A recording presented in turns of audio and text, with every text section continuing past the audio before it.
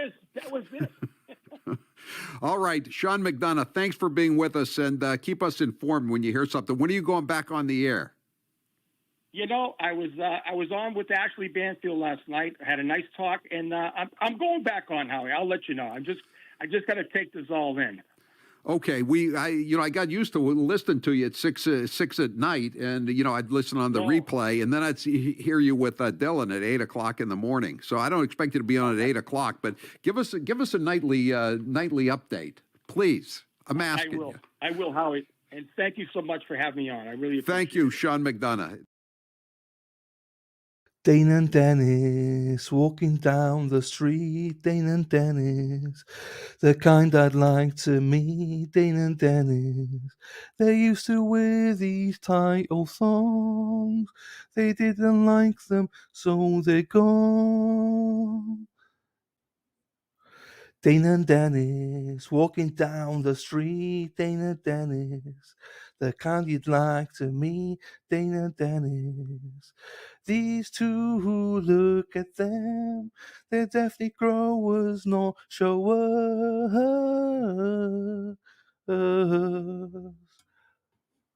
Dana and Dennis walking down the street. Dana and Dennis, the kind I'd like to meet. And I can't wait to go to meet these two Speedos pro.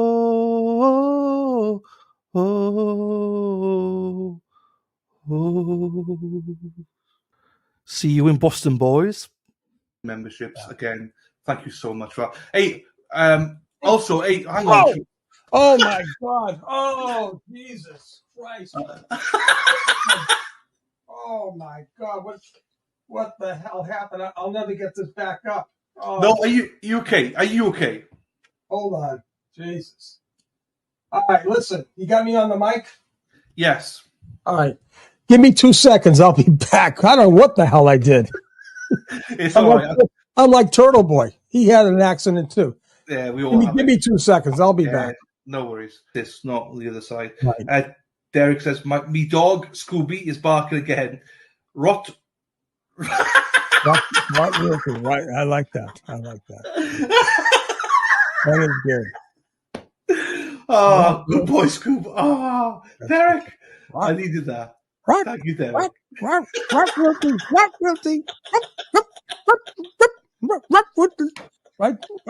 Where are you, Paris? Oh, fuck. Oh, look at the kitty. Look at the kitty. Oh, God. What the fuck is that? Look at the kitty. Oh, my God. Forget about the bad guy. I don't care about our grade. Look at the kitties. Oh. My partners are saying, oh, my God, this is our future. Oh, God. Oh, well. Anyways. Right, fuck. Right, stop. I've got to stop it there. Is Kimmy?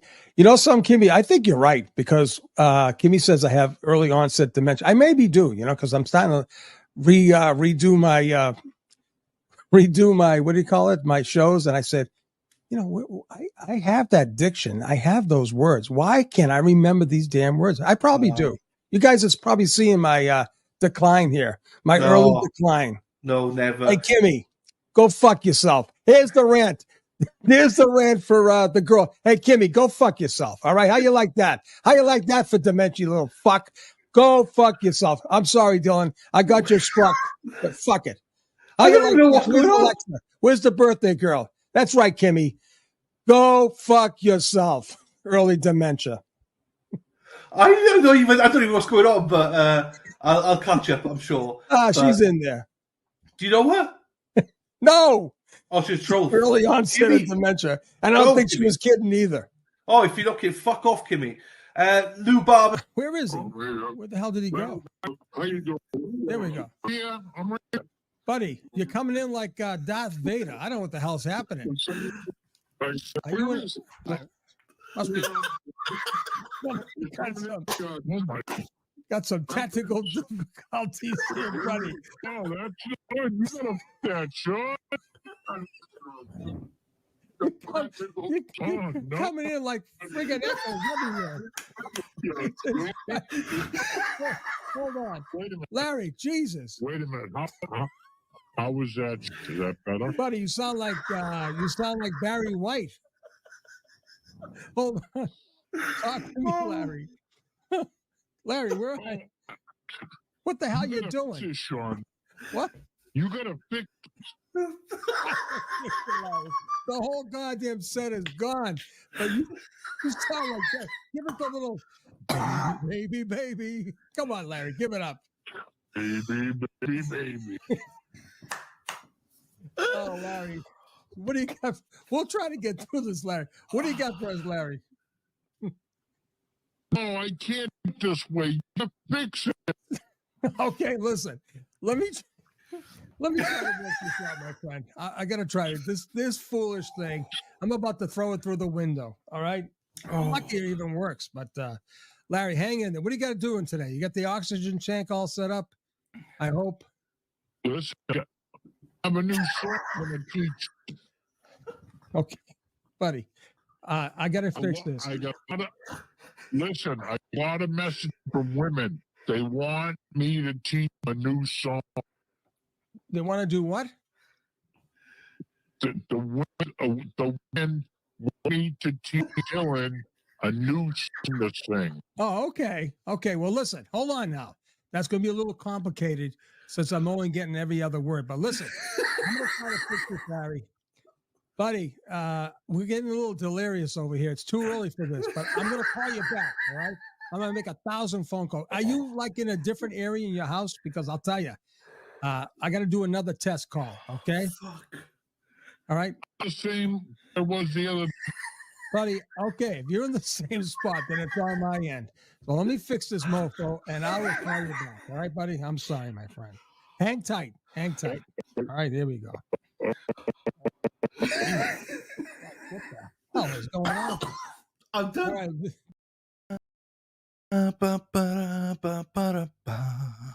Press the like, press the like, press the like, please. Press the like and subscribe. It would mean the world to me if you liked and subscribe. Like and subscribe, everyone. Let's fucking. People, it's over. Elvis has left the building. It's done. Over. How we doing, brother? Oh, Dylan, I don't know. Is it good to laugh at yourself? I don't know. You got me going crazy over here. I'm listen. Thank you for having me back, Dylan. Oh, fuck. Man, those are some. I'm telling you, those are some great memories, and welcome to the chat. It's so great. I've been watching you guys from the intermission. All the same old people, faces. I mean, texts. Look at this. Scott McGinnis is beautiful. They're all there. Look at Dylan, how the hell you doing, man? It's been a long time. I'm well, brother. It's been too long, man. I've got my colors on. I got my Dylan all to the corner. And I've got my sassy. We both look at that. Yes. You want me, and we got a license plate and everything. I'll tell you a quick story. I got plenty. Look at my chappy. Where's my chappy here? Jefe. Look at that Jefe, El Chappy. I got to tell you, Dylan sent me up. Let me give you a quick story about that place that you're representing today. Yeah. It was back in October of '79. My good buddy, Billy Berhaney, who got me involved in this case, and my other buddy, Bird Hardy and Dermot Moriarty, took me out to the Legion.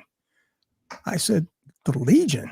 I thought we have to be Army guys to get in there. She said, no, come on. Get down there, right? And we watched the last game of the World Series when the Pittsburgh Pirates won. It was October. It was my intimate, it was the only bachelor party I had. I was sitting down there having draft beers. I think there were 35 cents a beer. And they bought me these beers, but I didn't realize that every time I turned my head, they were pouring in whiskey, giving me Boilermakers. Buddy, the last thing I remember was Jimmy Carter calling up, what's his name, from the Pirates, congratulating him, 1979. I was hungover for 2 days, and I just barely made it to my my wedding. But anyways, that's the Legion. Right next to the school. It's amazing. I didn't know. Sassy sent them over to both of us. So shout out to Sassy, great, man. Bartender, yeah. Sassy's great. But I didn't know the history of it. So I'm pleased you said that. Yeah, because I'm gonna tell you right now. It's been made famous now with Matt McCabe doing karaoke there. I want to go down there and sing with him. I was supposed to go to the Wampatuck Country Club yesterday for the Wampatuck member guest. Yeah. But my shoulder was killing me. I was going to golf with my buddy up there. But imagine this. No McAlbert showed up. The McAlberts stayed away. Well, they knew you were there. I don't know about that, huh? How about that? I think they're undercover now, huh? Well, we'll get into that in a second. But look who's here. Cousin Jill's here. Jill, I miss Cousin Jill is here. I miss all this. I really do. I miss it all. I really do. It's amazing. It's welcome to all of everyone in chat and everything. Really happy to have you here. Thank you so much for being here. I give it up. I try to get everyone's names up at the start and stuff. We love you all. We love you all. Yes. So thank you everybody for being here. I can't go through everyone because we only got the morning show back. We're gonna have to do more of these as well as we go on. The morning crew is back. It's true. I'm happy with that. Before we go into anything, we got Amy Boston say, "Love me some Dills and There's Amy. There's Dorchester. Dorchester. Miss Amy from Boston. Dorchester. Dorchester. Dorchester. Just remember, if there's an R, take it out. Dorchester. Like Brenda. Like Brenda. If there's no R, you put it in. Like Brenda. I'm telling you, if you study the language, you'll pick up. You know, Brenda.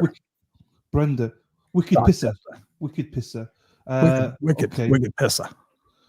Thank you to some of these people. We got Jessica Gildenwood. Thank you for the gifted membership medallion. I appreciate you as always. That's beautiful.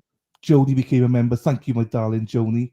Lovely to see you. Not seen you for a while. Christine, there you go, member for 12 months. Hey, congratulations, Christine. Look at that. Fucking hell, that's a long time.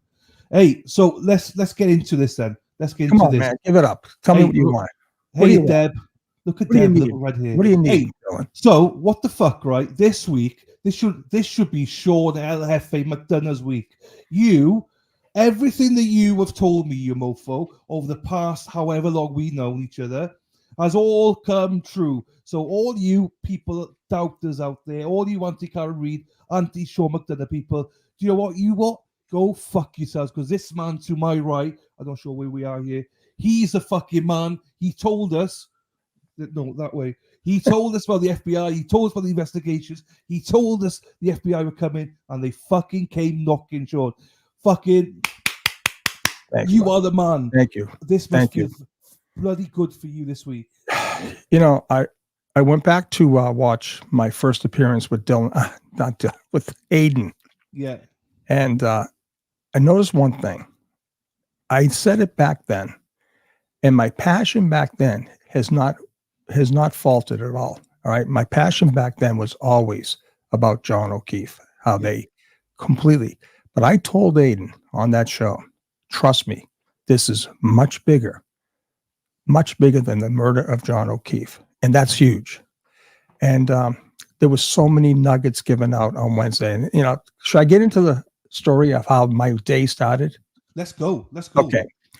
Here it is, down and dirty. So Tuesday night, I get a discreet message from a very, very good source. This source has been on the money the whole time.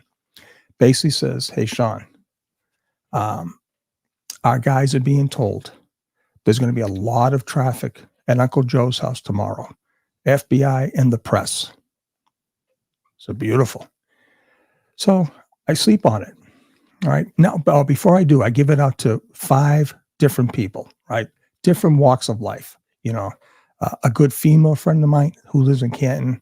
I gave it a Big John Como. He had it. He said, "Oh man, I'll get my phones charged." I mean, this was high alert because I hadn't gotten something like this in a while. I just had the feeling, right? I had the feeling. But all my information it was always going to be Birchmore first, right? Yeah. And that was the thing. So anyways, go to bed. And at about 5:45, my phone rings in the morning. It was my female friend from Canton. She goes, "Oh my, Sean, you got to call me right now." I said, "All right." So I call her. She says, "Sean, there's cops everywhere. There's black SUVs." I said, "Wait a minute. This is in Canton. I'm thinking it's got to be in, for the Birchmore thing." So I said, "Well, maybe they're going to do something." And she says, "There's state troopers everywhere." So I hold back. Then another guy hits me. Then Dennis is talking. He's talking about the big mobile van. I said, "Oh my God." So I hit it. I get it out there. I said, "Anything going on in Canton? Get to the PD." I didn't say anything. I just maybe go down by the PD. Some lady says, "Oh, there's helmets on a table." I said, "This is the deal. This is the real deal." Sure enough, it's a friggin' funeral for a poor fallen state trooper, right? Yeah. So I'm getting hammered. I have to say, even some of my old, my own free Karen readers were banging me big time. How dare you grift on a poor trooper's death, giving out bullshit information. I used to follow you. I can't follow you. And I said, I felt like saying, like I told Kimmy, right? Go fuck yourself. All of a sudden, I get another text from a different source. "Sean, put it out. Put it out." I go, "What?" "Farwell, they got him." I says, "Hey, homie's not going down that road again." I put a thing out. I said, "I'm deferring everything to John Como, but if I was in the Beantown, I'd get my ass down to Uncle Joe's house." And that's all I said. And sure enough, Boston Globe comes out. Everyone's reporting it. It was just such a buddy. I was on cloud 9. And then Howie Carr hits me. "Sean, congratulate." I'm saying, what the Christ is he congratulating me for? "Oh, Sean." So I call him. I said, "What are you congratulating me for?" He says, "You broke that on my show." Now, listen, I know you don't realize Howie Carr it's a big deal. When that guy tells me congratulations, I mean, I get like a little, I'm serious. I don't get starstruck that much, but he is the OG. He really is. He says, "Can you come on my show?" I said, "Buddy, I'll do whatever you want." Now, this time I'm getting prepared for my guest who's going to do an incredible job, right, for the show. And I was doing all this stuff and I said, I've got to cancel because, and I normally, if you follow me, I normally don't like to be the first one out of the gate on breaking news because I want to take it all in because there's a lot of things that are being, put out there. And I like to analyze it. And as you've seen through the course of my journey on YouTube, I've always held back. Let everyone jump in and do their analysis, and I'll come back in and see it from my perspective. Well, this time I said, "Frig it, I'm going to get out there." I called up poor Ann. I said, "Ann, we got to cancel this thing, but we're coming back." And then I said, "Well, wait a minute. I better digest all this stuff." And I read the affidavits and I got a little glimpse of the press conference. Then it was time to be on Howie's show, and he wasn't there. It was his guest host. But I said, I better giddy up and get ready. And now I'm getting nervous. I'm going to start talking about stuff. But you know something? It went off without a hitch. I was so happy because I did feel a sense of vindication. I really did because, when you go so long and you're getting fucking beat by the other side, you're never right. You're not, and like I said, I mean, that morning I felt like a knucklehead because there it is. I said, they're going to kill me. Yeah. But my own people were killing me. Yeah. And there's one person, I don't know who she is. She came at me. "How dare you?" She hit me on the private chat. She said, "How dare you this? And you should apologize. You're grifting. All you want is clicks and bait." I said, "Really?" I said, "It is what it is." And I clicked it, right? And I banned her. She goes, hits. I don't know who she hit. I know she hit. She hit Boston Mike. "Oh, please tell Sean. I was stressed out by my own, what'd she say? My own, I don't know what it said, my own nightmares with death." Hey, guess what? If you don't want to follow me, if you don't believe me, get out of town. I don't care. Get out of town. And she says, "Please have him get me back on." No, you're done. It's over with. You mess with me once, it's over with. I'm not taking no more prisoners. I'm not taking any more prisoners. I'm just going to bang you out. That's it. The bitch button forever. You're done.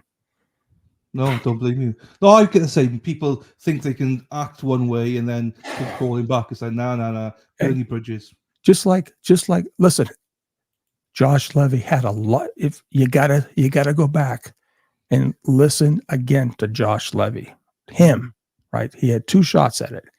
When he came out and said, we're not going to be pressured by social media or politics. We're going to do it on our time, right? Mm-hmm. And like I said, I am telling you right now, Karen Reed is going to be fine. Okay. Yeah. Matthew Farwell, they dusted off a great federal charge. I'm telling you. And all you people out there who said, oh, Sean, the feds, they don't have any jurisdiction in a murder case. Really? Well, there it is, people. And you banged me on that too. Listen, I don't want to be, I know our fans are here, but you know who you are. All those people, even the free Karen Reed people. Well, Sean, they have no jurisdiction. Really? They are the U.S. government. Trust me, they got jurisdiction. And Matthew Farwell is looking at the death penalty, right?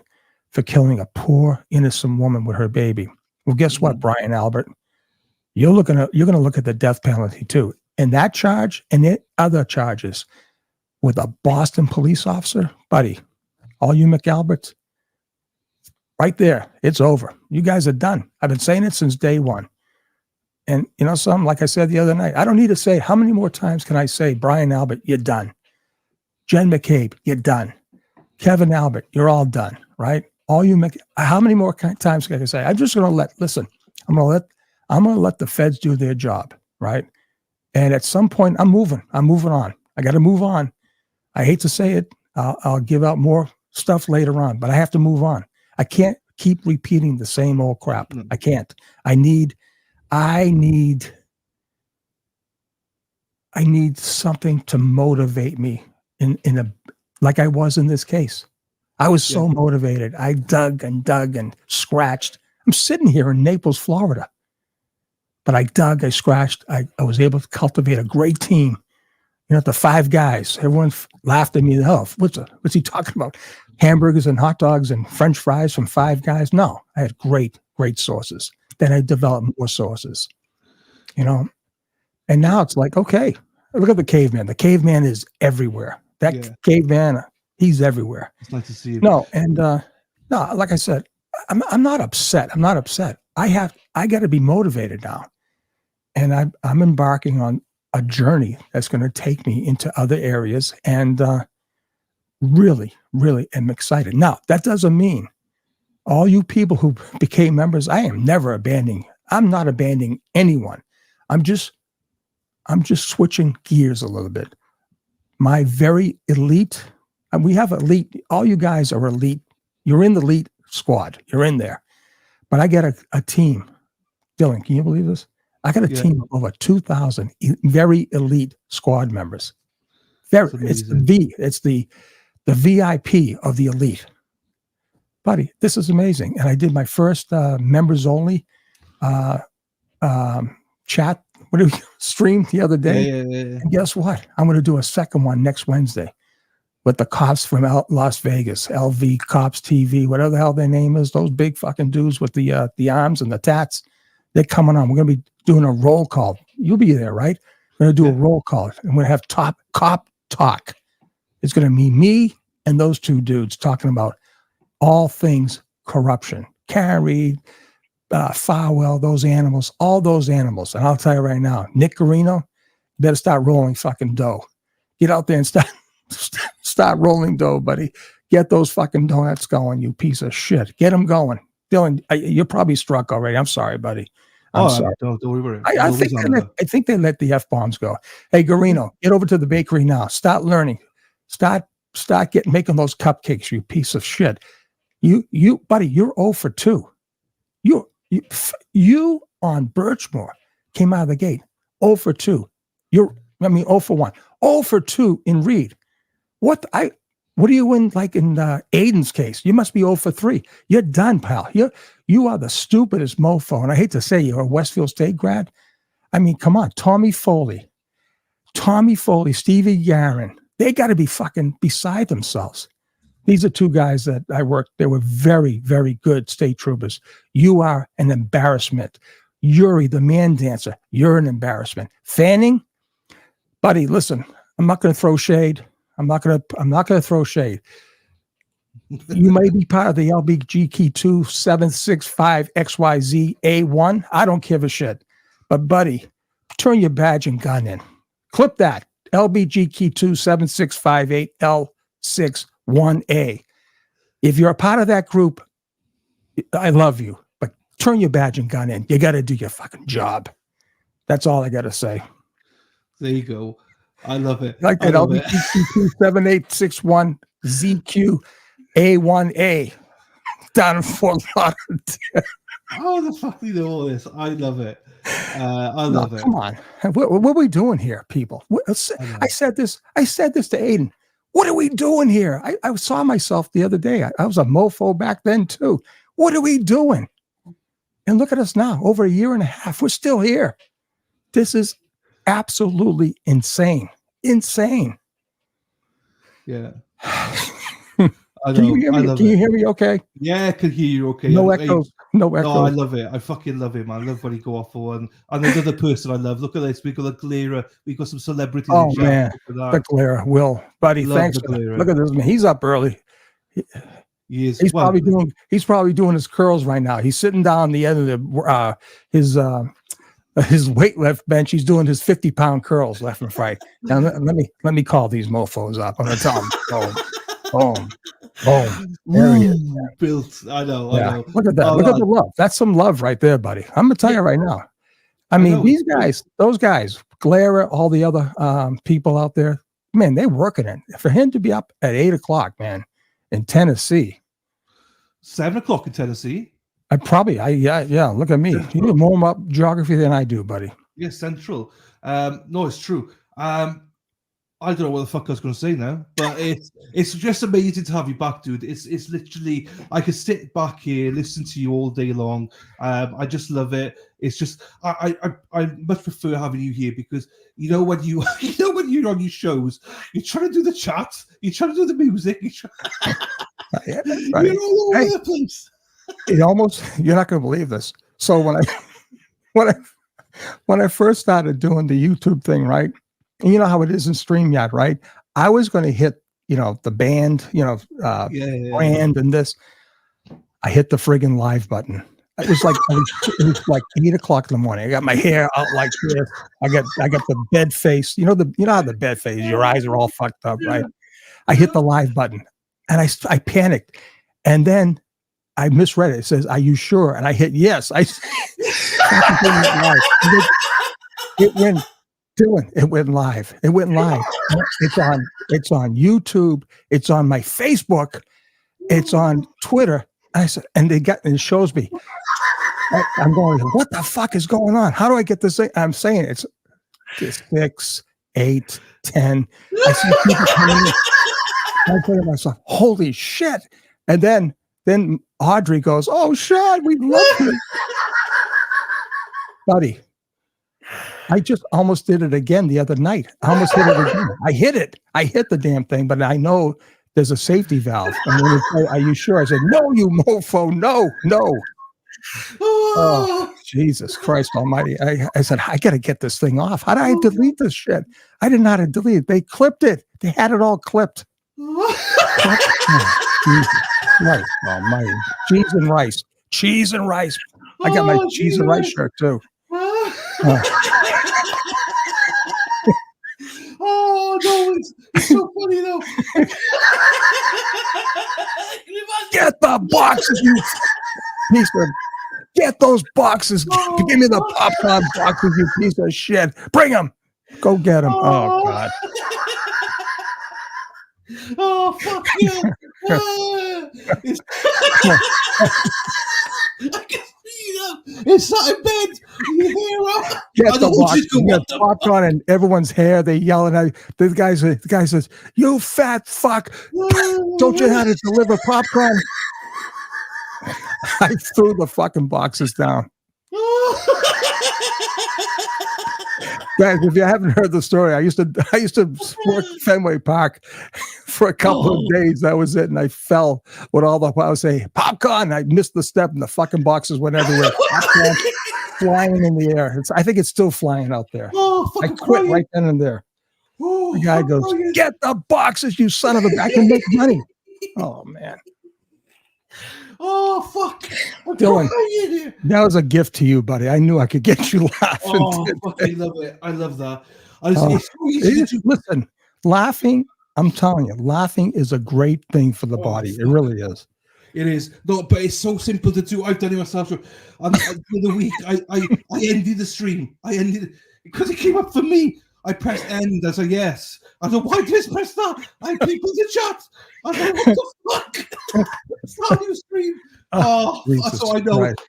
it is so easy to do, Sean. Oh God, I can see it you is. now. It's I can see amazing. you now. It just, Oh. and the sad thing is, I mean, we're doing this show for victims, right?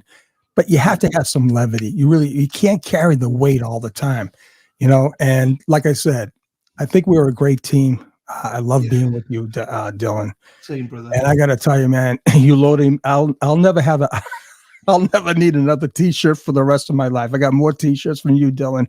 I got that beautiful sweater. I can't wait for a cold day. It's hot as hell down here, but I can't wait for that cold day. Red hoodie, love it. I got hoodies from Jody, and I got the beautiful shirt from Sassy, and I got sweatshirts from MJ Gaglio, and who else? Oh God, Jimmy O'Leary. I got sweatshirts. I got T-shirts.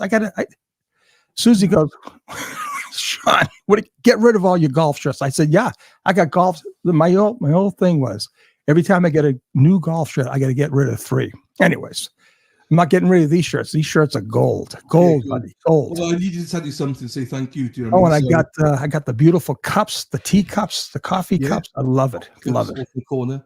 I told you, I said, don't touch that. Don't touch it. Hey, but no celebrity in the chat, Sean Bell. So we need you. Hey, come on, everyone. Come on. Hey, look at this, Sean. Dana Leonard, 5% watching, only 244 likes. Come on, Sean. Listen to you. Hey, guys, come on. It doesn't cost you a thing. Click the like button. Actually, smash it. Leave your DNA on. I have to learn all these new things now. I'm a grifter. I'm a big grifter now. Something? I love it. I love being a grifter. Hit the coffee mug, hit that little cue card, whatever that thing is called on my show. Buy Dylan a coffee. Listen, I love it because something? We're doing the job. We're doing the job. That laughter, if you people out there were laughing today, this is what we bring to you. If you laughed, that's a great thing. Yeah. That's a great thing. There's a lot of people out there in pain. So if we can bring a little joy of laughter to your lives, it's like I said, it's service to others, daily service to others. That's the way I look at it. All right. You people out there, friends of Bill, you know exactly what I'm talking about. Daily service to others. And this is exactly what I do for my own personal program. Anyways, yes, I'm a grifter now. I fully accept griftum. What do you call it? I fully accept the griftum kingdom. I do. Yes, you deserve it. Kevin Lenny. Oh, where do we go? We had a little interruption. Maybe it was on my side. Yeah, you're back though. You're back. It's fine. Hey, okay, listen. Yeah. You like this bit. You like this bit. Let's play this bit. You like this bit. If you remember it. Okay. Oh, buddy.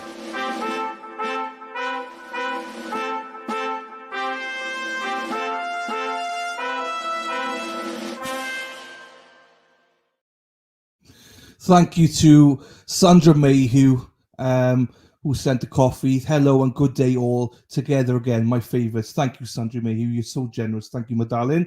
And we got Bev's crying now. She bought 5 coffees. Thank you, Bev. As always, thank you for all you do, Dylan. I love you. Love you too. DNS/Bev. Love you too, my darling. Thank you for being here. I love the coffee. Love everybody. Oh, right. So we got that's just got us going. That's pumped us up now, Sean, hasn't it? That bit of laughter. love that. It's true though. That's all I want to do is make people laugh, make people smile. People go through stuff, So we don't know about. Well, we got Kelly. Top of stars. They're all out in force. Kids come to Kelly Reed in the house. Look at this. So very happy to see my boys back together. Much love to you both, Free Carrie. There you go, Kelly, my darling. Thank you. It's lovely to see you. I love it when Kelly does a round. She jumps from each stream. She always says hello. She's great. Kelly's great. She loves it. That's one person I would love to meet someday. Seriously. And she's got a potty mouth on her. She swears every other word as well. So I'd love to meet Kelly. So he's going to be F-bomb central with Kelly in the room. But I know she says the rosary. Rosary? Oh, yeah. She says the rosary. But that's above my head, above my pay grade. Well, I'll tell you a story about that. But, she said the rosary on Wednesday after my snafu. And guess what happened? The prayers were answered. I'm with you now. Sorry. I thought you said rosemary for a second. I was like, I'm sorry, buddy. No, that's me. It's early. It's early in the morning. Kelly's a great human being. Great human being. She is. I love her. I can't wait to get her on and meet. I just can't wait to meet her because, as I say, she's a special person for her dedication. Now, we got a couple of other super chats here. Thank you, Kelly, for that. We got Derek. So this is Derek. You remember the ruff-row? Woof, woof. Oh, this Derek, man. He's... So Derek says... I got another quick story. When he did that thing with the Roddy, right? All right. So I'm telling you, the cops bust balls so much. So I hope this guy's not listening. Anyways, coming up through DEA, anytime I flew from Boston to Miami or Fort Lauderdale, I hung out with a couple of guys. And one guy was Dominic and another guy was Mac. And people who know me know these are my boys, right? So they're big guys.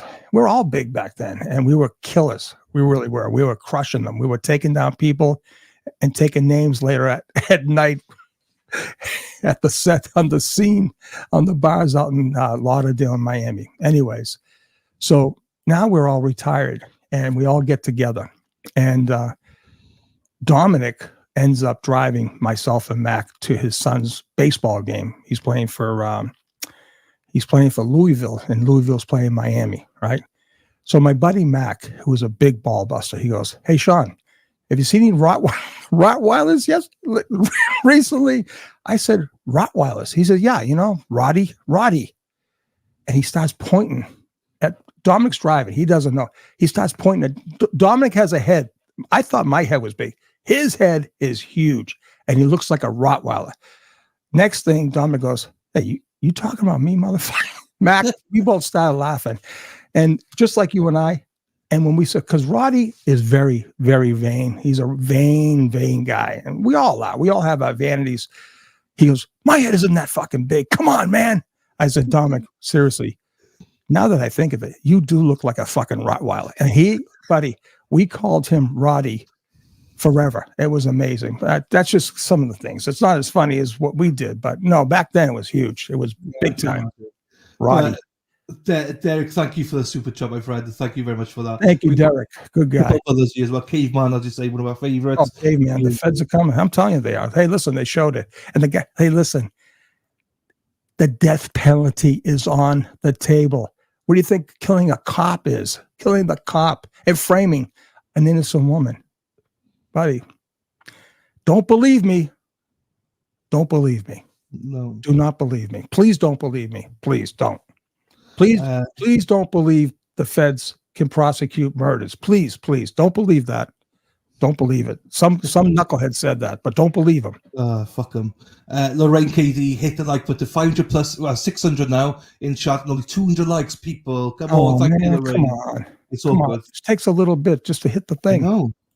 Kiba says, Greery, put in your apron, start using measuring cups because you use it. You don't know how to find 33,000 texts working on some intel for you, Sean. Can you believe that? Can you believe that? So let's think about that. Let's do the exercise. All right. We know the FBI found it, right? Right. Yeah. And we know what they found already with the personal cell phones that they gave to Karen, right? All that information, right? We know they got the geofence. We know they have everyone that we know was in that house, and they can't hide from it anymore. All I'm saying right now, look at that. All I'm saying right now, it's done. It's over. We know what they have. They showed their hands, and I'm so happy. Couldn't be more happy for Mizzy. How about that? Mizzy came on my show. It was beautiful. She was on Glara. It was beautiful, but she came on my show, and then it was so nice because we had talked and we exchanged notes, and we were on the same page. So I actually thought Mizzy had advance warning. She didn't. You know who did? This mofo. You did. There you go. Thank you, Sean. Best line, counter-dicking. You remember counter-dicking? I remember that line. Oh, remember that? Oh my God. Like I probably couldn't say that now if you paid me. I don't know how the hell that came out, but one of your star mods, our friend Wendy, as well. Thanks for the morning giggles. You were correct. That's it, Wendy. Wendy knows. Wendy knows. We got Laura here. Hello, Laura, my darling. How are you? All the way in London. Great being able to catch a stream and hearing Sean say, done. You're done. You're done. You're done. Thank you for that, Kevin. Thank you for that as well. Super Sticker and Boris, Dream Team right here. Thank you both. Don't listen to any negativity. Yeah, garbage, rat, mofos. Keep exposing them. Thank you, Boris. I love it. The Dream Team are back together. I love that. Thank you for that, Boris. The Glarer says, I used to feel weird about taking money from supporters because I love doing this and love everyone so much. But people like to express support in their own ways. So I just learned to be grateful. Absolutely. Because without the support, surely, as you know, the Glarer knows, we can't do this. No, you really can't. I mean, you can for a little bit, right? But you know what the costs are. You know what the costs are. It's not the time. We love what we're doing, right? Yeah. We do. We love it. I love it. I could talk forever, right? Yeah. But there's expenses, inherent expenses. And, you know, StreamYard is going up. All these little things are going up, but it's fine. Listen, the bottom line is, I mean, I concur with the Glarer, all right? And with the Irish, we're very proud. Trust me. The Irish culture is very proud. And we don't accept criticism that well, and we don't accept charity that well because we're very proud, right?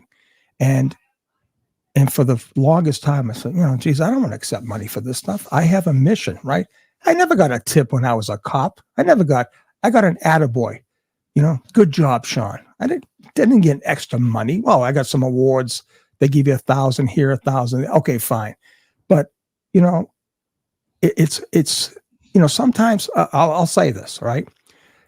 The people who are generous, and everyone's generous, and you know what it is? It's in the giving that you receive. And all these people giving out these super chats and all the stuff, they're giving because they're going to receive. I started thinking about this the whole time. It truly is. You're giving, Dylan. You receive. I'm giving. I receive. The people in the chat who support us, they're giving and they receive. And guess what? Don't have to give. You could be present and just support us because we're not idiots. We're not making this stuff up like we're being accused of. We're being accused every day of making this crap up. This other half-ass the other night said, he's got the smoking gun. He's got the smoking gun, right? Well, did the Commonwealth just hide it for 9 weeks and it chose not to use the smoking gun? These people are absolutely idiots, right? Dylan, Will, right? Turtle, Mike Crawford, Brian, Tom CPU, all these mofos out there. We're all mofos, but guess what? We know what we're talking about. Yeah. We're on the right side of history. And the first chip fell with taking out that animal. I urge everyone to go back and listen to what Josh Levy said that day. He said a lot without saying much at all, but listen to him. All right. And when he directed everyone to the court papers, that affidavit says it all. And guess what? How about this kid? Read the preamble for that affidavit. That kid, he was filling out his application to become an agent with the FBI when Sandra Birchmore was killed. This kid didn't become an FBI agent until June of 2022. He's in part of one of the most horrendous cases that the FBI notoriously will be a part of. How about that? I became a special agent June of 2022. That's after John and after Sandra. These guys are rocking and rolling. Pick up on the cues, people. Pick up on the cues. I'll do a special class in the roll call for all my members. We're going to pick up on all the cues. And here's our darling. This is Big D Dog. Oh, trolls have been pretty quiet lately. So have you, my darling. I've not seen you, my darling, in chat for ages. Our little darling Big D Dog. How are you, fella? Hope you're doing well. We got Big Dog. Chats going everywhere here. Thank you so much for everybody. We all love the Jerks. Jerks is doing great work as well. Right. All right, I got a question. Before I go on to the question, right? Sure. Di's in the house. Hey, Di. Hey, Di. also, I miss Di. I miss Peter Murphy. Peter Murphy's here somewhere. Peter, we might be calling you later, Peter. But I think we put you on the poster without asking you. But we might be calling you. Hi, Druid. How are you? The Druid was 57 this week as well. His birthday was this week, Sean. His birthday's on Monday, I believe. So, right. Let me zoom through some of this stuff now because everyone's gifted. I need to catch up on it. Then I've got a question to ask you because everyone keeps asking it. You've sort of covered it, but I still want to ask it. Yeah. Rhode Island, Deb. Hello, my darling. Sean, you're a great example of what good cops are about. Love you, Dill. Thank you, my darling. Lynn, glad to see you guys up there together. Thank you, my darling. Lovely to see you, Lynn, as always. Bring in the SWAT, Peter Murphy says. There you go. There you go. Look at Peter. Stand by your phone, Peter. We'll be ringing you later on. There's that. Right. Also, thank you to Nancy for the PayPal. Thank you, my darling. She sent me a message saying you're the best. I think the both of us are the best. And we've also got some coffee here. Hang on, let me put this up. This is... I always like to go along and say thank you to everyone as we do, because otherwise I forget. So, Margaret, thank you for the 3 coffees. She says, laughing with my favourite morning mofos is what it's all about. Thank you, Margaret. Grammy86 bought 2 coffees. She says, no sugary coffees. You guys are sweet enough. Thank you, Grammy. And Jodie Mitchell, here she is. Help. Not sure why I can't comment on the live chat. Good morning, Dylan and Sean. So nice to hear. Oh, Jody. I miss you, Jody. God, you got to get him up there, Jody. Together again. Hi this morning. How come she can't talk? So Phil can chat. I saw Phil. Phil is in the chat. I saw him in here, so he's here. Also shout out Vanessa. Shout out to Dave McGrath and Dubs too. I don't know who they are, but we'll shout them out anyway. Vanessa, there you go, my darling. So Jodie Mitchell, that's Peabody. That's the Champions Pub. That's Jimmy. I got a beautiful sweatshirt from them, hoodie from them too. I can't wait to wear that. I can't wait to wear it either. And one final thing before I ask you the question, because our cousin Gary T, who is going to be on the call in a little bit, great to see the band together. Thank you, Gary, my friend. Cousin Gary, we'll see you in a little bit. I'll give you a call in a little bit. Right. So can we just clarify one thing, Sean? Yeah. Because there's still some people not 100% sure. You ain't going anywhere. You're not going. You're still going to be on YouTube. You're still going to be. Oh, yeah. I mean, I didn't create this channel to walk away from anyone, right? I'm just going to redirect my efforts. Yes. Now, thank you, Andrea. I've been, okay, how do I put this? I've been offered to be a consultant on something completely different from, Birchmore, Karen Reed, the whole 9 yards, right? Yeah. And I'm looking at it right now. I'm looking at certain things. We're getting back and forth, right? And I want to do this because it's going to motivate and stimulate my mind. Like I told Dylan, how many more times can I say, Brian, you're done? I mean, how many more times can I say, guys, the Fed's got it all. They do.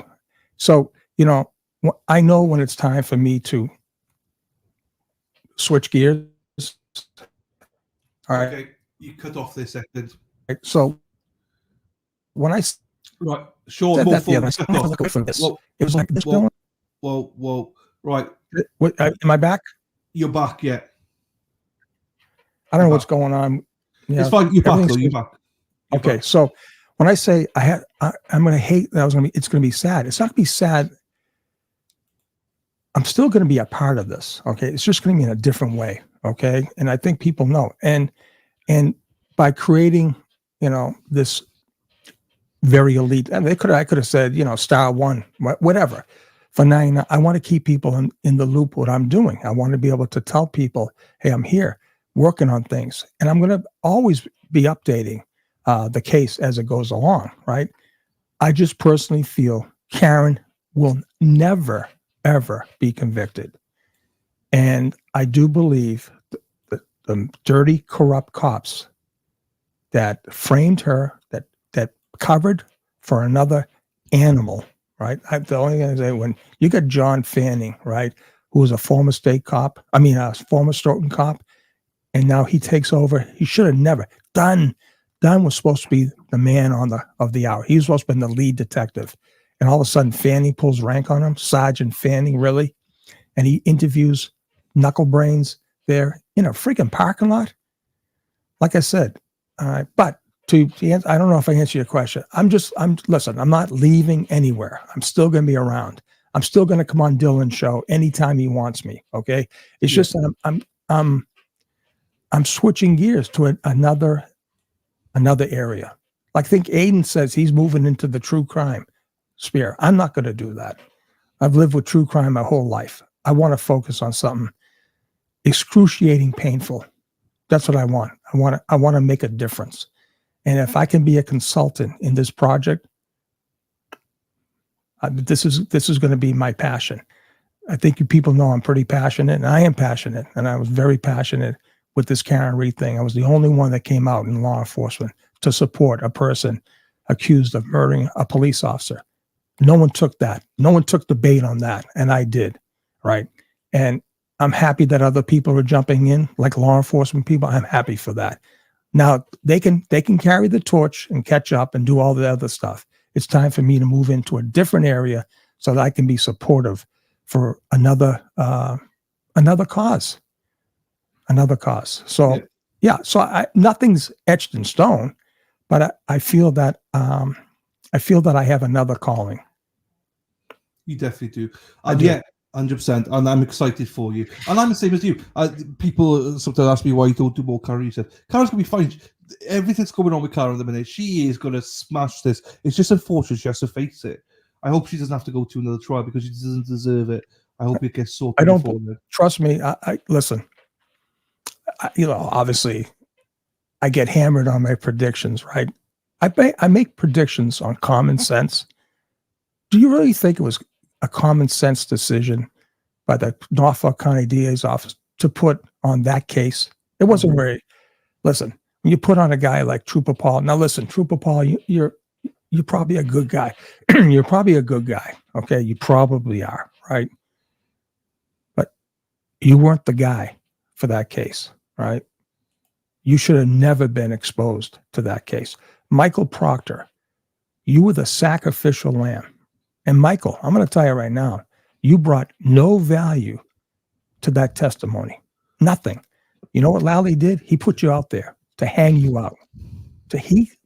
He made you get on that stand, and he desecrated you. You deserved it. Now, listen, Mikey, let's face it, pal. You deserved it. You deserved every bit of humiliation, every bit of whatever the hell people did to you. You deserved it. But I'm going to tell you right now, Mikey, all right? You've got an axe to grind. And if you don't grind that axe, you're done. But you're going to be fucking really, you're going to be the end heel of a nice prime rib roast beef that my mother, I used to ask for the end heel, the end of the heel. I used to love the heel, the burnt part of the roast beef on Sunday afternoons with baked potatoes. I used to eat all the skins with butter from the baked potatoes in my house. That's right. And Mike Proctor, you are crisp. You're done. You better take advantage. There's a grand jury open up right now. Right now. It's still there. Get the fuck in there and testify your ass off, because you're going to get worse in this case. Worse. It's already happening.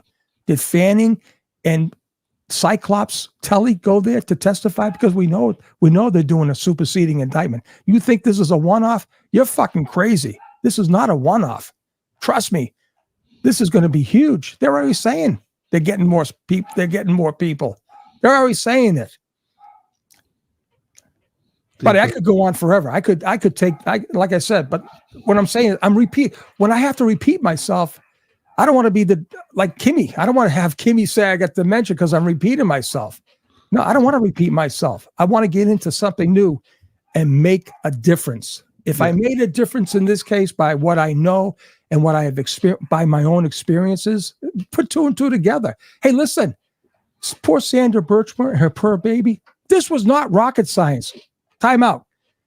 The FBI did a great job. They did an incredible job.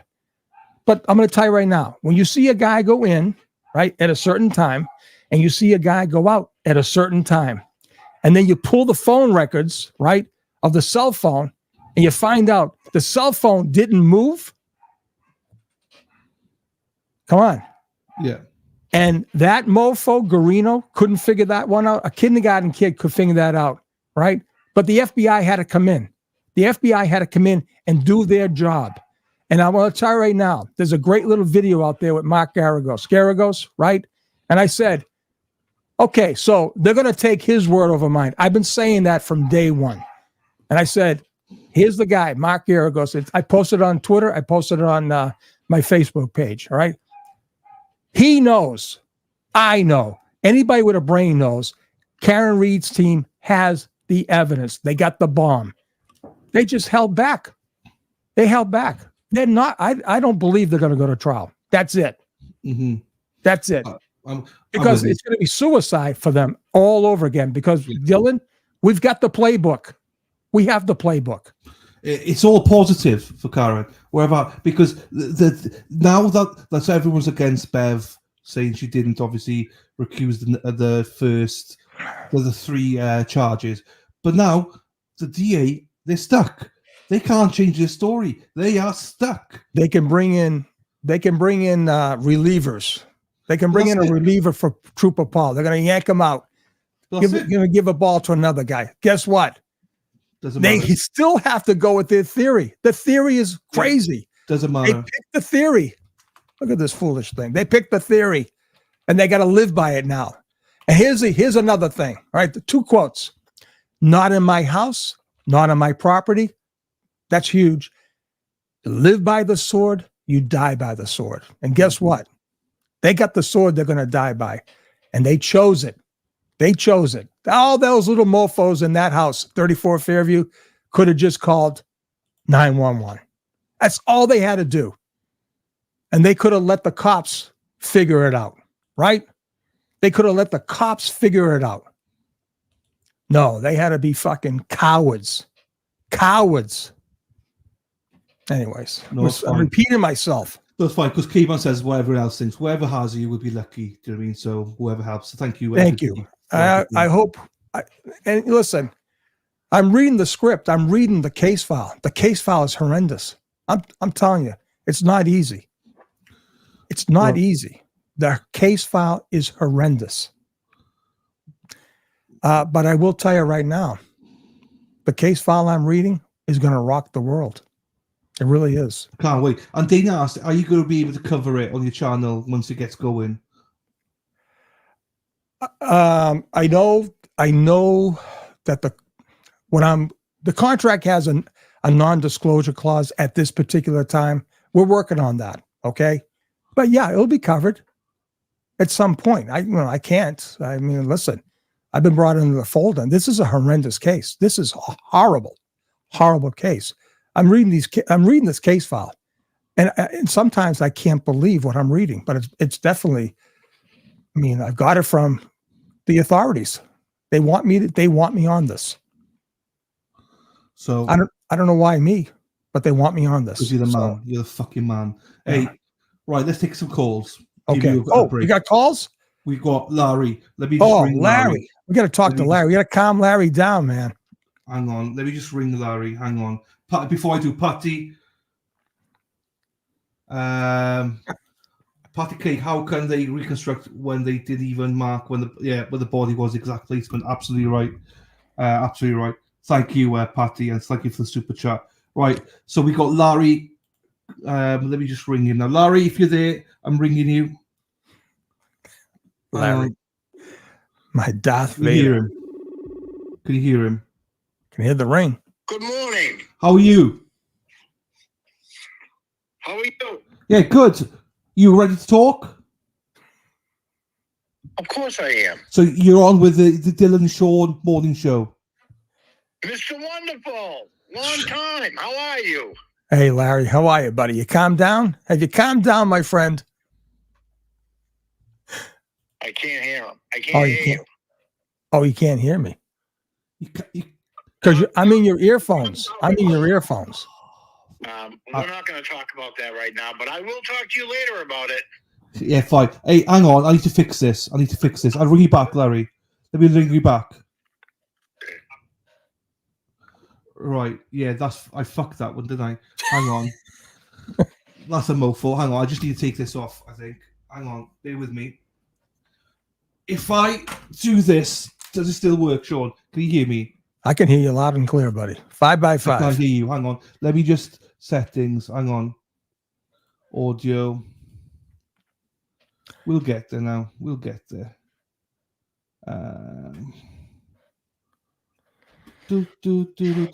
Headphones. No. Right, Sean, say something. Hello, buddy. Right, let's try him again then. Can you hear me okay? I got you loud and clear. 5 by 5. Cool. Right, let's try him again then. And before I do, let me put this up on the phone, Larry and Tyson. And this is a picture of Tyson for everybody. Hang on. I'm not sure if Tyson's there or not, but this is Tyson. The dog with Larry.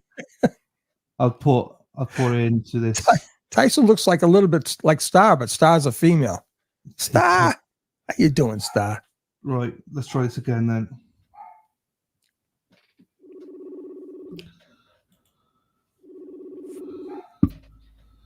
Hello. Right, is everything all right now? Good morning. What, Good Sean, morning, can you hear Larry. him? Can Good you morning, hear, Larry. can you hear Sean?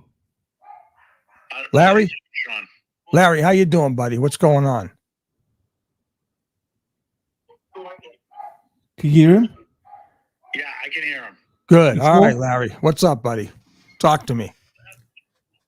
Larry, how you doing, buddy? What's going on? How you guys doing this morning? Well, hey, have you got the TV on? Can you hear Sean without the TV on? Good. Okay, no, I cannot hear him without the TV on. Right. Well, we're fucked then because we can't do this because we need. Hang on. Right, Sean, say something. Well, You've gone off for one. Sean, say something again. hey, man, what's going on? Can you hear that, Larry? Okay, I heard that. Right, you hear that, right? I just need to keep it by the laptop. So that's fine. That's fine. Can the chat hear it? That's the next one. Can the chat hear it? Have Larry give you a 10 count. Yeah, count from 10 to 1, Larry. 10, 9, 8, 7, 6, 5, 4, 3, 2, 1. Okay. And we can all hear everyone I think says. Right. Larry's quiet. Yes, because of this. Hang on, let me take my mic off. This is like the Delano. Hey, it wouldn't be the same if there wasn't any disaster, Sean. Hey, Larry, listen, we got to just improvise. That's all. Improvise. I just got to take the mic off. It's all good. It's all good, people. And then I'll be with you, Larry. 2 seconds, Larry. Thanks for your patience, Larry. Hey, you work that out. I'll be right back. No worries. I got to get these going. So hold on for 1 second. You get that worked out. Right, I'm going to put the mic next to... Oh, fuck. Hang on. Let me take my coffee over here. You know, from my end, this is pretty comical. You guys with all that fancy equipment, and all I have is a smartphone. Which is, yeah, I know. Right, I think the mic is next to the... Oh, look, there's Tyson's dick just blowing in the wind. Tyson, where are you? He's not here yet. Oh, he's up there, is he? No, little bastard. So I've got you. No, so what's happened now for the chat? I've taken my mic off now, so the mic is right next to Larry, and when Sean comes back, he'll be right next to the speaker. So Where did Sean go? you're just going to take a break because you start shouting at him. But he's going back now. I think he's gone to the toilet. Oh. So he'll be back now. How are you anyway? Yeah, I'm well, thank you. How are you? Yeah, not too bad. It's nice to hear from you. Boy, pretty exciting news, huh? About that officer getting arrested by the feds. Yes. Boy, Sean knows his stuff, huh? Yeah, Sean deserves his flowers. Special Agent McDonough, right on the ball. On it, as always. On it like a car bonnet, Larry. Yep. He's on it like a cheap suit. Yep. I think the audio is a little bit better now, Di, because I think Di's behind a little bit. Yeah, so that's good. Hey, last time you were on, did you sell that bike of yours? Oh, yes, I did. Good. We'll just wait for Sean now, but good. It's out of the way now, so you can relax now. Yep, I sold the motorcycle, and the guy came with a friend of his, and they were going to load the motorcycle on the trailer, and then they had a problem with their truck. So now the young kid who bought it, he's doing wheelies and burnouts up and down the street. But it's not your problem anymore, so it's fine. I know, I had the money. You're right. Yeah. I know. Right, Sean's back now. So I'm back, Larry. How you doing, buddy? Good. How are you doing? You know, I got up very early today, and I've conditioned. I got to tell you, congratulations on the feds taking care of business at Uncle Joe's. You were right on the money, and God bless you, my friend. Thank you, Larry. I was just going to say, as a dog owner yourself and lover, I mean, I have these dogs on clockwork. So I got up early today, and I've been in the studio with Dylan here, and my dogs know at a certain time they have to have their little treaty. And these dogs were going crazy in the background. I figured, oh my God! So now I got them I got the treaties, and they're all happy as little guys that they are. So we're good. We're all good. That's good. But thank you, Larry. Thank you for Larry. Thank you for that compliment. It's always good. Got to tell the other people, the doubters out there, right, Princeton? Oh, yeah. Larry, you've never been a doubter, have you? I know. Never. Sean McDonough, number one guy. Larry phones me up all the time, Sean. Every week we have a conversation. That's awesome. You're always on the agenda. You're the main man. Sean. Yeah. Larry. So, Larry, people asking you, Larry, you live just outside Canton, don't you? I live right next door to Canton. There you go. So when I come to As a visit, matter of fact, Brian Albert lives a half a mile from me. there you go, Brian Albert. Go give him a knock. Yep. So go give him a knock. Yeah. No thanks.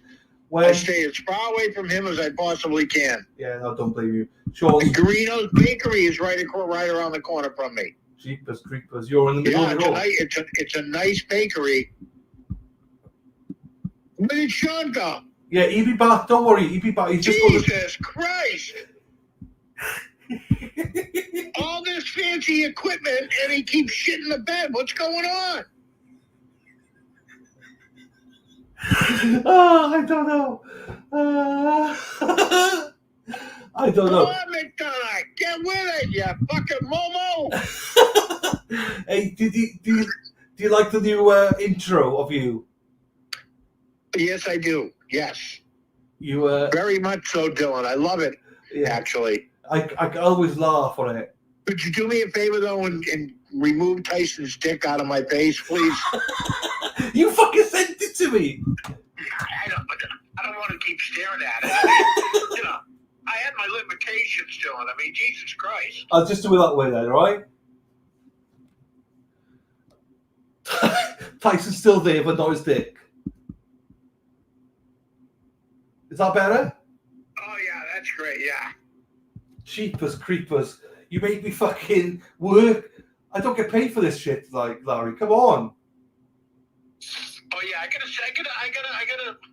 What do you want me to do? You want me to subscribe? You want me to send you coffee? What do you want? I want nothing more than to when I come to Boston to meet you, Larry.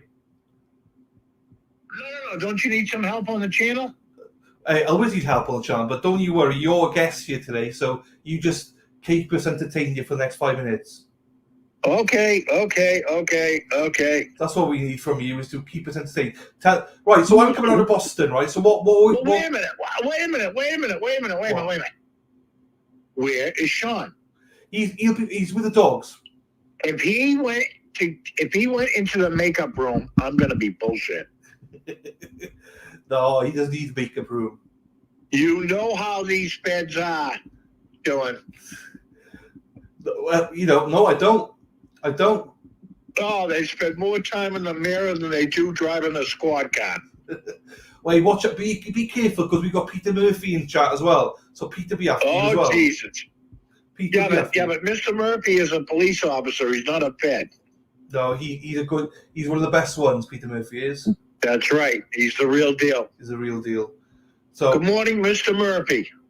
That's respect for you from Larry, because normally he just calls you ever a mofo and go fuck yourself. But if he calls you Mr. Murphy, then Larry likes you. So that's fine. What?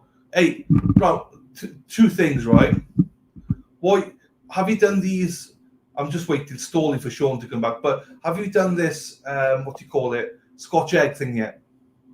No, not yet. Right. Okay, that's the first one. Second question is, where are you taking me when we're in Boston? When I come to Boston, where's the best place to go for food near you? I don't know. I'll have to give it some thought. You're going to be staying in Canton, correct? I'm going to be moving around a bit, yeah. Okay, so... But, like, if I come to you for lunch, where would you go? Where's a prime place to go for lunch next to you? That's not too far for you. That you would say, oh, this is the best place for lunch around. Well, let me ask you this question. Do you like fish? Yes, not my favorite, but I do like fish, yes. Okay, not your favorite. Then forget that place. Then forget it. All right, I'll think about it. What's the name of that place in can't think of the name of that place. There's a place right in Canton. Well, if you don't fucking know, but I don't know if I know one place is open for lunch. I'm not sure about the other place. Well, fucking dinner then. It doesn't matter. I was just fucking trying to see where the best. You're the food critic. If people don't know, Larry has his own channel. He's a food critic. I thought you were the man. Yeah, probably. I don't know. I want to try this other place, but I forget the name of it. I haven't been there yet, do I? We could go to Nosh and Grog, which is nice. But this other place, I think, might be. It's like in an old Paul Revere building. I forget the name of it. I don't know. Oh, there he is. I'm sorry, guys. I got off my routine. The poor babies had to go out big time. Anyways, I'm a single dad today. So Susie's doing the hell she does. Thank God. But no, I'm sorry. I'm back. As you were. Thank you. We're trying to talk about food, and Larry is a food guy, but he doesn't know anywhere to eat food. Really? Well, you got to go to Sully's at Castle Island. That's a stop. You got to go there for the dogs. Grilled, the rolls, the way they do the grilled buns. Got to go there. That was my little playground, the pier. You got to go to the pier, do some fishing. Go get those flounders and some. Have Sweetie take you to those places. I'm gonna bring you to that. I can't think of the goddamn name. Anyways, Dylan, I'll figure it out and I'll let you know. Okay, my friend, you figure it out. Right, what have we got to ask Sean? I know you want to ask Sean something. What are you going to ask me, Larry? Oh, that must have been something. Watching those feds arrest that Farwell guy, huh? Right, and the fact that they used the SWAT team, gotta love it, man. Gotta love it. He had a whole cache of firearms and all that stuff, man. It was Listen, I'm telling you, all right, it was beautiful. Just I was on a high. I couldn't, I did my show on Wednesday night. I was on a high the whole night. Anyways, it was great. It was beautiful. Sean, did you happen to watch that video I shared with you about the Metro West SWAT team? Buddy, you send me so much stuff. No, I don't believe I did, to be honest with you. Okay. To be honest. 3 years ago, there was this coffee shop in Norfolk, Massachusetts called Sillard's, like Priscilla, only Sillard's. Yeah. And this woman, Mary Ann, such a sweet woman, she was running this. She created this coffee shop, right, before COVID. Right. So everyone that took the train in the morning and in the afternoon would stop at her coffee shop, and business was great. Then COVID hit, right, and nobody took the train anymore. Mm. So now her coffee shop is dying, and she was going out of business. So I posted on Facebook in my food group and another group about how she needed help and support. Right. Someone from the Metro West SWAT team read what I posted, and 50 officers the next day showed up, lined up one by one, went inside, dropping 20s and 50s in the tip jar. Oh man, I thought you were going to say they raided her and closed her down. I thought the story was going to go. They raided her and closed her down. That's a great story, Larry. Beautiful. Yep. Yeah. That was pretty cool. Yeah, that's great. That's great, man. Right. What else have you got, Larry? Before we end the call, because I've got other calls. What else have you got? Anything else? What else do I got? It's Friday. Tyson's not with you. Tyson's not with me yet, but he will be right when I get off this phone. Fine. The weather is good here. It's cool. Good. Wow. And yeah, it's cool. It's nice and cool, Sean. No humidity. Man, August 30th. I can't believe it. I know. It's great. My air conditioners are off. My front door's open. Oh, man. One thing I love down here, and people in Florida know, it's so nice when you can just shut the AC off, open up all the windows and the doors, let that fresh air come in, because we're hostage to AC. You have to. But I love getting up in the morning. It's chilly. I'll be wearing all my Dylan sweatshirt hoodies, and I'm gonna have the hood on too. I'm going gangster. I'm going gangster. Hey, I gotta get JFK on my show, man. JFK, I gotta get him on. He's a gangster. You must love playing golf in that weather. But I don't even know how to hold the club anymore. I haven't played golf in so long. Wow. I hope I can swing. I was going to go up to Wampy the member guest. It was yesterday with my buddy, but I saw it. I couldn't do it because my shoulder's all messed up. But anyways, it is what it is. What's the matter with your shoulder? I've got 2 torn rotator cuffs on both shoulders, and I've been putting off surgery forever. So at some point, I have to address it. But for right now, I'll just sleep on my back. I like sleeping on my side, but I can't with my shoulder. So, oh well. That's why I don't sleep. Oh my God! Right, Larry. Did you go to the JW Marriott yet, Sean? Buddy, I am going to put a rope around Susanna. All right, either this Saturday or Monday or Tuesday. I have to get a hold of you. But yes, one way or the other, it's either I'm going solo or with Susanna, but I'm getting that together. Yes, my friend, no doubt. Yeah, there are people starving in this country. Don't let that go to waste. That will never go to. Let me tell you something, bro. That will never go to waste. I'm going to tell you that right now. Good. All right, buddy.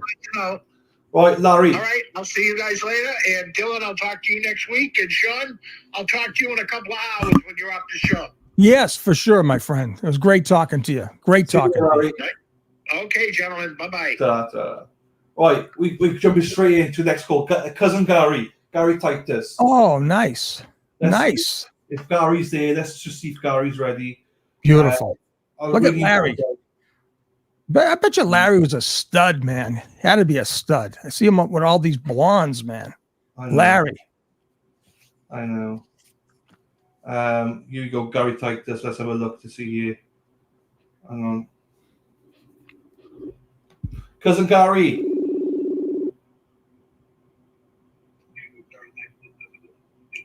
Hello. Hello. Cousin Gary, how are we, sir? Good. How are you guys? Nice to see you together again. Hey, Gary, how are you, buddy? Long time. I'm doing good, Sean. How are you? Great, buddy. Great. How's Billy? How's Billy doing? You'll know this, Sean. 401 days today. Good man. How's Billy doing? Billy's doing good. You tell him I said hi, buddy. You tell him I said hi. I will. He watches you guys all the time. He Oh, watches good. you, Sean. And Good. yeah. Is he still in the third base dugout?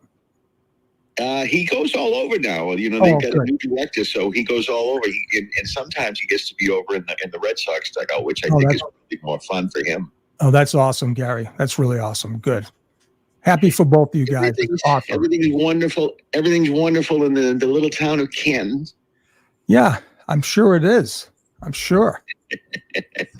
I was just sitting here with my granddaughter, and I got my dog Sammy, and just getting ready to go out and do some more painting today. It's beautiful weather. I heard Larry just told us. That's awesome. I mean, nothing better than nice weather like that for the big weekend, Dylan. Labor Day, buddy. Labor Day weekend. Yeah, we don't have it, so it's a big day for you then, is it? All right. You know, they Labor Day and we're doing it should be May 1st, right? International Day of Workers. May 1st. They call it Monday. Monday. Yeah. Hey, but no. Do you guys celebrate the International Day of Workers May 1st? No. May 1st. We do something in May, but I don't remember if it's like. Okay. I know South America does. Yeah. But yeah. No, we don't. We had a last Monday, Bank Holiday Monday, but we don't have anything this Monday. We don't have Labor Day or anything. So okay, all right. We keep working. You know, we're blue collar over here. We just keep working. Just keep working, man. Working. Working. How is Canton? Obviously coming over now, cousin Gary. So where's the best spots in Canton? Where's the go-to places in Canton? Well, I knew we were, taking up the collection and get you over here, and I hope you come over soon. But when is this going to happen? May of next year. Awesome.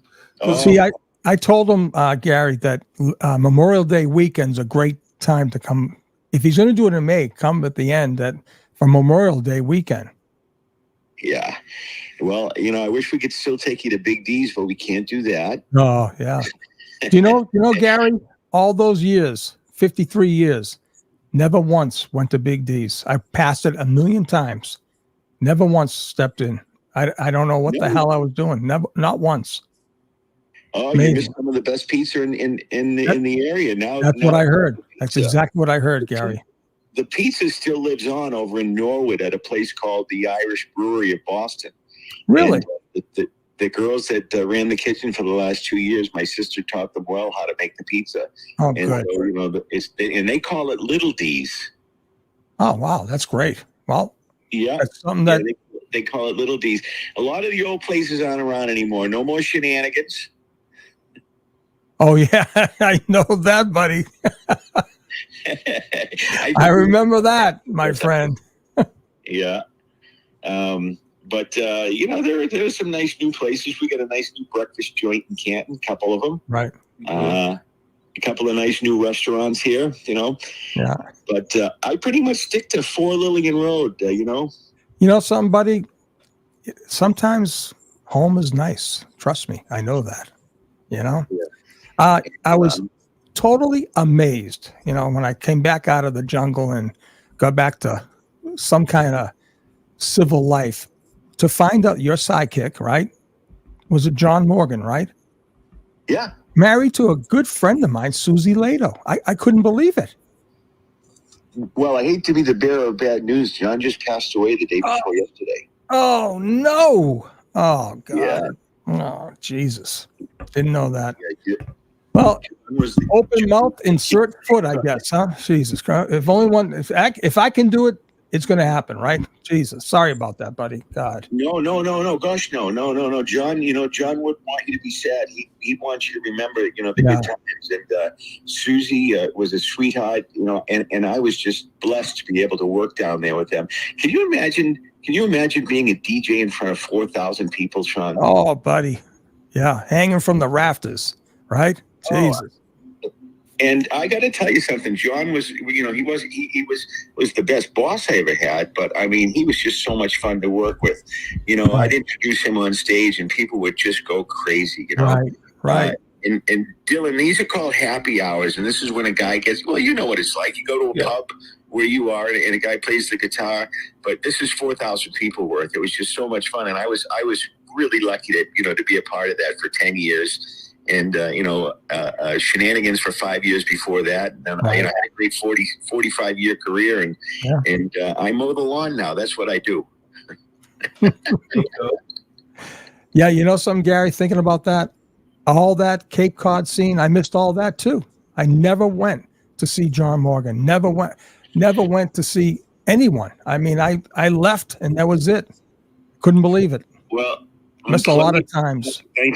Plenty of the class of 1975 made up for you. I mean, it's. I'm sure they did. It was always great when somebody would come to the side door right next to the stage, and and tell the doorman, "Oh, I know Gary."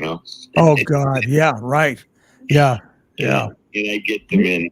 You should have got a code word because everyone knew you, Gary. Yeah, no, I was lucky, I mean, when I was down there, and then for years later, people would call me and say, "Hey, I used to see you at Puffer Bellies. I used to see you at Shenanigans. Right. Can you do my wedding? Can you do my kids' wedding?" I did parents' weddings and then kids' weddings. Yeah, and last summer I did my last weddings, and I'm lucky I got out when I did, because both of my knees are going at the same time. So I had one done, and I'm about to have the other one done. Oh wow, well, yeah, well, that's an awesome career you had, Gary. Awesome. Yeah. And it's funny because I remember, when you mentioned it on TV, I remember you used to do a little DJing, I did. I actually, well, it's funny. I was a DJ up in Westfield State, obviously, and I did a few gigs. I actually did an undercover gig down in DC. It was kind of weird. In Crystal City, there was a place called the Sheridan. It was across from 23rd and Eads. And they changed it to a place called, what's the company that did the pizzas? Stouffer's. They changed it to Stouffer's Hotel. And in the restaurant was a place called Ondine's. It was like that mermaid Ondine's. I was a DJ at that place. Couldn't believe it. But they had all the equipment. It was beautiful. Anyways, long stories, old stories. What? Just let me ask you, what format were you playing? I was a disco giant. That's if you know Susie Capadonna there. I was the disco giant. I used to get creamed up in Westfield, but guess what? That dance floor was packed all the time. Yeah. Those were the years. Records? Did you play records, Sean? I had vinyl, man. I was all vinyl. Any penny I made from DJing, I would go downtown Boston, pick up all the, the extended play 33 and a halves, and I would just, crazy. I had them all till about 4 years ago, and I gave them all to my daughter, who's now a DJ herself. It's amazing, but she has all the digital stuff, but she puts the vinyl on sometimes. I mean, it's just amazing, but oh well. Yeah. They say it's making a comeback, but I just don't have any use for it. I saw you bored, and I said, that's the way to do it. Why? Hey, listen, I used to do it old school, get the headphones on and try to blend it into the next beat, the beats per minute, right? And it's like, it's an art. Now you just cue it up, and it's like, okay, 122 with 122, they merge together, and boom, you're into the next song. But hey, listen. That is the best thing that I ever learned to do, and that helped me be successful at weddings, because people were dancing and they wouldn't know the song change, but if you could mix beats, you had something going. But the only thing I'm doing now, Sean, is I'm doing trivia 2 nights a week. I do Tuesday nights at a place called the Lodge in Randolph, and then I do Wednesday nights at the Waterfall in Canton. and it's two great nights. That's awesome, Gary. Hey, well, Dylan, you'll have to go to CF McCarthy's and the waterfall. Yeah, you have to do that. Yes. You have to do that, buddy. Definitely. Those are on the bucket list. Definitely. So Dylan, you can co-host trivia with me. Oh, Jeepers Creepers. So, I am the trivia person in the world. Gary, you'll love this, right? So when I was up there June of 2023, right? I was in the chats. I was in the Facebook groups, but not as me, right? I hadn't come out yet, right? So I'm up there the end of May. We sold the house, right? And God be good to him, my brother Barry was with me. We had great times. Well, anyways, I reached out to my old tackle buddy friend. We were beacons on the end. We were bookends for the Canton High School team. Big John Boom Marini, right? And he goes, "Oh, Sean, you're in town. This is great. Where can we meet?" So I was messing with him. I said, "Hey, you know something?" And now I made believe I didn't know nothing about Karen Reed, about John O'Keefe, nothing, right? He says, "I'll meet you anyway." I said, "Hey, John, I heard there's a good place called CF McCarthy's." He says, "Yes, I love it. Come on down, Sean. I'll meet you there." So I get there early, right? And no one's in the place. And I start talking to the female bartender there, and her dad's a cop. And I said, "Hey," I said, "boy, this is pretty nice here." She goes, "Oh, yeah." I said, "I was thinking about getting a bus and doing the John O'Keefe, Karen Reed tour." And she goes, please don't say this. Please, we're told not to talk about it, right? So anyways, John comes in, right? And I make believe I don't know anything. And he with big hugs, we're hugging each other. I hadn't seen him in 45 years. He looked awesome, right? He goes, "Sean, have you heard anything about this Karen Reed thing?" And I go, "No." He says, "Oh, man, I'm the resident expert on all this stuff." I said, "You're kidding me. Tell me more." And then we started talking. It was great. And then Jimmy Morganelli from Sharon comes in. I hadn't seen him in forever. We talked about it, and he tells me, "Oh, man, Sean, you got to listen to John Marini. He's the expert on all things Karen Reed." I said, "Jesus." And now the whole time, I've got this letter to Chief Rafferty queued up to send. And I go, "Well, John, listen," I give him a big hug. I said, "Buddy, stay in touch," the whole nine. And then when I got back to Naples, it was all gone. The house is gone. I hit the send button, and poor John. We lost him. I lost Sean. Yeah, I lost Sean. It was a funny story. Let me tell you that. Oh, geez. I didn't realize that John that John knew about it. You know, some of my best times over the last few years, although September 1st would be a year without smoking, I would spend Friday afternoons with John's dad up at the cigar shop up at the mall, and you know we'd take care of the problems of the world. You know. Yeah. And Paul Schneider's would be up there with us, and you know, we had and we'd have great conversations on a Friday, so it was good. Yeah. So John told me at one point he had some kind of interest in the previous establishment over at, what was it called? Centerfields or Centerfolds or something like that? Centerfields, they built the, it's where Waterfall is now. Yeah, he said he had some interest in it back in the old days. I don't know. I couldn't follow the story.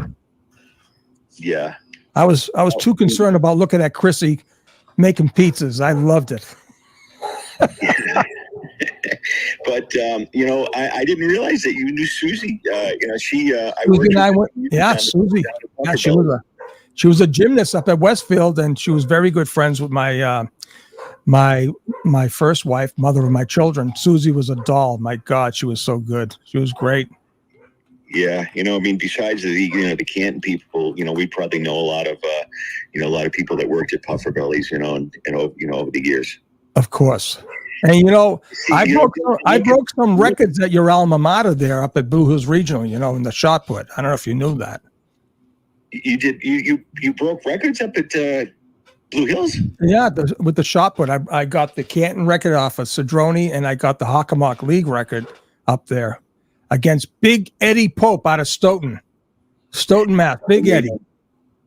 I remember broke the record. I think I threw 59 3 1/4. It was right there at it was right there at the Blues Regional. It was beautiful. And then I did the indoor at Franklin Fieldhouse that year. Yeah. Yeah. So, anyways, yeah, it's all good times, but it's like old home week. It's amazing talking to people. I'm just Dylan. I just want to tell you, you got some great people on your screen there, and they do some great work. And this week Labor Day is the big standout day. So I hope everybody picks a place and stands out this weekend. There you go. Yeah, that's true. That's true. There's lots of standouts here. Paul's been in here. He's been working hard. Loads of standouts. People organising it. Thank you everybody for that. Right. But I support them all financially, but I've been warned by my family that I can't go there because there's too many trolls, and my picture always ends up online somewhere. Right. That's such a shame. Really is. Yeah. Well, it's all coming, Sean. You know that. I do. I get to spend some time this past weekend with the Duck guys, so I was happy. Oh man, I was so happy he went downtown. I said, "Hey, listen, if I was in the Beantown, I'd be at Uncle Joe's house right now." And then all of a sudden, I see a picture of him. He's such a great guy. He's a great as Mike Gaglio. He's such a great guy. The four of us. So I saw you. Yeah. Yeah, we had a good time. Oh, that's awesome. That's awesome. Listen, I'm going to go before I get myself in trouble. There you go, buddy. Happy you called Dylan. Cousin Dylan. Cousin Gary, thank you very much. That's right. Gary's always good talking to you. Best to your family. And your beautiful wife, Gary, you have and Dylan, I will see you here in Boston. Yeah. Hey, Gary, also too, say hello to your beautiful wife. She is a beautiful woman. I must say that. Thank you very much. Yeah, you say hi to her, okay? I will. I will. And listen, we got the cigar bars down here too. We got, of course, the other place, but I found a nice one, a nice private one. Yeah, Burn. We got Burn with our friend there, and we got a nice private one off of Vanderbilt Beach Road. It used to be in my old neighborhood. So yeah, you come down and let me know. Have you ever gone to the one down by going towards Marco Island? The guys from New Jersey on. I never went to that one. No.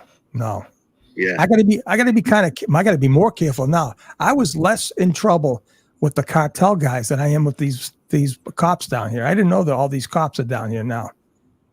Wow. Oh yeah. Big contingency. But it's all good.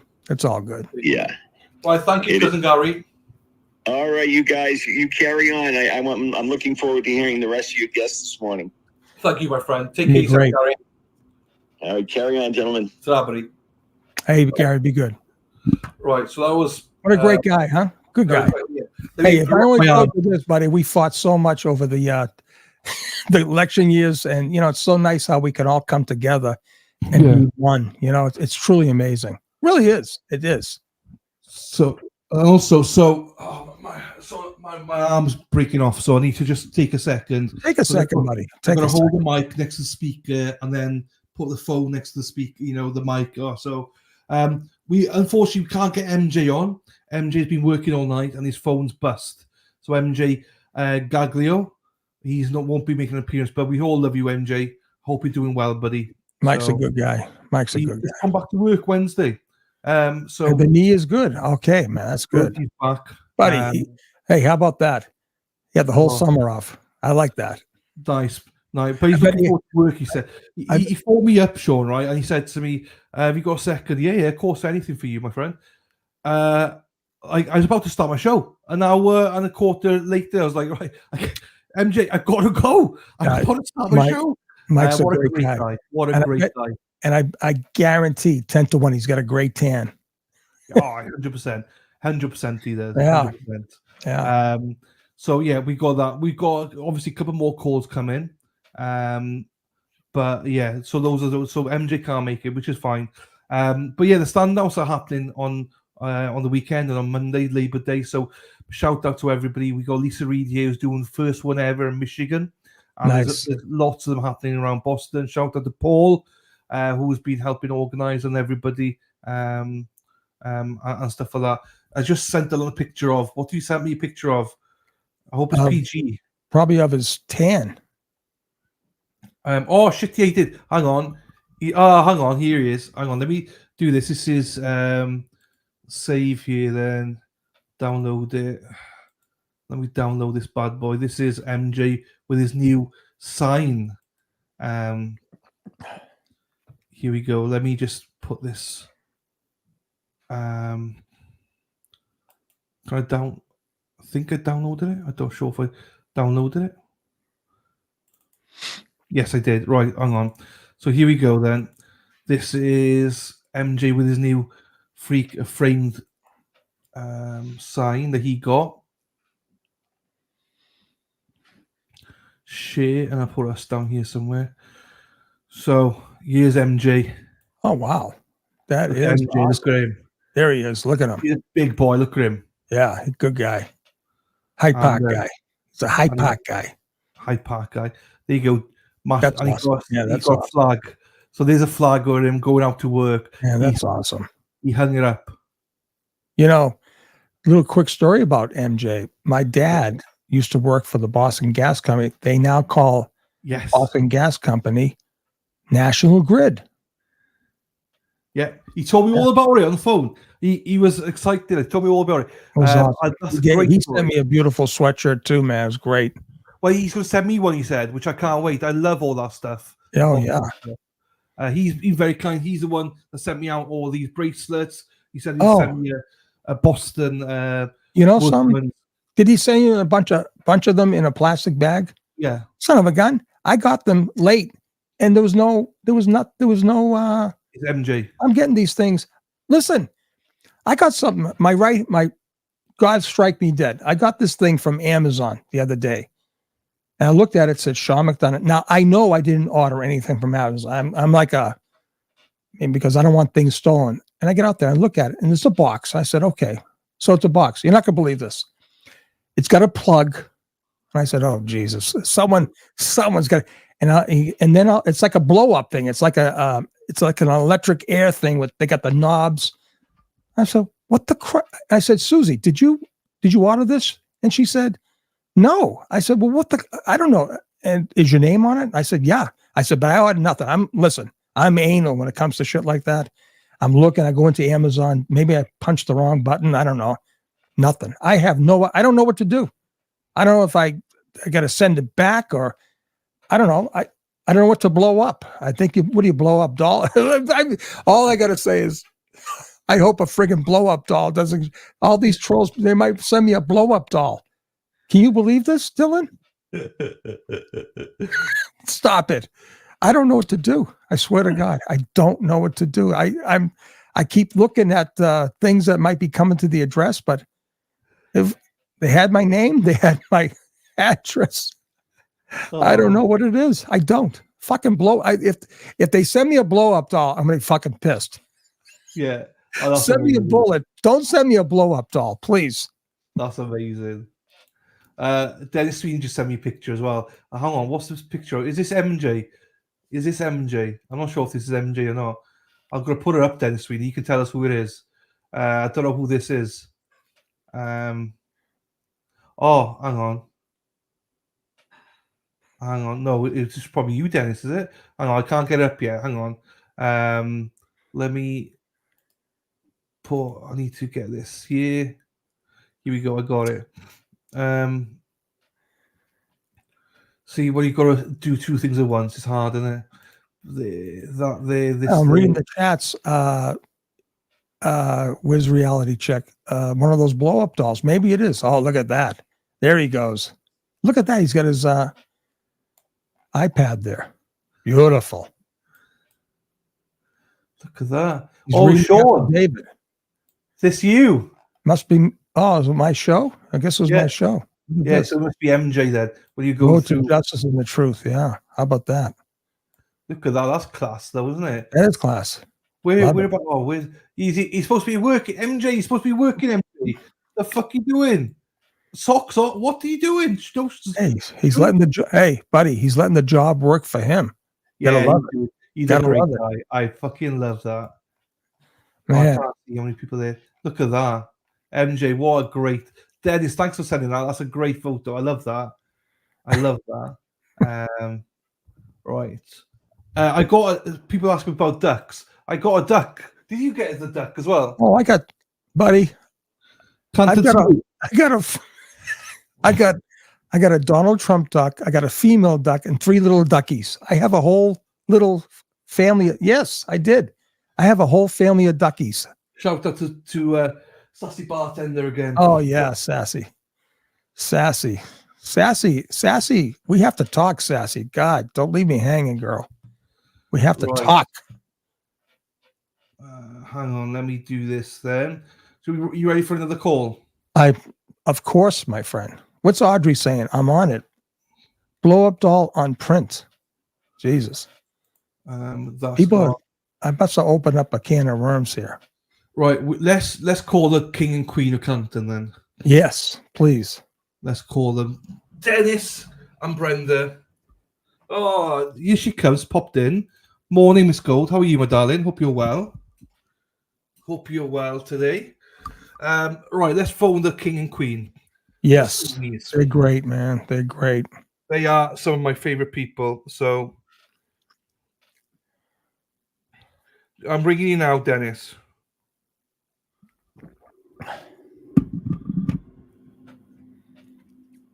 People. So right. Hello. Can you hear us?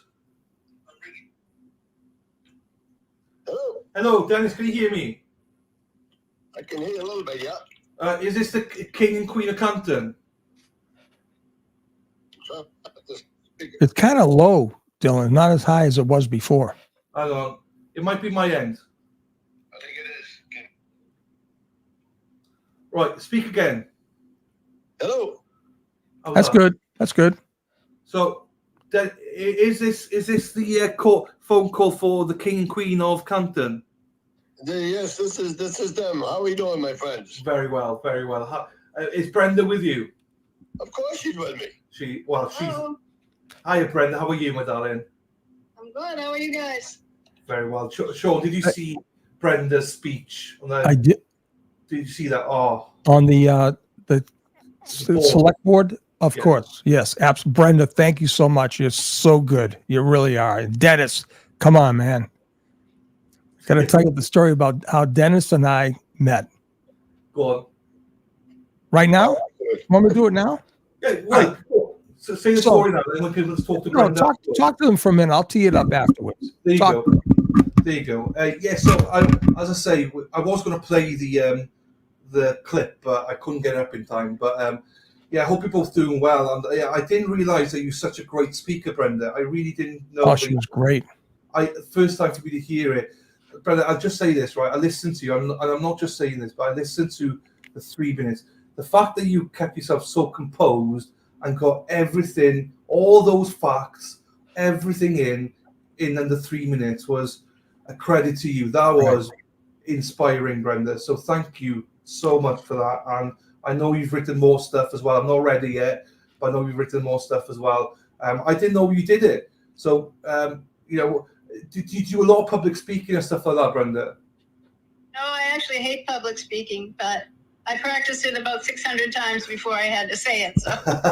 Well, you were wonderful. Honestly, I'm not. As I say, I'm not just saying it, Brenda. You were absolute wonderful. I stopped words. I always fidget, but when you were speaking for those 3 minutes, I couldn't do anything else. I just listened for 3 minutes. So Thank you. No, well deserved.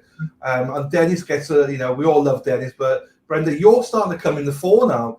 You used to be in the background taking photos. You're quite unassuming and stuff like that, but you're coming out of your shell. It seems, Brenda. It's probably outside your comfort zone, but how are you feeling with it all? Oh, that select board is bringing out the best in me, I'll tell you. Yes. They are not.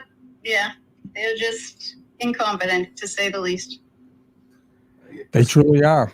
You've been through it. If people don't know, the Sweeneys, the King and Queen here, they had balloons full of bleach thrown in beautiful gardens, and he's done a fantastic job of replanting and stuff like that now. But you've been through it all. I'm amazed how resilient you both are, and you're on the front lines every single day. Whenever things are stand out around, you're there.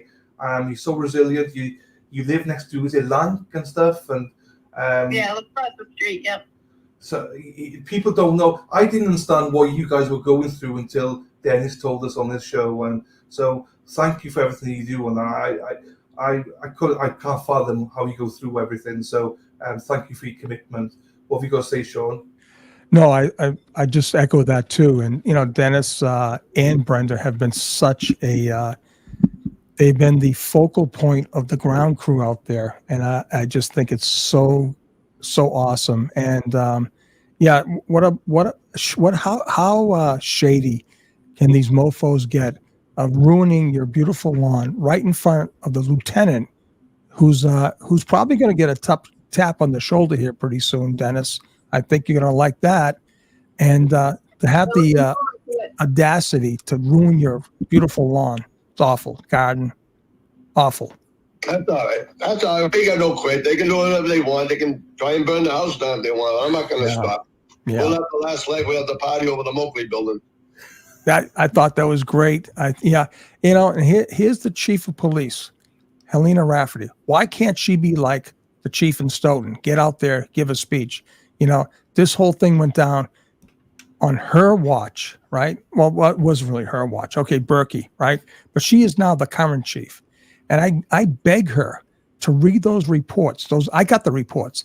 And there was 4 different officers that wrote in their reports. All 4, they described the ligature that they apparently saw, as 4 different things. One was a rope, one was a belt, one was an elastic thing. I forget what the other one was, like a whatever. And this is what happened. I put out today, right? Josh Levy is telling everyone, you mess with evidence, he's coming hard. You cover for your friends, he's coming hard. You frame an innocent person, he's coming hard. And he's coming with the death penalty. I'm telling you, this is going to be incredible, the way they're going to craft this charge for these people. Yeah. I love it. Well, they're going to get what they deserve. Absolutely, Brenda. Absolutely. What standouts have you got going on this weekend?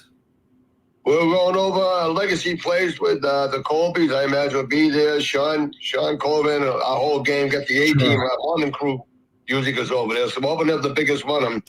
We're offering up, competing against all the other standouts. Who has the biggest one? I think Legacy Place is going to win hands down. Plus, we got special guests coming tomorrow, too. Oh, wow. There you go. That's a big We can't say, but we got surprise guests coming. There you go. That's a teaser. There you go. Keep it nice and secret there, Dennis. Keep it secret. It's all under wraps to Mr. Murphy. So Good. where it gets out, you can blame Peter. Yeah. Watch out for Peter there. Hey, Caveman, if you're going to see Tibby, you better let me know. MJ was in the chat saying he'll be there tomorrow, Dennis, with you and Brenda. So. Monday. Monday, right. Monday, sorry. If he's not working, I figure he'd be working the double bubble for the holiday, Oh, no, you just said he'd be with you. So getting that triple time and a half, right, Dennis? No, MJ, sure. You got a lot of catching up to do now. Triple time and a half. Gotta love it. What was I going to say? Before there you go, people. Hey, Dennis, we got the barbecue getting ready for next May now. Oh, I already have the grill plumbed in. My kid's a plumber, so he plumbed it in, so I don't have to ever fill up gas anymore. So we got plenty of gas, plenty of macaroni and cheese. We got plenty. Dana's got the lamb chops, I think. Oh, how about the potato salad? Any good potato salad? He'll have to cook them on his own grill. I can't wait. You know how much I love you both. You know how much I look forward to come out to do. I hope the hell Sean come over. That'd be a hell of a time to have. It'd be Maybe awesome. Sean come over in May. I got 3 little babies here, but I'm coming.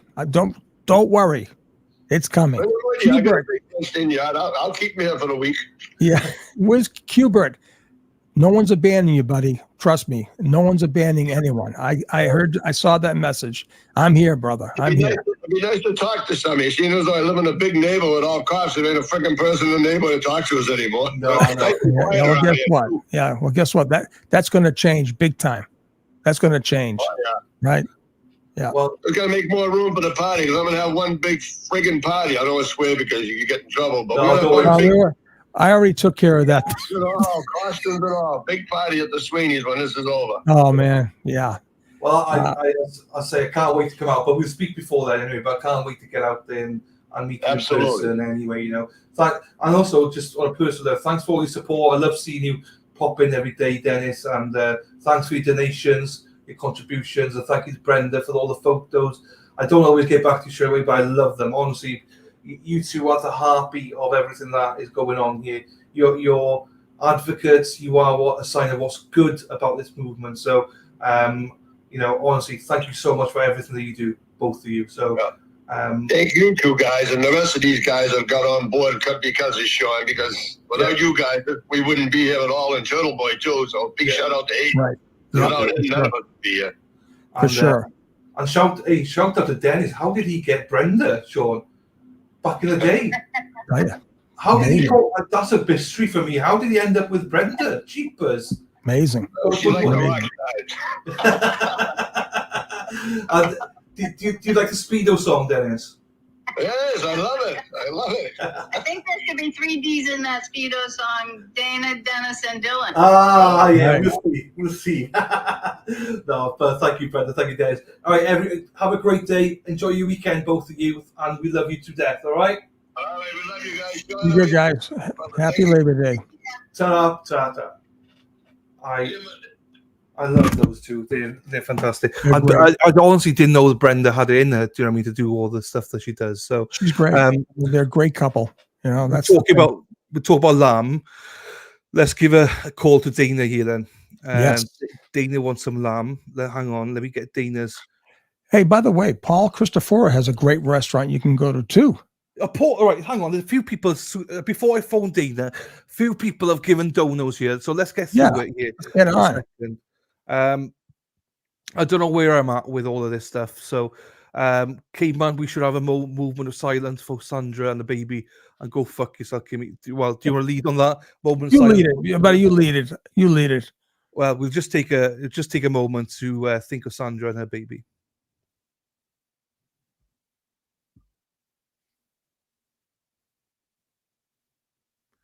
Okay, thank you, everyone. There you go. And good shout there, Caveman.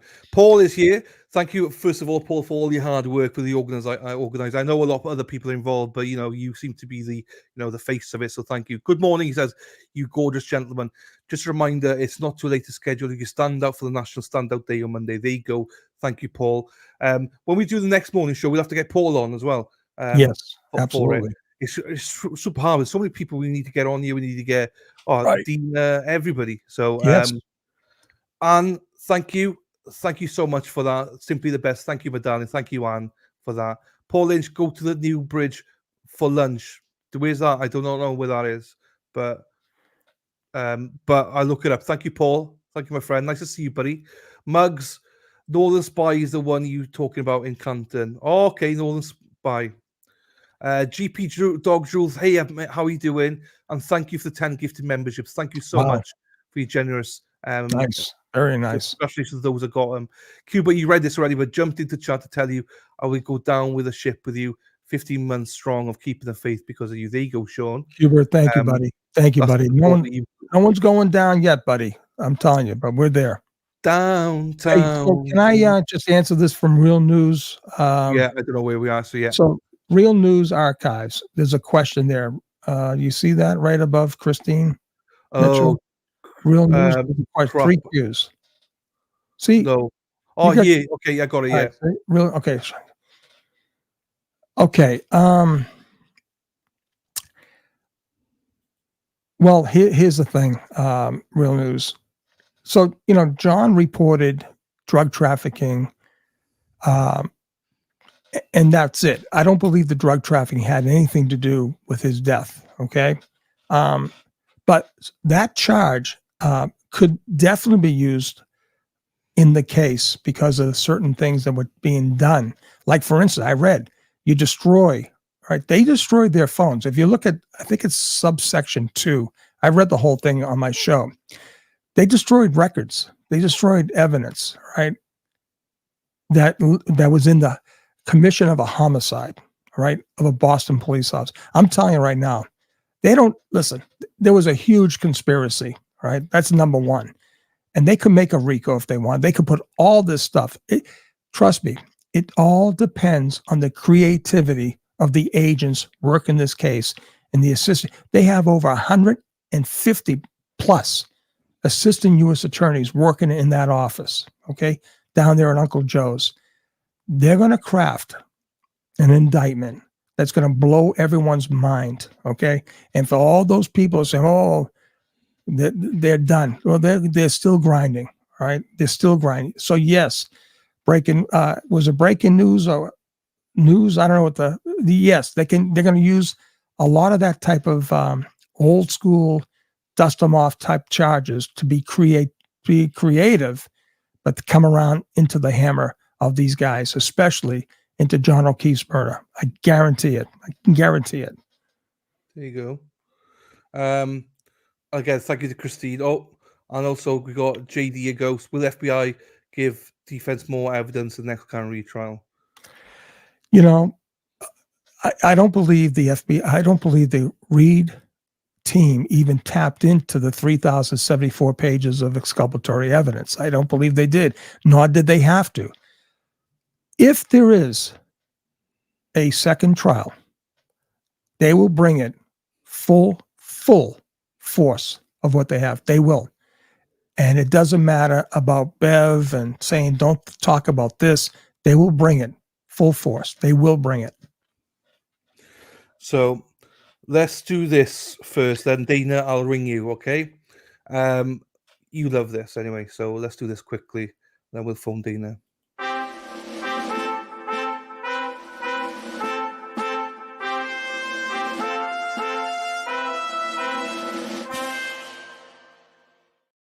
Thank you to Mimi Finch for the 3 coffees. Thank you, my darling. Thank you, Dylan and Sean. I hope you make it over, Dylan.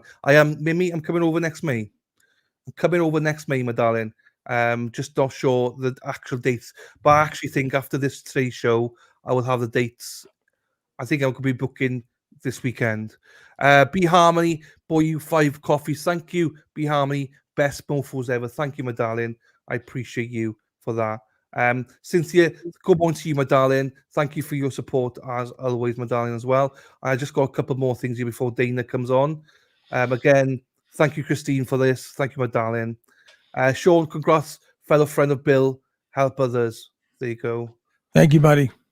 And on the up and up, thank you for the super chat. Sean, I just want to say how much I love you. I lost my dad and mum in my early 30s. My brother is a cop in the Nashville area, and we both watch you because you make it feel like home for us. Oh, that's beautiful. Thank you very much. Thank you. On the up and up, thank you. Thank you. Hits home. Of course it does. How can it not? Right? No, that hits home. That's special. I know that's special for Sean. Very special. Thank you so much. Thank you so much. Right. We have now got let me just ring him now. Dana, if you're about, get ready, get steady, sir. Dana Leonard. If you forget who he is, Dana's a speedo man. Hang on, let me play you whilst I ring him.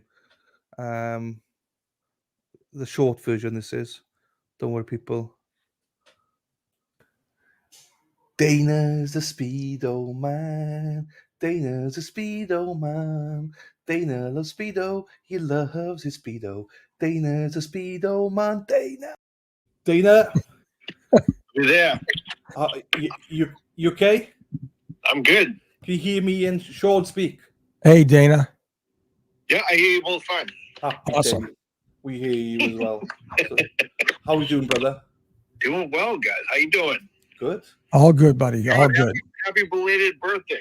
Hey, thank you very much, Dana. Thank you very much. And to everyone out there who wished me a happy birthday, thank you so much. I got a great gift. See that August 27th on that indictment. I loved it. Oof, beautiful. Yeah, right?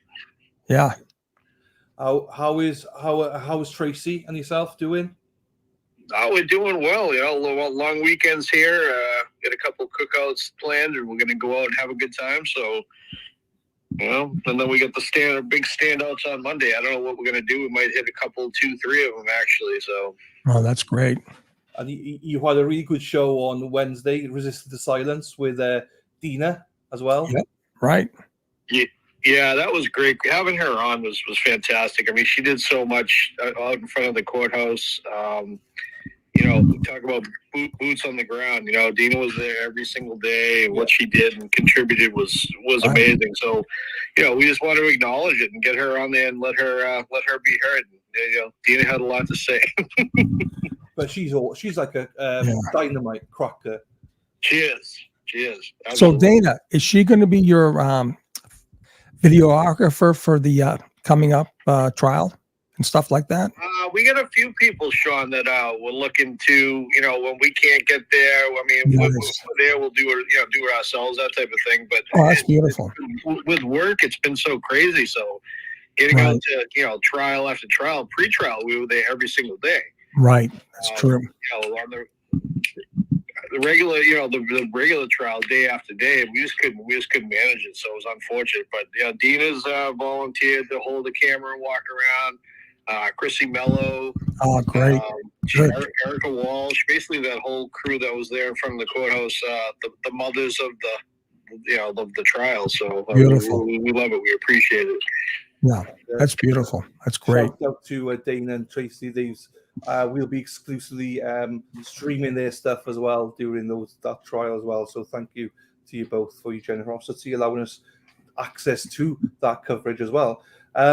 So yeah, how does it feel though? Obviously you get a lot of praise and a lot of things that Dana, but obviously everyone's favorite is Tracy. How does that make you feel though? I've learned to accept it at this stage in my life, Dylan.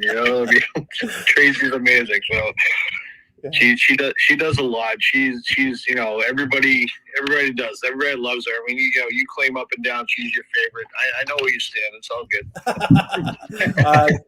I love you both. Yeah, I love you both. I know. But yeah, the Speedo song too. I was talking about people that are amazing. The Sweeneys and everybody else that you've had on this morning. Dennis and Brenda. Like you said to Brenda, she's really coming into her own. I always looked at her as just the quiet one in the background, and oh my God, she has a voice. Yeah, she does. I didn't expect it. That's all. I was like, whoa, she's incredible. Do you know what I mean? Dennis did. I said just now. I was like, I don't know how he got her, Dennis, but great work by Dennis to get Brenda to catch her. Yeah, exactly. So yeah, people asking. Dana is resisting silence. People. Sara P just posted a link. We'll post it again for you people. Go and subscribe. They're brilliant people there. Go and subscribe to them over there. So yeah, we got all that going on. You also got new merch coming out. You got the Resisted to Silence t-shirts and hoodies, I believe, coming out now. Yeah, we got the first shipment of hoodies in. A couple, with some people ordered them, and we just got them yesterday. They came out great. So I'm not sure the names off the top of my head, but we're hoping to get those delivered to the people this weekend. But they're going out. They're selling. They came out great. I actually have a shirt on right now. I love it. Nice. So, just something to advertise and support and that type of thing. And we have a lot of support. We don't have a lot of subs to the channel, that type of thing. But that's not what we're in it for. We're in it for the people that are part of the movement. People that are out there day after day giving their all, and that's what we want to show our appreciation. And in turn, they wear a shirt and it looks great. So yeah, that's awesome.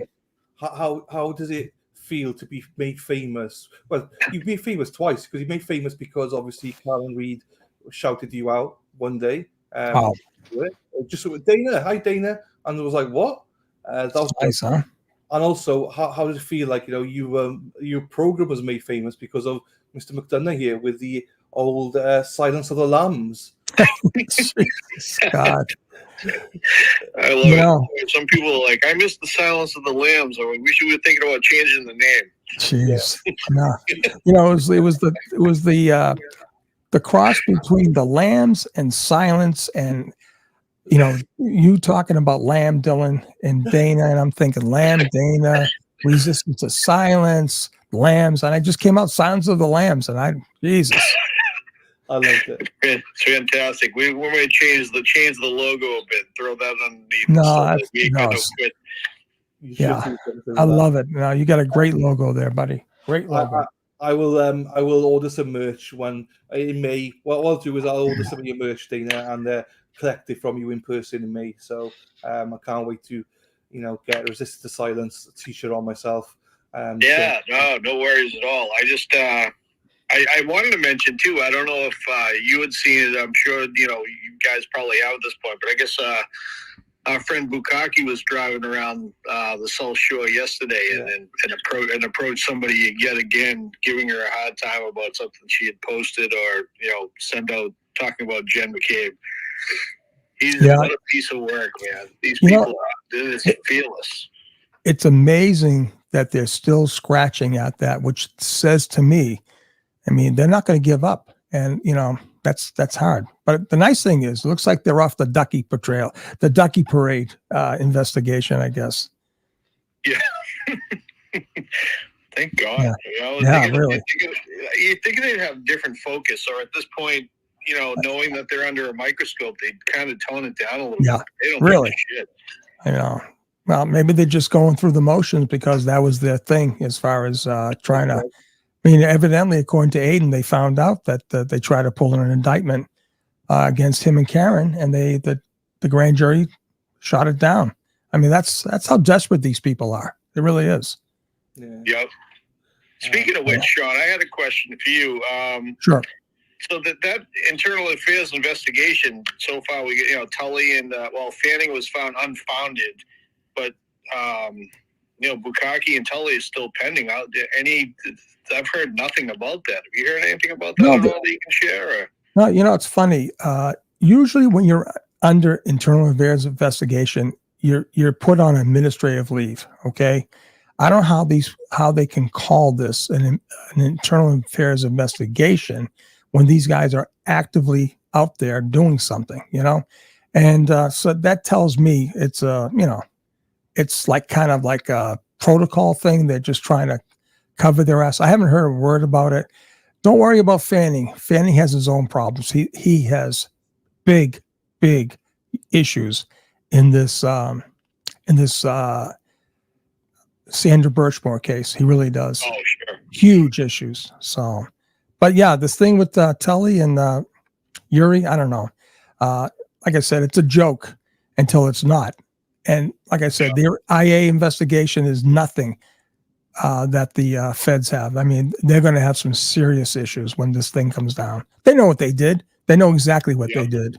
So. Exactly. Yeah. And speaking of that, again, the Birchmore, what they did with Farwell. Yeah. Busting him and all that. I mean, the dominoes are falling.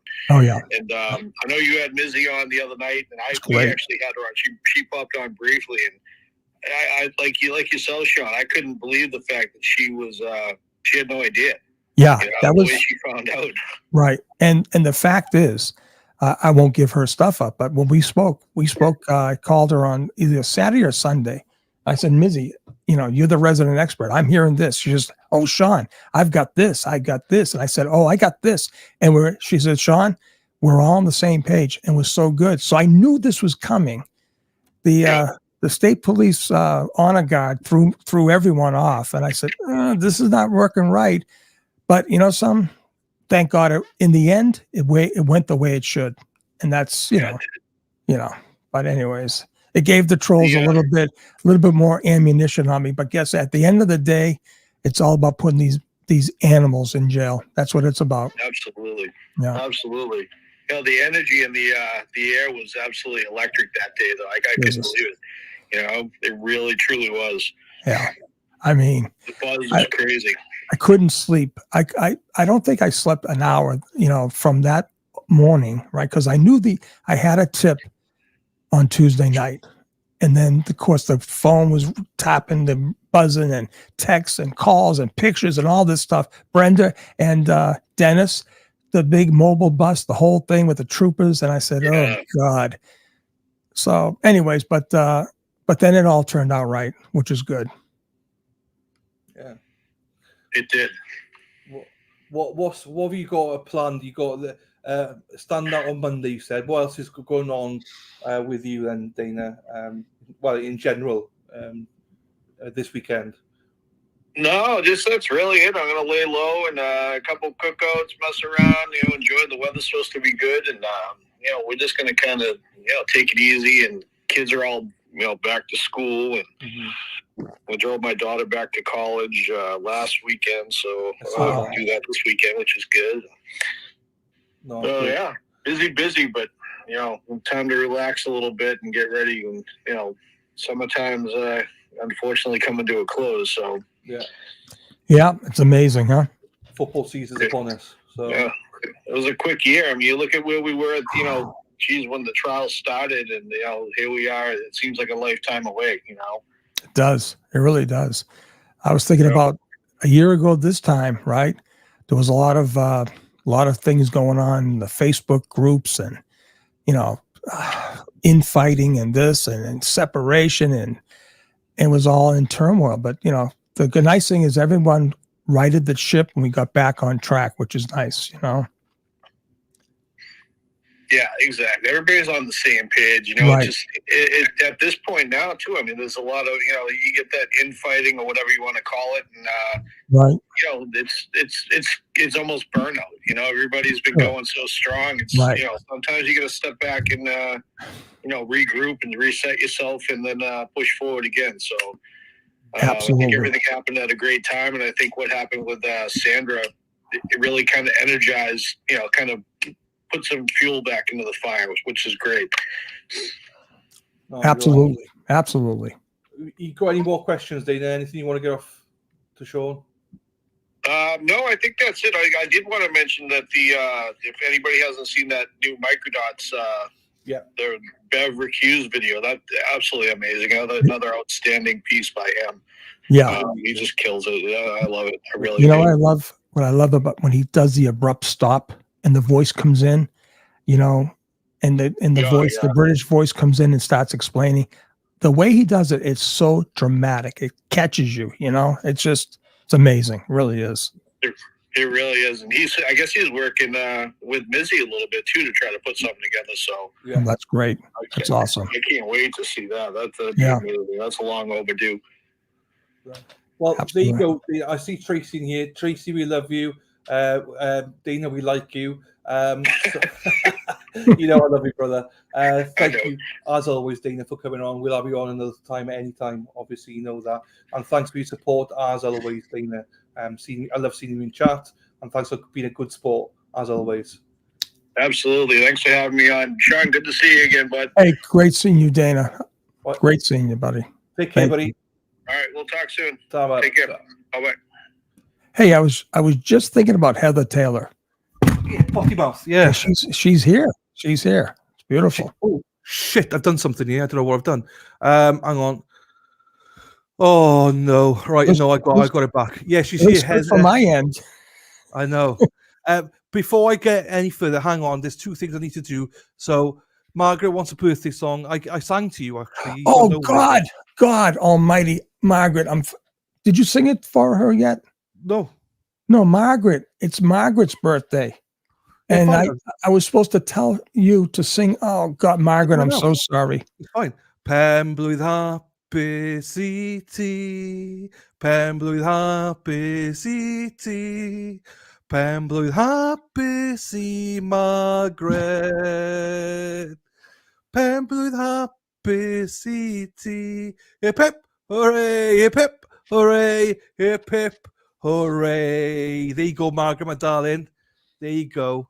Could you guys hear that? Could you guys hear the clap? No. Okay. I couldn't. It's fine though. Right. Before we get any further, people are asking me where is Dana and where's Dana and Dennis Sweeney this weekend. So here they are, people, just so you know where they are. Dana and Dennis walking down the street. Dana and Dennis, the kind I'd like to meet. Dana and Dennis, they used to wear these title songs. They didn't like them, so they're gone. Dana and Dennis walking down the street. Dana and Dennis, the kind you'd like to meet. Dana and Dennis, these two who look at them, they're definitely growers, not showers.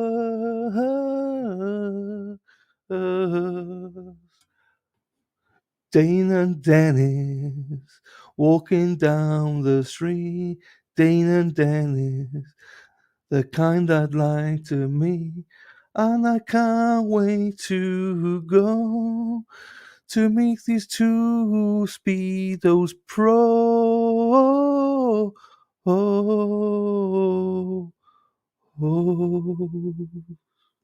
See you in Boston, boys. These are Good good to going. give you like a minute break. Do you know what I mean?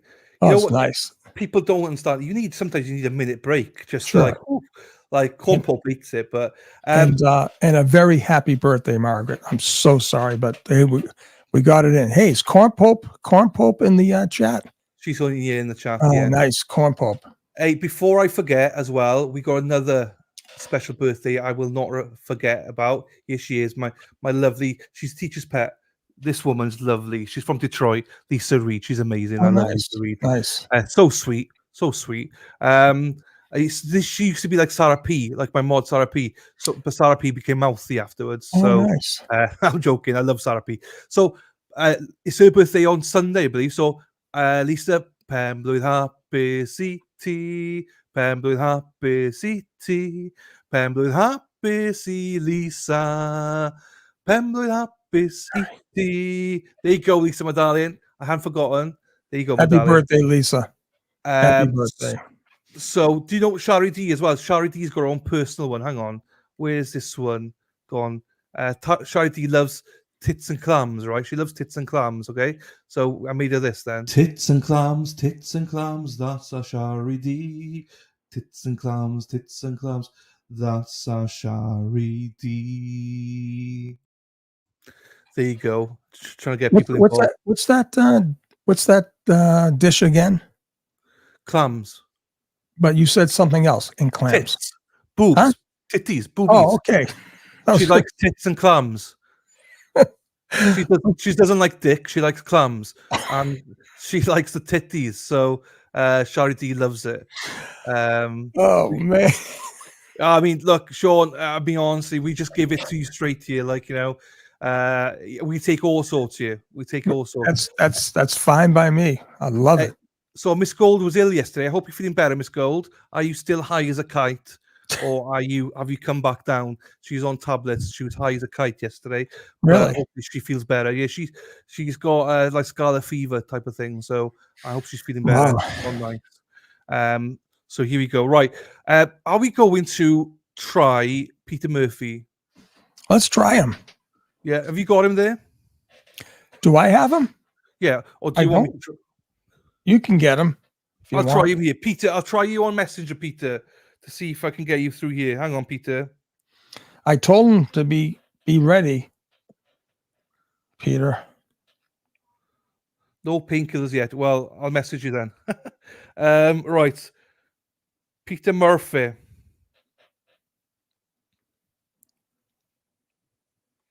You got to love Peter Murphy. Oh, he's active 12 hours ago. So hang on.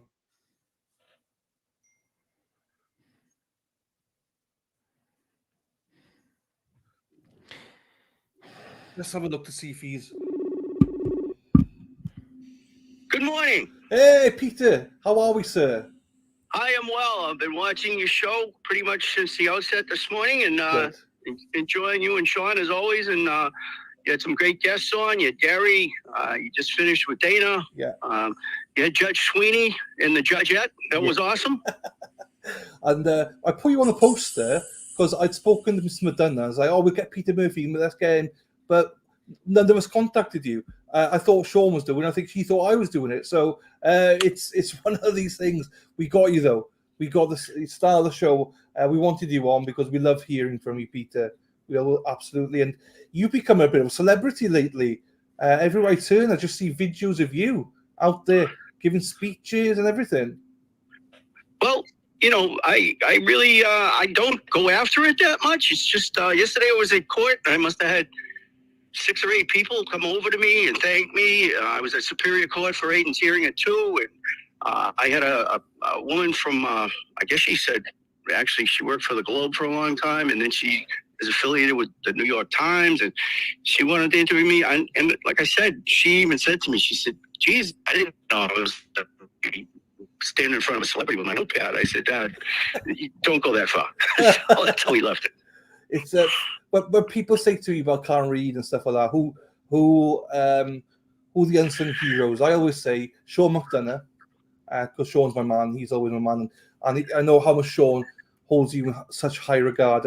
I'll never ever forget that, Sean, when we were streaming and we saw Peter walking down the steps, and people were applauding him, and you were like, I could cry right now. It's the unsung heroes. Do you know what I mean? Like Peter, yourself, and stuff. That they are exactly the people I love to hear from. So don't underestimate. You are a celebrity, Peter. I know it's not within your realm to be a celebrity, but you're so loved, Peter. Even the chat to you, everyone loves you. The work that you put in, the work Mr. McDonough have done. There's a lot behind the scene works been going on that people aren't aware of. So all the credit you get, I actually love and adore it. What do you think, Sean? What do I think? I think Peter's a great guy, man. I'm sorry. I was answering someone very special. Anyways, I missed it, buddy. I'm sorry. I'm sorry, buddy. You can tell me later. Peter's a celebrity. He is. Yeah. He's a good guy. He's a good man. Yeah. Well, I can tell you, both of you, and Sean will know this for fact, firsthand. So the day that you were referring to, Dylan, when you saw me come down the steps, I had been in a private courtroom with the Reeds, and it was the first time I met Bill. And actually, I believe Sean orchestrated through Kelly to have Bill come over and meet me, because, like I said, I hadn't been introduced to him yet. And we were upstairs at the top of the second floor outside the main courtroom, and Kelly came over to me and she said, Sean, let's talk to me. We wanted to introduce you to my dad, Bill. And I got very, very emotional, and so did he, because he knew what I'd been doing. He just hadn't met me. And then we talked on the way down the stairs, and we hung out for a while. And it rocked me because,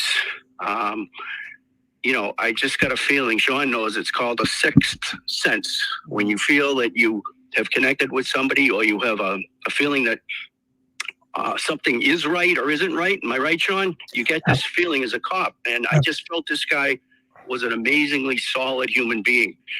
And I'd never met him. And I put my arm on his shoulders, and I connected with him. And so we met for 10 or 15 minutes.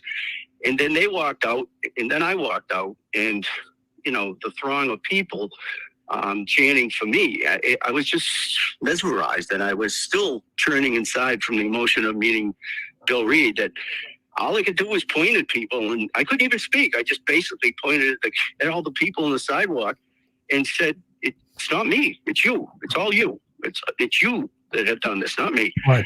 So that's how that went that day that you said you were streaming and you saw me come down. Wow, I didn't know that. Well, I also think too, Peter, as a father of a daughter, we both are, we know what that man has gone through and is living through right now.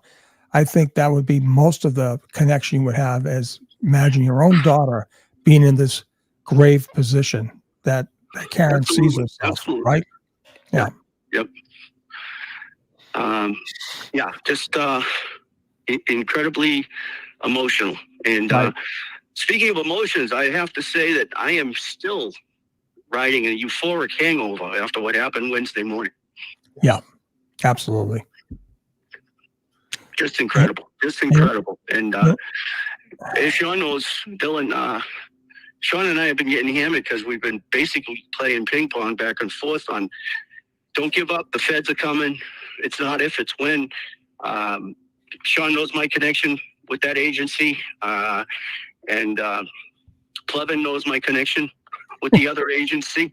And we knew they're coming. And it was just, and people, many of the real diehard supporters of Karen were just getting frustrated and say, where the Christ of the feds? And Right. Sean pointed out they had a 5-year window, and if something else comes on board on the table, they can kick the can down for another 5 years. And people saying, I can't wait 5 years. I got to go now. We got to go now. Bring them in. Well, Sean called it.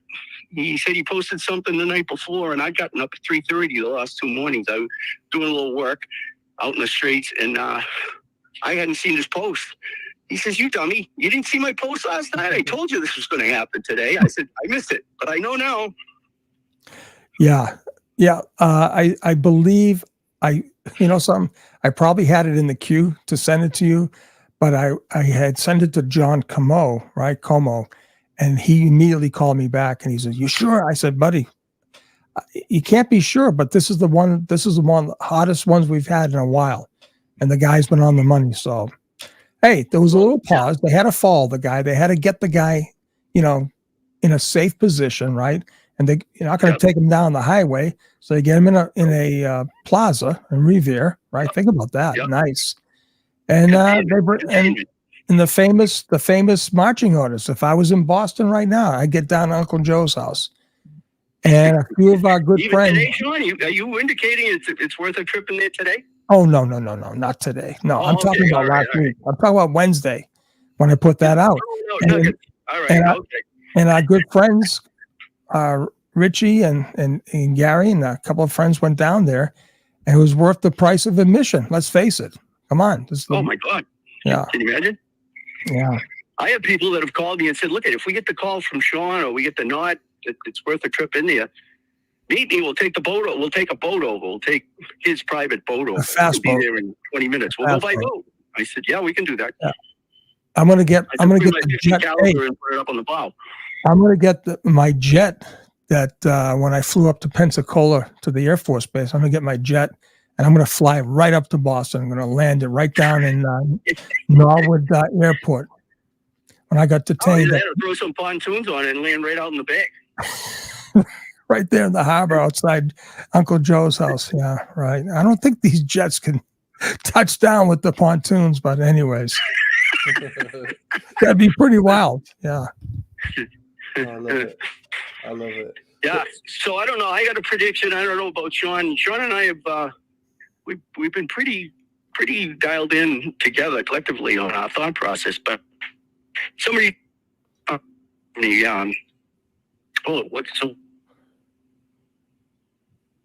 I think the people that are running this SWAT team are strategizing to the 100th degree, and they took some low-hanging fruit the other day. I heard some discussion maybe that the civil suit might have forced the hand a little sooner than later, whatever. But I think the next people to go down, Sean can conclude on this or not, is that it's going to be from the Reed case, directly from the Reed case, and I think the feds are going to pick away. They're going to take an orange one day and an apple the next, and an orange on the next arrest, and an apple on the next arrest, and they're going to slowly pick away. And my favorite expression, I heard you guys talking expressions. I got two of them. A fish rots from the head back. You start at the top, and it trickles down or permeates through the fish to the tail. Proctor was only the tail. Yeah. There's some big heads out there that are rotting. The other thing is, I always said, what the hell did I say? I just forgot my train of thought. Jesus, it didn't come to me. But that's what happened. From all the stuff that 68 witnesses, 9 weeks, and then Sean throwing me these little nuggets. It's just, it's tough, Dylan. It's tough being me. Yeah. Yeah, I can imagine. Yeah, there's more to come. P-Funk All-Stars, The Secret Squirrel. I hope that was directed at me because I love me some George Clinton and the P-Funk All-Stars. I love it. So, Pete, are you going on the standouts this weekend, Peter? Yes, I am. I'm going to jump into that competitive standout forum that Judge Sweeney was talking about this morning between Legacy Place and Plymouth. Plymouth, I've done that venue many times. It's a nice place to visit. Sean knows from being in New England. You got the smell of fresh air. You got the lobster boats and the fishing draggers pulling into Wood Seafood. It's a carnival atmosphere, festive, a lot of tourists. So Renee Rose is coordinating a bunch of people down there. She's making new signs, and I'm going to do both. I'm going to do 10 to 12 in Legacy, and then I'm going to scoot down and do 2 to 4 at the Plymouth Rotary, right in Plymouth Center, Sean. I'm sure you've been down there before. Isaac's used to be right there. And yeah, that's right. East Bay Grill. Right. Nice spot. So Yep. I'm going to do it too, Dylan, to answer your question. Peter, That's great. That's great, buddy. Have you got anything else for Peter, Sean? What's that now? Have you got anything else for Peter, or have you got anything, Peter, for Sean? No, I just want to thank Peter for representing law enforcement on the street. And like I said the other night, that guy, John Jackson, anytime he wants to come on my show, Justice for John, all right, more than happy, because that's my platform too. I want justice for John. I do. And that kid Jackson, who's on WEEI, wants to come on and join, we'll put the forces together, right? Because the bottom line is this, all right? They've got to realize now that this is all coming our side. It's all coming to our side. They don't have a leg to stand on. So jump on board. Come on over to Justice for John. I have a little thing that says the real justice for John, JJ, Officer John O'Keefe, free Karen Reed. That's the real deal right now. They want true justice. Come on board. That's where you're at. Yeah, that's it. Exactly. Well, Peter, thanks. We're keeping it short today, but thank you so much for speaking to us. When we do the next one, you're going to be a regular call, Peter. We love having you on the show. You're a dear friend of Sean, which means you're a dear friend of mine. So thank you for everything that you do. Well, thank you, Dylan and Sean. And as Sean would say, and I can conclude, you can too, Dylan, that this is not only a movement, but this is a how would I say it? It's a enjoining of friendships. There were people like Sean that I never met in my life. I haven't shaken his hand yet, but we're joined at the hip as far as our concepts and our commitment to this. And as cops, there's nothing a good cop hates more than a bad cop. And I think Sean's made that clear in the last couple of weeks. And it's pretty evident with me. So we'll see. But thank you. Always looking forward to seeing you and talking to you guys. And just give me a shout out. And I'll try to brush up on my IT skills so that I answer the phone. I had it in my hand. I just couldn't get to you. Don't worry at all. It's been a pleasure, Peter, as always. Mission accomplished. All right. You guys stay safe. Enjoy the weekend. Take care. Peter. Be good, man. Happy Labor Day. Yeah, happy Labor Day. Oh, buddy. What a show. Was he our last caller? Yes. Good. So my arm's about to break because I'm having to hold the hairdryer. Yeah, right. And everything. So, oh my God. So yeah, I think that's the end of the calls. Anyway, I think we got question. Shit, hang on. Oh fuck! I've done it again. I keep pressing something, and well, you look fine over here because I haven't lost you. No, it's my viewpoint. It all goes. Oh, I gotcha. want to question you. We've got a couple of questions. Okay, I'll stay on for a couple of questions because I hear my better half calling me. That's fine. Sean, if the feds have evidence of the OGO killers, why haven't we come forward to help her avoid financial ruin and move on with her life? Listen, you got to look at it as two separate type entities, all right? It's the Commonwealth of Massachusetts that is providing financial strain to Karen. They know exactly what the feds have, okay? The feds have to do their job the way they have to do it. And Josh Levy said it very, very beautifully the other day. He said, we're not going to be influenced by social media or any politics, okay? They're in control. They are definitely in control.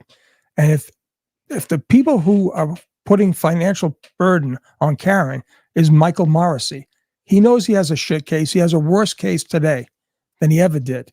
We know the playbook. The playbook is their playbook will never convict Karen. Let's face it.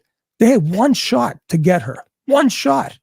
You know what Alan Jackson said? Now guess what? We're going to put on 6 witnesses. The joke is on you, Lally. Now go ahead and convict us. And they couldn't. They couldn't convict her. 6 witnesses, 68 of their witnesses against 6 of theirs. It's a joke. And their case is never getting better. So go ahead, waste more money, but that's, hopefully Josh will put an end before it actually happens. That's the hope. There you go. Thank you to Dave Cornish for the chickpea fish and chips in the UK. Nice. Thank you, David. K-Man, thank you as well for another super chopper. The feds are not in Norfolk County. They build a case for the guilty, not on innocent women like Karen. Reed can't wait for Albert to be in the cuffs. That's I right. agree. That's right. And we got one more thing, Sean, then Sure. I'll let you go then. I have to open up an app here to get into it.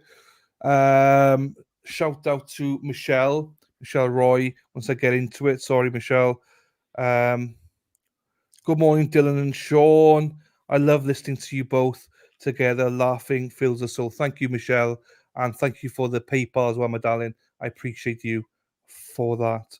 Thank you to everyone that's donated. Thank you to everybody that's taken part. Sean, I'll get you back on in a few weeks. We'll do another show. You got it, my friend. You got it. But, and to all the people in the chat, happy Labor Day. Stay vigilant. Don't let your guard down. We're off on a good start now. We have the momentum. We have it now. And now's not the time to give up. And the bottom line is this.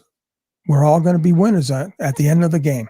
Okay? At the end of the day, we're all going to be winners. Yeah. So you're going to drop off now. I'm going to drop off, my friend. Yeah. Thank you to everyone. You can drop off. Yeah. Thank you, mate. I appreciate I appreciate it, buddy. Listen, and always a pleasure. Thank you so much, Dylan. We will collaborate for sure. Okay. Oh, yeah. Okay. No worries. Take care, buddy. I'll speak to you soon. Okay. Be good. Thank you to Sean. Thank you to everyone, all the guests.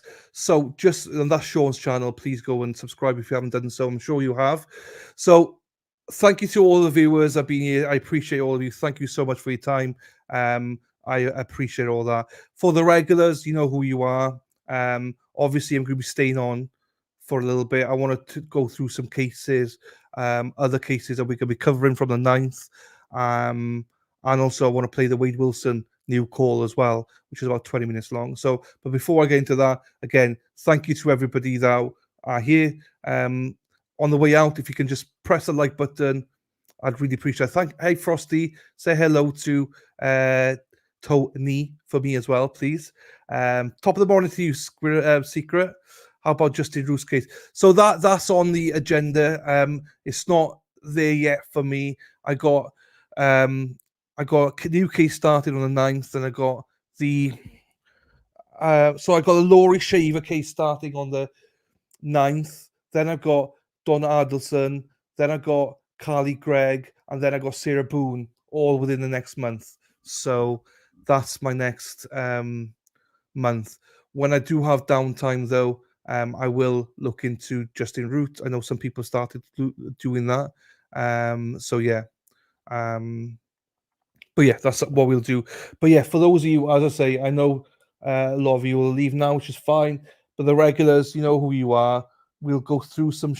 So there's a hearing yesterday for Laurie Shaver. So once I get through that, I will go through Sandra Birchmore. Yeah, I mean, again, I did a few episodes of Sandra Birchmore. We'll just see what happens with Sandra Birchmore, what comes out. There's so many people covering it these days. I'll definitely be looking into it. I have looked into it. It's just more of a, the here and now is there needs to be justice for some of these people. So that's what I'm concentrating on the minute. But it will come. There's so much injustice out there, people, not just in mass. It's across the America and across the world. So that's why I appreciate the majority of you from mass and concentrate on like Sandra and Justin. But there's a lot of other cases out there that needs to be looked at. So I'm trying to, put myself out there and try and bring justice for some of those either defendants or the victims, So Rhode Island, let's go. Rhode Island, yep, Dylan. Jessica Fritz, this was a great stream, Dylan. Awesome job as always. Love Sean and you together. I loved it. Just a big cock up, didn't it? My fucking mic. So I hadn't thought about the mic situation. Hang on, let me spin it. At least it's erect again. Let me spin it. Spinning around, back in my play. Hey, before I do that, let's play some couple of here. No, it's not ducted. My mic is fine. I have to take my mic off to do the whole three-way call. Hang on, there's some stuff here for you people to listen to once I fix this, and then we'll be back. Sara P, Sara P, Sara P, P, P, P, P, Sara P, Sara P, Sara P is lovely. Erin Hartree drives a bus, yellow bus, yellow bus. Erin Hartree drives a bus all day long. Josie and Merv Turf, they aren't as lovely. Fuck around and find out I'm joking, they're lovely. Hang off. Hi, Corn Pope. How are you doing today? I know you hate my voice and my songs, so I made this just for you, Compo, better known Compo. Thank you to Robin G for making that name called Paul for thee. Disney Queen and Crystal, they're from Georgia and Tennessee. Oh yeah. Carol Draper, she's a queen. She's a queen of Disney, that's why we named her the Disney Queen. Crystal, she's not got a name yet, but she's lovely. Oh, Crystal and Disney Queen, thanks for being here. You both are great. I love you both. Tits and clams, that's a Shari D. Tits and clams, that's a Shari D. Right, can you hear me? Can you hear me? I'm not sure if people can hear me or not. Fuck, my audio's gone. My sound, no. Where's it gone? Settings, audio.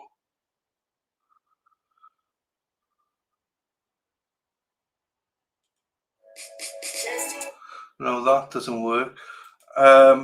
Hang on, I need to do this.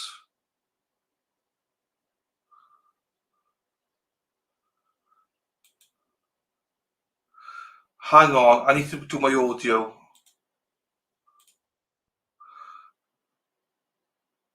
Right, how's that? How is that? Is there echo now? Sounds hollow. It should be better now. I've just done all the settings now. It should be better now. Is that better? I'll just wait. No echo now. Good. I'll just wait for a second. Is that better? Yes, Robin says. Robin G, and Corn Pole. Better. Happy days. Right. There we go. It was because I had to take everything out, it messed it all up. So here we go, people. Right.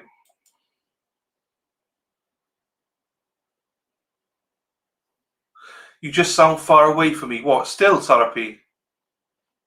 Still sounds far away.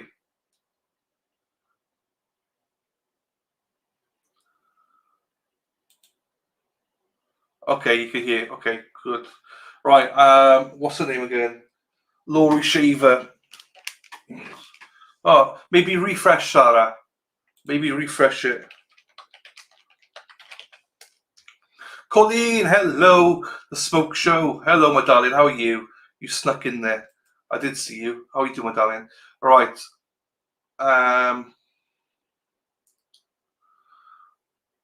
So there's two.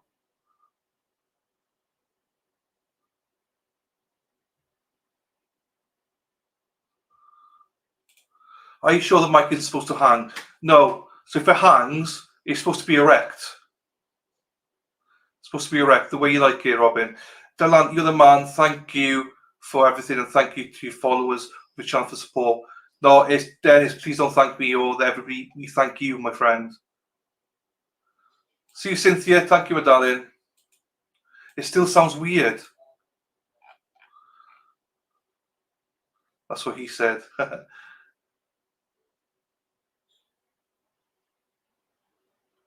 Right, let me just check it in on my side then as well. The Glera gets it. The Glera gets it. The Glera is the same type of humour. He gets it.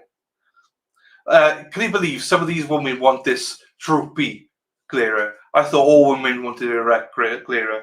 Not my chat. Not my chat. Right, let me just hear myself then, and then I'll try and find this hearing for you people. How awesome was Sean, by the way? He's a great guy, isn't he? Love the guy so much. Let me go into my one now. Alternate corner. Hang on, let me mute myself here then.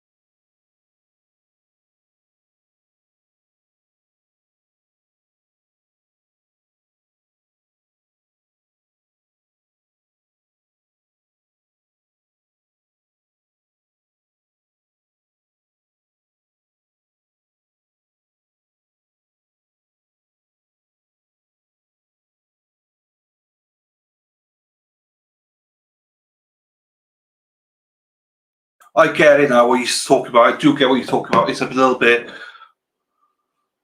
Oh, do you know what? Maybe I've twisted around too much. Maybe that's what I've done.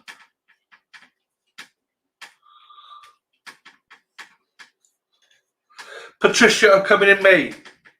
To Boston, that is.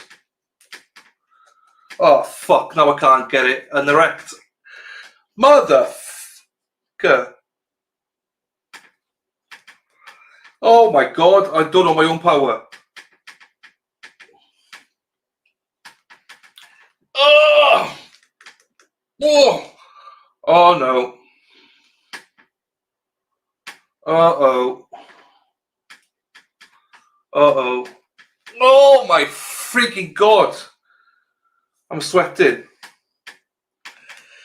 I can't get it loose. How the hell have I done this?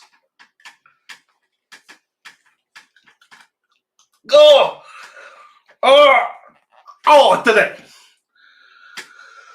Oh! There we go, done it. Now, does this sound better?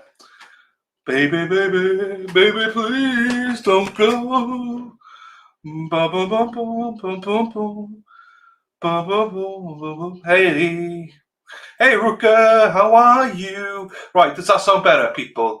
The other one was, I agree, was not good sound, but this should be better. Right, where's this gone then? Ba ba ba ba ba ba. Bill got upset. Bill got upset with me, so Bill, I think, has left the channel. Ba-da-ba-ba-da-ba-ba. Right, Laurie Shaver. Let's have this of this one. Why won't it come up? Oh, hang on. Let's go here then. Laurie Shaver. West Virginia. Mountain Mama. No, I don't want that. Okay, so there's two streams here.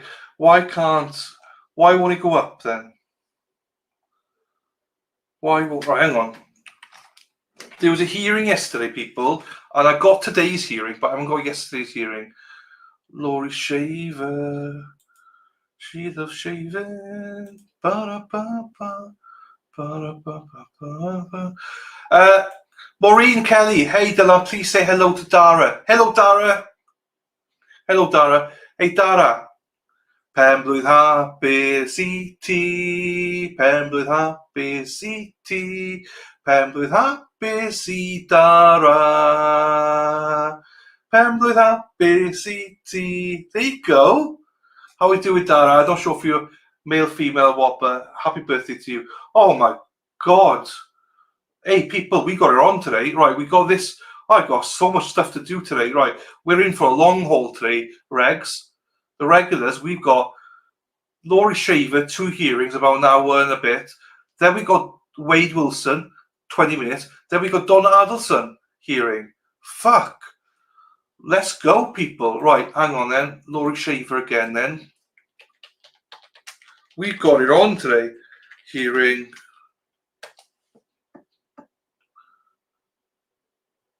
We've got a lot on today, people.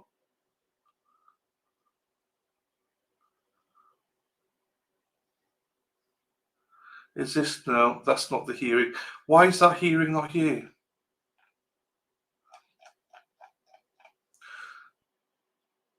We've got a lot on people. Don Adelson, Laurie Shaver. I hate this. Why can't I find this before now? Let me try and find if I can find it from yesterday then.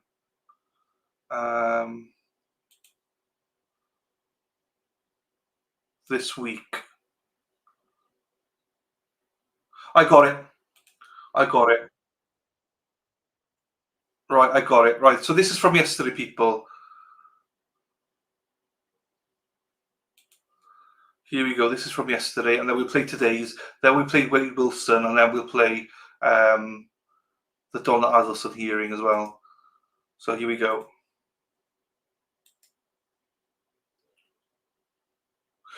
First of all, does everyone know about this trial? What I should do, hang on, before I play this, let's do this instead, because there might be some people who don't know who she is. So let me do this instead.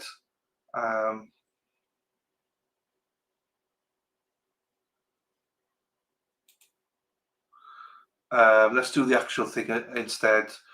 So I've got that one ready. Because some of you don't know who this is, so I don't want you to go into this blind.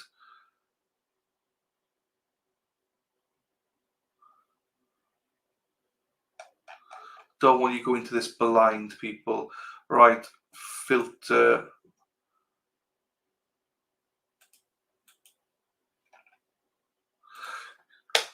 If you want an organized, top professional streamer, please go and subscribe to the Glera. If you want somebody that is so unorganized, he's fucking lost right now, then please subscribe to the Alternate Corner. Fuck, I wish it was more like the Glera, more professional. I'm ready to send. Here we go, I got it. Right, I got it. Right, let me play this then. This case is in Florida. This is a background case. I know most of you have seen this, but well, my regulars have seen it, but still, the rest of you can watch this. Share. So this is Laurie Shaver v. Florida. This is the background of the case, so you understand what it is. There you go. Go subscribe to the Glera anyway. Even if you like chaos, he's amazing. The Glera is amazing. Here we go. This is about. Let me just take it down a little bit. Here we go. For you guys today, just to let you know that we have our suspicions, but I don't know why I've been targeted, why I've been set up, or charged with this heinous crime. I am not guilty. It is quite the murder mystery. A Florida wife accused of murdering her husband and burying his body, but could her young daughter actually be the killer? What about someone else? We'll break down the details of this case and discuss it all with the defendant's own attorney, who has some shocking allegations for us. Welcome to Sidebar, presented by Law and Crime. I'm Jesse Weber. We got a really different case for you right now out of Lake County, Florida, and it concerns 41-year-old Laurie Shaver. She is accused of murdering her former husband, Michael, and then burying his body in the backyard. Now, this case has a lot of twists, and in a little bit, I'm going to play you what I will say is my surprising interview with Lori's attorney, Jeffrey Wiggs, because he revealed some very, very interesting information regarding a possible defense. But before we go there, Lori Lee Shaver, she is currently charged with murder in the second degree with a firearm and accessory after the fact. This is out in Lake County, Florida. And by the way, her felony charges, they show up on TruthFinder. Yeah, so when we ran a check on her, we typed in Shaver's name, age, state of residence, and in less than a minute, our paid subscription gave us access to court records, including her felony charges and a citation for speeding that dates back to 2015. Yet Law and Crime partners with TruthFinder, and we use it to get details of the people involved in our stories. But even if you don't work in true crime, TruthFinder could just be an excellent resource to give you some peace of mind. It's one of the largest public record search services in the United States. And with a paid subscription service, you can get access to unlimited reports about almost anyone. And right now, you can get 50% off of your first month of confidential background reports. Just go to truthfinder.com/LC sidebar. Hope you can check it out. Now, according to an affidavit of probable cause that was filed back in 2020, police are called to the Shaver's home back in February of 2018. This was a welfare check on Michael because it turns out a friend, Scott Amatuccio, called the police saying no one had heard from Michael in 3 years, since the end of 2015. And this friend said that Lori was possibly not telling the truth about Michael. The probable cause affidavit reads, quote, Lori vaguely claimed Michael left in a black SUV, yet Scott knew his possessions to still be at the home afterwards. Scott found the text messages to Michael's boss quitting his job and giving away his tools to be unlike him. Scott believed Lori was pretending to be Michael on his Facebook. Scott also thought the concrete slab/fire pit that appeared on the property after Michael's Greg, this is new. This is started on the 9th of September. You can't see that. Then we got Don Adelson, and also Carly Gregg as well. So this is a new one starting next week, next Monday. disappearance, along with Lori quickly remarrying, was suspicious. Scott consulted with Michael's family, who also agreed he would never leave his kids to start a new family, as Lori claimed he had. It goes on to say, quote, while investigating the well-being check, defendant Lori Shaver told deputies Michael left the family and was in Georgia. She said the last time Mike was at their house was when he picked up his belongings after his arrest for domestic violence in September 2014, and the last time she saw him was during a DCF custody trial in 2015. Then the documents go on to explain how Lori was cooperative with law enforcement, but then suddenly told deputies to leave the property when they asked about that concrete slab fire pit and asked if they could have a cadaver dog sniff around there. And yes, authorities ended up determining Michael's gone. No current cell phone, his license and passport expired, his car was repossessed, no one had seen him since 2015. There's this line too I want to mention, quote, during the missing person investigation, Travis Filmer, Lori Shaver's boyfriend, who she began dating in approximately January, April 2016, told deputies that Lori made the statement about Michael Shaver that, quote, it's not that he's missing, he's no longer walking this earth. Lori also told him regarding Michael that something bad had happened and there was a body on the property. Talking about him for a second, there's this too. Lori told her boyfriend Travis Filmer that she was divorced and married him even though her marriage to Michael was still valid. And when questioned by her sister-in-law about her divorce, she stated it was final and that Michael was at the courthouse with her for the hearing in a separate room. So then we fast forward to March 9th, 2018, and pursuant to a search warrant, authorities find Michael's body. They find his skeletal remains underneath that concrete slab and fire pit. Quote, also removed from around his body was a tarp, a set of ratchet straps, and the remains of a fitted sheet. The tags indicate the sheet was queen size and purchased at Kohl's, a department store frequented by Lori Shaver, as proven by her bank records. The remains were confirmed to be those of Michael Shaver by DNA. Michael Shaver's cause and manner of death is homicide by gunshot wound to the back of the head with a posterior to anterior trajectory, meaning back to front. A single 38 caliber class projectile was recovered from Mr. Shaver's skull. They also apparently found the possible presence of blood in the track of the sliding glass door that was leading from the dining area to the porch of the home as well. So law enforcement, they came up with a timeline here. They believe that Michael was killed between November 7th, 2015, that's the last day that he was seen, and November 10th, 2015. That's the first day that he didn't show up to work. On November 11th, Lori sent a private message via a work server to Alicia Ray, her sister, stating, Mike left yesterday, packed his stuff, and went to the airport. On approximately November 12th, John Borglund texted Michael and received the response, I'm having issues at home in Georgia right now. Just fire me or I'll quit. I will not be returning anytime soon. Frank Merritt went to the Shaver home on November 13th to check on him, and Lori told him that Michael left and went to Georgia after they got into a fight about another woman's number being in his phone. And then there's this, quote, beginning on November 9th, 2015, friends and family of Michael Shaver, to include Robert Mercado, Frank Merritt, and his boss, John Borglum, received texts and Facebook messages from Michael. These texts and Facebook messages were unlike Michael in tone. For example, telling his boss to go ahead and fire him because he wouldn't be coming back to work. Or how about this? In September of 2016, Desiree Snyder, this is Michael's niece, sent a Facebook message to Michael and received the reply, "Who are you?" And "I don't have a family anymore. I have no clue who you are. Now stop messaging me." Think about that. Michael's family points out that Lori would not have recognized Desiree's maiden name. Michael obviously would. So again, goes to this idea, was she impersonating him?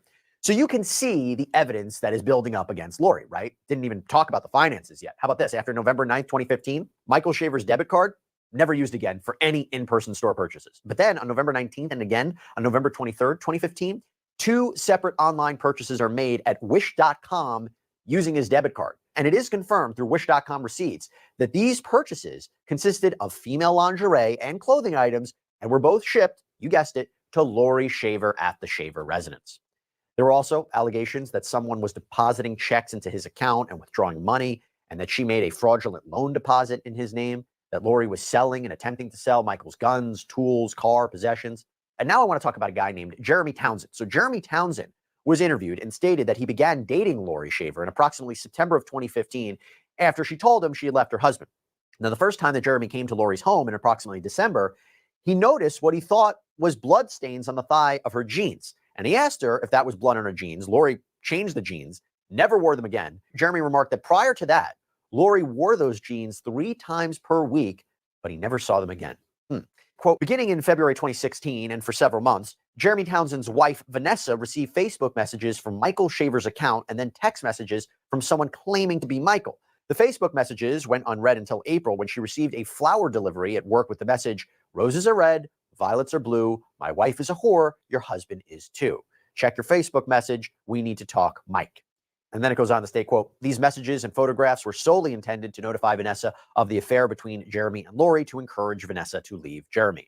A friend of the Shavers, Mary Lunenberg, showed detectives a text message between herself and Michael that read, Michael, where he says, "She wants my life insurance," referring to Lori Shaver. Mary replies, "She's got to kill you first." Michael replied, "She tried to yesterday, I'm sure." Now, Mary was unable to remember the exact date of the text due to it being saved on an old phone, but stated that it was 2014 or 2015. And I have another incident I want to discuss. Quote, Lori Shaver was known to keep a pink .38 caliber handgun on her nightstand. On September 4th, 2014, she retrieved this revolver from her nightstand and used it during the domestic violence incident in which she hit Michael in the head with a gun, causing a laceration. Michael was arrested for simple battery domestic. By the way, in the arrest affidavit from that specific incident, there was one particularly alarming line that read, quote, Michael stated that Lori retrieved her Cobra revolver out of her nightstand and stated she was going to end it now.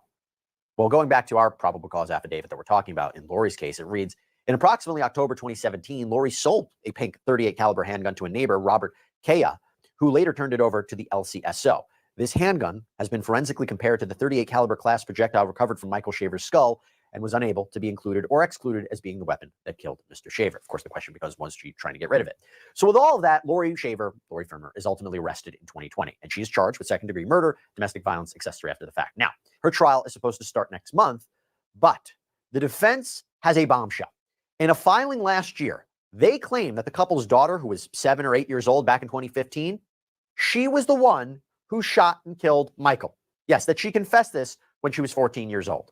The state has countered that, saying, quote, factually, that evidence is going to be debunked by the simple facts of the case and that her story is just not credible. And it seems, based on a recently filed motion, they want to try to limit what the defense can argue in a trial. And a recently filed motion in limine, these are pretrial motions to limit evidence from being introduced at a trial, the state says, quote, in the instant case, there is no claim nor evidence that the decision to charge defendant and not to charge others with these crimes arose out of any impermissible motive such as race, religion, or gender discrimination. Whether or not another person should also be charged or why there was a delay in the prosecution filing a specific charge in no way tends to prove or disprove defendant's guilt and therefore is irrelevant.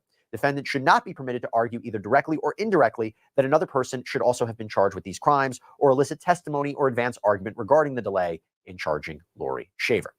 Okay, a lot to process there, right? So with all of that, I had an opportunity to sit down with Lori's attorney, Jeffrey Wiggs. And I wanted to sort out this development and the state's argument and try to make sense of what we can expect at trial. But as you will see, he hit us with another bombshell about who may be responsible for Michael's death. Jefe, thank you so much for coming here on Sidebar. Let me just start off. How is your client doing right now? Client's well. She's working every day, healthy. Of course, a little nervous about her trial coming up. Yeah. And by the way, how were you brought onto the case? I've just been around a long, long time. And so Lori knew probably who I was within the community. Yep. Just contacted me when things happen. It's a good thing for a lawyer to say. I've been around a long time. That means you built up a great reputation. And so I can hear that. I do want to ask you, though, because there's a lot of questions. I think the child came out and said that she did it, and they're now blaming the child. But the police are saying, no way did you do it. It's very confusing, but we'll see now. And I think the number one question that I had when I was researching this case, and I think a lot of people would have, why was Lori charged so many years after Michael's death? Well, I don't know when.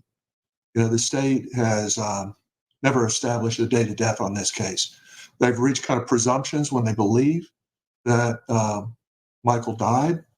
They don't really have a firm date of death. So it's kind of speculative on their end as to specifically when Michael even died. I guess the question would be, well, there was activity in 2018, and yet your client wasn't charged till 2020, right? So do you know what was happening in between those 2 years? Well, it was law enforcement received some well-being check, went out to the residence, looked around, later came back with a warrant to search the property. At that time, they located a body and then left and then started trying to piece it onto Miss Shaver, saying she did it. There's a lot of facts behind this story that we tried to explain to the state, just kind of got kind of shoved out the door. Let's analyze that a bit, because here's the big one. The evidence that and the defense you're putting forward is that Lori and Michael's daughter is the one who is responsible for killing Michael. And my understanding is she wants to testify, right? But the state is trying to block that from happening. If you can elaborate a little bit more on that. Yeah, what happened is Lori came in and confided to me, spoke to me about the events of the case, what had transpired. She obviously didn't want to involve anybody else in the matter. And the daughter, speaking through somebody else, persisted in pushing her mom to let her be involved in this thing, let her testify. So Lori eventually gave in. And we then, first thing I did is I sat down with the daughter, just asked her a couple of preliminary questions to see if everything lined up, so to speak. And when I could tell it did, we moved the court, asked for a attorney ad litem to be appointed on behalf of the daughter. That attorney was appointed to Kelly Johnson. Kelly sat and has met with the daughter, spoken to her, gone over the rights that she'd be waiving by testifying. Kelly, discerned that her testimony would be free and voluntary and she'd understand the rights that she's waiving. We then approached the state attorney's office to let them know there were some facts that the state was not aware of that the state should be apprised of. And that is, at the time of this death, Lori was dating another individual. This individual was present within the residence at the demise of Michael Shaver, that he had entered the residence and Lori had been beaten up, was on the floor. The minor child had been involved at that stage to some extent. And we don't know precisely, if that minor child had actually provided the fatal shot to Michael at that stage. But this other individual that she was dating had taken the gun and fired a shot into Michael. So we went to the state and we told them, hey, there's facts you're not aware of. We want to cooperate with you. We want you to listen to us. And we want you to listen to this minor child as well. Well, basically, I was just shown the door, told there's the door. We'll see you in court.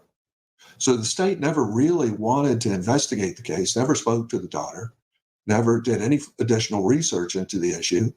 And so here we are. We're just stuck now going to trial. Well, why do you think the state did that? Because if you ask the state, right, they're going to say the evidence lines up with your client being the one who killed Michael, right. not your daughter, right. not her daughter, not this other individual. Why do they say that? Why are they so confident in this evidence that your client did? The state will take a position. That position is usually lined up with whatever law enforcement brings up. if they fix a position, they usually don't want to be arguing with law enforcement. They want to just go down the garden path and say, hey, this is what they're telling us. Let's go in and try to sell it. They don't want to go back to law enforcement and say, hey, maybe you. I mean, in fairness, she's got good posture there. You know, she has got good posture. She's got a bit of, like, good back line there. That's good back. She lifts, obviously, I think. By the looks of it, she lifts a little bit. Her arms. Oops. Her arms, obviously. Yeah, she lifts. That is, you know. So back end posture, very good. Front end posture, very good as well. Yeah, looks good. I know you can definitely see she's tucking it in, but you can see the boobage as well. She's doing well. Nice little boobies. Hey, Shari, tits and clams, Shari, tits and clams. Right. You guys made a decision. That's not the appropriate one to make. Maybe we need to look at this and look at that. So they don't want to fight with their own team, so to speak. So that's where we're at. It's just really a lack of investigation all the way through it.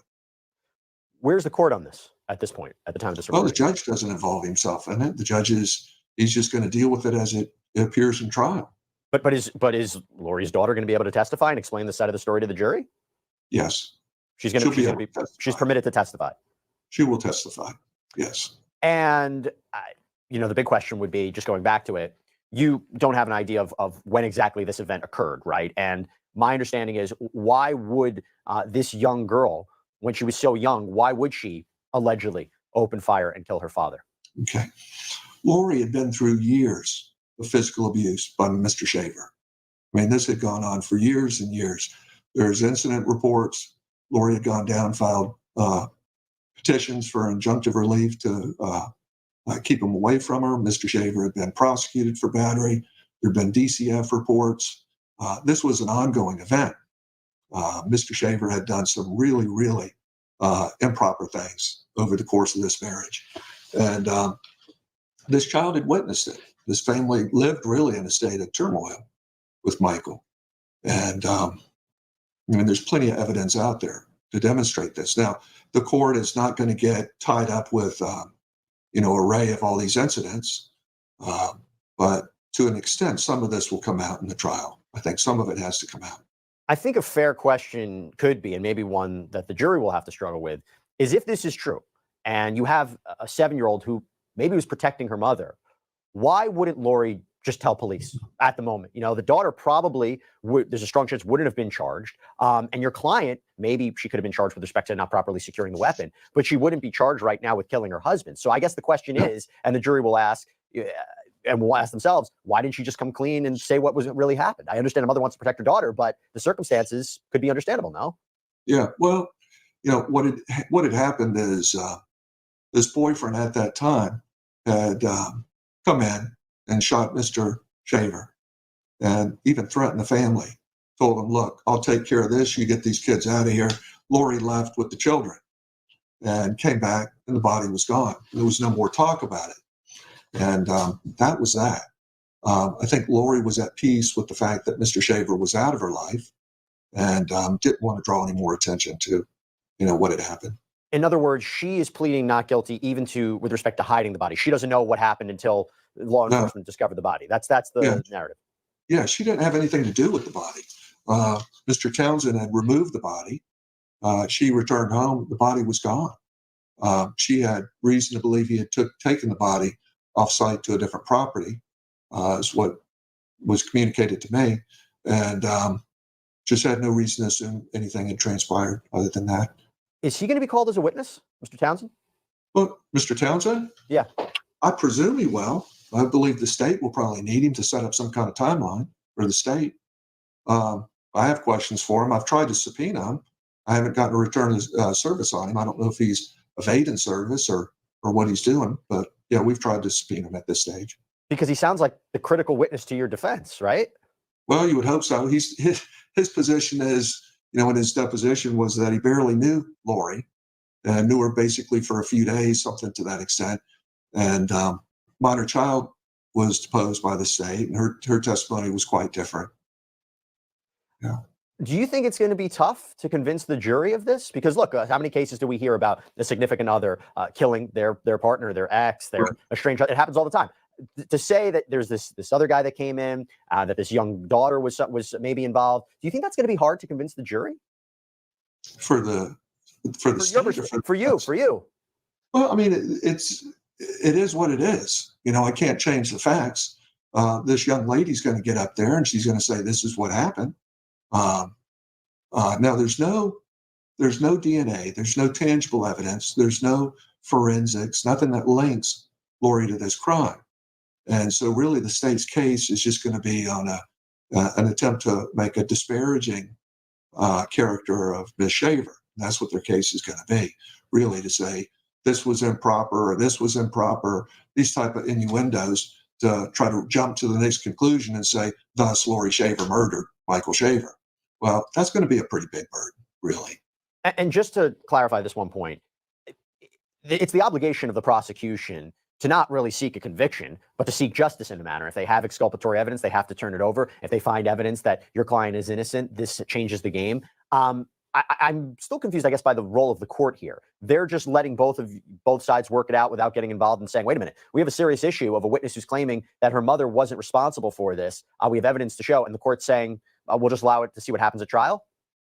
Well, to an extent, there's been motions that have been filed in the case and some rulings at this stage, but the judge cannot substitute the court's judgment for that of a jury when it comes to questions of fact. So, while I wish the judge may, but we got to sit back and let some things unfold. Speaking of that, there were a number of motions that you recently argued to the court. You wanted the court to exclude all reference to firearms. The state, though, said, the state attorney actually said that the bullet that was found in Mr. Shaver's skull is a .38 caliber, and the firearm that Mrs. Shaver used to own the pink revolver was the type of firearm that could, in fact, fire a .38 caliber projectile, which is consistent with what was found in Mr. Shaver's head. What did the judge decide there, and what did you make of the prosecution's argument? I thought the argument was literally pretty lame. I mean, that's like saying, the defendant was traveling in a Dodge Ram or something like that, and thus there was a Dodge Ram involved in this case. There's case law explicitly on that, in cases Agathis, and in that case, the state was allowed to discuss sale of guns that occurred at a distant point in time, and that case got reversed.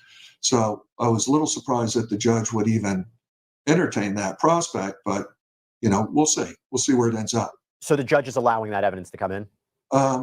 I'm not definitively sure. Of course, you get into trial and there's going to be an objection. We'll see how the state tries to link it up. All evidence has to be probative of a material fact. Now, I don't know where the state thinks they're going with it. I don't know where they're saying that the bullet that was found or allegedly found in his skull is consistent with the firearm that she may have owned at one point. And if it seems like the state would have an opportunity to argue that. No, well, the point is there's no ballistics that link up any projectile to any particular gun. So to say, hey, we got a projectile and it's of a .38 caliber. I mean, my word, how many millions of .38 calibers are there out there? And how do you link it to that particular gun on any particular date? It's an interesting argument. There was also this effort, right, to not allow evidence in of signed checks and signed postcards. The state says it was to show a timeline of the events in this case, but you disagree, right? Yeah, I disagree. One, the state doesn't have really, they're trying to narrow down a timeline for their convenience, as opposed to using the information on the charging document. When they need to try to narrow things down, then they try to say, it's relevant to establishing a timeline. Well, that's not the case. They're bound by the information, and the state just wants to kind of shift gears and then try to persuade the court that they're doing it under a different auspice. And that's not the motive. What do you think the prosecution really wants that in for? Just really to prejudice the jury in any way they can. How so? What would it show in the what are they thinking? Or again, what is your interpretation of what the prosecution is hoping that would show the jury that you say is unfair? What reference to what? The signed checks, the postcards, what do you think the real motive of the prosecution is? What are they trying to establish there? Anything that will prejudice the jury. Okay. Anything that they can argue this was from Lori or this was for this purpose or that purpose. Now I understand, what they're trying to do. I don't know if the state is aware of other people that may have done some of those things. And my final question to you before I let you go is, what kind of jury are you going to be looking for in a case like this? A fair jury, really a fair jury. I don't want some wild, renegade jury. Just want somebody that's really willing to follow the law. If you're willing to sit down and impose the law pursuant to the standards that are imposed by law, then Lori's got a good chance. Because if you're just going to get angry and try to reach a verdict based on anger, I think that's what the state's motive is. Try to find a jury that may be angry and upset, as opposed to a jury that's wanting to follow the law and impose the standards. And sorry, one more question before I let you go. I was just thinking about this, and you probably won't know the answer because it's not your decision. But has Lori given you any indication that she would like to testify, to take the stance, to explain her side of the story about what happened? That's always a decision that the clients. Right. I don't really interfere with that. I'll advise her as to my feelings or impressions about it. Let her make that decision. But I think maybe she'll just make that decision at trial. Yep. She may testify, she may not. I'll have some clients sometimes that'll testify. Sometimes some of them are too nervous to testify. And so we'll see. We'll see what she wants to do at trial. It all depends. It all depends on seeing how the case goes. Jeffrey Wiggs, thank you so much for coming on. Appreciate your perspective and telling us what's going on. Appreciate it. Okay, my pleasure. All right, that's all we have for you right now here on Sidebar, everybody. Thank you so much for joining us. And as always, please subscribe. Press the like, press the like, press the like, please.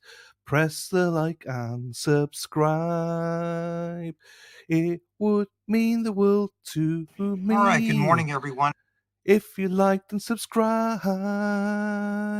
Like and subscribe, everyone. Let's fucking go. So this is the hearing from yesterday. This is only 9 minutes, and then we'll get to today's one again then. So this is from yesterday, just remember that. First up on the docket is State versus Shaver. Mr. Wiggs is present. Mr. Camuccio, are the parties ready for trial? Yes, sir. Yes, Judge.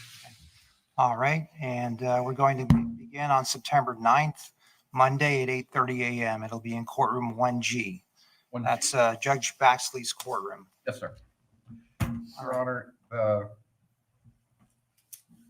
just a couple housekeeping matters for that trial. I emailed the very rough first draft of the jury instructions to Mr. Wiggs yesterday. I do have hard copies.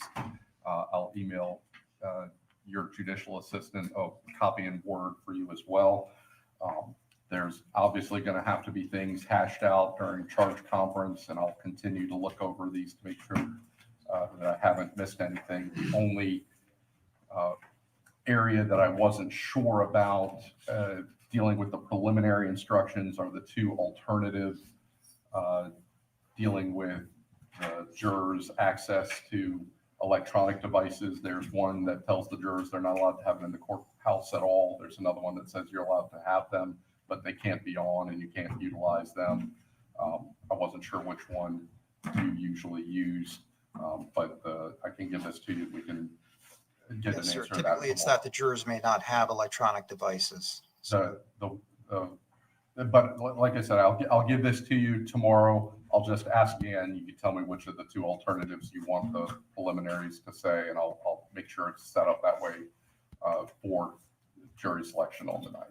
Mr. Wiggs? Very well, Judge. I know there's going to be press here, and it'd be clean if there's no access to any, even cell phones. They may be directed to either surrender them to the court or leave them at home. I would think would be the same. Cheers, Hack. See you in a bit. Oh, hang on, Hack. Whilst you're on the way out, Hack. I know you're still here, but... Erin Hartree drives a bus, yellow bus, yellow bus. Erin Hartree drives a bus all day long. Safest. instructions. So Yeah, we'll I would. go with that one. And we do have the perpetuation of testimony that is scheduled for tomorrow, along with some other just short preliminary motions that have been filed.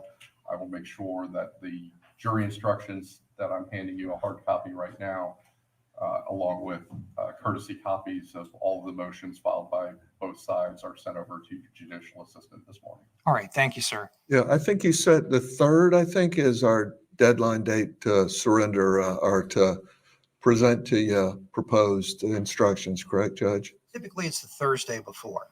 Okay. But in this case, if we could move that up a few days, if there's any. Okay. I'll send mine in, look them over today, send them back, send them to your JA. Yes, sir. At this stage. 3rd is Tuesday, correct? Pardon me? Tuesday. Yes. All right. We can make the deadline noon on Thursday if the parties would like, but Mr. Camuccio is submitting a finalized copy tomorrow. I'll review it. Okay. And if the parties would like to have a conference, I'll be happy to accommodate the parties.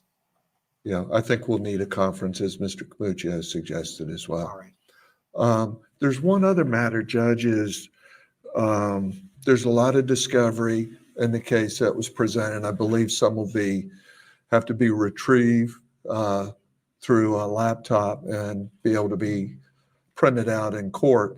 I spoke to the tech people.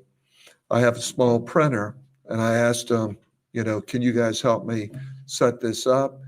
They advised that, well, you may want to ask the judge, tap into the clerk's printer by Wi-Fi system, so yours doesn't make as much noise and it may be a little cleaner. So I don't know what you want to do. How many pages are you wanting to print out? Well, I don't know. It's really the state. If the state's pulling up 10, 20 pages here and there, and we need to print out documents for examination on them, it's going to be dependent on them to an extent. The state's position?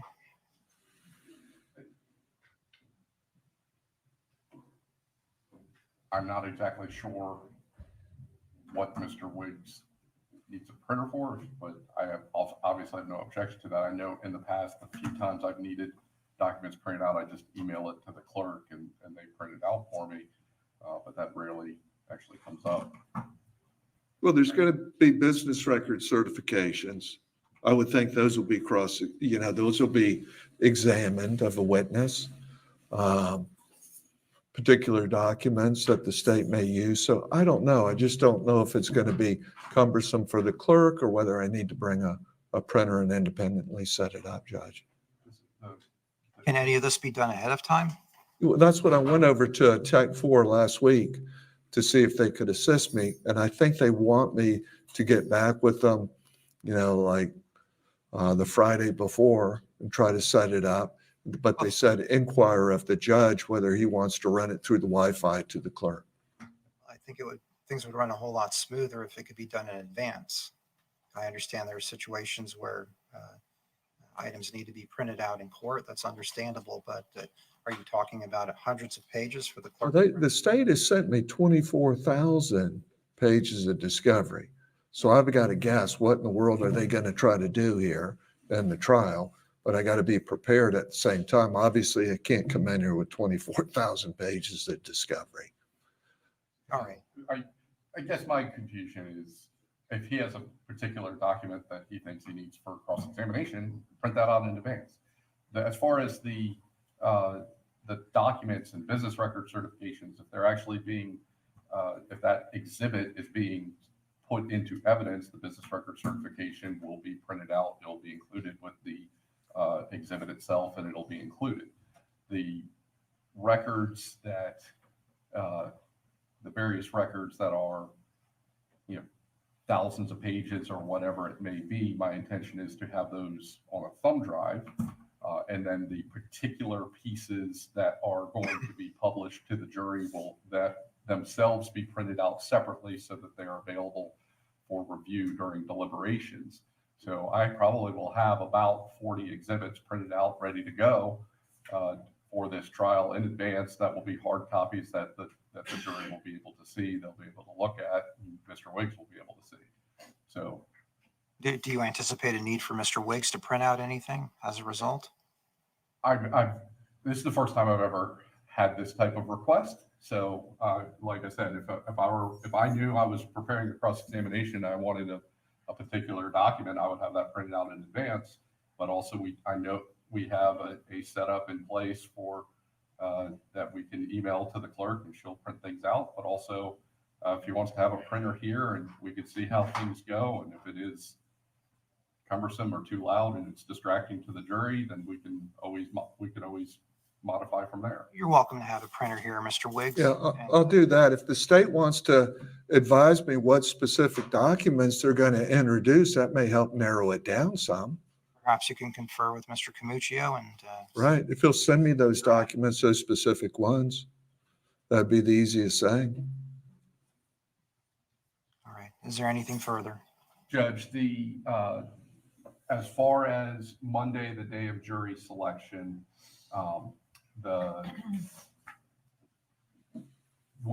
I can have witnesses ready to go in the afternoon, so we can start the process. Yes, sir. I called in a pool of 120. Okay. And I plan to call them in groups of 40. Is that acceptable to the parties? Yes, sir. Would you like us to be ready to start presenting evidence in the afternoon? I believe that would be appropriate. I believe that would be an appropriate timeline. Perhaps we can. Now, I am not placing any time constraints on the parties. Take as much time as you need for jury selection, but perhaps we could begin by the afternoon. Very well. Usually on mornings of jury selection, there is some time while the jury clerk is getting their affairs in order before they start sending jurors over. And I thought that would probably be a good time to at least discuss with the court matters of how to handle pretrial publicity and things of that nature. But if you would prefer to do that tomorrow after the perpetuation, we can have that discussion then as well. Perhaps tomorrow would be best. Okay. Yes, sir. All right. Very Anything well. further? That's all, Jeff. All right.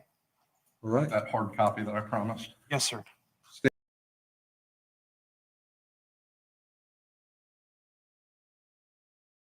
Moved again. Zoom through that. It's okay. 9th, jury in the morning, and then trial open statement should start in the afternoon. So next hearing. Before getting to that.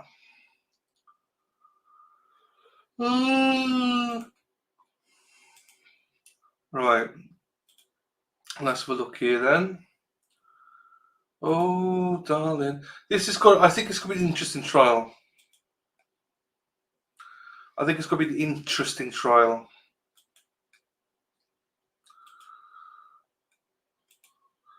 So, on the 9th, so that'll be a week of this. 9, 10, 11, 12, 13, 14. And then Carly Gregg starts on a Monday. Don Alter starts on Tuesday. But that's for jury and they've got to pick a jury and stuff. So I'm hoping this will last about a week for us. So not next week, the week after.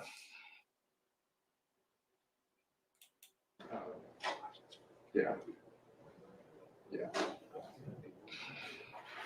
Yeah, usually I'm not supposed to go there, but about it.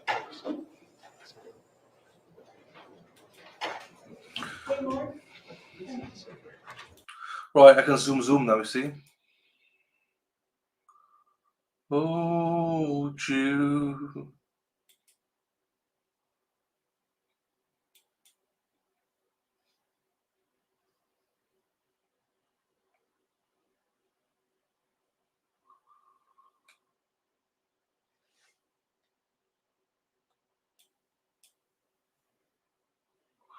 Okay, the judge seems to be no nonsense as well, which is good. We'll just proceed in the order listed on the notice of hearing. So, number 1 for the state is the motion in limine as to delay in charging the defendant and decision not to charge all the defendants. Please proceed. Thank you, Your Honor. Primarily, I'm going to rely on my motion. I'm sure the court has read it.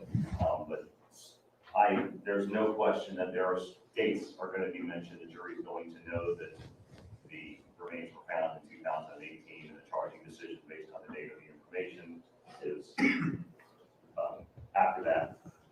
The state's the focus of the state's motion is to prevent the defense from arguing to the jury or trying to elicit through any detective or witness the reason behind the delay in charging. That information is exclusively within the purview of the state attorney's office and the prosecutor's office. The state has exclusive authority to determine how to charge, who to charge, when to charge. That all lies in our inherent statutory authority. To interject any suggestion of the reason why the defendant was not charged immediately interjects completely irrelevant evidence. It would then introduce a need or requirement for the state to possibly call the prosecutors involved in this case to explain what was going on, when we received information, why we made decisions that we did, all of which are again within the purview of the state attorney's office and not relevant. If that evidence were to be admitted or allowed to be argued, that would in essence put myself, Mr. Camuccio, potentially now Judge Emily Creighton, because she was involved in this case at some point, into the witness list of having to testify and explain those decisions, potential changes in the law which could impact the decision to file, and none of which is at all relevant as far as whether or not Ms. Shaver committed these crimes. For the remainder of my argument, we're allowing Yeah, How many objections? please support. Judge, I don't agree with that. We wouldn't concur in that.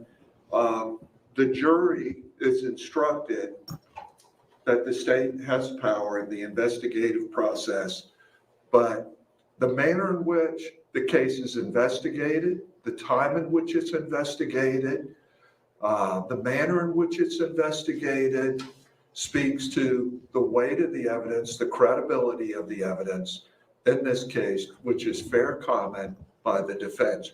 To just say, you can't talk about these things, we got providence in this area, it invades the defendant's right to argue the merits of the state's case. Obviously, if the evidence was overwhelming at the very outset, Ms. Shaver would have been charged. So it goes to the weight of the argument that we're able to persuade the jury. It doesn't deal with the powers of the state. You're just invading providence and the privileges of the defense and making fair comment at trial. All right, Mr. Buxton? I think Mr. Wiggs may have misunderstood the purpose of my motion and my argument. Clearly, the manner of investigation is relevant. My motion was limited and focused solely on preventing the defense from getting up and arguing. It took the state X number of years to charge the defendant, therefore they must even believe she's not guilty, or something to that effect. The questioning or implications of the state's reasons for the delay in charging, not the investigation. No, I understand it quite clearly. The state's just saying, if you want to deal with time, you can't talk about it. Okay? No, we want to be able to talk about it as to how this relates to the state's charging decision. Is that correct, Mr. Buxton? No, not to the charging decision, as to the time. The state has spoken that as to exclude, I think the time it took for them to investigate the case and make the final decision. And the state was saying, well, that would cause us to have to call, for me to have to take the stand, et cetera, et cetera. Well, the evidence is presented to the state at some point. But what law enforcement did, how they investigated it, how long it took them to investigate it, and then deliver it to the state, and how long it took the state to make decisions, those are all fair argument for the defense.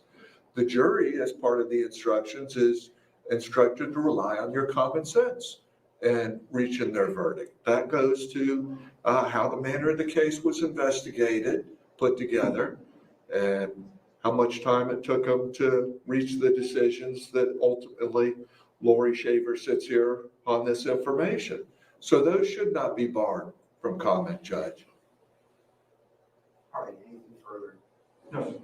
For the limited purpose requested by the state, the motion in limine is granted. And to what extent, Judge? Regarding the state's filing decision and the timeline that the state took. Okay. Now, law enforcement investigating the case and how long that took is a separate issue. Okay, so we can discuss how long it took law enforcement to investigate. Okay.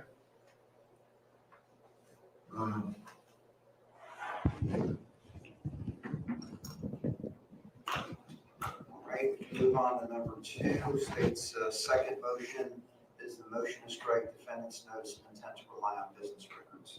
One second, Judge. I'm sorry. Let me know when you're ready. Okay. The next one is what that we're taking up? Next one on the notice is motion to strike defendant's notice of intent to rely on business records. Your Nick Muccio, I'll be arguing this issue.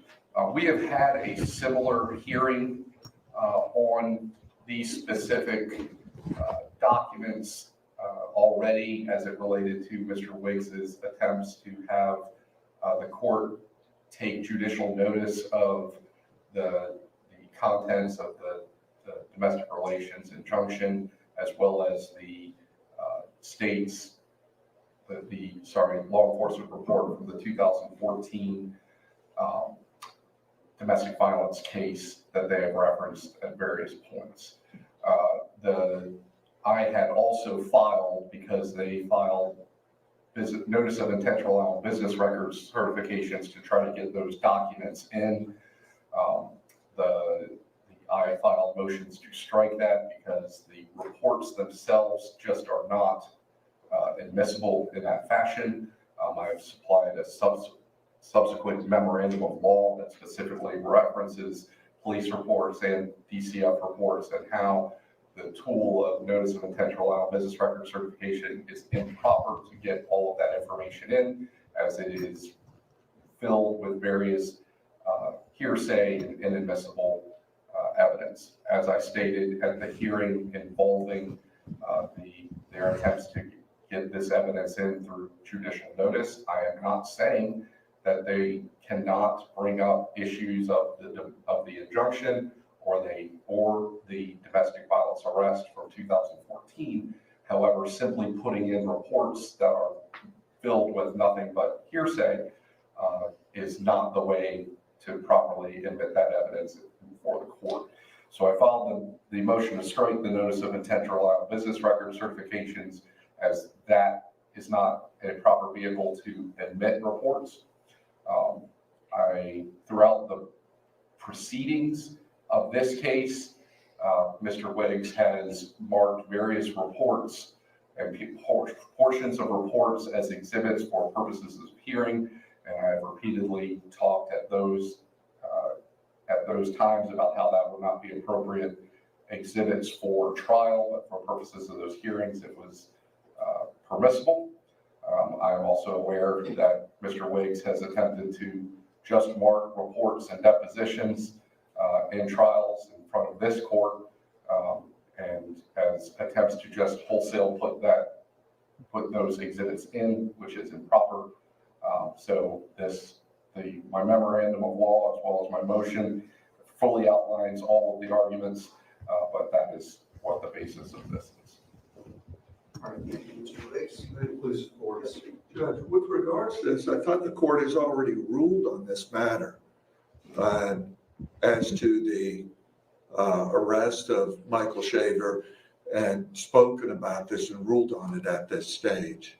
So I don't know if Mr. Camuccio is asking the court to rule on something that's previously been ruled on at this stage. That I'm not certain. I understand that there's a predicate that has to be laid for the introduction of evidence. I'm aware of that, but I believe you've already ruled with regards to Michael Shaver's conviction and the domestic violence issues at this stage. We haven't moved at this stage to seek to introduce any evidence at this stage, but I believe you've already ruled on it, Judge. Mr. Camuccio, do you want to differentiate between what was ruled on previously and what you're seeking now? Yes. The previous hearing that we had was the hearing that we dealt with that was titled, Mr. Wiggs titled Reverse Williams Rule. And there was a request for judicial notice of various items in the court file, including the injunction, as well as the police reports. And the court had ruled already that those documents could not come into evidence through through judicial notice. we have repeatedly said if witnesses that were actually involved in these incidents were to come forward and state this is what happened, that is the correct way of putting this evidence in before the jury, not just putting in a police report and having that be, as a matter of fact, what happened on that night.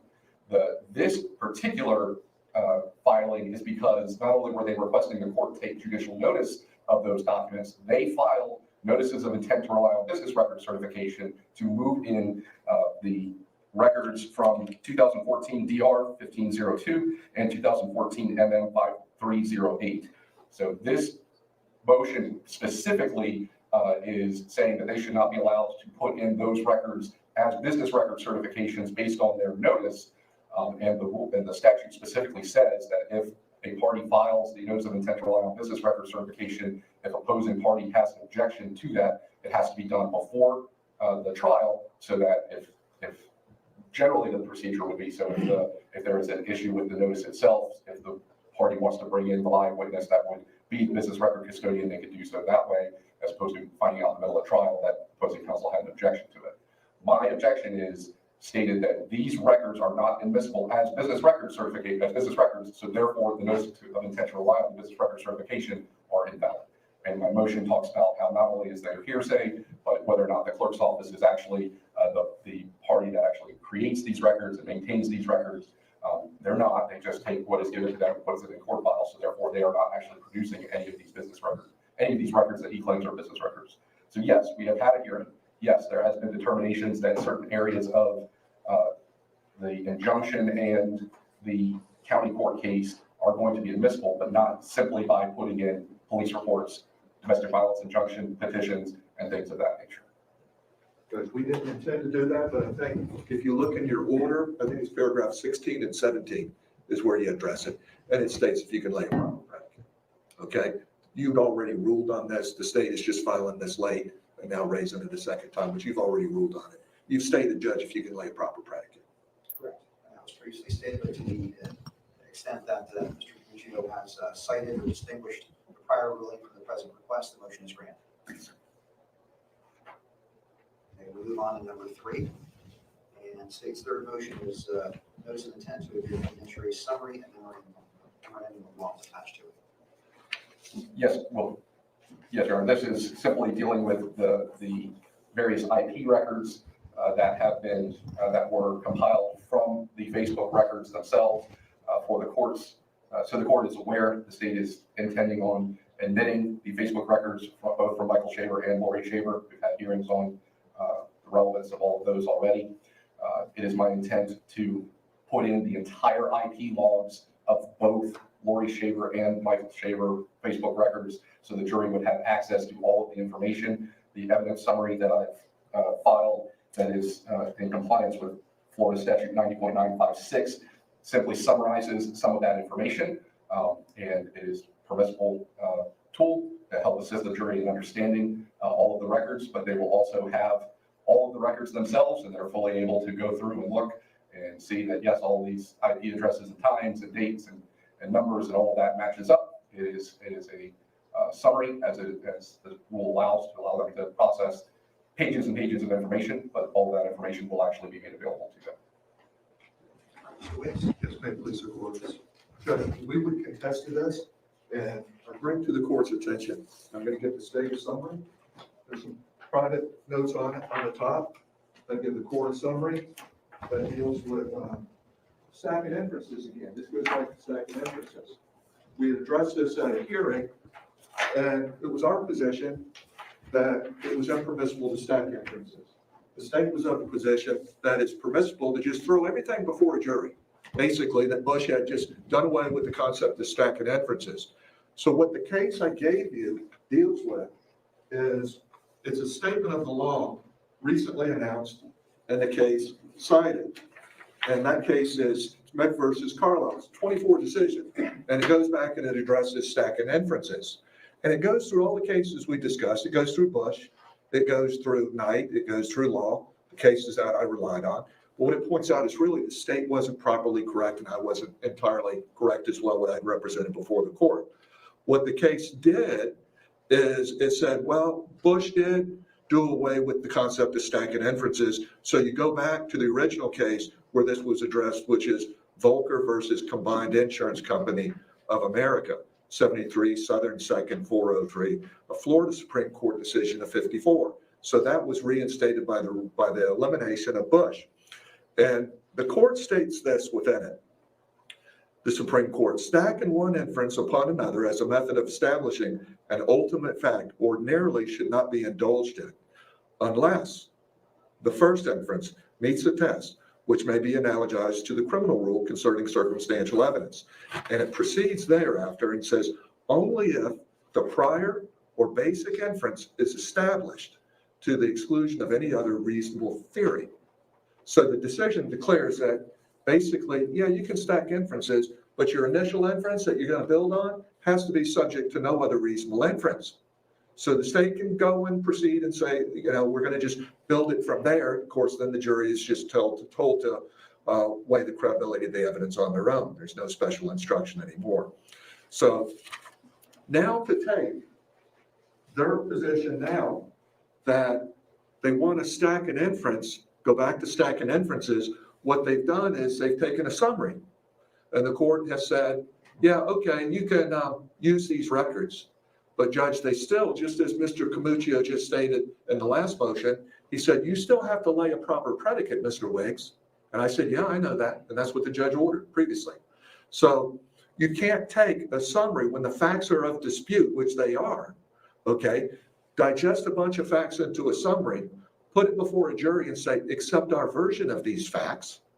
Okay, that's what we want you to use. That would run afoul to the case that I cited before the court previously, which is the Supreme Court decision, Yisrael, and the motion for to exclude the digital data that I cited.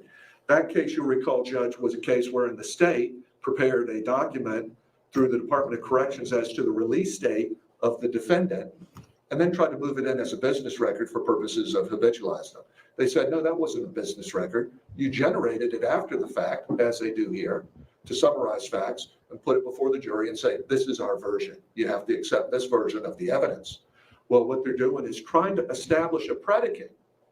The state acknowledges they still got to establish a predicate. Now, in the motion for digital data to exclude it, I set forth, I think, 4 different predicates that have been recognized in this state, and that was through the case, I think, Walker versus Anderson, that's cited in the memorandum. And all of them establish one common theme, as I announced to the court, that there has to be a tight connection in multiple manners between the facts and the defendant, excluding all other reasonable probabilities and possibilities. So to just sit there and summarize some fact, put it before a jury, and say these are all clearly discernible from the evidence that we're going to introduce, disregard anything. Sara P, Sara P, P, P, P, P, Sara P, Sara P, Sara P is lovely. Mr. Wiggs has to say, or any expert, or anybody else he has to offer you, and accept this, and then tell the court we've established a predicate. That's impermissible. You're generating facts after the fact, trying to use it as a business record, and then establish a predicate at the same time. That's only proper when the facts are not subject to dispute between the parties, that you can admit a summary in that manner. So we'd object to it on those grounds. The defense likewise would point out to the court that proceeding in the manner that the state would suggest would preclude the defense from being able to examine each witness as they dealt with the evidence, the digital data, how they got it, what they did with it, how it came to it, and would deprive the defense of a right of confrontation and cross-examination under the law. So I advise the court, Judge, that one, the state can stack some inferences to try to reach that predicate, but one, the standard is a higher standard than the state may assume it is. And on these grounds, we'd ask that the state's motion at this stage be denied. Mr. Commissioner, you wish to respond? Couple things. First of all, none of the stuff that Mr. Wiggs is arguing has anything to do with what this motion is requesting. It is saying that these records, which have been determined in a pretrial ruling, are relevant, that we are taking the data from them and compiling them into a chart. That's all this motion is saying. What he is talking about deals with potential JOA arguments. And when he starts talking about the stacking of inferences, this request simply talks about compiling data that will be in front of the jury and putting it into a chart. That's it. Mr. Wiggs, please don't interrupt me. I'm sorry, counsel. You don't need to get upset. The other thing is this is not the first time we have been presented with quote case law without any sort of citation. I have absolutely no idea why Mr. Wiggs did not actually just give you this Smith versus Carlisle case that he says is from 2024 and instead just gave you his memo about it. But this doesn't even include a site for us to look up. I would ask that any case law that Mr. Wiggs is referencing or trying to have reference in any sort of legal argument, at the very least, he provides the actual citation and put it on the record. It's on the case I gave you, the document I gave you, if you look thoroughly through it. The case citation is 378, Southern 3rd, 12. Oh, now we're talking. Now we're talking, people. This is sparsy. Little bit sparsy, yes, Robin G and Lady D. This woke me up. There's going to be fireworks in this trial, people. There's going to be fireworks. These two do not like each other. I love this shit. Oh, I'm sorry, Sara P. Let me boost the thing then for you. I did not know. I didn't know.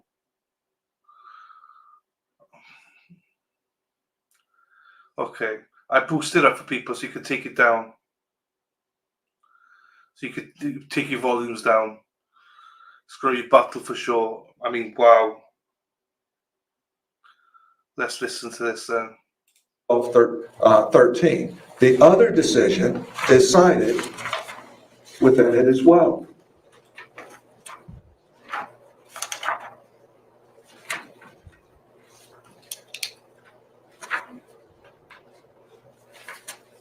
That's all, Judge. Thank you, sir. Which response, please? Yes. The Volker case is cited right in there, okay, as I just stated.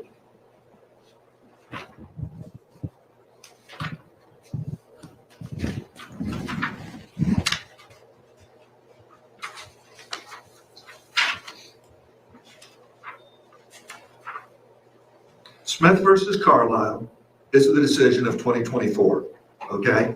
Now, that's what cites Volker. It's a 24 decision I pulled off of Florida Law Weekly. It's a current decision, okay?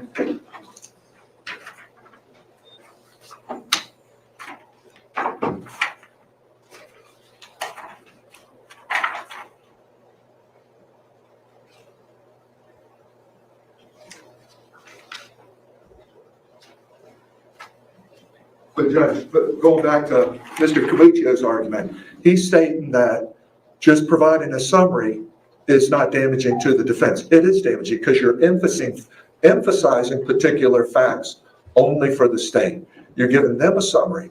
I don't think Mr. Cavuccio would agree that I could create a summary of Richard Connor and put that into the record as well as to what his take on it all is. So no, it's not appropriate. You're emphasizing facts. Now, the law that he has cited in his motion to grant that is when the parties stipulate these facts are undisputable. Okay, that's when a memorandum or a breakdown summary is appropriate. But those facts are of dispute. You heard Richard Connor. Richard Connor stated that you can't link the IP up with the digital data because it expired. I don't think the state's going to put that in a summary. Okay, Richard Connor said all that data is expired. It can't be linked to a device, a location, or an individual. And that anybody that used a router had access to that same system. But at this stage, none of the data links to an IP address.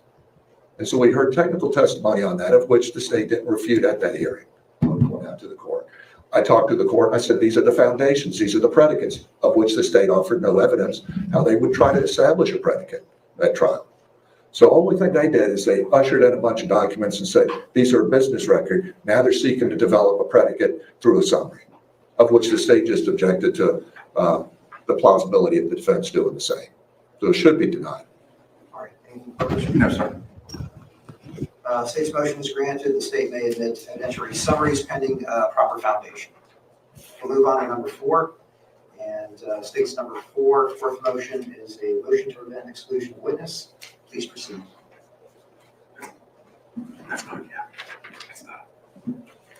Yes, Your Honor, this is pretty pro forma, pretty standard. The victim's father in this case, Douglas Shaver, has requested to be present during the trial. He will be called as a witness, probably towards the beginning of the state's case. The Florida statute I cited in my motion indicates specifically that the next of kin may not be excluded from the courtroom during this type of trial. So we're just asking Mr. Shaver, being the next of kin, Michael Shaver, be going to watch the trial. Because we don't have, I know that there's a discretionary concept with that same rule that allows the court discretion of whether to grant it or to deny it. We don't have any problem with Mr. Shaver sitting in during the trial. We would ask the court to instruct Mr. Shaver that he's not at liberty to speak to anybody during the trial about anything that he hears heard within the courtroom. And that the rule of sequestration would still be applicable to him, even at the conclusion of his testimony, because we're not going to release him. All right, and stated agreement? Yes. All right, then, without objection, a motion is granted.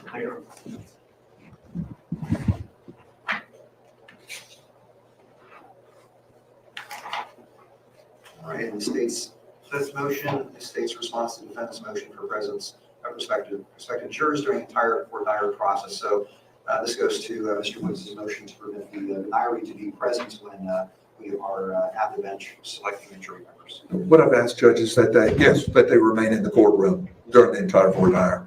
And I've expressed in the motion the basis for this. I know the state didn't voice any objections, saying they'd leave it to the discretion of the court, but the concepts were to allow the witness or the defendant not to be confused, be able to look at the prospective juror to the conclusion, know if they want that witness, just like any witness on the stand has a right to be refreshed at any stage by looking at anything.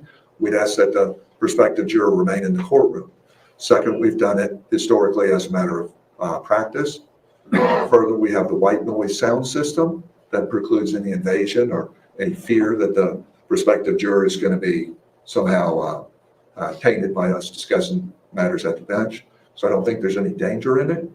But I think it's a necessity in a trial of this fashion in the size of the jury. No, I did not ask to leave this under the discretion of the court. I specifically stated that the state requested that you deny their request. Mr. Wiggs definitely seems to have a habit of citing case law that does not actually have anything to do with the issue at hand. For this matter, he has cited cases dealing with refreshing the recollection of a witness, which has nothing to do with jury selection. He has also cited case law about that deals with 3850 claims dealing with whether or not an attorney should have stricken a juror who had, through his statements, shown bias. He does not cite anything that has to do with the issue that he wants the court to do, which would be the rule of criminal procedure, which states that these strikes should be done outside of the presence of the jury. The issues that outside the hearing, outside the presence.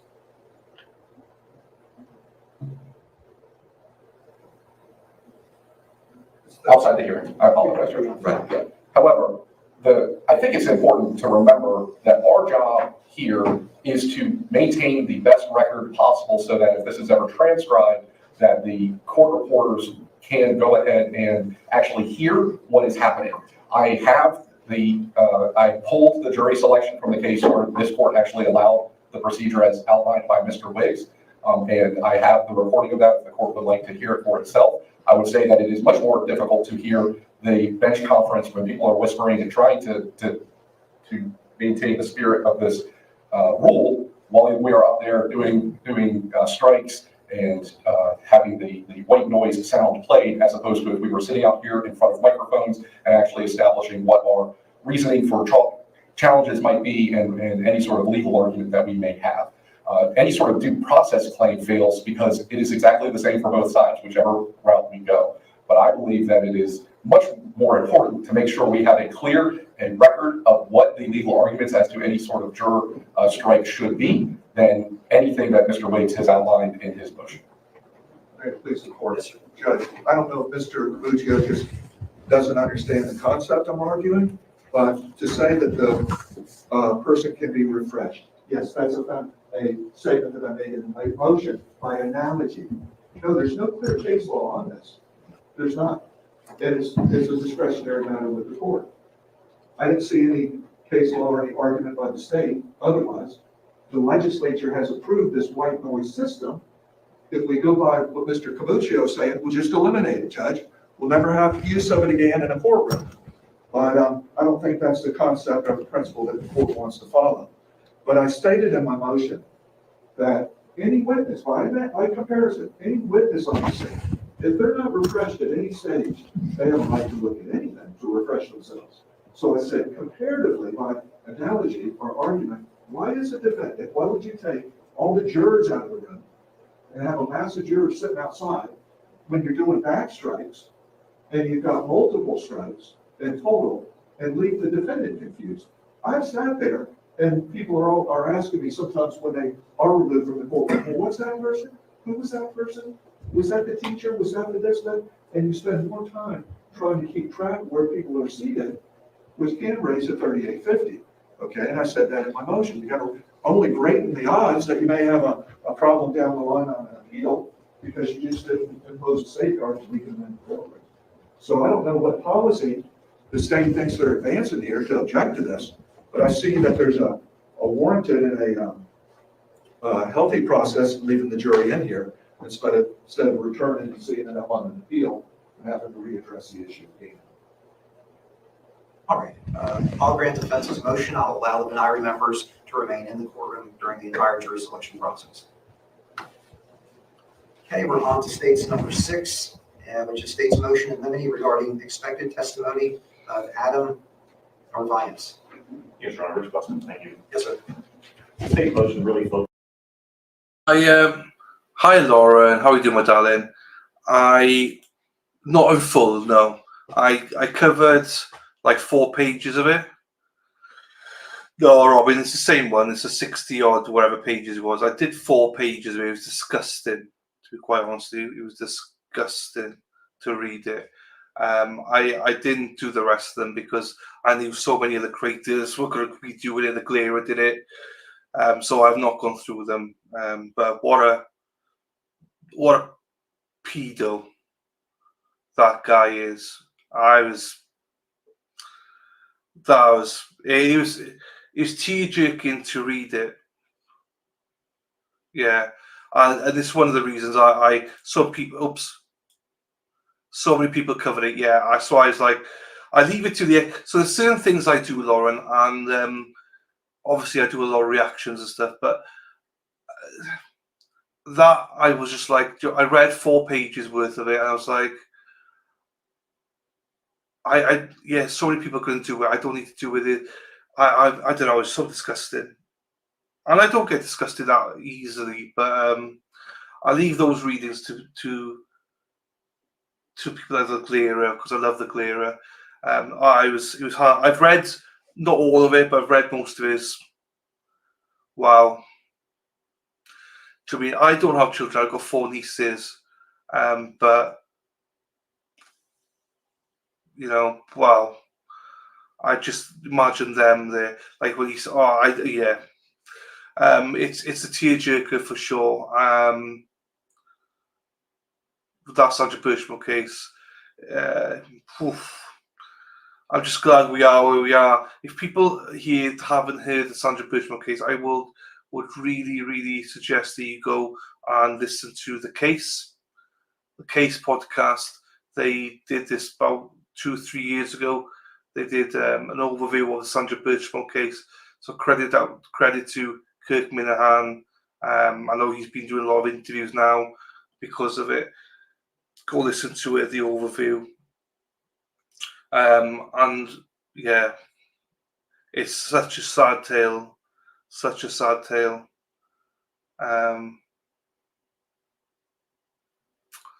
Wow. So we'll when it gets going with the Birchmore trial, we will be covering it. But as I said earlier on, there's so many injustices in the world. I'm trying to cover a lot of other trials before we get to that stage. But that's definitely one is tough. It's important to cover it. It's going to be important. It's important to cover it. It's going to highlight to get justice for Sandra. But wow, to think what that girl went through, and to lose a baby as well. It's going to be really tough, really tough. But we do it. Why? Because to make sure that Sandra gets her justice. Sandra deserves justice, so we have to stream it. We will stream it. We'll be deep diving into it. But I'm not one of those content creators that is going to just excessively show it. Do you know what I mean? I know a lot. I've seen in the past people just all they do is show. I'm not one of those. I'm just like, let's support, let's highlight it in other creators, and I will be covering it because I want to get justice for her. I want to get her name out there, but I'm not going to overly stream it. Justin Root's another one. I've heard about him, but I've not done anything. But yeah, such a sad case. It'll be one of the saddest cases I've covered, I think. It'll be one of the saddest cases I've ever covered, Sandra Birchmore, because of everyone involved and the child, unborn baby involved, the whole paedophilia element of it. And that's not just him, So, see you, hippie chick. See you later, my darling. Oh, Josie, you're here. I think I disappointed you earlier on. I'm sorry. No worries, Lisa Reed. Greg, plan today is obviously, I'm falling asleep. I was falling asleep. This is spicy, by the way. Plan is to do a Wade Wilson call, the new one, after this, and then to lighten it up a little bit, and then to do Dora Adelson a hearing to zoom it through. That's the plan today. And just talk to you in chat. I hope you all enjoy with Sean. I loved it with Sean. I love Sean. Those fucking motherfuckers all need to be locked up. It's disgusting, Dana. Do you know what I mean? Yeah, it's so sad. I'm not happy he's been walking around free for the past 3 years. I agree. No worries, Greg. Oh no, sorry, Dana. Sorry. The Justin Root case is messed up. You'll see a lot of the same names as Karen. I will. I'm looking forward to it. I'm looking forward to delving into it. And I know somebody messaged me about it. I find it quite hard sometimes because I think people make the expectations. Like Sean said earlier on, I think 99.9% of people are lovely. But I've had a couple of messages. Sean's had hundreds of messages, bro. But I've had a couple of people disappointed that I'm not covering more. Just do the Boston stuff. But like I try and say to people, it's like there's so much injustice in the world that I can't just do the mass ones like Sandra and Justin and everything. I want to, I want to cover all cases, So there's so many people doing just mass. I want to broaden my horizon. So, I know some people disappointed in that, but it's like, I don't know. I think it's good to see the broader picture. People think the mass is a mess. It's the same as every other state, people. We're just bringing more stuff out there. So I'll definitely be covering all these things. But yeah, I want to cover a lot more as well. And hopefully for some of you guys to see yourselves, it's happening everywhere. So, but the Sandra Birchmore one is, it's, thank you, Lauren. But I'll be covering. It's only because I'm covering so many other ones as well. I can't just do. I'm not one of these that just does one case and just covers it for a year. I can't. I want to do loads of different cases to highlight stuff. Like Josie will tell you, we've had families in here watching trials with us. We've had friends. They're not popular trials. They're not going to gain many viewers, but if we can reach people, help victims, help the stuff, then we will. So I personally appreciate you cover over cases to land the chaos, corruption's everywhere. Yeah, exactly. That's why I appreciate that. There's so much everywhere, and farewell is one of the many unfortunate. Yes, I agree. Oh, hang on, Jilly Bean. Sorry, Jilly Bean, I missed you. Hi, everyone. Been lurking in the background for a while. Just want to say have a great long Labour Day weekend. Thank you, Jilly, my darling. And thank you for chatting as well. We appreciate you, my darling. We really do. Is there calls from Don Adelson, is there? If there are, I'll play them. I got all day. Right, everyone, let's get back to it. And welcome, everyone. Lauren, lovely to see you, my darling. Everybody, lovely to see you here. As I say, there's another quarter of an hour or so left in this one. And then we'll do a Wade Wilson one. And then we'll do Donna Adelson. And I'll try and look to see if there's calls for Donna Adelson, which we'll do later on, if there are. Right, here we go, people.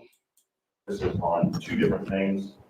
The state opposed, the defense listed Mr. Narvaez, the state opposed him. I have to copy the deposition to the motion. Whereabouts he from in Mass, by the way? Whereabouts he from? Hopefully, you know, he come and meet us when I come out there in May, Lauren. It'd be lovely to meet you. Of course, the state's focuses on two separate sets of statements made to Mr. Narvaez. The first set of statements are made to him by the defendant, Lori Shaver.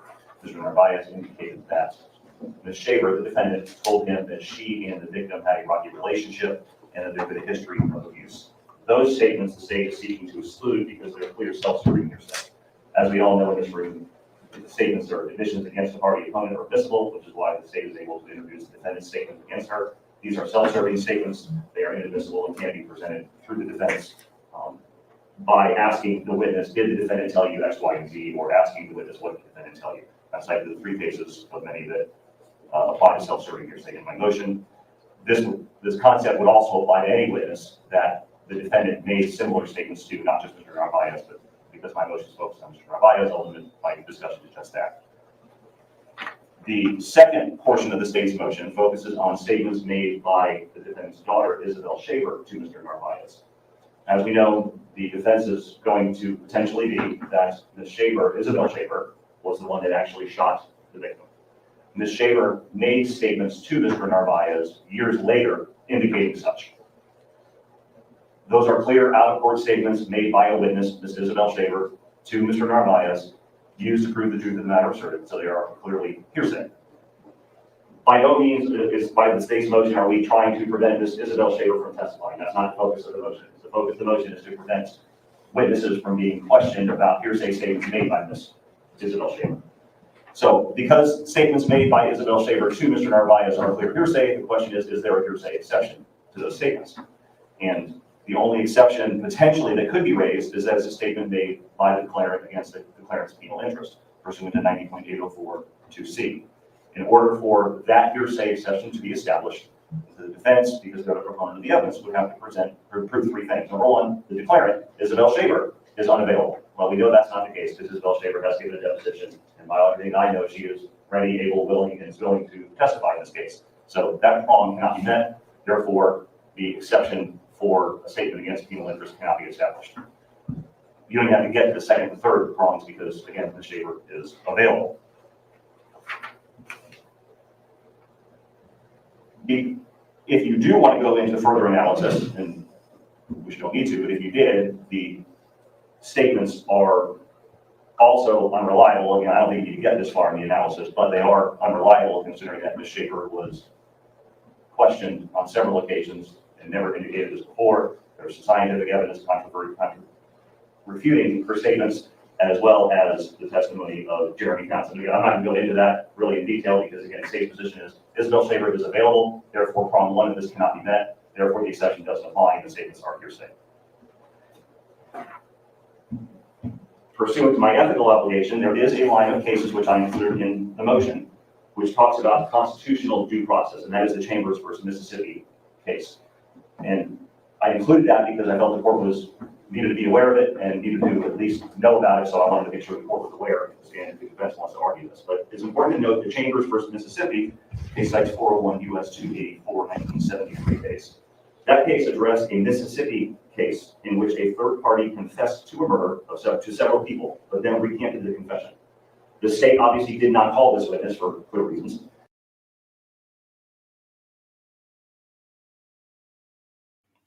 Ole, ole, ole, ole, ole, ole, ole, ole, Erin hack, hack, hack, ole. Erin Hakakak, ole. Let's go, Erin Hakakak, ole. Erin Hakakak, ole. Josie, I'm moved to they aren't as lovely. Fuck around and find out I'm joking, they're lovely.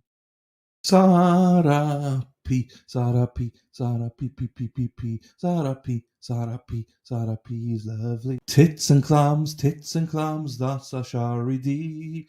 Tits and clams, that's a Shari D. Erin Hart, she drives a bus, yellow bus, yellow bus. Erin Hart, she drives a bus all day long. The defense then tried to call that witness and impeach the witness on the statements he made confessing to the murder to other people. Mississippi had a rule which prevented the defense from impeaching their own witness. Florida doesn't have that rule. So the defense could not get the information that this third party confessed to a murder out by calling the witness and impeaching the witness.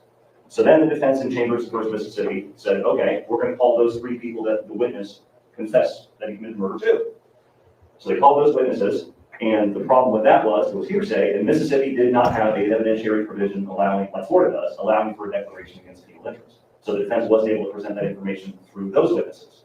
So because of those voids in Mississippi's evidence code, the U.S. Supreme Court said that the defendant had a constitutional due process right to get the information to the jury, and the evidence code that was in place in Mississippi did not allow that to happen.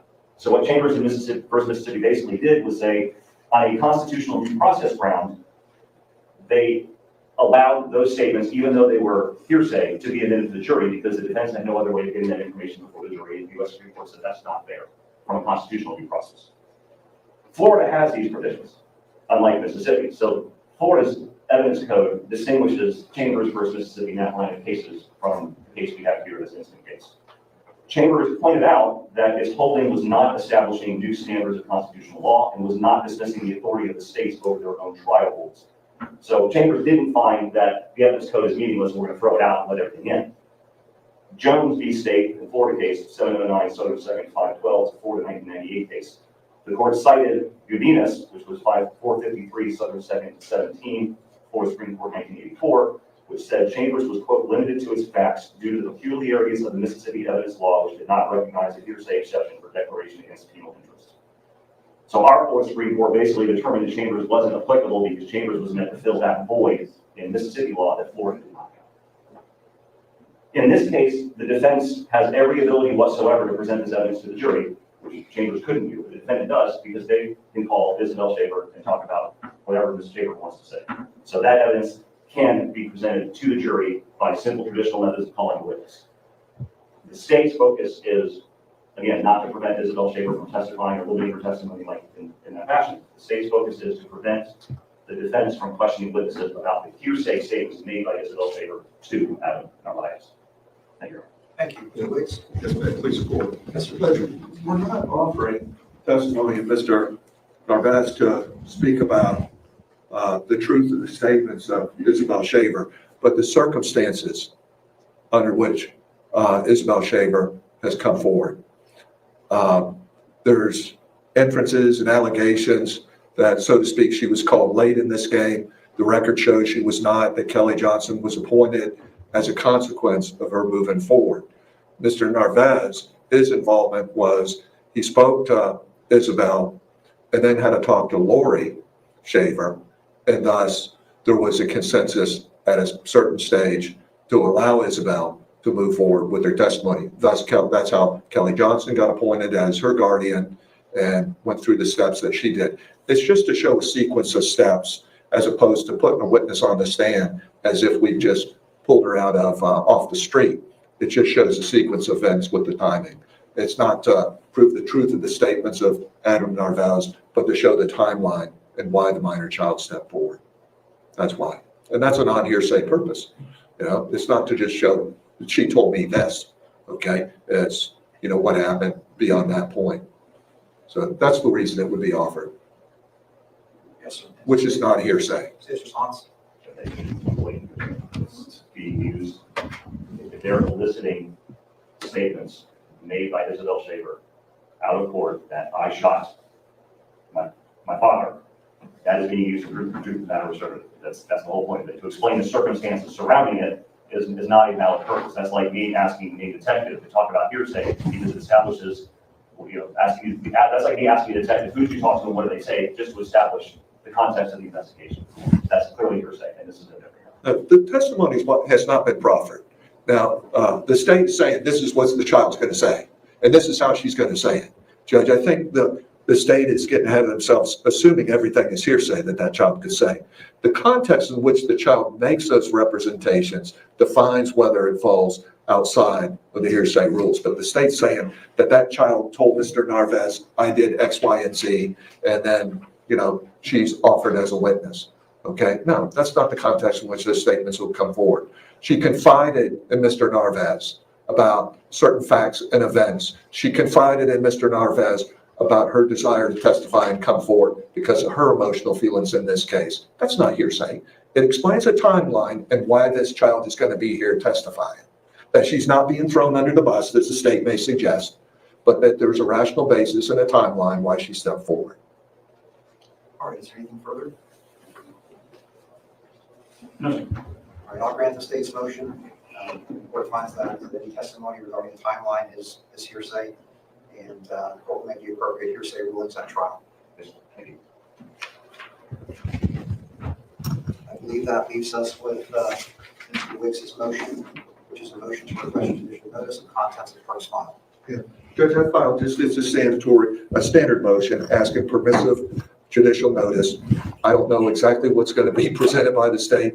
You'd ask the state to try to work with me and tell me what exhibits they want to use at trial.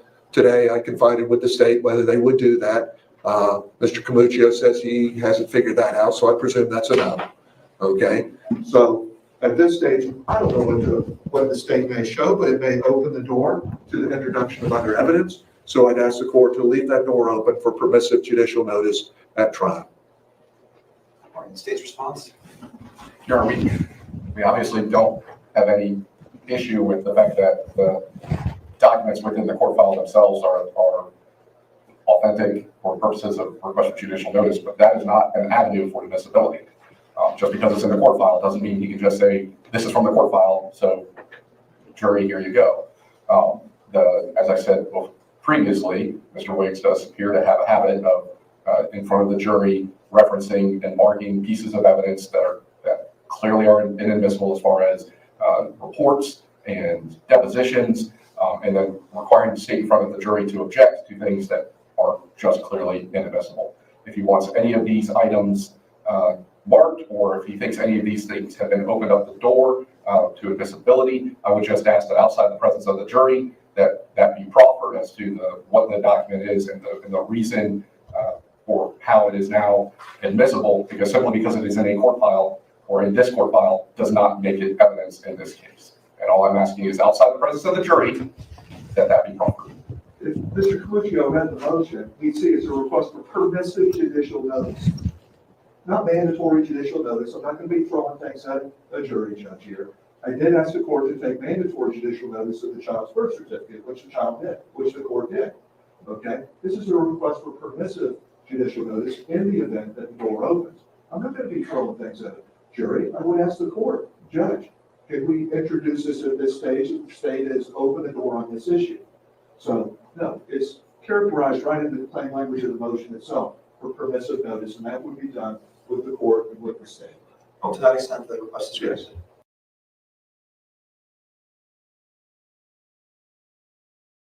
Thank you, Judge. Is there anything further?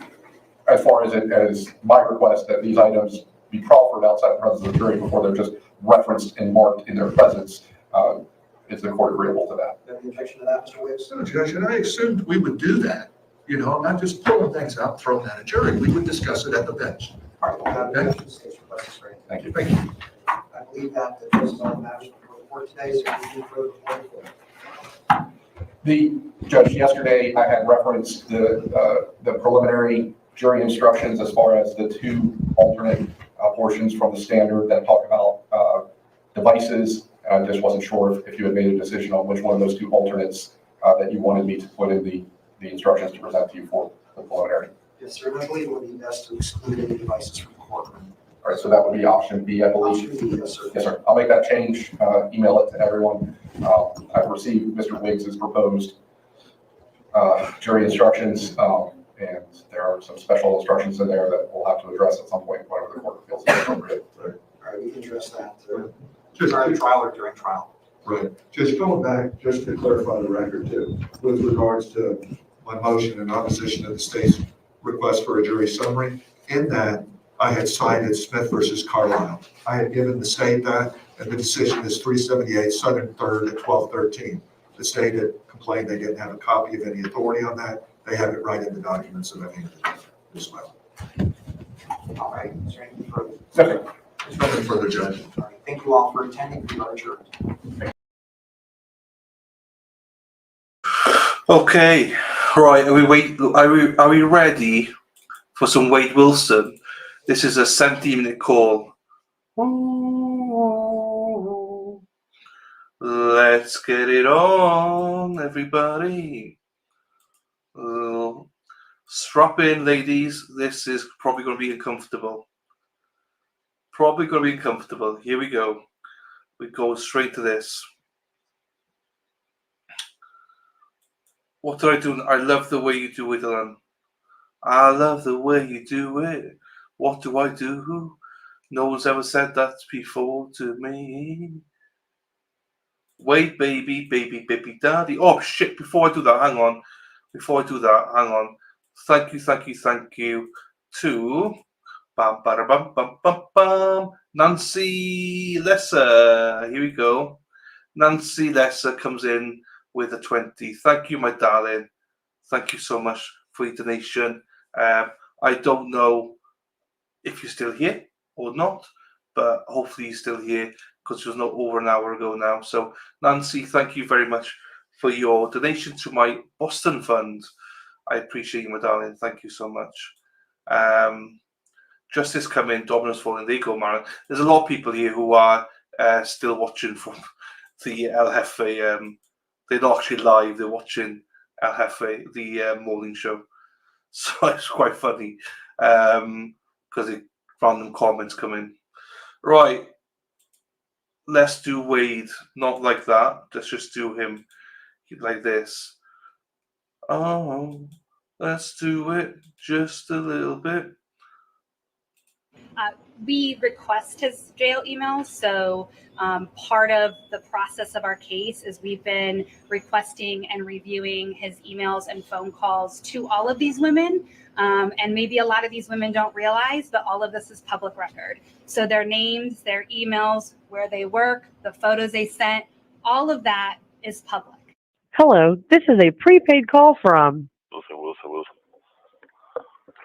an inmate at the Lee County Jail. To accept this call, press 0. To refuse this call, your current balance is $16.13. This telephone call may be monitored or recorded. Thank you for using GTL. What's happening, babe? What's up? Hey, what's up? Are you busy right now? Yeah, trying to teach people how to cook because they're ruining my food. Nah, they're burning it. No, they add too much water and make that shit like piss. Oh, make it soupy? Like real soupy and shit? Yeah. What are you making? It's one of those easy meals in a bag, man. All you gotta do is put the sauce in the goddamn pan. The kid wants to fuck it up. Nah. I'm like, what the fuck? It's like easy to read, bro. Like, Yeah, but you can't read? Like, you're not English or something? What the fuck? The directions. Yeah, the directions are right on the goddamn bag. Yeah, it's white people's food. It's not anything hard to do. It's right out the bag. The sauce comes with it frozen. Like, all you gotta do is defrost the sauce, put that shit in there. Oh. And you still fuck it up. No, man. No shit. Did I call back at like a decent time though, or what? Yeah, you did. You Yeah, good? you called back at a decent Did time. I? Yeah, I'm straight. Okay. My boy's here. My brother. He's like my brother. Yeah, my boy's here with his girlfriend cutting my son's hair. Oh yeah. Oh, he's getting a haircut. Mhm. Yeah. Hell yeah. Did you get my message that I sent to you? I did. Good. You get all my messages, right? I do. You do? I do You get got all the your little- messages. You got the little notification thing on your phone? I told where you. it's It goes ding, ding. Yeah, you It told tells me me. that smart jail mail came in. Smart jail Yes. mail. Smart jail mail. Hey, what were you doing? What were you doing awake at 4 o'clock this morning? What were you doing? You sent me a message. Why are you investigating me now, Mr. Wilson? Yeah, Mr. Wilson? no, I'm not. I think I'm the last person to do that, but No, actually, I'm the I last couldn't person to sleep. do it. Hey, the door's Yeah. open. The AC's coming outside. We live in a fucking barn. I sound like my fucking father. Jesus Christ. Yeah. Nah, listen, I used to be on the street and I would be up at like weird times like that all the time too, and people would ask me, and I'm like, bitch, don't Nigga, that's even worry because you was about doing why some I'm up. crazy shit. You was doing some crazy shit. Shut up. Stop playing now. I don't know what type of stuff you was on, but you Okay, was on you're some right, crazy you're right. shit. You're right. I know. I don't know what ice cream Hey, you you was ain't doing. even- I don't know what stuff you was doing. You But don't that even- stuff you had ain't you lying. up on that sour diesel type shit. Like I was up, he was sour diesel. Like bitch, I was up. Hey, listen. And that I got wasn't a word. Yeah, you're right. You're right about that. Hey, listen, I got the other picture that you sent me too. I don't know I what got you the other was picture. on. Oh, You oh, don't you even did? know. I did. I got your other pictures. You sent me He's like, another you one. don't even know. You don't even know. Well, you might, but. So you got my other Nah, picture? but, Yeah. Yeah, I got the other picture. I like it. I like it a lot. I got your other one. Yeah. So now I got Nah, two goddamn it! of Don't you you on. wish you would have met me before you met them crazy bitches? I That made you do. just That's go, what I said in the. That's Billy what I said boy? in the letter too. Yeah, I do. I do fucking wish. Where were you? Why didn't you come around? What the fuck, man? I don't know. What the fuck? Just turn it off. Huh? Turn the oven off. Oh my God, the kid doesn't listen. Oh. Yeah, just turn it off to low. Oh, yeah. Thank you for using GTL. Back. Hello? Man, I can't stand that lady's voice. Thank you for using Thank you. GTL. What the? I fucking hate that goddamn lady. So, Kristen, I hate that lady so goddamn much. Yeah, I should be on there, right? My voice should be on there. It'd be You should much be on better. there. You should be on there, and I would love to hear that shit. Yeah, but right now, as it stands with that lady, I fucking hate to hear it. Why did it hang up though? Nah. You think I hung up on you? Nah, the phone came unplugged. I had to get my little homeboy out there to go plug it back in for me. Oh, so you unplugged it because you got all excited. I started getting excited, and I was like, okay, let me yank this bitch. He's like, my little trusty homeboy came back and plugged it in. My little man in the stripes came over and plugged that shit in. Plugged that shit in. I don't know how it came unplugged, but it's plugged in way down around the corner, so I don't know how the fuck it came unplugged. But can I smoke? Can you what? Hey, listen. I was like, what? Can I what? Nah, listen. Can you? I don't know what you were gonna say. Can you what? But no. But nah. I was gonna say. You know what? I haven't talked to you in what, like a week? Has it been a week now, Kristen? Mm-hmm. Has it really? It has. Where the hell have you been for a week, man? Where the fuck have you been at for a week? You're supposed to be my buddy. Where you been at for a week, Kristen? You're just gonna leave me out to dry like that, huh? No, I've been broke, man. Been broke. Yeah, you've been broke. I know the feeling. I've been broke, man. I know how it is. You must know the feeling now. Now I know the feeling. Now I'm broke for real. God damn. Listen, and I had it too, and now I don't. Now I'm broke too. Now I'm fucking. Man, what were you thinking? What was I thinking? I don't know. A lot, apparently. I don't know. I guess so. I guess. I don't know what the fuck you was on, man. I don't want to touch them drugs. Shut up. Them shit fuck you up. No, man. Going to have popcorn and shit in the house. Hey, no, they told He's about like, that, I ain't didn't coming out this house. All y'all guys Listen. gotta wait until I got on the phone with my dad first. Listen, I was like, well, you know why I did that? You know why I did that? Because, let me tell you why. Because, listen, I didn't want them to like kill me or something like that. You know what I'm saying? Because because I've heard, you know what I'm saying? I've heard stories. What are they talking about this confession though? They keep bringing this confession shit up, bro. What did you do? What did you say to this bitch? That's just bitch? a media story. It's just a media story. They're just trying to get fucking clout and shit. They're just trying to fucking, I didn't say It's shit. not true? No, it's not true. Have they played it? No, I bet you haven't heard it because they're not going to. No, they're talking about playing it in court. Oh, nah, hell nah. Nah, that ain't true. Ain't there? Nah, they're I'm just like, trying. man, I gotta talk to Wilson. Nah, they're just trying to make the story sound good. They're gonna say, I'm pretty sure they're saying a whole bunch of bullshit, and you know what I'm saying? Whatever. I don't And really these care. dumb bitches, let me catch on to these dumb bitches out here talking shit. These dumb little fuckers. I'll give them a piece of something. No, you need to. Listen, see, my ex. You see, my ex is trying to set me up, right? And what was you doing with that ugly girl? Who, my ex?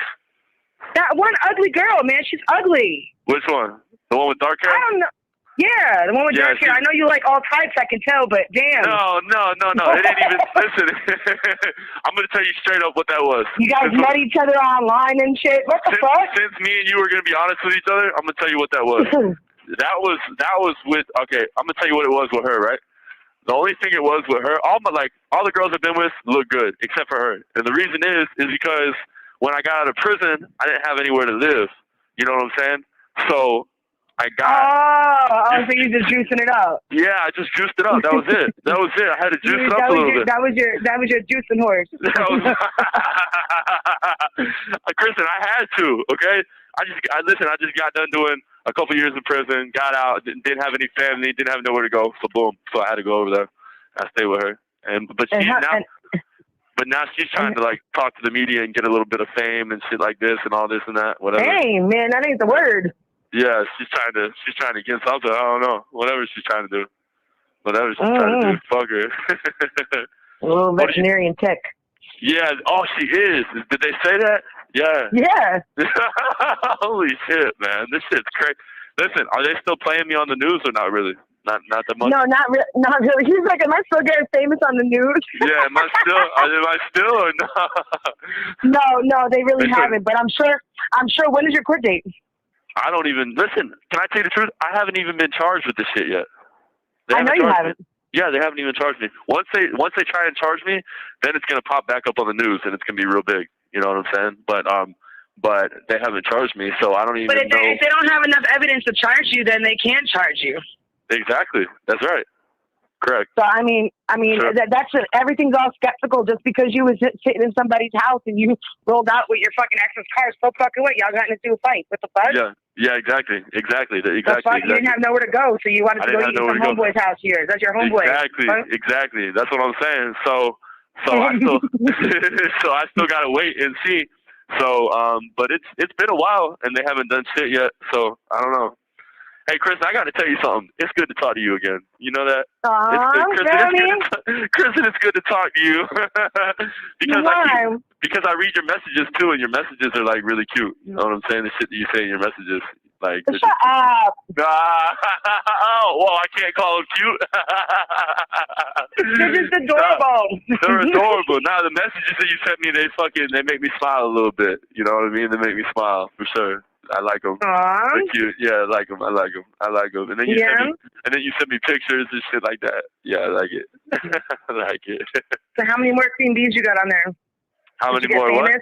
Yeah, how many more queen bees you got in your little kiosk? Oh shit, a few, but I haven't a few. You got famous quick, huh? A few, yeah, but I haven't done nothing with them though. Honestly, I really haven't. I haven't. Huh? Hold on. Oh, okay. But yeah, no, what happened? No, I said a few, but I don't really care. I haven't really entertained it or anything like that. You know what I mean? Really? So, no, I haven't. I really haven't. Yeah, I really haven't. But why? Huh? But why? You said what? I said, but why? Oh, but why? I don't know, because I've been lazy, to be honest with you. I've been lazy, and then when they put it ain't shit to do in there anyways. You just leave me. Yeah, that's it. Hey, and then like They fucking got me behind this like door Get all has, that like, all that Sturgel and that food.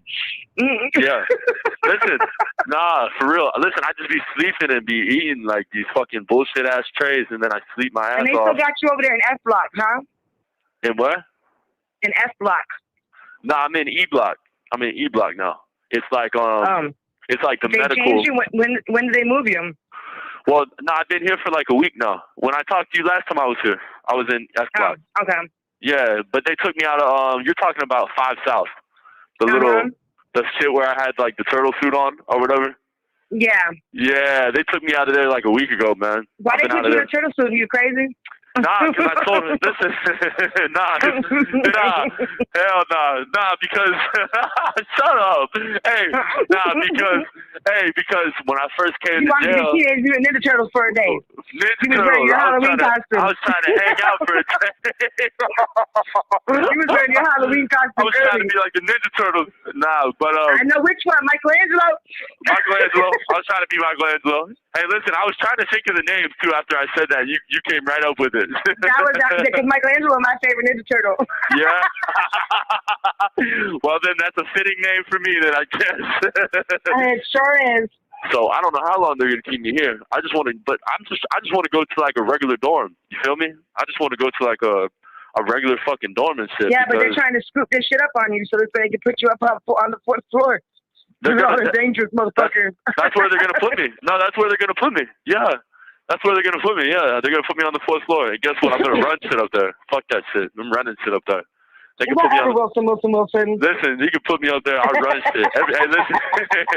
Hey, my name's so nice. You had to say it 3 times, huh? Hey, that's what you say on the recording. Listen. That's what you say on the recording when you call. When I pick up your phone, it says Wilson. Is that what it says? Stop. Why are you making fun of me? Hey, listen. But nah, listen. I've been to like the worst everywhere. You know what I'm saying? Like the 4th floor, this, that. Everywhere I go, I run shit. So they can put me up there. I want to go up there. You know what I'm saying? I don't want to be behind this motherfucking door by myself. I don't even got a roommate. The only person I talk to is I don't even talk to nobody. Kristen, you're the only one I talk. You're the only one I talk to. Kristen, you know you're my little baby, right? You're my little baby. I know. Listen, and I'm writing you a letter. I'm writing you a letter too. But you're gonna have to send me some stamps or something. You're gonna have to do something before I can send that bitch. Just to let you know, you're gonna have to come How through is that? What do you mean? I don't have any Send envelopes. some money. Yeah, will you? Send me some money. Let me eat. Let a cracker eat. I really am writing you a letter. Yeah, Cracker's hungry. Can you send me like $20, please? Maybe. All right, that's cool. If you can, that's cool. I appreciate it. Maybe. Let me know because then I can get stamps and stuff. You hear me? Yeah, of course. I will. Yeah. But you can't get an indigent kit? Nah, because when I first came down, my dad put like $20 on there for me. You know what I'm saying? But my dad, he doesn't come through very often. He's not like well enough off to like do shit. You know what I'm saying? Plus, I don't like asking that cracker for shit. You know what I'm saying? I don't like asking my dad for shit. Did he get your lawyer? He did. Yeah, exactly. So I can't be mad, right? He did. Yeah. Hmm? He did. Yeah, he did. He did give me a lawyer. Yeah. Yeah. So I can't really say shit about that. So whatever. Kristen, what you doing right now? What you up to? Talking to my daughter. Oh, you are? What's she doing? Yeah, she didn't know. She just walked out because she's pissed off because her friend that she's got to drive to work is back there fucking cozying it up, getting a haircut, trying to look pretty for work and shit. Yeah. Oh, yeah? No shit. Yeah. But she's got to drive his ass to work. Yo, Nick, you got to go to work, bro. Yo.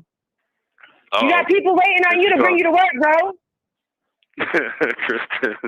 No, that's just not right, man. You got one ride to work. You know what I mean? Yeah, and my daughter's your ride. It's on her time. You know what I'm saying? So if you got to go in early, you got to go in fucking early because she's got shit to do. Yeah, you should. Yeah, you better. Yeah. If not, he's going to miss I don't know why his you ride. just don't fucking hop on the goddamn bus and drive and go down early. I guess if he wants to be late and shit, you might as well catch the bus. Whatever. Damn. No, my daughter's the only one fucking here with a She car. drives a bus, yellow bus, yellow bus. Erin Hattree drives a bus all day long. It's the bus. Whatever. Damn. No, my daughter's the only one fucking here with a car, so she does everything, you know? Yeah, she probably Not gets tired of doing everything too. Fuck yeah, she does. And plus she's paying all the fucking bills right now because I'm not working, so it's only her. Yeah. What's up, man? Hold on. Yeah, I feel you. No, I feel that. Listen, I said I feel that. What's your daughter doing? She waiting in the car for what's his name? No, she's sitting outside waiting for him. Yeah. What's he doing? No, it's just he's. You have 1 minute remaining. Hey, I'm gonna call you back, Kristen. Is that okay? All right. Yeah. Cool? Yeah. All right. All right. Bye. Bye. Thank you for watching. Don't forget to like.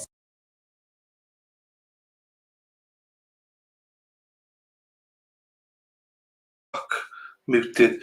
It says adoptive dad, I think. Yeah, adoptive. That's the call. All right, let me just go in here for a second to check if this dude has got Donna Adelson's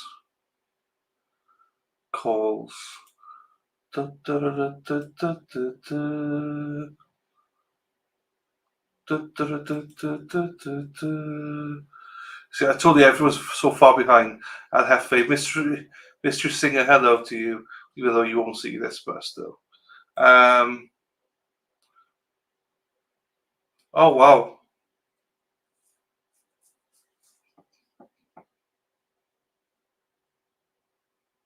Oh, biological. I thought it was adoptive. Oh, that shows you I'm wrong then. Hang on, everybody. Everybody, hang me.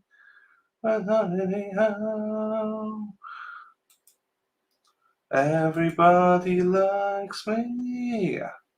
Somebody to love. Oh, oh, oh, oh, oh. Erin Hack, she drives a bus, yellow bus, yellow bus. Erin Hack, she drives a bus all day long.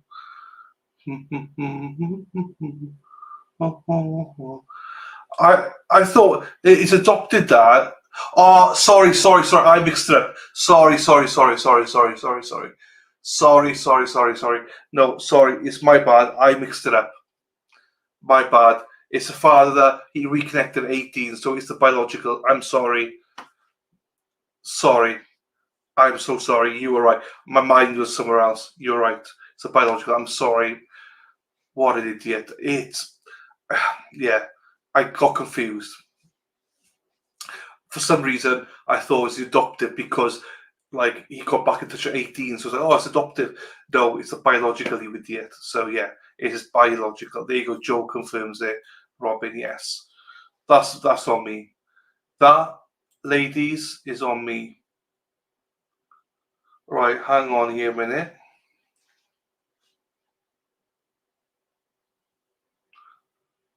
Oh, hang on. I'm just seeing something. I need to Google it first. Hang on. Hang on. If this is true, what's going on, Sarah?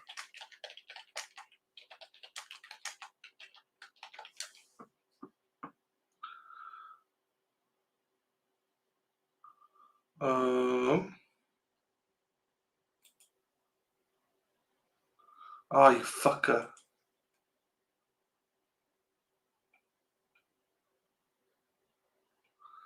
Hang on.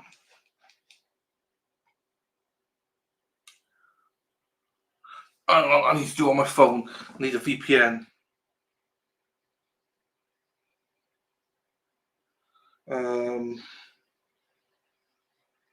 This is where I need a producer, isn't it? So,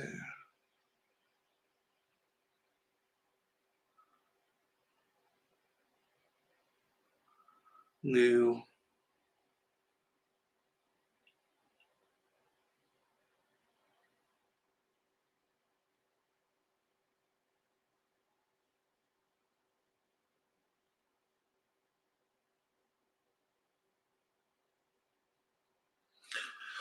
Right, breaking news, but it might be not breaking now.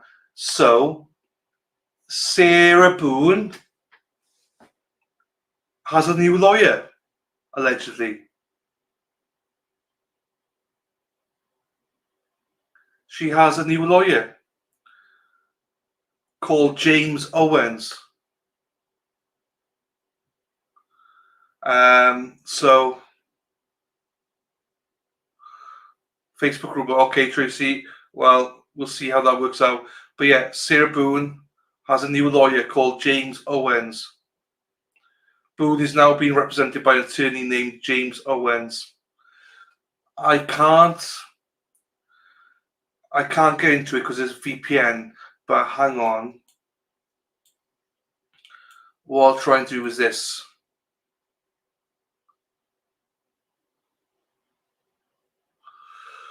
Hang on. What I could do is this.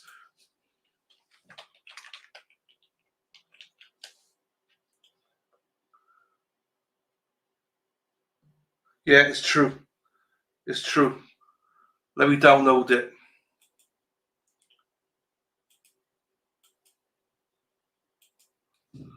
Right, hang on then. Let me download it.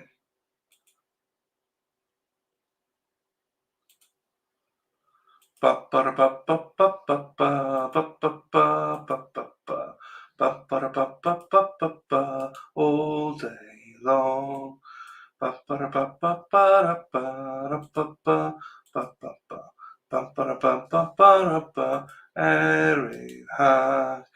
Erin Hack, she loves the bus, yellow bus, yellow bus.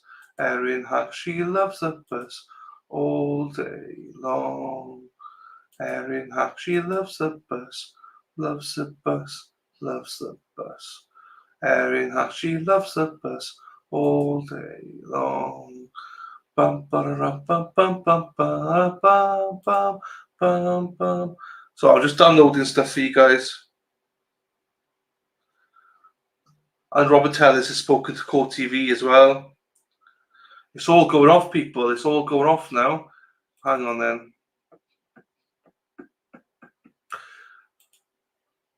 Ba ba ba ba ba bum. Let's go, girls. Bum ba ba bum bum. The moment we walk in the joint, bow wow. It's the da da da da da da da da. So here it is. Hey, big spender, boom, boom, boom, boom. Bill's left the joint. Bill's gone. Bill has gone. Right, everybody. See you young. Have a good weekend. Happy Labor Day. Right. State of Florida versus Sara Boone. Defense main motion for continuance comes now. The defendant by and through the undersigned attorney under rule of the Florida Rules of Criminal Procedure request this court to grant a continuance of the 3-week jury trial set to begin October 7th, 2024, and alleges the defendant is set for trial by jury on October 7th, 2024. The defendant has retained defense counsel and a notice of appearance was filed on Friday, so today, August 30th, 2024. 38 days remain before trial. Defense counsel has met with the defendant 4 times at the Orange County Jail, August 20th, August 21st, August 26th, and August 27th. During these meetings, the defendant disclosed exculpatory evidence on her phone in the possession of the Orange County Sheriff's Office. Evidence includes photographs, videotapes, calendars, text messages, notes, and witness names and numbers. This evidence will potentially corroborate her anticipated battered spouse syndrome defense under Rule 3.201 of Florida Rules of Criminal Procedure. Undersigned counsel has spoken with numerous potential expert witnesses.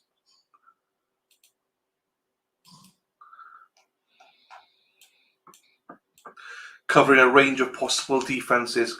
Counsel is also actively vetting several additional experts upon directives from interested parties. It is the professional opinion of counsel that the retention of one or more of these experts and the development of the aforementioned defenses is a crucial and necessary component of the defendant receiving full and competent representation and due process under law. Based upon the conversations that have occurred, counsel's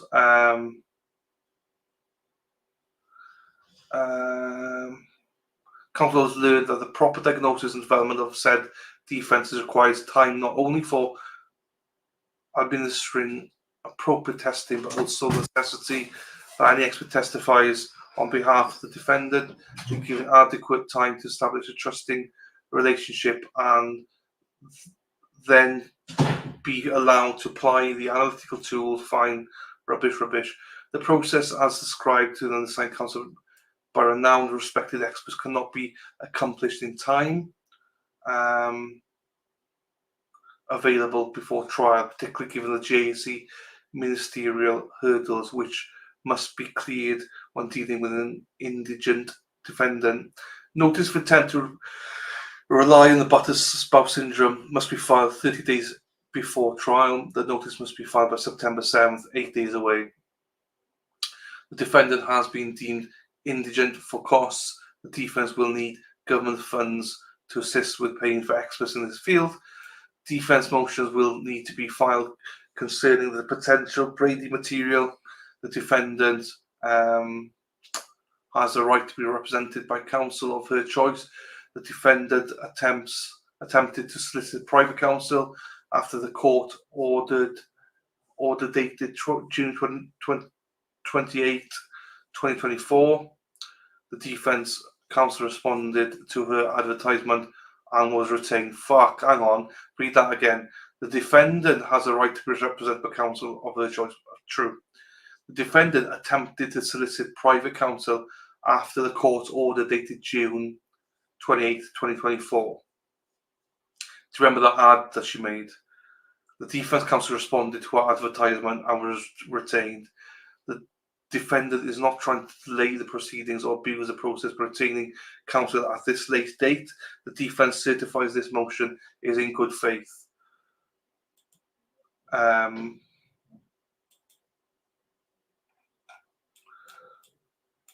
See, whatever, the judge is precluded from inquiring into the internal decision-making process of the jury as a whole, or the individual jury making questions. Hang on, is this what I'm supposed to? No, the wrong one. I thought it for a minute. That doesn't sound right. This is the one. The Sixth Amendment, blah, blah, blah, blah. We all know. The matter of continuance is traditionally fine. Fine, wherever. And now certify that I electronically file the proceedings with the clerk, of course, by using e-portal system, which I understand will send a notice of electronic filing to the office of the attorney James Owens, counsel for Sara Boone. So her, do you remember that ad she made in prison? She got a lawyer from it.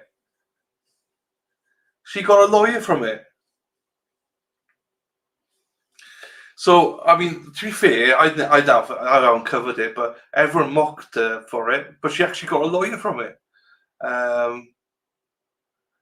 Unbelievable. Because everyone laughed at it. It was like, ha ha ha, she's never, we can put that in the canteen. The fucking motherfucker got a lawyer from it. Jeepers.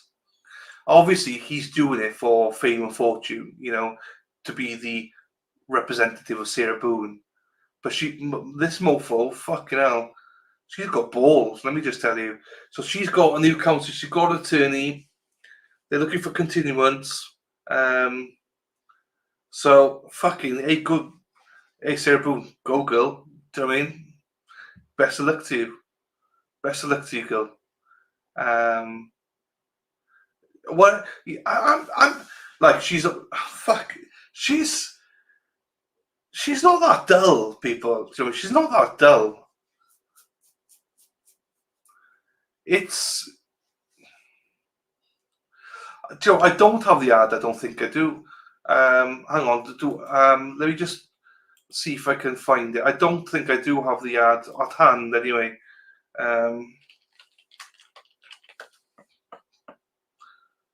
Hang on.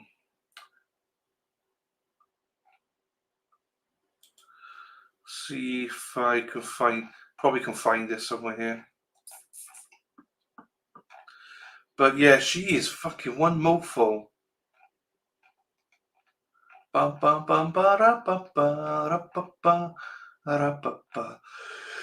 Erin Hack a yellow bus all day long. I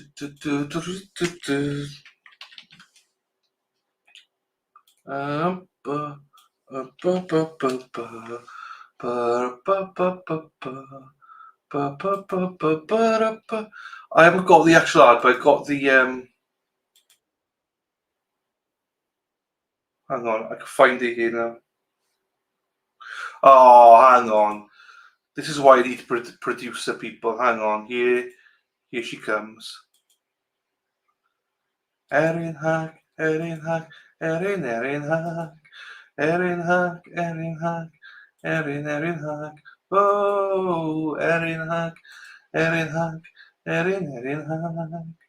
Erin Hack, oh Erin Hack, oh Erin Hack, Erin Hack. Yeah, Erin Hack, Erin Hack. Oh, Erin Hack, Erin Hack, Erin Hack, Erin Hack, Erin Hack, Erin Hack. Oh, Erin Hack, oh, Erin Hack, Erin Hack.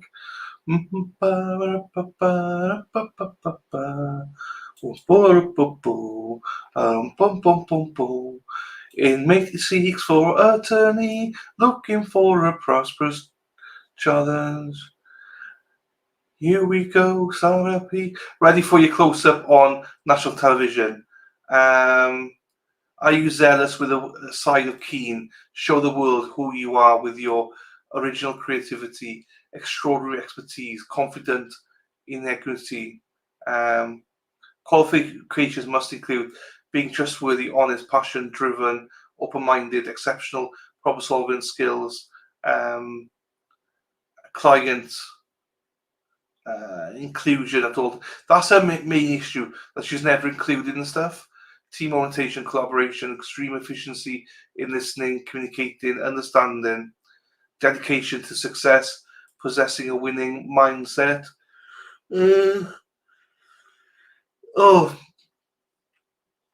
Capability of excellence in representation, committed, maintaining faith in the client and case with the ability to think differently, overcome all circumstances.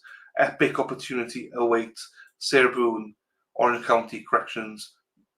Invest in the oppressed. Believe. She's got a slogan. She's got everything. Do you know what I mean? I'll tip my hat to her. She's done great. I'll tip my hat. She's done.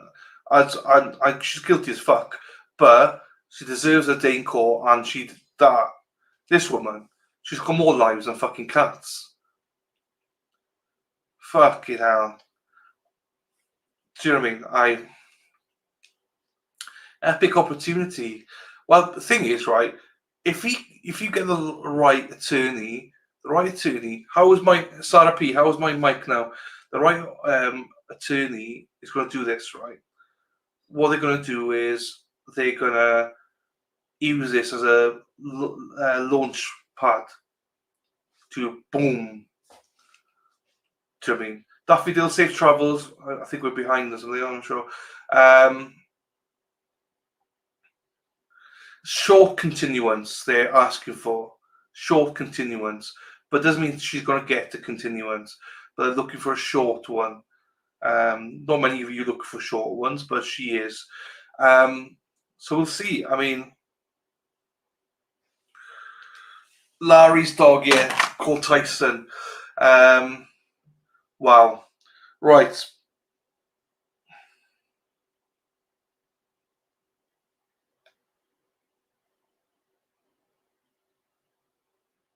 And also, yeah, Robert Teller speaks with Core TV as well. So that'll come out at some point. Right, shall we listen to a call?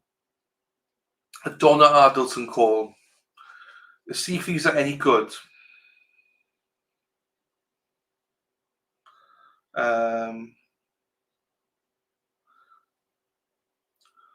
What, your dog, you mean, or your actual like boyfriend, husband? Right. Share screen. This is, hey, I think we were the first to have it, people. Like, that was 20 minutes ago. I know I had it before Peter Trigos because I started speaking about it and he tweeted it out. So I had it before Trigos. Oh, your dog. So I thought you meant your man.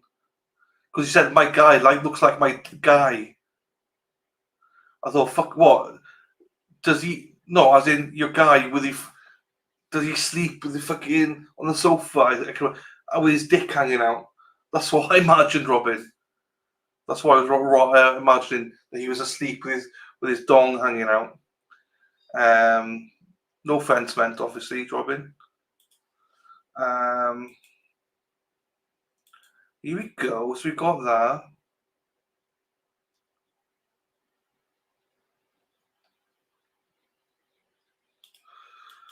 Holy crap, child got the official diploma for MA. And get this, the college required to print, bind, and keep a copy of the cornerstone final. Have to pay. Yeah, I know they do the same in the UK. I hate it. Hate it. Costs you hundreds. They're mofos.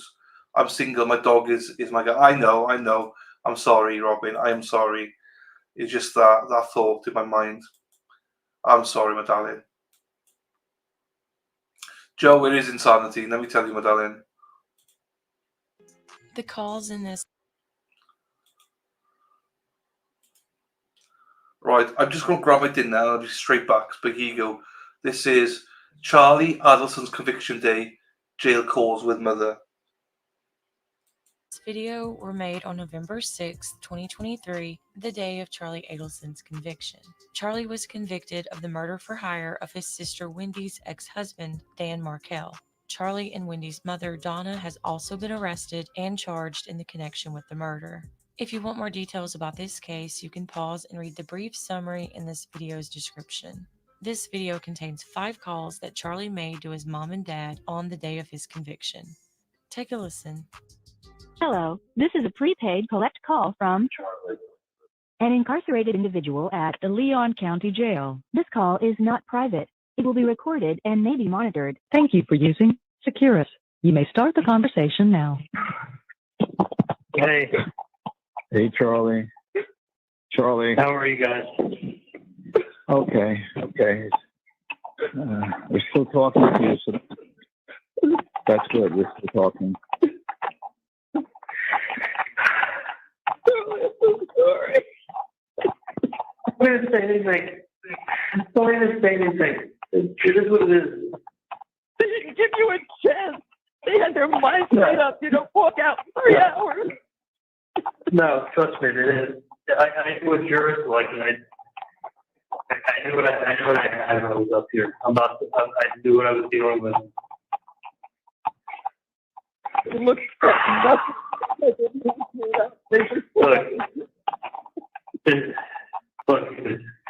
it is what it is. Have you spoken to Dan since he left? No, I called you. Okay. Yeah, there's something that he told us. You need to talk to him. You need to ask him what. Ask him what you tell my parents. Yeah, no. I'm going to talk to him, but I'll call you in a little bit to take advantage, relax. Not getting upset, not going to change anything. So I'm going to get you checked. All right, call Dan and ask him to tell you what he told us, okay? Listen, I'm fine. Just take something to relax, okay? All right, we're going to be okay, Charlie. Just please give Dan a call and call us back later, okay? Yeah. Tell Mom to take something and relax. I will. I know what I was dealing with. You can take something, go crazy and get upset. Okay. I love you. We talk a little bit later, okay? I got full power on my phone. I'll call you guys in a little bit tonight. And that's, all right, just call Dan first, okay? I'm going to call her in a little bit, but I'm calling Dan first, okay? Okay. Love you guys. Love you, Charlie. The caller has hung up. Hey, guys. Hi, Charlie. So you spoke to Dan? I'm there for a while. me for a long time. He was occasionally trying to go eat to get out of the road. He stayed on it for a long time. And he said he was going to call you guys when I got off the phone and I was going to call in a little bit. Yeah, he did. He did. He did.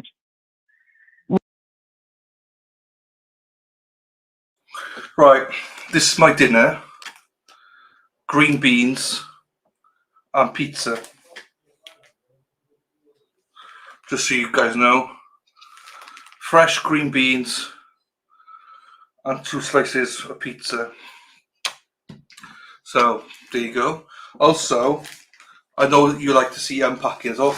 I forgot I ordered stuff.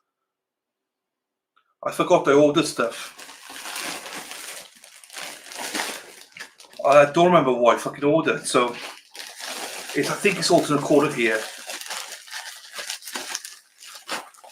So let's have a look.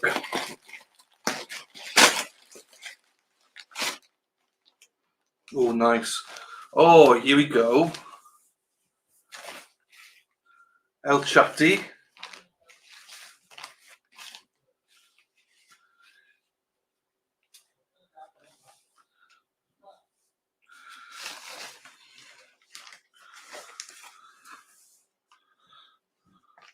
There you go. Cheese and rice.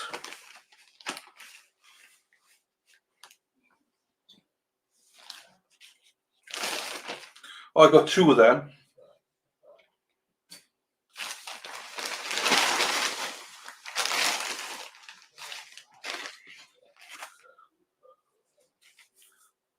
Cheese and rice.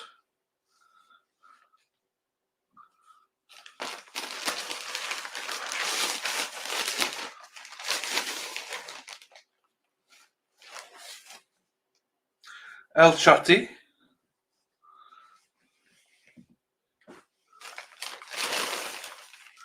El Chatti. That's it.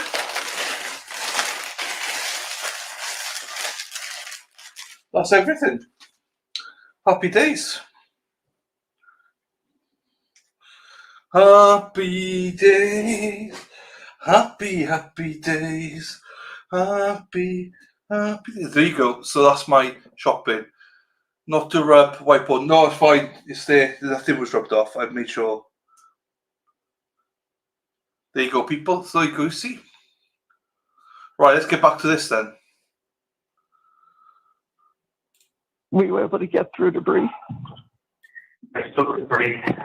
Roller has like fallen asleep in her lap. Okay. She's like, when I was in a roller, I'm like, just don't say anything to him yet. There's no reason to. No.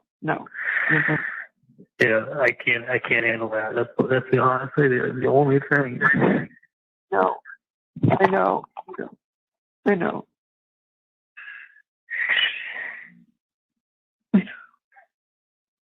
You don't have to do anything now. No. Honestly, the only thing I really wanted to do is just dad in my life. Just be a dad. Have a son. I know. Believe me, I know. I just wanted to be a dad. I mean, when I was with Bree, I dated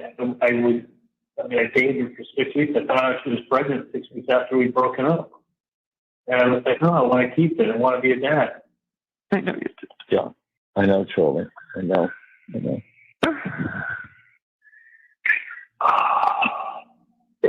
Take a breath, Charlie. You can do breath, Charlie, please. But honestly, I'm like, I don't know if I'm in a state of shock. Yeah, you're in shock. We're all in shock. Yeah. All in shock. I had a feeling though, so it's not like, listen, I've been up in Tallahassee for a year and a half. I mean, I got a taste for how big this case was. I had no idea. There was no way in hell I was ever going to get a fair trial up here. No, but that's fucking way in hell. No. Listen, even with the jury consultants, we ended up using X's on people that were like fucking horrible. Like not even like selection. It was just like get the people off that you like. I mean, honestly, I sat there and like the same people that I said let's X off our jury. To be honest with you, were the same people the jury consultants were like, yeah, you can't have these people on your jury. So it wasn't even like picking good people. It was about just keeping the fucking horrible ones off that we couldn't have come on. There was no like, every time I said, oh, this one, I had the same numbers down that we had to get rid of. That we had on the paper that we had to get rid of. There was no, you know. I know. It was, listen, these people didn't deliberate. We know what happened. They were decided before they went back, filled out their papers, and came out. That's not a deliberation. They looked at a couple things. Got on it. They probably ate for an hour and then talked about some stuff. Went through this paperwork, filled it out. Because they went all the way to like, I guess 1:30 with the opening stuff. And they probably took lunch till 2:30. Yeah. They didn't deliberate. They did nothing. No. They did absolutely nothing. When they came in and I saw when they came in this morning and nobody looked at me, I knew they'd already made up their mind. Yeah. Yeah. Sometimes I wish I met with my gut instincts like. Dan did a great job. You spoke well. They listened to nothing. Absolutely nothing. No, they cut and pasted emails. They cut and pasted lines from text messages and gave us their own meaning. You know, like, oh, kissy face. Oh, like. I saw what they did. Oh, it's a mistake. Yeah, like nothing. It was like, I don't know. It was like like they dressed it up into something it wasn't. They just I don't want to talk about it.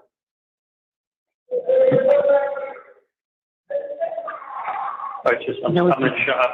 I'm partly in shock, partly not surprised, partly just certain things that I don't want to go into, but I just wish I went with my gut instinct. My gut instinct was I wish I would have gone with my gut more in life. What it's about, right?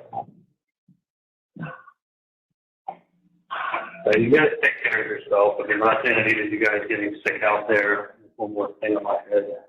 Yeah, no. Yes, I don't have much. You know, I don't really have much in life anymore. So it was something happened to you guys.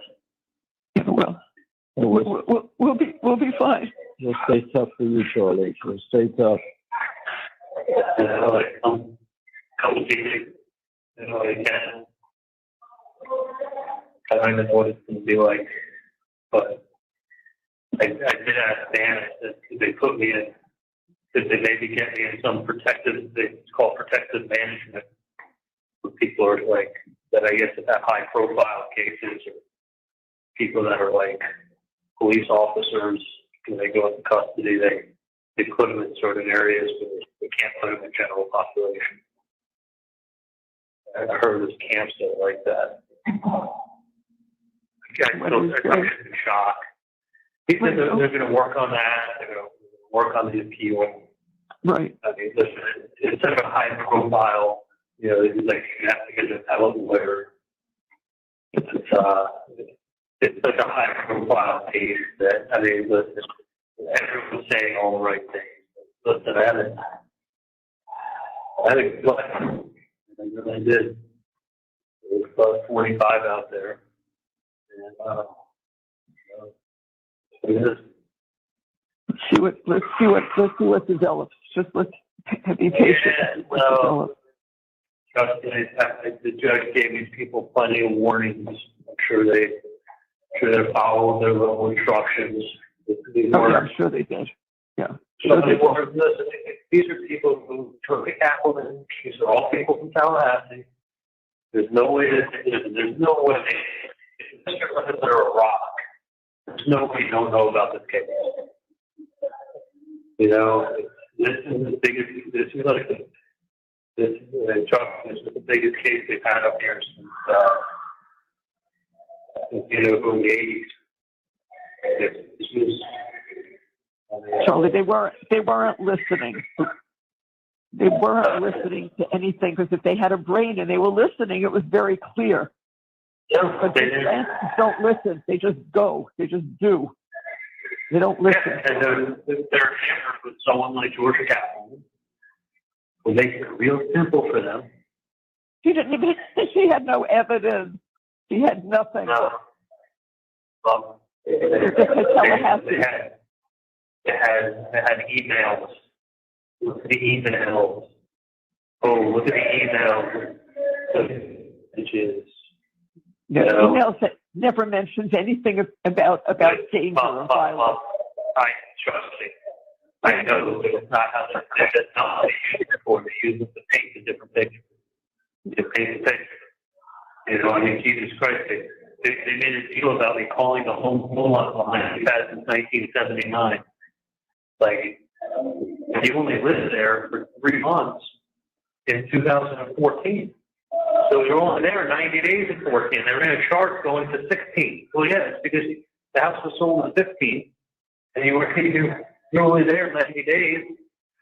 I mean, there's nothing special about calling my home phone, but they put up a pie chart, and they made it look like there was something very suspicious about calling you at home. Yeah. It's just like you said, they painted a picture without evidence. That's what they did.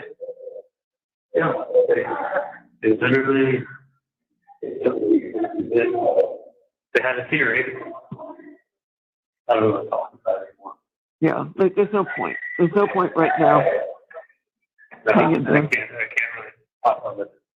Even though this is calling on a landline. Yeah. Right. I know. Right.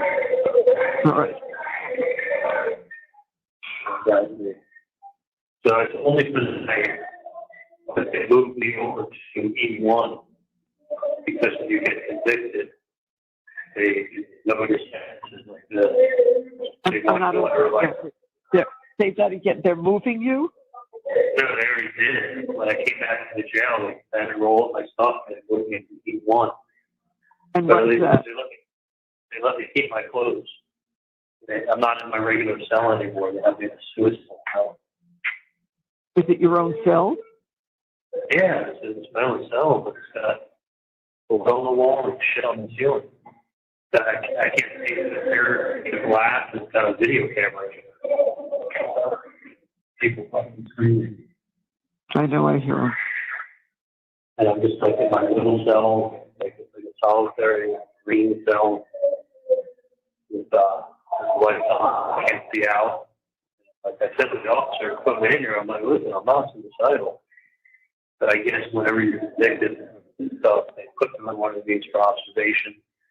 The chief of the prison can come talk to me tomorrow. They have a therapist come talk to me tomorrow. I'm not suicidal. You can't leave me in here that long. You're crazy when you self. They know they can talk to you in the morning. They get moved. I'll probably get moved back to my pod and back to my cell. They just do this, I guess, precautionary thing. Yeah. Oh, God. That's what they sometimes are. Not even believable. Unbelievable. I don't want to say no way too funny with the fellow players. This case is so big. It is so publicized. So this isn't some guy trying to get an appeal on the case. This was like what had to be school getting up here. They had live coverage. They had they pull out all the stops. It's not something. I know. I know what they were not making a statement. You know what I mean? It's not like, we thought for some minutes you got brought back on appeal, or the judge made a super ruling. They were dotting every I and crossing everything.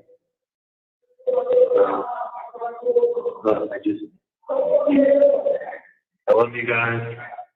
I love you, Charlie. I love you, Charlie. I love you. Look, I love my get through whole heart. tonight and get Please. through tomorrow, and just call us anytime, please, okay? Yeah, no, let's take something so you don't end up having a heart attack tonight, okay? Okay. Okay. Listen, I love you guys a lot, okay? I love you too. I love you, Charlie. My whole heart. I love you. Please. I love you. Understand, like I just take care of Roman for me and keep an eye out for him. You know I will. We will. I know it. And Yeah, Charlie. that's Wendy. By the We will. way, I wrote Ben like a month ago. He never wrote me back. I know. I'll find out. Yeah. Well, They don't Yeah, like no, that. that's it. Yeah, no. How's Wendy doing? I can't talk to her. I don't know. I don't know. You don't talk to her? I did not talk to her. I can't do it. I can't talk to her. Anybody else but you. Good fan. Yeah. Listen, I love you guys a lot, okay? Everything's gonna be fine. I'm gonna be strong. I know you will. And Dan's gonna look out for me. They're gonna try to. I already told them, so don't harass them about it because I've already spoken to them, said it twice, and they said they're definitely gonna look into it and do what they can. Exactly. I know. I know. Say that again. Yeah, about the protective, trying to get me into the protective management because of the publicity on the case. Right. And look, I don't want you guys. I know you're upset. I just don't want you guys getting sick over there. We won't. We won't. You just be strong, okay, and then we'll be fine. Yeah, you're strong. I've been dealing with this for how many years now? You know, it's like I know. now you get what I listen. I haven't been myself. Listen for me. For how many years I had like it was hard to be normal with everything going on. Like I know. it's kind of, you know, and I still try to work and it still works and it's still like I don't think nobody ever got what was going on in my head. I can tell you. No, I know that. Nobody ever knew. But I always had like I said, I always had a feeling. No, I know that. I know that. I remember, honest to God, I remember the last time that we all went to the sushi with Rome and we were taking video. You don't really want to know what I was thinking in my head. Mm.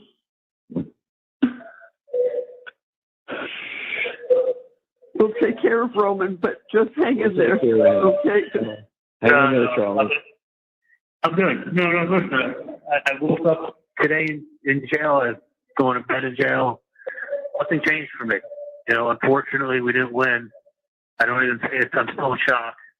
I'm still, honestly, like, I know. I cried a little bit when I got in the cell, but I'm like, I'm still. You're strong. You're strong. It's set in, but it hasn't set in, and it just. Of course not.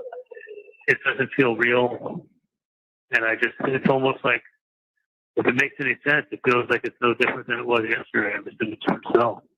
Yeah. Yeah.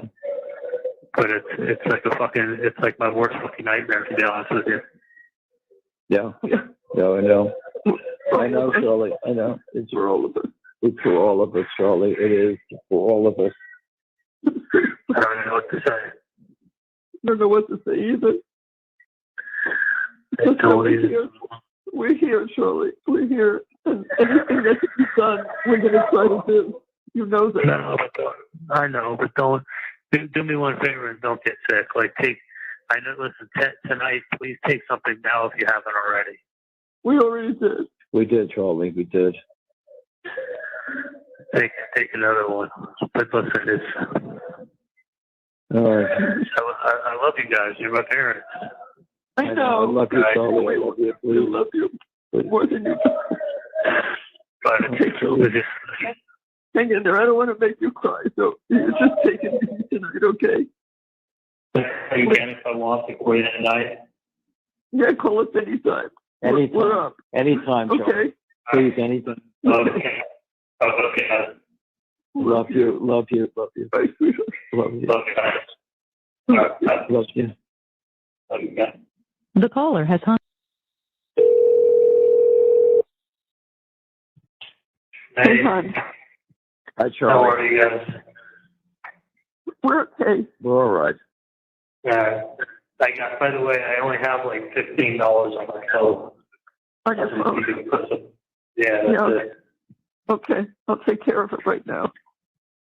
I'll take care of it right now. Yeah. Okay. I called Mike for like, I talked to him for like 20 minutes. Yeah.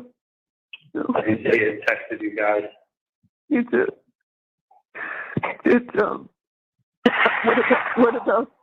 What about commissary or eye care? What about those things? I got food for. I'll get the food when I get back into the pot from the guys I gave it to. I'm not that hungry. They had chicken tonight. Chili, but I ate it. And they gave me 2 packages of tuna fish back. They'll give me my food back. Last night I thought of maybe getting out today, so I gave away all my commissaries that I had saved up. Right. But the 2 guys I gave it to, they'll give it right back. It's not, they're not keeping it or anything. But I'm just in this one cell for the night. So they just have me like, yeah, I'm just in a cell for the night. In the morning, the chief of the jail is going to come see me, and they're going to have they have like nurses that come and they're going to ask me a bunch of questions. I mean, I'm not suicidal, but I guess they just do that so they don't have a problem with you having you under observation. I understand why they do it, but I told the sergeant to put me in here. I said, if you keep me in here long, I'm going to go fucking crazy. Like, no, they'll let you go back. They'll see you're okay. They'll let you go back. Yeah, no, I'm fine. Listen, I woke up in jail. I'm back in jail. I've been here for a year and a half. I guess that's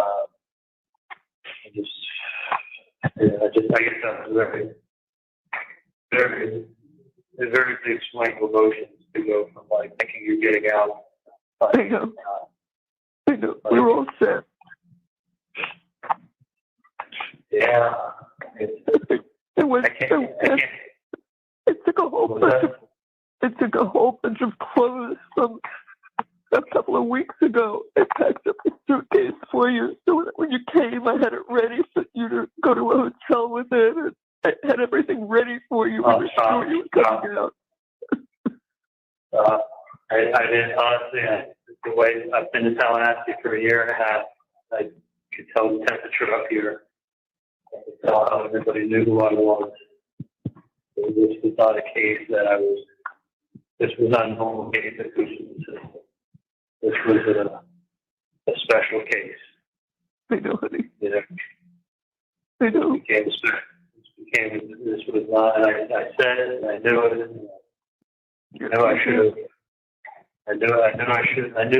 I knew what they wanted to do.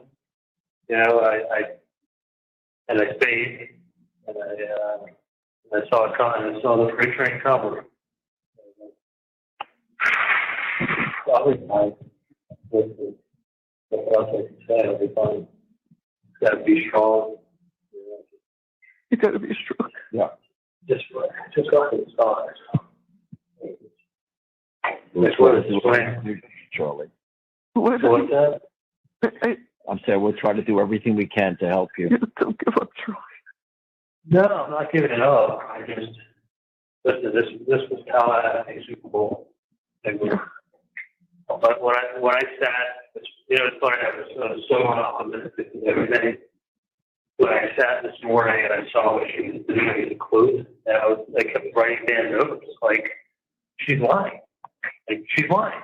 Like she's making shit up.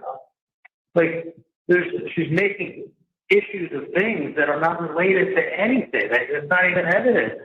They're just saying it's circumstantial evidence that I called my parents cold phone number. Like, and they put together an impressive pie chart that the 10th grader could figure out there's nothing special about it. But she made it out to be special. Everything was special. Everything was boom, boom. Wendy's book that she wrote became like, Wendy put it down Tallahassee. Wendy never put down Tallahassee in her book, but she kind of spun on to be like, she did not. The way Wendy looks at that, like it was like Wendy was putting down Tallahassee. She wasn't putting down Tallahassee in her book. but it's the way it was. You know, you take the text, and you take the email, and you take the book, put some more pictures of emails up, and you got the show. I know. Believe me. And I'm sitting there watching the show, and you know, at the end of the show, she's quoting Ryan Fitzpatrick, who I didn't know in 2014, giving information on 2014, and I'm like, what the fuck am I watching? Like I spoke to the guy twice in 2014. He was my best friend in 14, evidently. Evidently. I know, I heard it. I'm like he was my best friend in 14. And then they say, listen, whatever the thing that he gave instructions, and it's told me, like, whatever the prosecutor says or the defense attorney says in closing is not to be construed as evidence. It's not presented as evidence. They're just summarizing things in the case. You got to listen to what you heard during the trial. It doesn't go like that. These people just look and listen to the closing, and the way everything was like spun at the closing, I was like, this isn't reality. If these people are watching this is not reality, but they had this 2-hour production. Yeah, she lied. She lied several times. I know. We all caught it. Like it did. You know, each person's, you know, has their own. It's like everybody who walks in has their own agenda, or you know, or a bone to pick, or a tail to spin, and everything just gets taken as like face value. Like I feel like a fool for even thinking or letting people convince me that I was gonna have a shot. I really, really feel stupid. God, you know, they say, go if you've got insight, that don't look at anyone else. That's, you hear me? Hello? Hello? Hello? Can you hear me? Hello? Hello? The caller has hung up.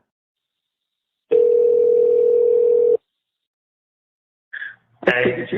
You couldn't hear me. I knew something was wrong. Yeah.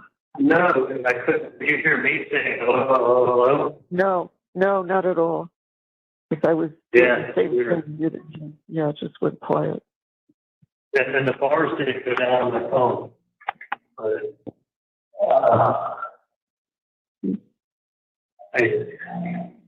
So you've got what? The same, they take your mattress and put it in another room? Yeah, I rolled up my mattress and I got a blanket and it's just in another room. So it's like a solitary cell. You know, it's got a camera in here, it's got a glass, and it's just got a bed. You know, I'll have contact with anybody. Hopefully people won't be home all night. Different floor or same floor? No, picture of my pod.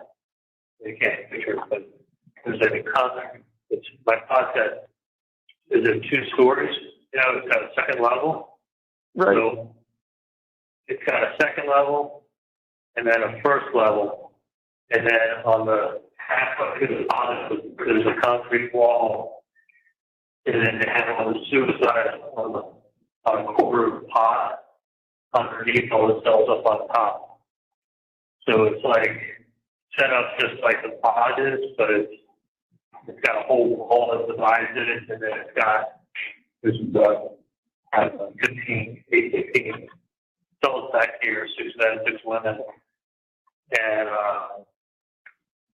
they got cameras in each one of them, and they have an office that sits and watches all the closed circuit cameras in each cell, and that's so there's a toilet, a sink, and it's got a bed, a slab, rolled up my mattress, just like they brought it in here, and it's you know, for tonight, and I'm sure 5:30 in the morning they're probably going to bring 5:30, 6 o'clock in the morning. You can nurses with 6 o'clock. She probably come through at some point, check me out of it. hopefully allow me to go back to the pod that I came from. Yeah. That I'll be there for at least another 30 days, and then I'll be transferred. I just thought I was going to get. Honestly, I thought I was going to get a fair shake, and I never put it this way. I never thought I was going to get a fair shake. I got led to believe that I was going to get a fair shake, and I started to believe it myself. You know, I just. No. Dan is right. Dan is writing to me while we're talking, Charlie. Yeah, he said, hang in there. We're going to continue to fight. You just stay with it. Not giving up on you. Just wait. I know. It's just a big case in Tallahassee. It's not your normal case comes back on appeals and they let a guy go like that. Yeah. Was he flying back to Miami? He drove.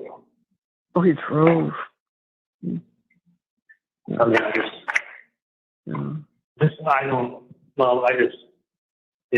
I stayed around because I thought I would get a fair shake.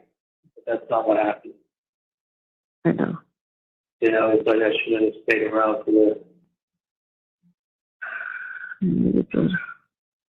This is not something to call like. I don't know how. I mean, I just don't know how Dan was so optimistic. He was very optimistic, which I appreciate. But because the case was good, and he was good, and you were good. It was the jury, honey. It was just what you said. There was no jury in Tallahassee that would have let me go. That was never going to happen. I mean, we were like outsiders up here. Let's put it that way. We were definitely outsiders and looked at as like people from another planet that shit on Tallahassee. You know, when she started doing that whole thing about Wendy's book, I was like, are you kidding me? I know. What does that have to do with anything? Well, it paints the picture. That's what you know. Like, what are you doing? Why were emails a constant like theme? You probably lost 80% of this. Listen, you never win. You have to get it. The best you do is, like one of the guards was saying to me, he goes, the best you can do is hang. You have to have unanimous. I mean, 12 people have to vote your way. I mean, you think you're going to get all 12 people to vote your way? You're crazy. Not up here. The best you do is hang. If you hang, you do it. The best you do is hang. If you hang, you stay here. You stay until they retry it. And they get another bite of the apple. Yeah. You know, like, these people fucking hated me. I mean, they looked at me like, like some guy that's making $5 million a year. Yeah. I wasn't. I know you weren't. Well, they're not finished, this family. It's just the start. Well, I know. Look, there's nothing, as you know, there's nothing you can do right now. You get through the night, you'll see these people in the morning, you get back to your cell. I'm going on to secure a check that adds the money to the account, so we'll be okay. And you need commissary money too, right?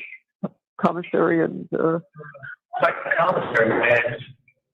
Hold off on that. I got commissary money. I just need to get all my shit I need away. Well, check tomorrow and see what you have, and you'll tell me what to order for the eye care, okay? Yeah, hold off until next weekend to order it. And then I think the first camp I get to, I don't think you can order commissary or something. We go a little bit without commissary. Trust me.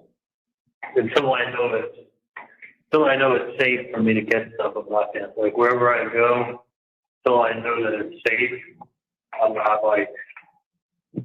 not going to be ordering like I have, like I had my own cell, my own badge. You said you're going to probably go back to your own cell tomorrow, right? Charlie? Hello? Yeah, sorry, the bars just went down for a second. I'm back. Oh, okay. I was going to say, I thought tomorrow you'll go back to your own cell, right? The private cell? Yeah, I should. I'm going to be in Leon for a month. I'm going to be in Leon County at least for another month, because then they have sentencing, and then they'll move me after they do sentencing. Yeah. Like I'm only going to be here for probably a month, and then they usually do sentencing, and then they usually move you like the following Tuesday, is when the buses come. Then they move you to like an intake center. You learn all the stuff like you have to do, kind of like they keep it like military. How they want things done, and then from there, they'll tell me where they're going to ship me to. Somewhere to pick apart. So, last thing I need is for you guys to get sick of, because I don't really have much else. You're going to be fine, Charlie. Yeah. I just need you to be okay. You'll be fine. Yeah, no, I'm going to take a shot. I'm still in jail. I was in jail yesterday and in jail today. I'd be more comfortable if I was in my cell. I'd be more comfortable if I was around the people that I talk to. Right. Walk around the little rec deck area. It's already 9:30. They'll put the lights out at 11, so before you get to go to sleep. And this time, well, I haven't had that. They don't shut the lights off. No, but I can honestly, I've gotten to the point I just put my head underneath the blanket, and then it's dark. I've got a sheet, and then I've got a big blanket. So I do that, and then I can sleep. Okay. So I'm in here, and it's just pacing around. They don't shut the lights off. They got the cameras on you. Well, they have a guard sitting watching the cameras.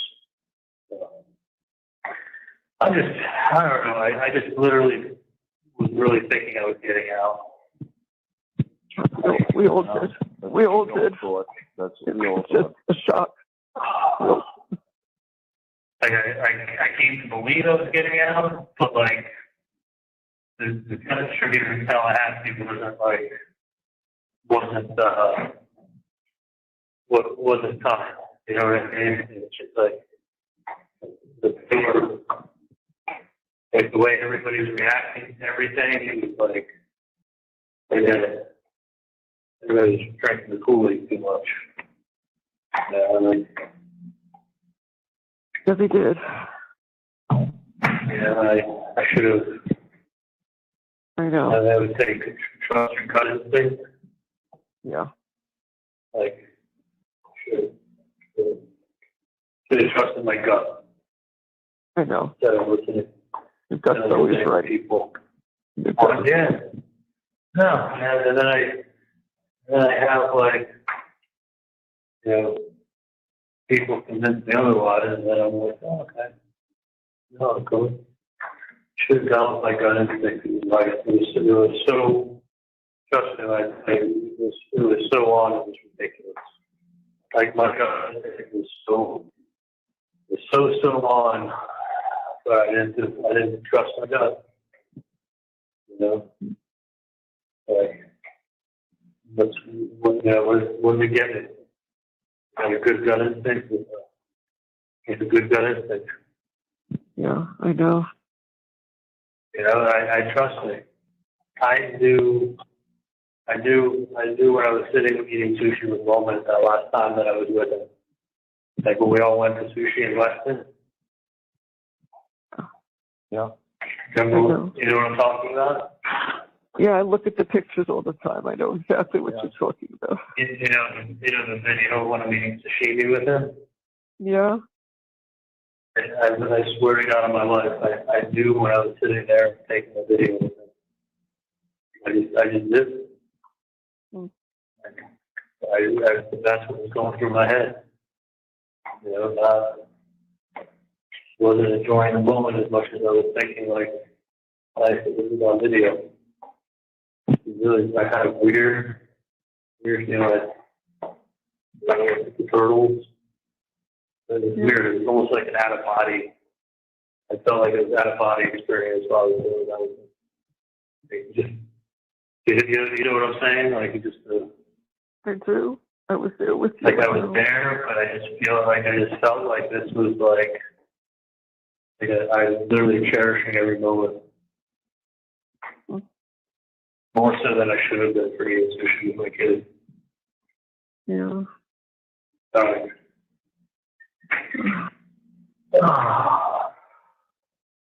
all my head is just stressful. I'm sure it's I want you guys to take care of yourself because I honestly I don't have much else to manage my life with now. Worse if something happens, guys. I know. So, like, hey, take something to relax. Like, take something to relax. Yeah, we will. Don't, you know what I mean? I do, sweetie. Yeah. I do. Yeah. I know. Well, I know we're going to figure out a lot of shit in the next couple of weeks anyway. Right. Today's not the day to figure stuff out. Not today. No. I'm honestly, I cried a little bit myself, but I'm more just like, bigger shock. You're in shock. I know. You're in shock. Okay, you know, it's very. You know, we all are.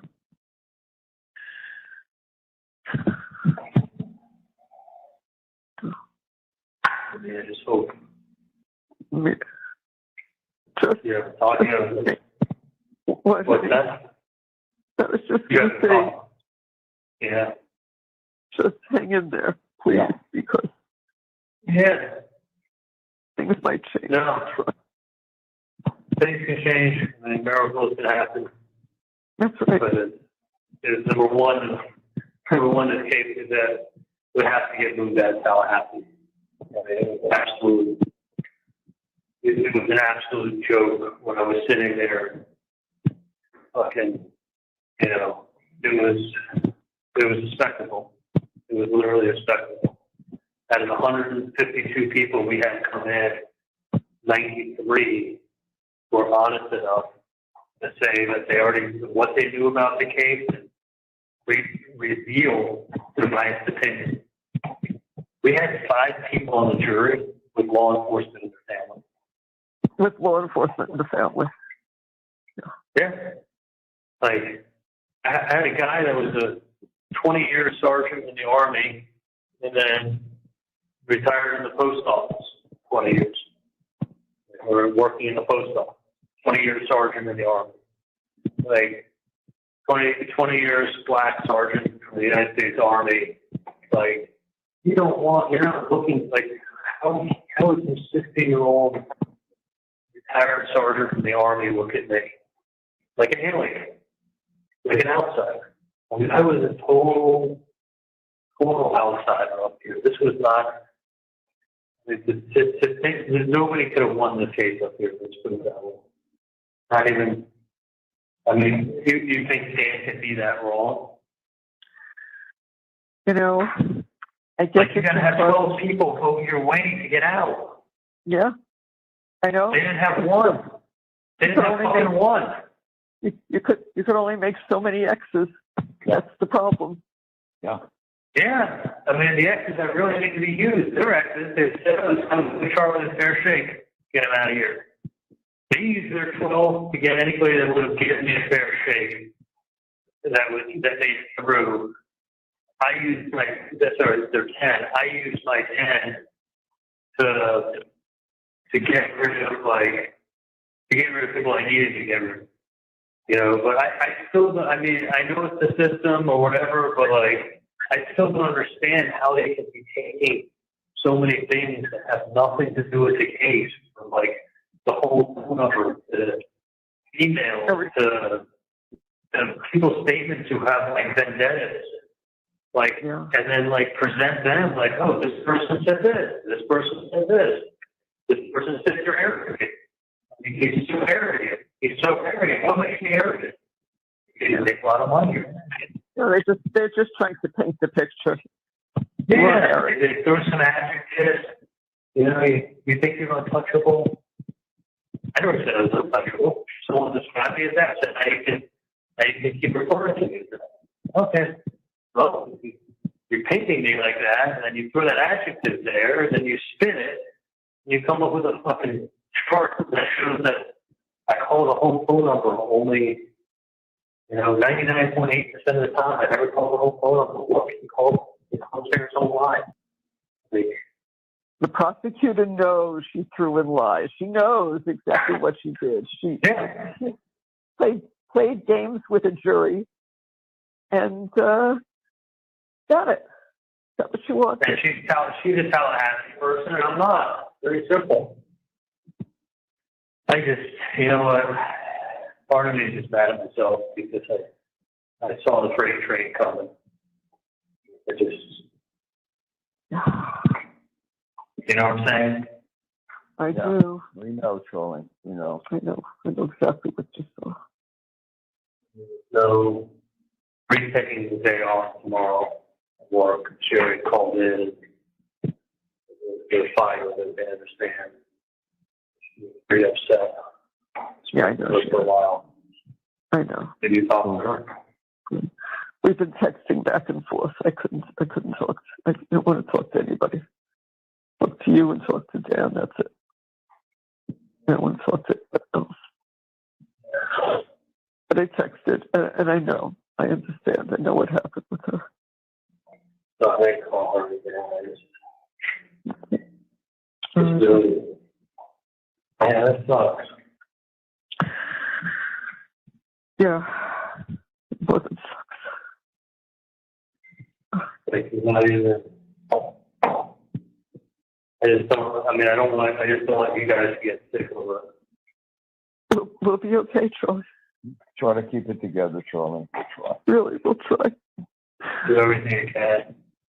Yeah. You haven't talked to Wendy at all, have you? I told you, I'm only talking to you and Dan tonight. I don't want to talk to anybody else. I just can't. Did you text with her at all? I just texted. When the verdict came in. That was it. What? Just when the verdict came in.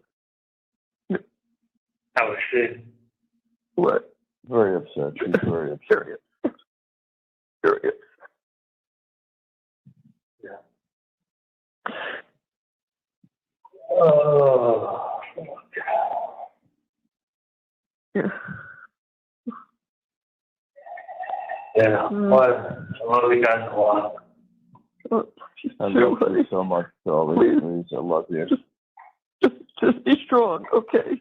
Just be strong. Yeah. And we'll be okay. No, listen, I'll be strong. Maybe call Bree again. Yeah. I don't even know if I want to call Janice. I may call her for 2 minutes just to touch base, but that's it. Yeah. If Bree's still up, I know she'll call you. I know she'll talk to you. I may talk to Janice for a few minutes. I don't really. If you don't feel like yourself, that's all. Yeah, I'll call her. I'll call her. Okay. Very surreal. I really thought I was going to get out. I know.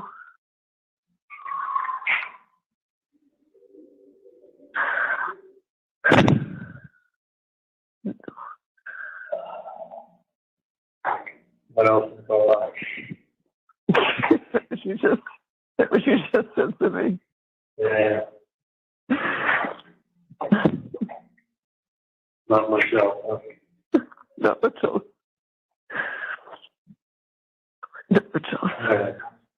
I'm having that talent. You talk to her and then try to put your head down and just take deep breaths, I'll be all right. Take one day at a time. That's right. Yes, Yeah, you will. that's right, Charlie.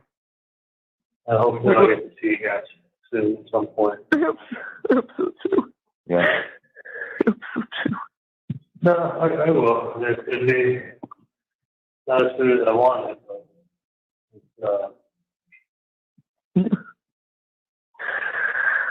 We'll see you soon, Charlie. We'll talk every day. We'll see you soon. I'll talk to you guys every day and just, what priorities do is I just want to take care of Rome as best I can. We'll make sure that happens. And have faith, because there's a chance that this is going to change. So just have faith, okay? Yeah, no, I do. And listen, you never know. It just has. It has, in order for it to change, it definitely has to be out of Tallahassee. The jury selection was a joke. It was a sham, actually. It was a sham. It was a sham, and put it this way, if I would have known that she was going to be able to do what she was doing with, making the case about text messages and emails and Jeff would call statements and Ryan Fitzpatrick statements and, make a whole case out of it. Jesus. I mean, I did not think that. The lying was so obvious. I don't understand why they couldn't see it. It was blatant. Well, it's not that. I mean, look, you wrote a book. You think anyone on there has read a book in the last year? I didn't even read Lynn's book, but how many people in that? I mean, someone writes a book. I mean, what she say in the book? I mean, she was putting down Tallahassee in her book. She was foreshadowing some place that they were stuck in. If you took out 90% of what she was saying was just utter fluff. It was just painting a picture. I mean, you trust me, this was not, she wasn't putting on a trial, she was putting on a show. I mean, I thought it was going to be more fact-based than show-making. Yeah, only one side had facts. The other side was just blatant nonsense and lies.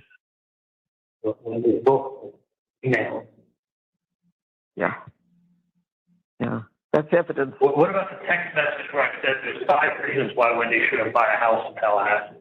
How about the one is that a house is a pain in the ass?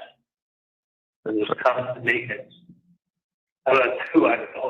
My house appreciated in value by 50% by the second year I owned it. There's 5 reasons. They maybe have to be aha. It's just they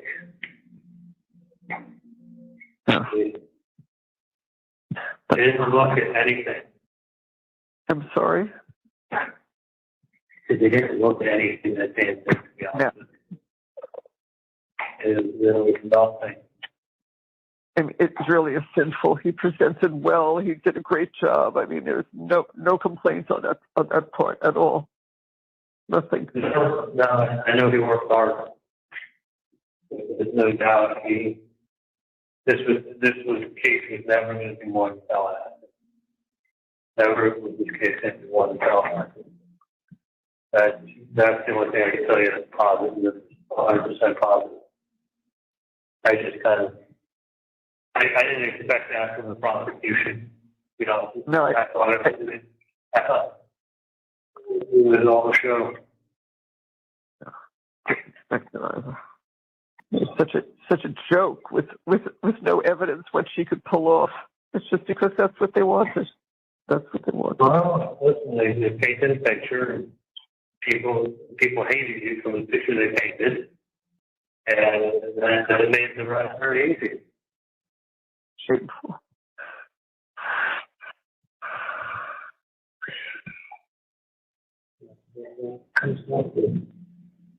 Look, the number one thing I can't have is you guys get sick. Please. I promise. I promise we'll be okay. You need to take an extra Xanax, take a deep breath, Yes. relax. Done.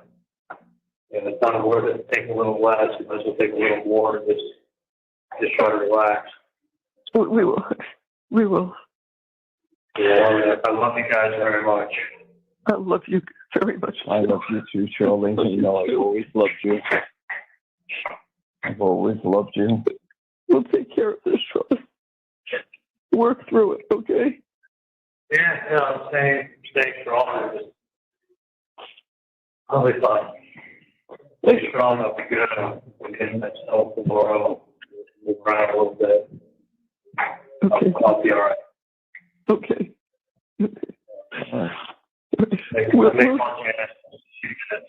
I'll tell her just to give you guys a few days before you come. I didn't hear you. I'm sorry. I'll tell Janet you'll call her at the end of the week. Yeah. So you guys dealing with a lot right now. Yeah. Okay. Okay. I love you, sweetheart. Love you, Charlie. We'll talk tomorrow, okay? All right. I love you a lot. Have a good night, okay? I love you, Charlie. All right. Good night. Love you too. Love you guys. Have a good night. All right. All right. Bye, guys. Bye. The caller has hung up.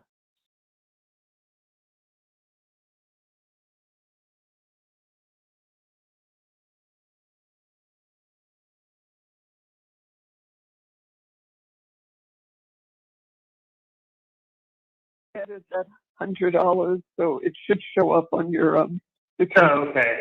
I just didn't know if you did because I called Janet and said you got $10. So it doesn't show up tonight. It'll show up tomorrow. That's fine. I just wanted to remind you because I thought maybe you forgot because you were home set. Oh no, I just did it literally as we hung up. Okay. Yeah. That's cool. It'll be on there at some point. Then. Yeah, if it doesn't show, I mean, they already sent me. Let's see, they already sent. Let me see if the confirmation is through. No, don't worry. I'm sure you did. I can always call you collect. You're on there collect. I have a lot of money on mine, so call collect. But I just got the confirmation, so it did go through. Okay. All right, honey. All right. Listen, I love you guys a lot. Take an extra Xanax and just relax. Okay. We will, honey. We will. We will. I love you. I'll call you tomorrow. You guys have a good night. Okay. We will. Call me call us anytime, Okay. please. Love you. All right. Love you guys. Take care. Okay. All right. Bye. Most people say red is my color, then blue. So red, then blue. So thank you, little G. Thank you, Angelina. Right. Oh, fuck. Lumpa, lumpa, da da da da da da da da da da da da. Wumpa, wumpa, da da da da da da da da da da da.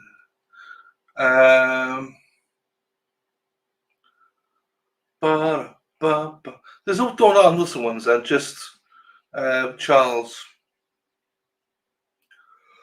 Khalid, the Spoke Show says, yeah, hey, yes, Dylan looks great and blue and so cute with the backwards hat.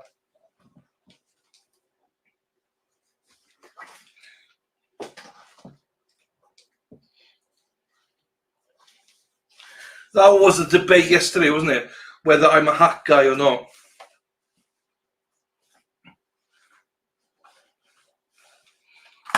Oh, fuck. Am I a hat guy or not?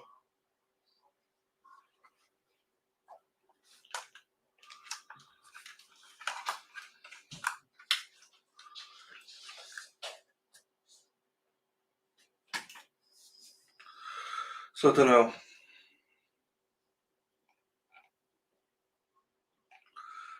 Where we at here? So we might have another debate today.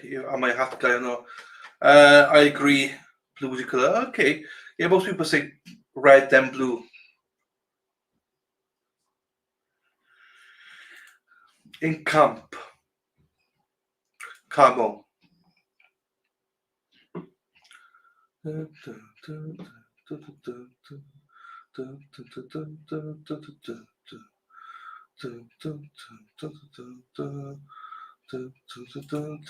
would most likely always vote backwards. I think it looks great. Thank you. How weird is it though with the tip behind you? I don't know. Yes, Kim says, hat guy for sure. There you go.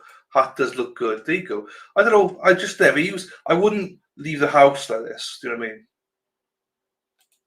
There you go. There you go. Thank you, Deb.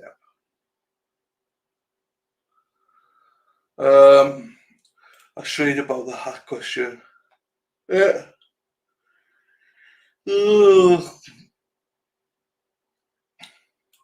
That looks really good. Thank you, my darling.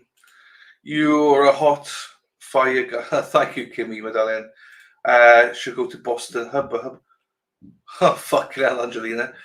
Raw. Oh my God, people. What? Stop it. Hey, this ain't Jeepers Creepers, Colleen. Fucking hell, ladies. Ladies are on heat now. Jeepers Creepers. I'm embarrassed now. I'm getting red, I think. Fucking hell. You look so good. Thank you, Colleen. I mean, yeah.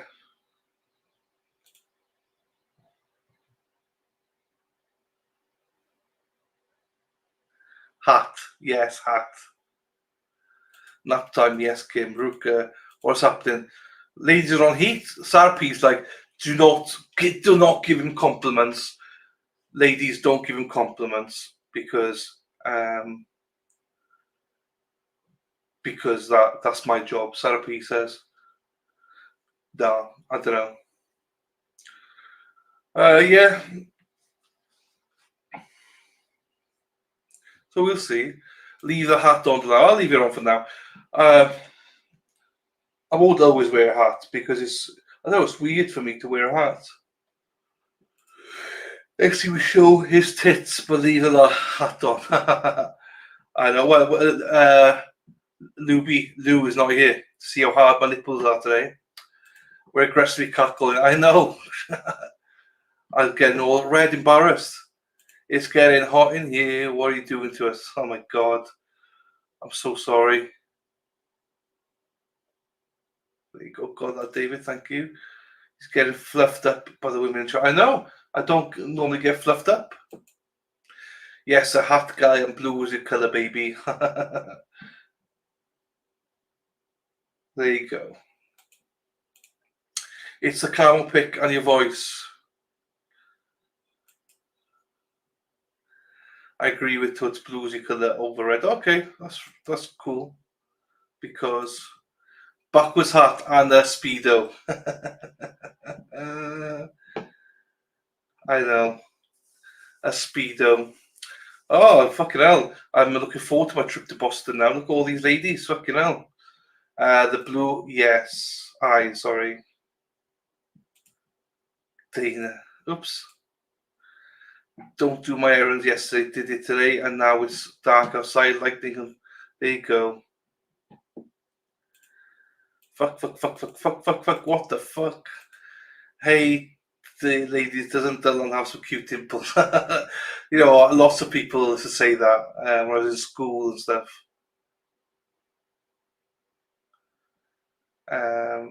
Dimples wise, yeah, I know. So I've just got hit at my house. What? Inverted heart. Yeah, backwards.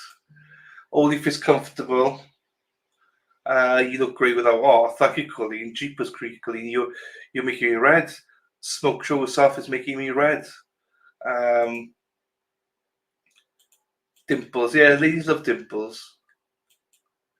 God, eek. What hit you? What hit your house, Shari? Stay safe, Shari. Right. Oh, Lady Di. Oh, do you know what? I promise to play something for Lady Di. Let me play this. I promise to play something for Lady Di. I love your voice. Nothing but Colleen. You better not be single, Colleen.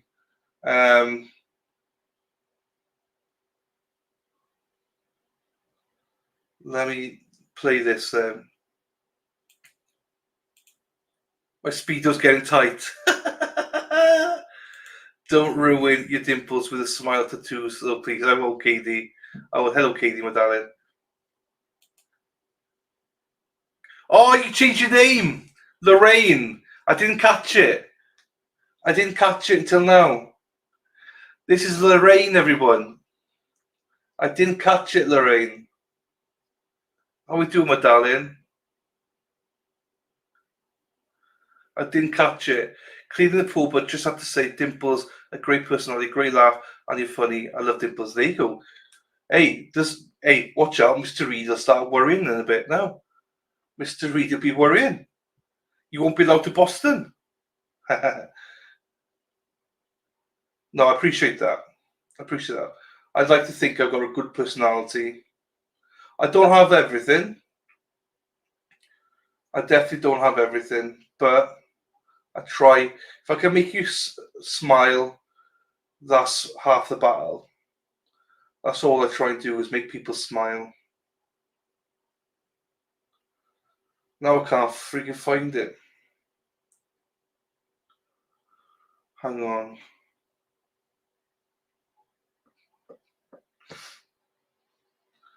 Oompa doompa tippity dee doompa dee dee dee dee. Oompa doompa tippity dee dee dee dee dee dee dee dee dee. Oompa loompa dee dee dee dee dee dee dee dee dee. Dana Leonard. You put that song in my head now.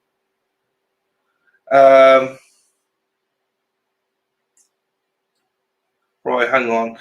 I just set it to myself so I can do that. A great laugh. Yeah, people think I hate my laugh, obviously, but people say great laugh. There you go. I appreciate that. I appreciate, I passed the Lisa Reed test. It's a hard test to pass, people, but I passed it. So that's fine. Happy days. Dana, me, I think, yeah, your video. So I don't remember what we're doing with this. Di sent me this yesterday. This is a video I wanted to share with you that I spoke about in your chat. I want people in America to realize what we have and how easily it can be taken from us. Keep doing your thing. Thank you very much, man. Stick to the truth. Here we go. I'll be trying to do that. That's the other thing that I'm truthful and never lie, which can be great, but can also be the deterrent. It can also be not the great thing. Do not ask me how you look, because I'll tell you straight, and that's not always a good thing. Is power still on, Shari D? Take a deep breath. Whoa, whoa, whoa, whoa, whoa.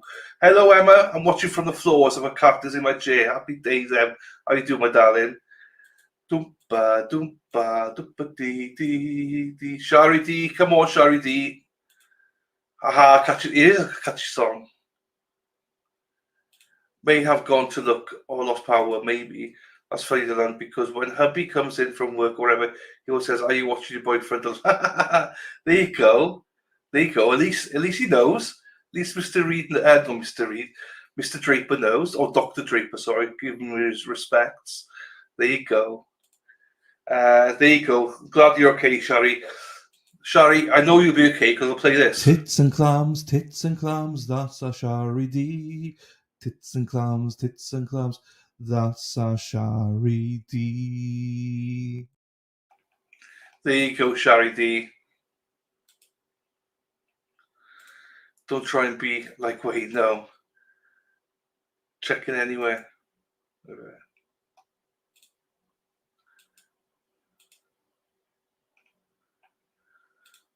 Right, I'll play this for you now. We need to announce in the chat we change our names because when DQ Carol changed hers, I was confused. I was like, who the fuck's this KD? And then I was like, oh, fuck, it's fucking Lorraine. Kerry Washington as well. Thank you for the PayPal, for the coffee, my darling. If I did put it on the screen, but just in case you didn't see it, thank you, my darling. Bum, bum, bum, bum, bum, bum, bum. Pot Girl Black, yes. Blessing and a curse. This is really good. I love this guy. He's about to play. Right. I will play it now in a second. Ba, ba, ba, ba, ba, ba. Backwards heart, people like my backwards heart. Ba, ba, ba, ba, ba, ba. Ba, ba, ba, ba, ba. Same thing to me. Oh, that's funny. That's funny, Dana. Tracy says it's like your boyfriend Dylan still playing. Oh, I love Dana. He gets my sense of humour. We've got similar sense of humour. Tell my kids all the time. Yeah, I got OCD. So if I don't tell you an honest answer, I think something bad will happen to you. So I'd rather you think I'm a prick than anything bad happens to you. So I always tell you the truth.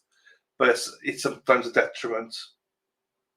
Like my mother, for instance, she would always call me and be like, right, what do you think of my this dress, that dress? What do you think of my hair? And I just tell her straight, you know. And it's a relief for her. Because if I don't like it, I tell her, no, it's not. No. And she, at least then she knows it's genuine, like, you know. House is shaking, oh my God. So, and it's not from tits and clams. Well, be safe, my darling. Be safe.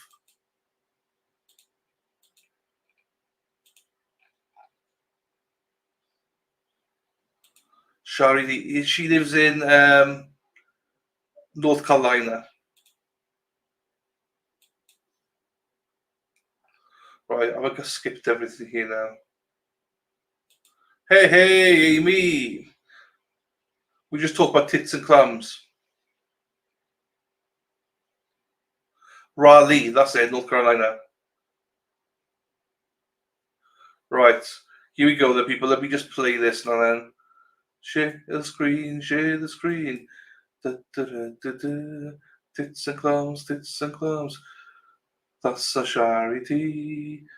Hang on, whilst I get that ready, hang on. I need to find it first. Hang on. Tits and clams, that's a charity. Tits and clams, that's a charity.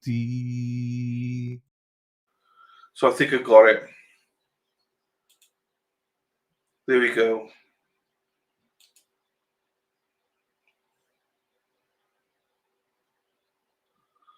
Oh, Toots, you see there? Clams and tits, yeah, Charlie song. Amy, we're talking about how hot Dylan looks in blue and about. Colleen's got to make me just blush everywhere here. Colleen. Da,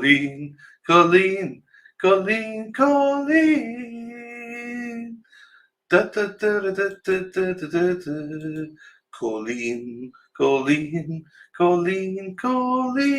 Josie and Murph, they aren't as lovely. Fuck around and find out I'm joking, they're lovely. Sara P, Sara P, Sara P, P, P, P, P, Sara P, Sara P, Sara P is lovely. Erin Hattree drives a bus, yellow bus, yellow bus. Erin Hattree drives a bus all day long. There you go.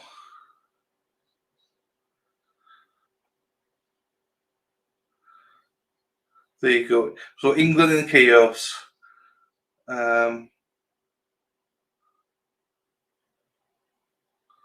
I tapped that as well. Fucking hell, let's go, Amy. Look at that, Amy.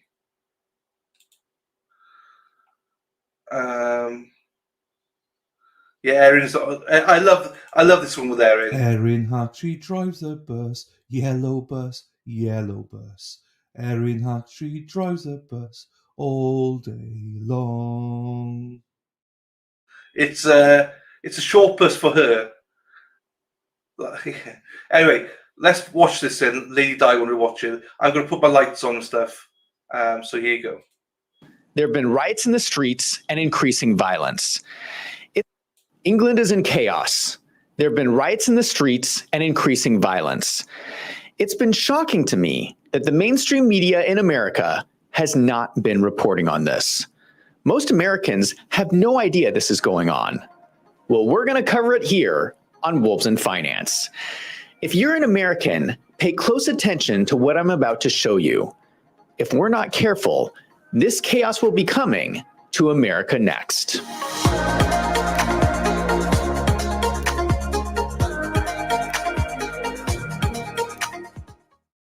Let me state up front that I have never been to the UK, so my grasp of UK politics is going to be limited. However, I have been closely following what has been happening there. So if there are any viewers from the UK, let me know in the comments down below if you agree with me or you think I get anything wrong. I think it might also be helpful for me to share an American's perspective on what is happening in the UK. Tensions erupted in the UK on July 29th when 3 children were killed in a knife attack. There were also 5 other children in critical condition as well as 2 adults. This was a brutal attack. This person slashed a whole group of children with a knife. It happened at a dance and yoga event at a community center for children ages 6 to 11. Witnesses described children covered in blood running screaming from the building.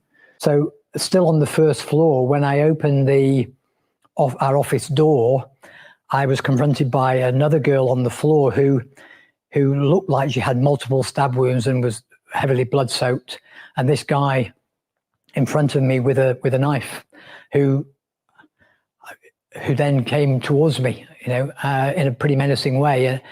And I thought, he's going to kill me too if I'm not, I didn't rationalize or, you don't have time to do a risk assessment. I just put my arm up when this knife was coming towards me. And I didn't even realize I'd been stabbed initially until I looked down and saw blood coming out my leg. And I tried to kick him with my right leg. And then that's when I fell over. The yoga instructor, Leanne Lucas, risked her life to protect the children. She went to the hospital in critical condition. Are you able to share with us how Leanne is doing? I believe she's going to be okay. And I suspect that what she was doing was shielding children. So if you want to talk about real heroes, then that's her, definitely.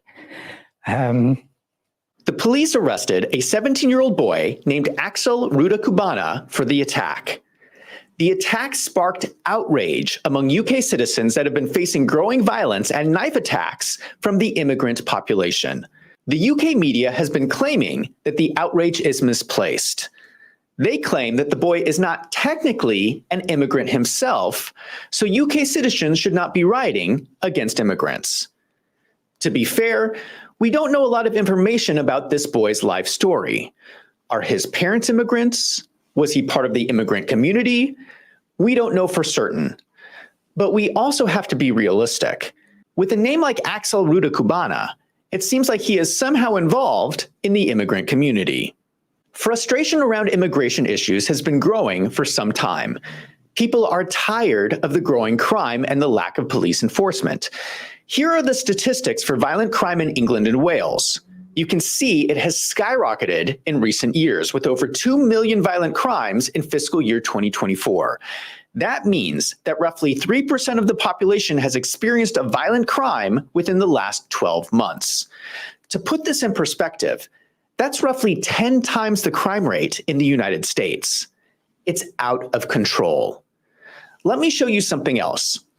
This is the number of rapes in England and Wales. You can see it has also skyrocketed. The obvious question is, what is causing this? Here's another statistic. This is the change in net migration in the UK. The dark blue is natural population increases. The light blue is from immigration. You can see that from 2000 to today, there have been massive increases in immigration in the UK at levels that far exceed the citizen population. This has been happening for 20 years. You see a dip in 2020 during the lockdowns, and then immigration skyrockets last year. It's hard not to notice the connection between the increase in crime and the increase in immigration. The UK is bringing in people with a different culture and different values. The immigrant communities have a higher acceptance of violent crime and rape as a part of life. Local citizens in England are fed up with the rise in crime, and people are scared. Whose kids are going to be killed next? What parent needs to worry if they take their child to a yoga class if they will be hacked to death with a knife? This is video from the day after the knife attack. Protesters of local citizens had gathered. The police arrived to break up the protest, and the crowd is throwing bricks and debris at the police.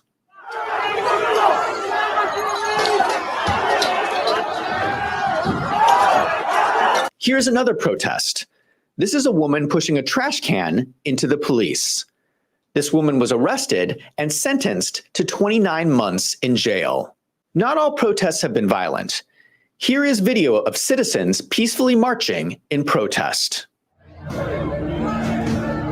Meanwhile, mobs of Muslim men have been moving through London. They're making sure that people know that Muslim men control the streets of London through the threat of force. Now, I know that not all immigrants are Muslim. I know that there are Muslims who are peaceful, and I have friends who are Muslims.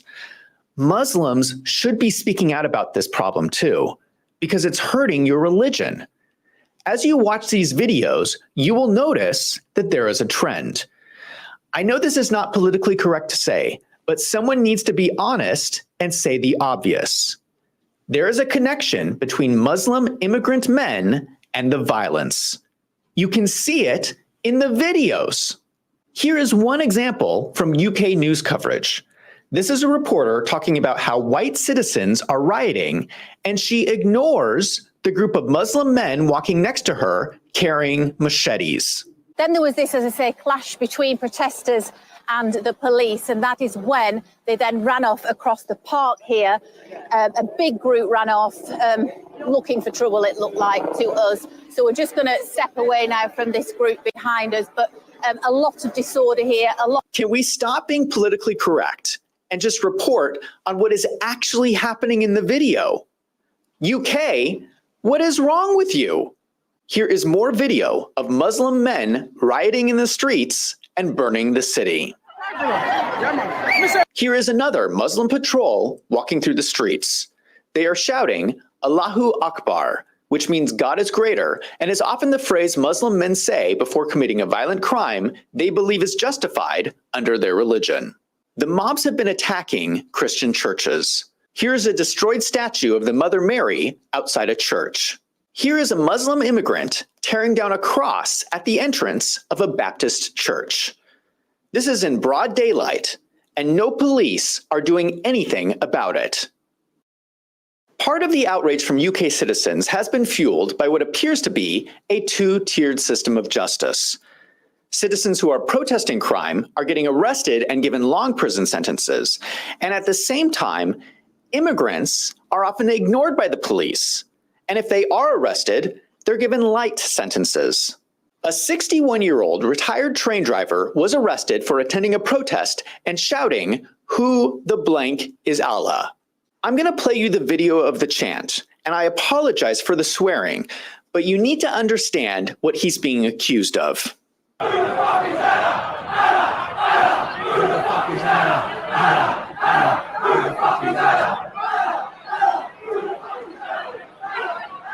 This 61-year-old man was sentenced to 1.5 years in prison for saying those words. He wasn't violent. He didn't destroy anything. He was just speaking, and he's going to spend 1.5 years in prison. Here is video of someone getting an even longer prison sentence for posting about the riots on Facebook. They received 20 months in prison for writing a Facebook post. Went on to say that you did not want your money going to immigrants who, quote, rape our kids and get priority, end quote. This offence is so serious that an immediate custodial sentence is unavoidable. Would you stand, please? The sentence that I pass has been reduced by 1/3 to reflect your guilty plea. The sentence is one of 20 months imprisonment. Is this a joke? Because I feel like this could be a scene from Monty Python. Here is video of an elderly woman getting arrested at a protest. You just ran into me. You've just all. I've got a pacemaker. I've got a pacemaker. I've got a pacemaker. I have. Don't you miss? Don't you? I have never been arrested in my life. I'm 73 years old, and I have come here because of them babies who's died, and I am being arrested. Now contrast this treatment with how the police treat Muslim immigrants. This is a 14-year-old boy who was hacked to death by a machete by two men. One of them was released after only 6 months in jail. This man committed murder and was released after 6 months. This was announced the same week that the 3 girls were killed in the knife attack. Here's another story. This is an 18-year-old Muslim man who raped a 13-year-old girl. He met the girl on Facebook, groomed her, brought her to a hotel, and had sex with her. Under English law, that should be a 4 to 7 year prison sentence. The man argued in court that he didn't know it was rape because he went to an Islamic faith school where he was taught that women are worthless. He claimed women are no more worthy than a lollipop that has been dropped on the ground. That was his legal argument. He also said it was the girl's fault because she tempted him. He claims that the 13-year-old seduced him. The judge in the case gave the man no prison time. He was sentenced to 9 months youth custody, suspended for 2 years, along with a 2-year probation supervision order. Here is a video of a group of Muslim men kicking a police car. The police do nothing to them. It's crazy to me that these people are getting away with this and the police do nothing. And people wonder why there's an increase in crime. Here is video of a Muslim man shouting, "We are ready to kill you all." Yeah, we're ready to kill you all.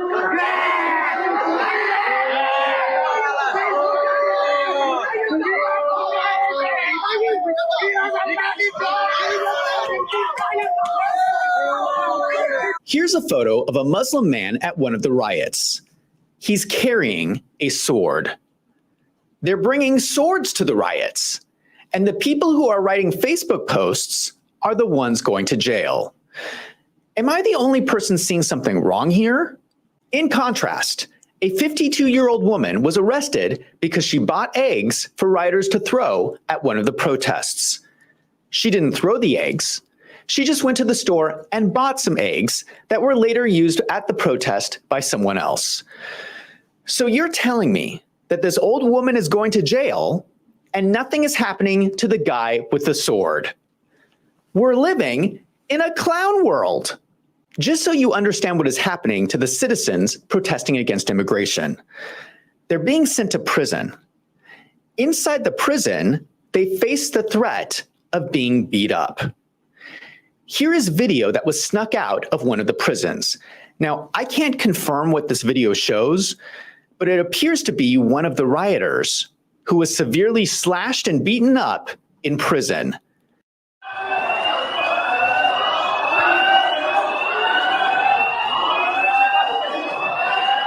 You can see pools of blood on the floor.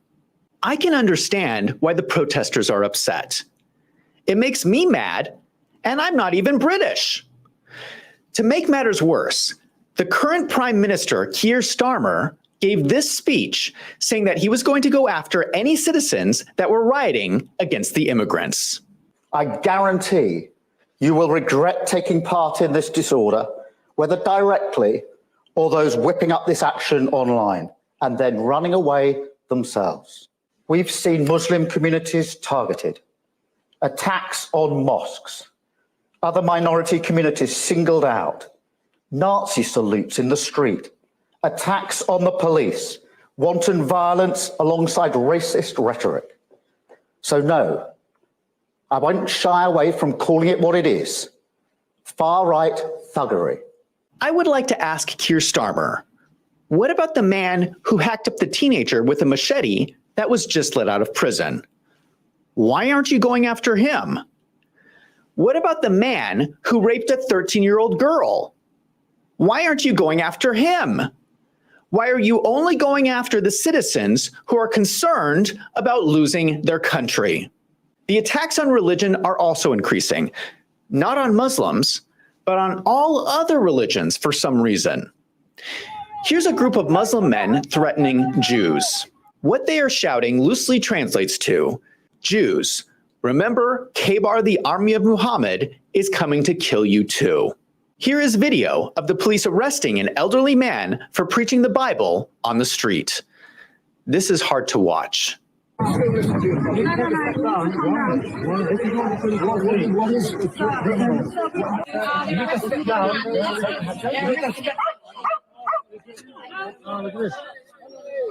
Easy, easy.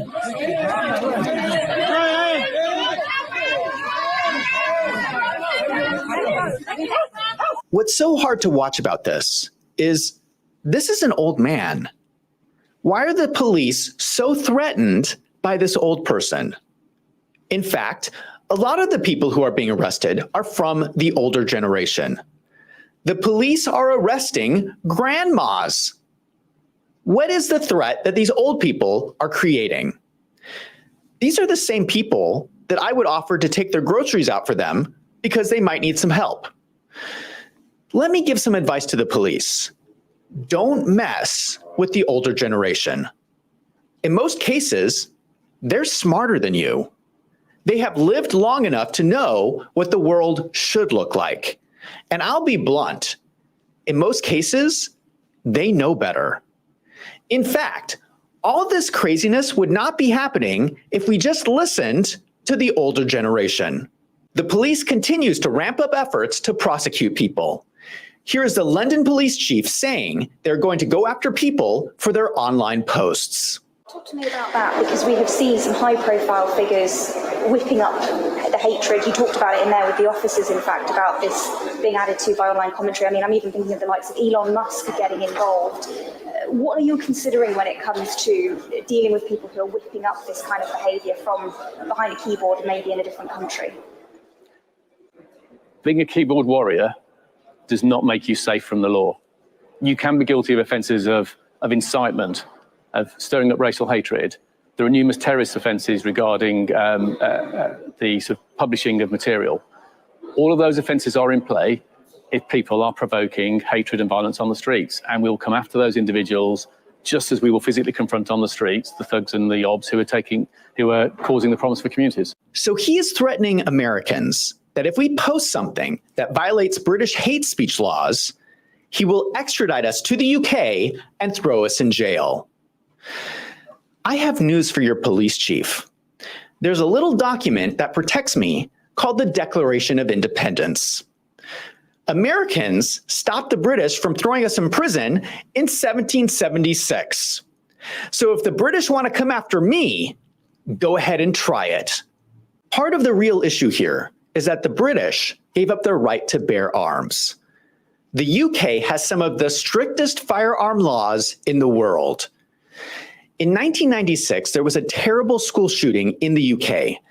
The government used the tragedy to pass sweeping gun laws. Most handguns have been banned in Great Britain since then. All these laws clearly didn't help to reduce violent crime. All it did was allow the government to arrest their citizens for Facebook posts. There's no way for anyone to push back because the government is the only ones with the guns. Here is the progression we have seen. School shooting, government takes everyone's guns, government arrests you for Facebook posts. This is the same thing we have seen in Canada. In 2022, Prime Minister Justin Trudeau announced a freeze on all sales of handguns nationwide. Then just this year, Justin Trudeau endorsed a new law that would jail people potentially for the rest of their lives for posting things on Facebook that the government determines to be hate speech. This progression happened in only 2 years. This is why the right to bear arms is so important in America, and I hope that Americans never give it up. To emphasize my point, let me show you what's happening in England. This is what happens when the police show up at your door for writing a Facebook post they don't like.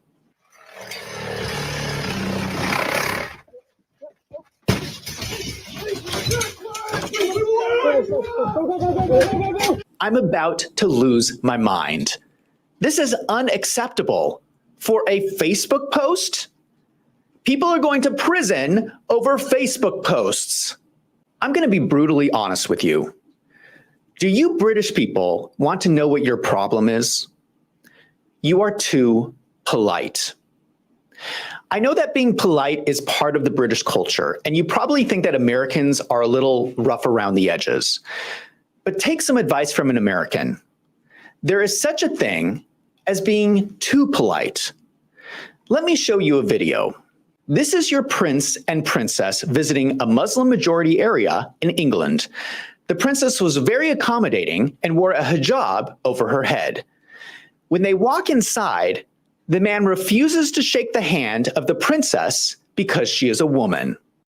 This is an example of the British being too polite. He won't shake the hand of the princess? These are people you have welcomed into your country. They hack up people with machetes. They rape your children. Sometimes the polite... Right, I've already caught a bit of it. I'll be honest with you, people, this is not a true reflection from what I've seen so far. This is propaganda. It's not... I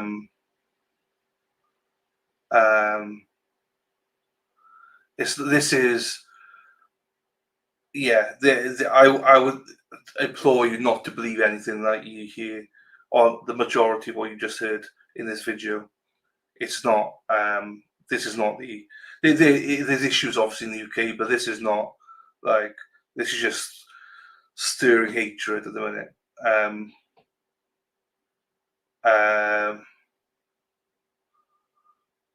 It's not as bad as what this has been portrayed as. Do you know what I mean? So,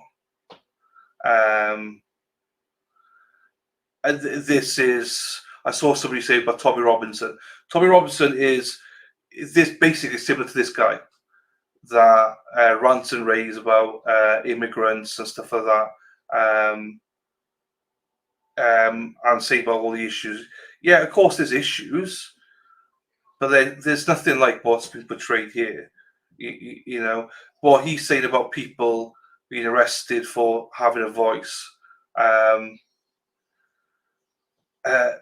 What they don't show you is what some of these people had to endure in the riots recently by people from the UK. So there's more to this. There's more to this than what he's portraying. There's not a true reflection.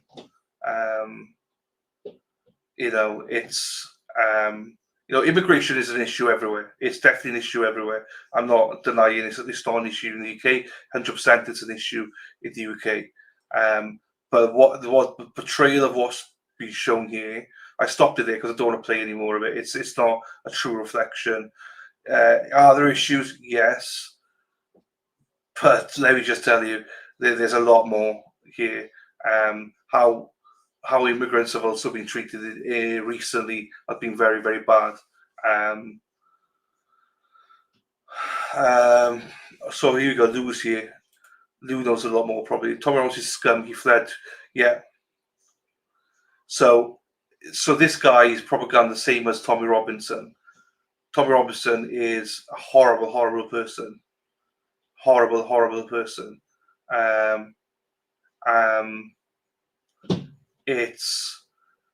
He stirs it up like this guy's doing right now about all this immigration issues. He's been arrested before.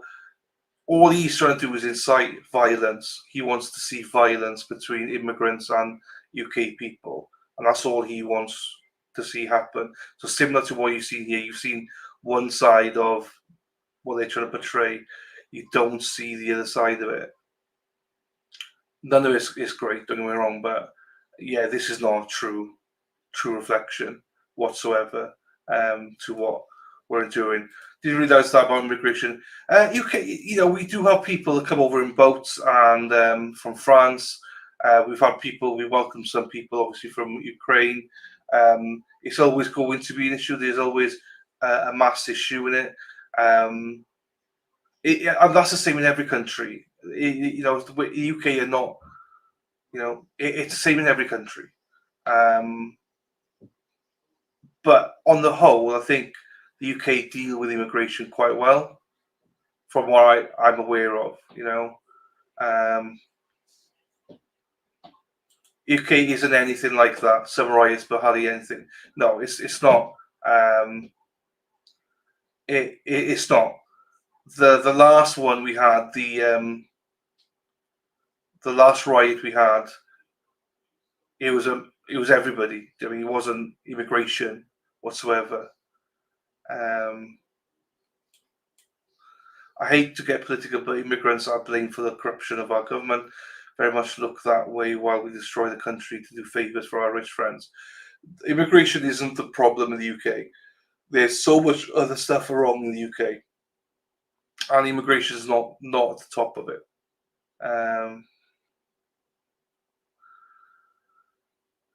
But yeah, I'm not very political on it either, and also I'm not probably the best person to speak about this either because it's not my bag. But all I can tell you now is that is not what it are. The people that exist, yes. And do we have some stupid rules? Yes. But not like that's not a full true reflection. This guy is really trying to stir it up a little bit. So,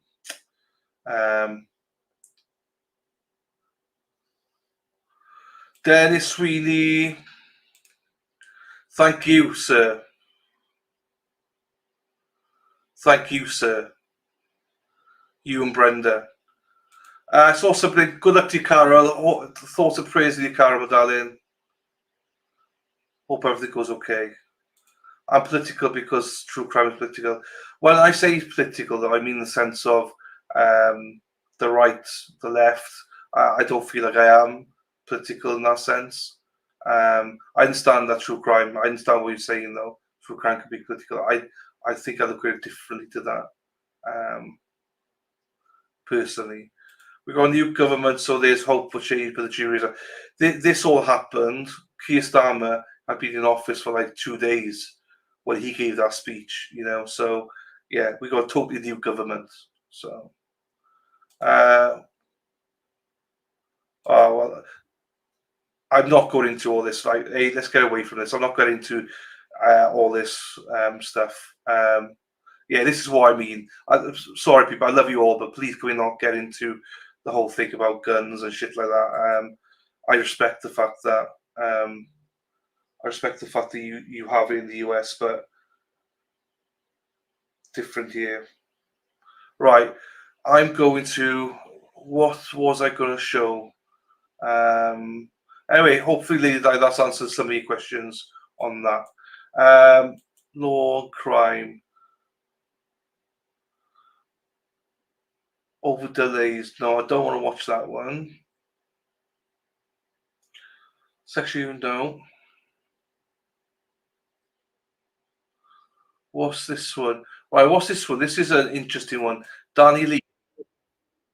I don't know who Danny Lee is, but let's watch this.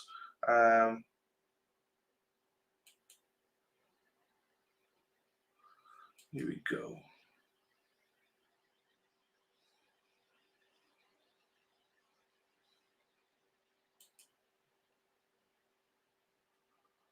Let's do this. I don't know who this is. Danny Lee. Who the fuck is Danny Lee? Is she someone famous in the US?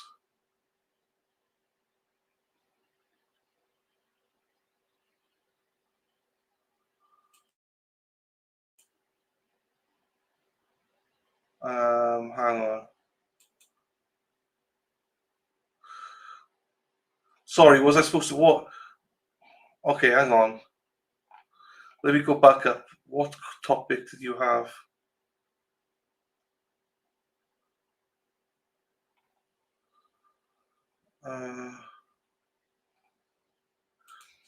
Crystal wanted me to let you all know she's being called to the hospital by her brother's doctor. She wants everyone to please pray. She doesn't know what's happening. Well, Crystal, I'm praying for you, my darling. Hope it's okay. Hope your brother's okay. I know you're going through it right now. But yeah, all T's and P's praying for you, my darling. Hope it goes okay. Thank you for letting us know, Carol. Yeah, we covered that one. We covered it, yeah. Right. Tits and clam, yes. Hang on, let's do a thing here. Tits and clams, that's a shari dee. Tits and clams, that's a shari dee. Right, here we go. Well, now we know you're not. Really? That's nice? Okay, we'll talk some more, Miss Daniel. Watch your head as you enter the car, okay?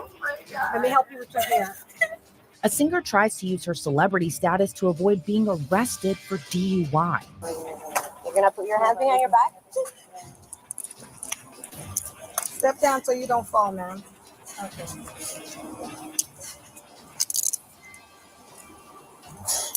I wonder what you're getting arrested for.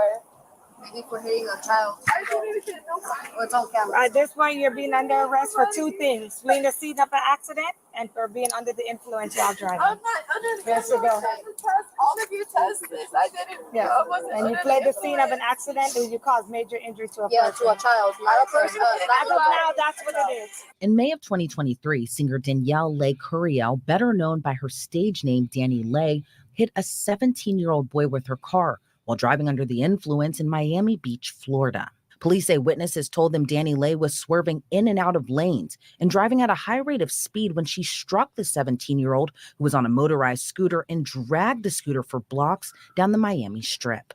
A bystander was able to flag down a nearby officer who initiated the traffic stop. In body cam video obtained by Law and Crime, it captures a chaotic scene as the witnesses try to tend to the teenager as he laid injured on the ground. So this is the 11-o'clock wash, and the scooter is resting on the floor at 13th Wash. How old is he? No, don't. Bueno, it's okay, we're nurses. Wait.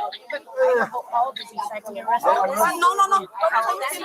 Well, ya sé, ¿cuántos años tienes? ¿Cuántos años tienes? No, ¿cuántos años tienes? ¿Cuántos años tienes? ¿Cuántos años tienes?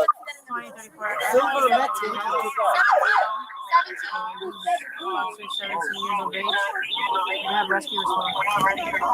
What was his date of birth? Yes, our rescue is going to be around. And this is, you want him at the 1100 block or 1300 block? He got hit by a scooter. Look, he got hit by a Jeep. He was on a Jeep. He was on a scooter. He got hit by a Jeep. Yeah, white Jeep. Yeah, silver Jeep. Wait. I can't talk to everybody at the same time. Only one person. It was a silver Jeep. That was. He was on the silver Jeep? No, he was on the scooter. And the silver Jeep. One of the eyewitnesses walked the officer through what he saw as he noted how fast the driver was going to the point the victim flew across the street. He was on a scooter right here. So he was here in his name? In his scooter right here. And I saw him, I was right there at Twist. Okay. And I heard, the first thing I heard was the SUV going fast. Okay. And I look over and the guy is looking out to see if there's any cars coming. And he's maybe scooting forward slowly and the SUV comes, he was probably around here. Okay. And the SUV comes a million miles an hour and just hits him. And I see the scooter, just everything go with the car. And then I just freaked out for a second. I was like, that was a person, like, oh my God. So you and I thought the person fled. the person flew.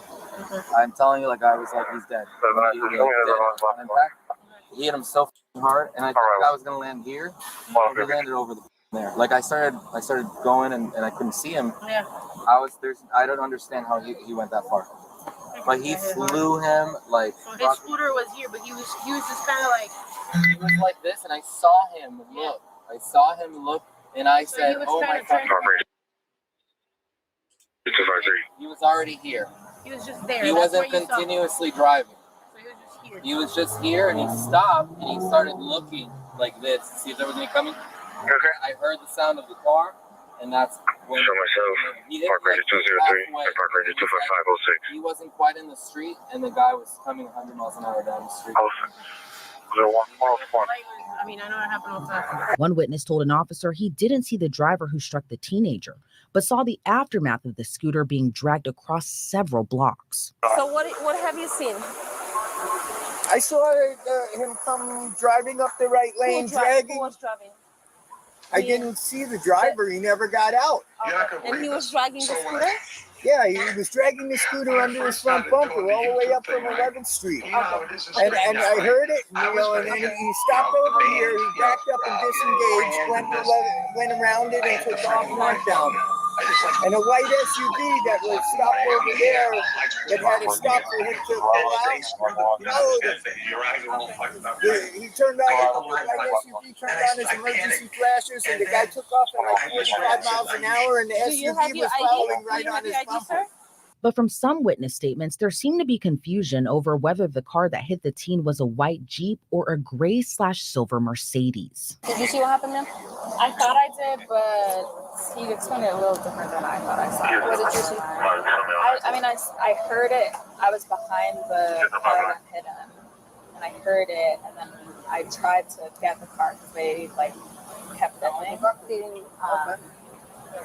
I think I couldn't tell which car it was. You don't know what kind of car it was? I couldn't tell which one it was. I don't know, the gas never stopped up there. Well, it was right in front of you. It was so fast. It was so fast. Okay. Thank you. Sorry. No worries. Did any of you guys see what happened? No? Yeah, it was a white car. It's like a Jeep, I think, or the Mercedes, I'm not sure. It was going so fast. Then the car was there, I was like right there in the corner. And then he hit. Yeah, it's white. It's white.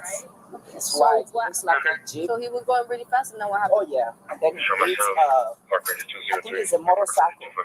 And then there was like a car next to it. So he hit him, and then he hit the other car, and then he just like keep going non-stop. It happened within the intersection, or did it happen? Yeah, right there. What about your car is? Yeah, right there. So what was the guy on the bike? Was he in the lane, or where was he exactly? There were cars here, so I guess he was like. He was in the lane? Yeah, he was in that lane or this lane, because I was standing right there by the Burger King. So I wasn't sure how close was it. I think it was maybe that lane. On the left lane? Closer to there. Okay. But during the investigation, officers caught up with both drivers. It was quickly dispelled the driver of the white Jeep was just a witness to the horrific incident. Witnesses? Yes, sir. I flagged homie out. He was on the opposite side of me. I kind of got there. Come on. You were the driver? Yeah. You mind stepping out of the car? Second to me? Yeah. All of us? Just one at a time. Okay. Trying to be AAU? Lily is AAU. Rivas. Okay. That was with him.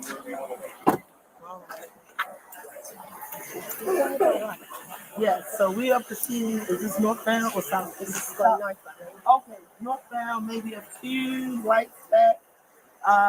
We see the north. We first saw the vehicle swerving, weaving in and out of traffic. It was raining. We immediately said to each other, like, wow, why are they driving like that? They're going to hit somebody. As soon as we said that, the cyclist made that left turn, hit him, just like that. While she was switching lanes? She was going straight. She was proceeding straight, but she didn't have time because she was going so fast. She couldn't have stopped to let the. How fast do you think she was going? Ooh, maybe 60.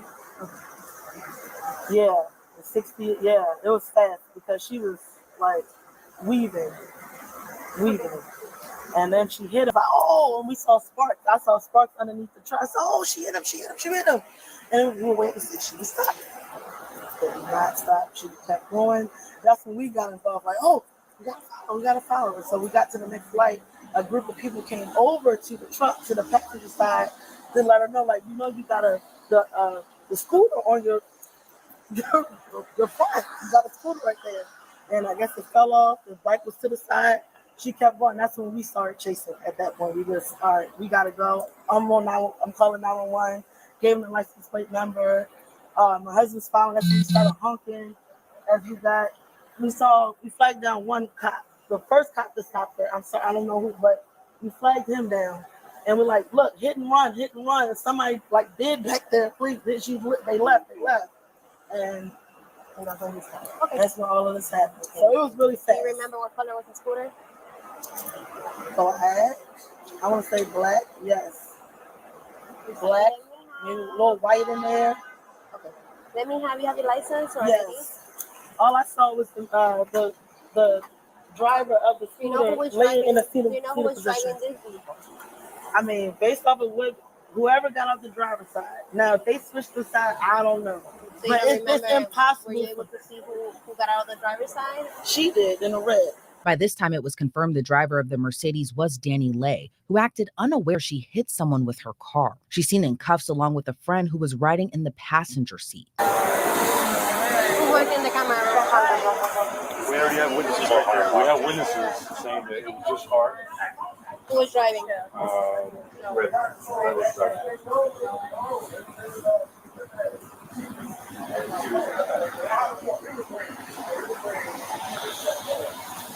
So how do you have damage in the car? You have damage in the car.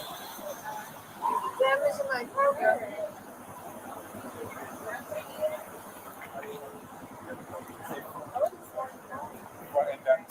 I know, I saw it. But shortly after, rapper Quavo and his security guards appear, trying to figure out what's going on. Is this your car or is it a rental? It's my car. I have my car seat in there. I have a baby. Like, I was going home. Where are you coming from?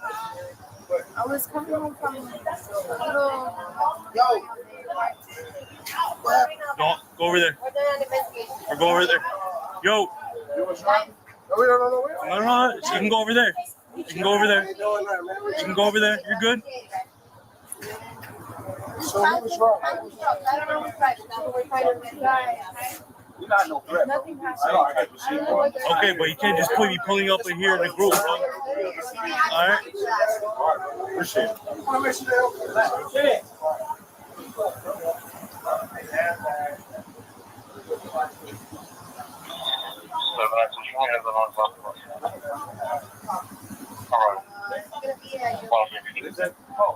Then about a minute later, a visibly drunk Dani Lay continued to deny hitting anyone with her car.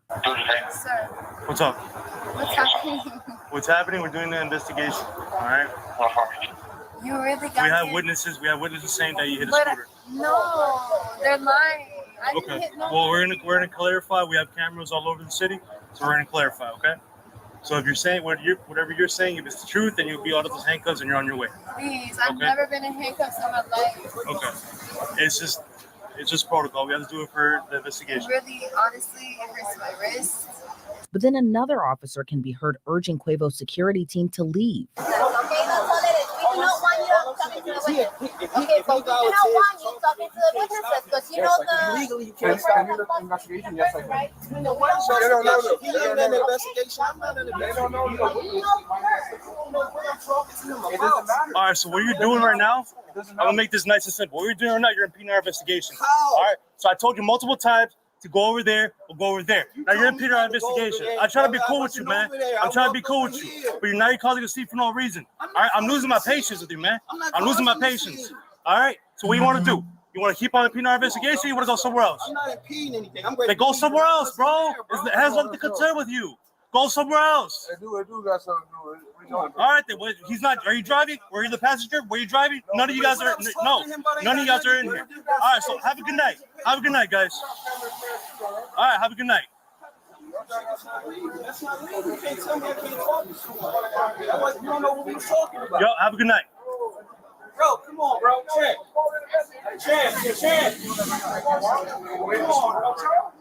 Come on, bro. That shit ain't legal. Come on. You know it's not. It's right here. Have a good night. Have a good night, bro. Have a good night.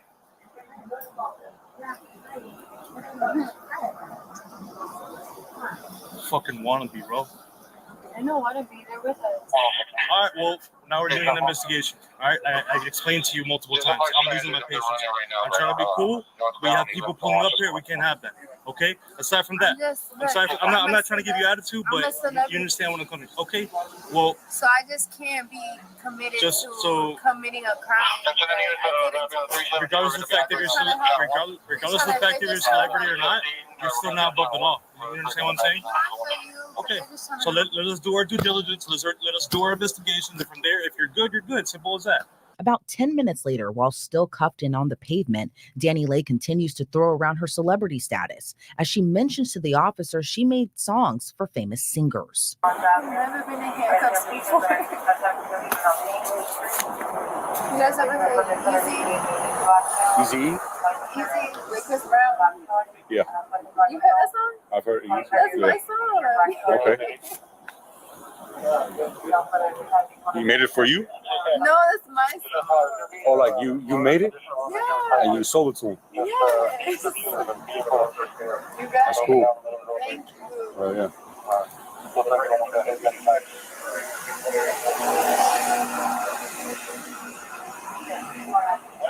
That's the only one?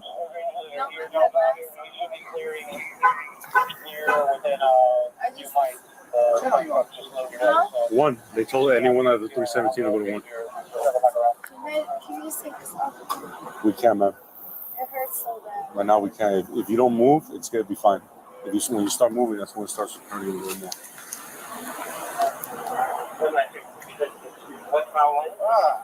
You are a singer. You are so weird. Oh yeah? Huh? You looking me up? You think I was lying? Quavo was right here helping me out. That was his security.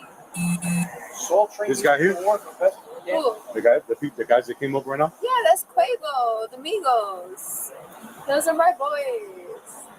You guys got me locked up for nothing. Some weird ass people was talking about I hit somebody. Like, what is he talking about?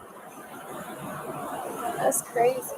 She tells the officer she was actually coming back from a party at Diddy's house, but the singer doesn't seem to take it serious that she injured a 17-year-old boy. This guy is crazy.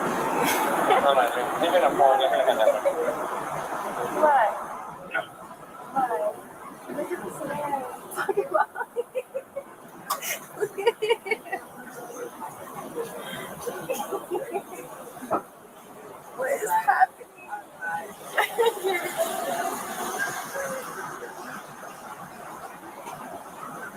Where are you coming from? I came from Diddy at a memorial party. At his house?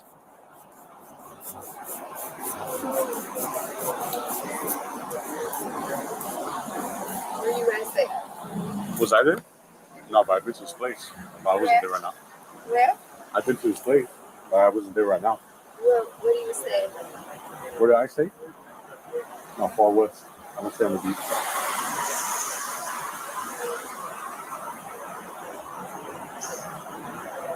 That shit hurts.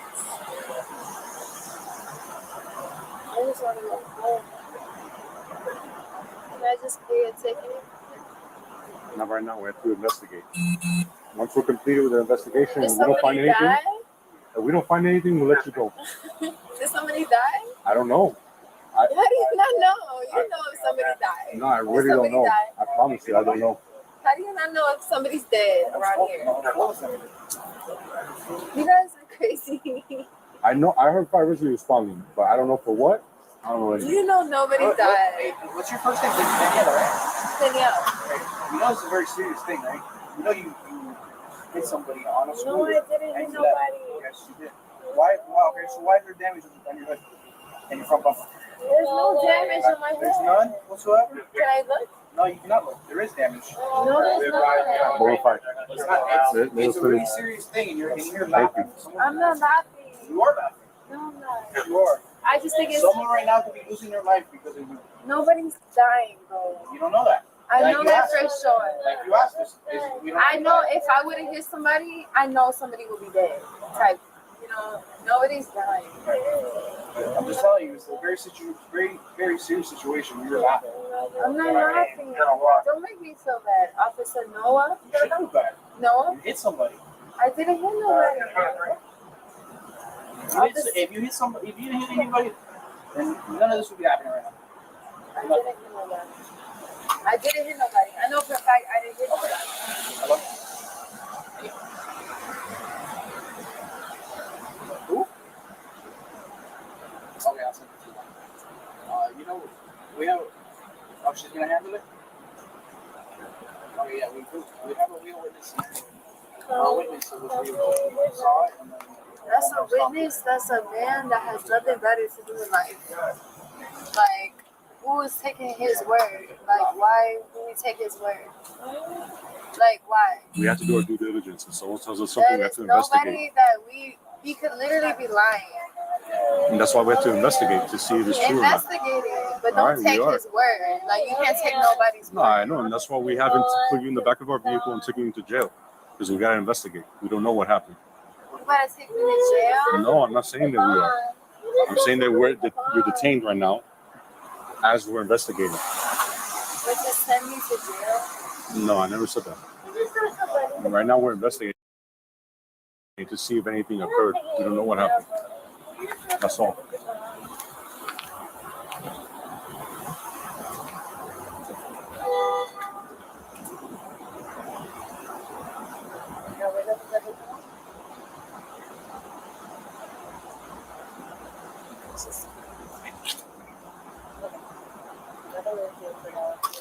I feel like if somebody was dying, there would be an ambulance. I mean, I know an ambulance responded somewhere. I think she's got a shirt on. I think she's what I think is happening is she's got like a top on that's very very revealing. She's covered up. Her nips are covered up and stuff. I just think it's a revealing top, as in, you know, like a bra or something.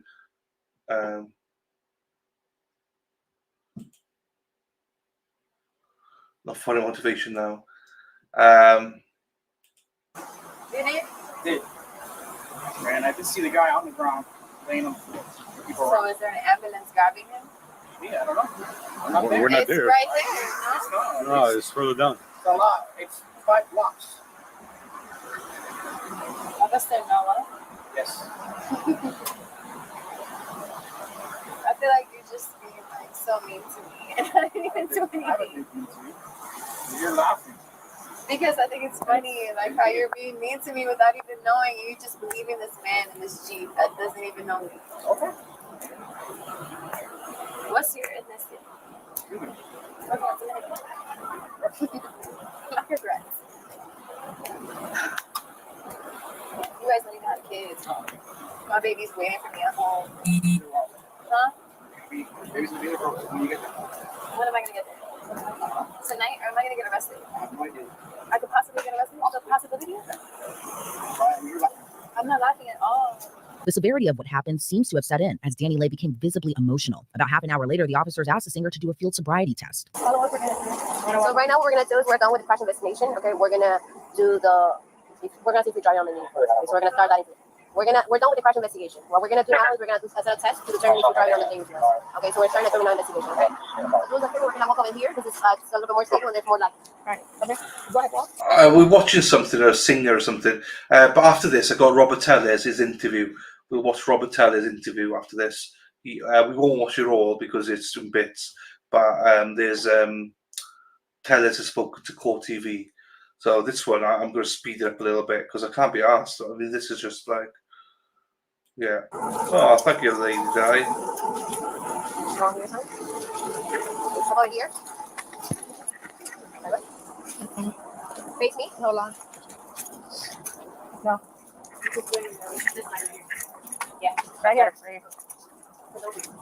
Go way down there, Sarah, so you can see. Right there. I make sure she has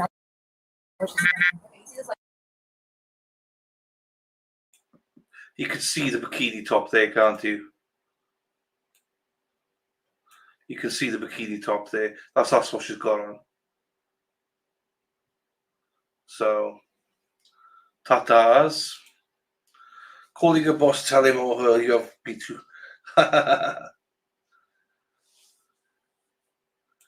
Seriously, I was going back to watch the rest of what I missed. Yeah, still here for a little bit anyway, a little bit more.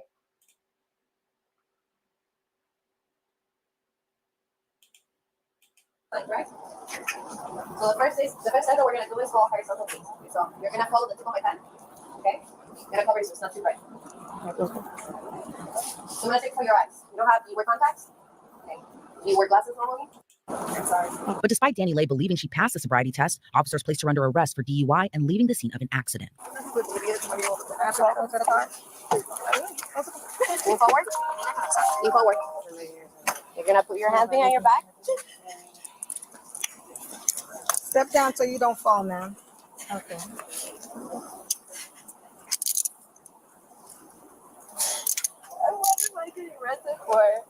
Maybe for hitting a child. Oh, it's on camera. All right, this one you're being under arrest for 2 things: fleeing the scene of an accident and for being under the influence while driving. I'm not under the Yes, you go. All of you test this. I didn't. Yeah. I wasn't And you under fled the the scene of an accident and you caused major injury to a Yeah, person. to a child, not a person. As of now, that's what it is. But we're gonna do. You know what? We're gonna do some more tests when we get there. Make sure we lock them up. And let's pat her down. You got gloves on you? Forward. Yeah.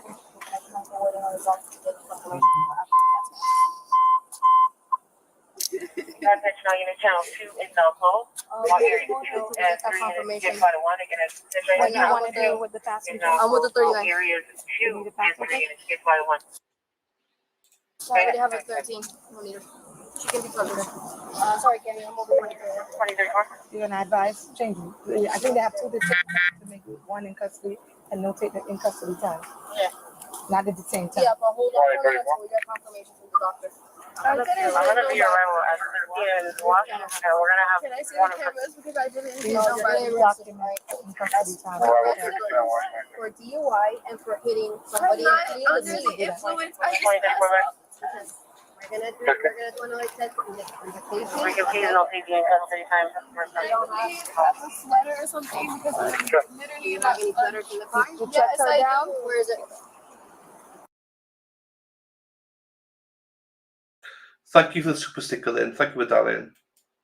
We'll get that for you, okay? What is your first name again? What's your first name, ma'am? Danielle. I can't hear you. I'm sorry. Danielle. Danielle? Okay, we'll get you your sweater, okay? Just be remembering, like you said, if you're not, there's one more test, and I'm going to administer that, and so we can prove what you're saying, okay? I literally have a bikini on. That's fine. Widen your Touching my stance. vagina. Widen your stance. You're literally touching She's my going to check between there, yes, because you could be hiding something there, so it's going to be touched. But now we know I'm you're an not. R&B singer, please. Really? That's nice. Yes. Okay, we'll talk some more, Miss Danielle. Watch your head as you enter the car, okay? Let me help you with your hair. Okay, slide back so you don't hit your head. Bend down. Can I please grab Bring- a sweater so I don't go to said we're gonna jail? give it to you. Okay? Thank you. Danny Leigh was taken off to the police station. Once officers arrived, they reviewed again the startling surveillance video that showed the moment of impact. Oh, dude. He is lucky to be alive right now. Yeah, so the witness said exactly what the witness said. According to police, the R&B singer blew a 0.145 on the first breathalyzer she took, then a 0.148 on the second breathalyzer, nearly double the legal limit. She was charged with 2 felonies, leaving the scene of a crash and DUI with serious injury, as well as 2 misdemeanors of driving under the influence and DUI damage to property or person, and was issued just a $1,000 bond. The 17-year-old victim was transported to the hospital and sustained a kidney laceration and a spinal fracture. Fast forward to this year, Danny Leigh was sentenced in the case to 5 years of probation. Reported. Okay, 5 years probation she got. We didn't see your lady die. It's only when we watched it there now. That's the only time we saw the thing. Yeah, she's a singer. Yes, we covered it earlier on, Emma. We covered the Sara Boone stuff earlier on. I was the first one to cover it, actually. So yeah, it's he's volunteering. It's free. He's not being paid. This guy's not being paid. Right. This was Miami, so Florida. No, she didn't kill anybody. She didn't kill anybody. She injured somebody. She ran, over or something. Yeah, but she didn't kill anybody. He didn't kill anybody. Allegedly, unless the judge allows it, he said he's doing it for free. For that, so the other payment will come afterwards. If that's what you're alluding to, I agree with you. If that's what you're saying, Robin, he will get paid a ton afterwards on interviews and stuff like that.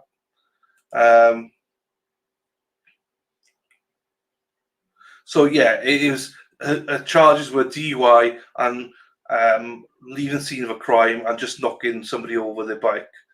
So no one was killed. He was slightly grazed, injured, but nothing major. Obviously, she should never have run over. She's going way too quick. Hopefully, lesson learned then. Right, this is one of many interviews that Robert Tellers has done. Let me get this for you, ladies. I know how much you all love Tellers.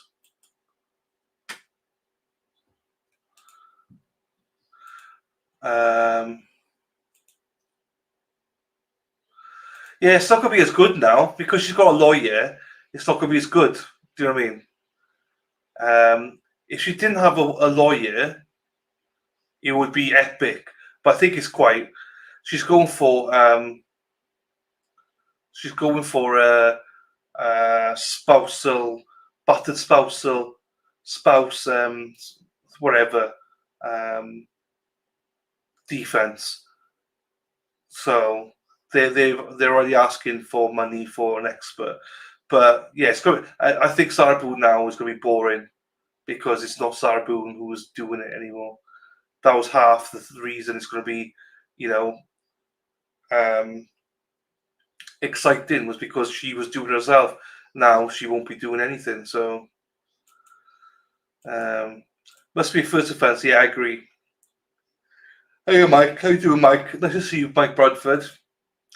Better than Kamala's interview. Oh, we'll see now. Go what Pink for meant, lol, Dara Brooks. I agree. Maybe she should be co-counsel. Nah, I don't.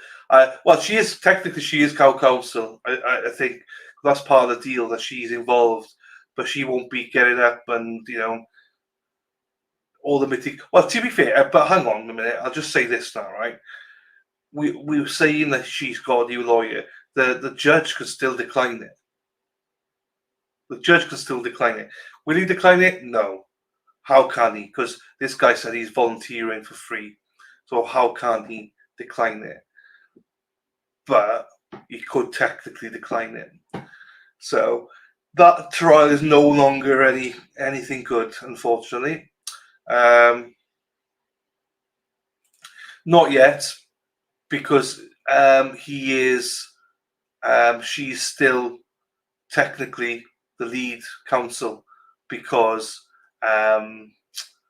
judge hasn't ratified anything. However, you brought it up. A good point here, Robin, to say she could still be co-counsel, which then means she still gets to keep it. Whether the judge allows that, I don't know. But she could put herself down as co-counsel. She got a lawyer, yes. She's got a lawyer. She's now got a lawyer. We went through it all earlier on. I spent about half an hour on it, but essentially, he's requested for the trial to be moved on, so it might not happen on the 8th of October. So it might happen later. He wants a continuance on it because you need to give 30 days notice, I believe it is, for a battered wife syndrome defense, and they want to pay for an expert, which they don't currently have the money for. And they need to ratify all this with the judge as well.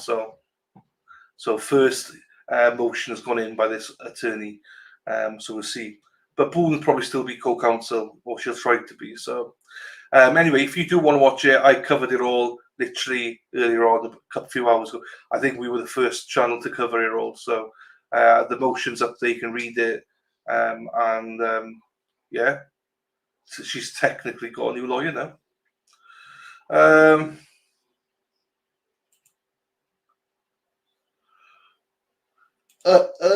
don't think she will, Katie.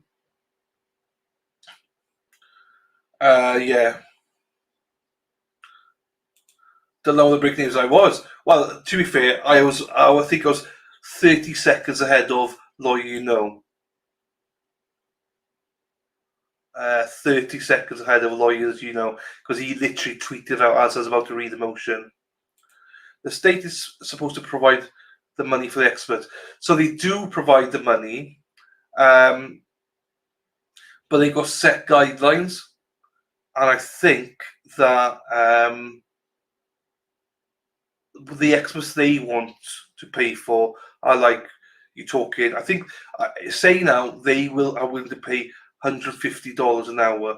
The ones that they want are like $400 or $500 out, because the one for the one expert that they want is one of the best in the world, and he's too expensive.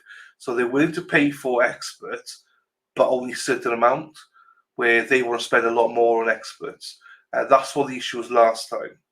So they couldn't find a expert within the price range. But who knows?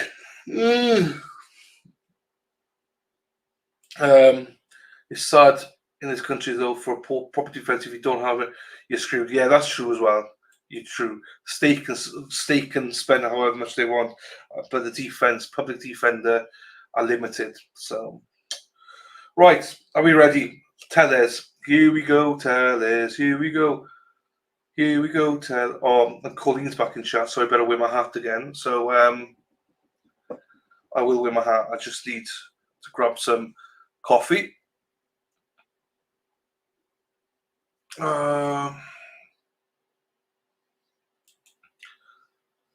They give it the money. Oh, 100%. 100%. You're right, Lady Di. You're right. They're doing it properly over there. They're doing it properly. Right. But why did you agree to do this interview with us today?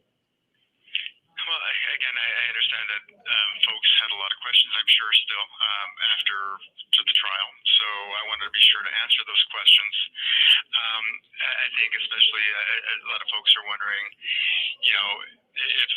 if I'm innocent, or if I still maintain my innocence. And yes, I am innocent, despite the verdict. So we understood yesterday they were holding you in a special suicide cell. Is this true? It's true, but it was not out of any concern that I could see.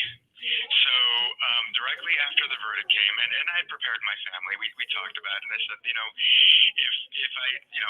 I believe I proved my innocence to the jury, but if for some reason things don't go the way we hoped, don't worry. I've got, I'm working on appeals, and I believe I'll be out in maybe 4 or 5 years, 3, 4, 5 years. So don't worry, we're going to be okay. And I conveyed that to the folks that were returning me to my cell. And despite that, they decided I needed to go into a suicide watch. The psychiatrist had come and seen me, and she said that, she had no concern for me and any suicide risk or anything. Yet still, they decided to throw me into that room. And it's a room where they strip you down naked. It's a cold room.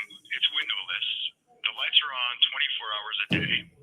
And they give you a cargo blanket, and there's no form of entertainment, nothing to do. You've got to just stare at the walls. I don't believe I did anything to justify putting me in that situation, but it is what it is. They did that for a day. Are you so? As far as any concern about hurting myself, no, there is none. I'm ready to continue fighting and to continue telling my story and to get home. What are your feelings about Jeff Garriman? What's your opinion of Jeff Garriman? He didn't deserve to die. I was not necessarily a fan because the articles, but that's it. I don't know what else to say about it. There's certainly not enough anger there to kill somebody. How do you feel about Jeff Garriman's murder? I think it's crazy. Again, it's blown my mind for the longest time. And I do think there are a lot of people who are upset about it. I'm upset from the standpoint that it's been pinned on me, and here I am. I'm going to suffer. But I know know that he had a lot of great contributions to the community, and we heard about that. So, you know, I'm sure there are really a lot of people who are, you know, who are upset and perhaps think that my conviction is some way to, I don't know, I guess is good for his memory, but again, it is what it is. You know, like I said, I didn't kill him, and it's unfortunate that he was killed. Do you have any message for Jeff Garriman's family? You know, I am sorry for their loss. You know, it sounds like he was a wonderful uncle and a great brother. And you know, and again, I like I said, the kind of person that I am, I can really appreciate the wonderful things that he did for his family. So if you didn't murder Jeff Garriman, who did? I don't know. Again, I've said who I believe it is, and their motivations. These folks certainly have, if they weren't responsible, they certainly gained a pretty nice windfall from it all. Not, you know, after all my investigations got basically thrown to the wayside. You know, I'm here and they continue on without criminal repercussions. So I believe that they are responsible, but I am not. I did not kill Mr. German. So when you took to the stand a week ago, you said you thought Compass Realty, somebody that you had tried to expose because of their practices, you think Compass Realty might be behind the murder of Jeff Garriman? Yes. So if again, yes, and if you look at their activities when I testified, that it was escalating. It started with just trying to threaten with lawsuits. Then it came to approaching the county, and then it came to disparaging me in court pleadings. Then it came to the point where they decided to run their own candidate in the race for my seat. One of their own real estate agents, a Compass Realty real estate agent, was running for the office as a nonpartisan candidate. And then they decided to back Rita Reed. 2 weeks before Mr. German's first article, Rita Reed received a $10,000 donation between Adam Fenn, one of their realtors, and Compass Realty themselves. And of course, 2 weeks later, that this article comes out, and then thereafter, these funds appear to go to the text messaging campaign that ultimately results in my loss. But despite that, I continued to fight Compass Realty. I went ahead and went to court.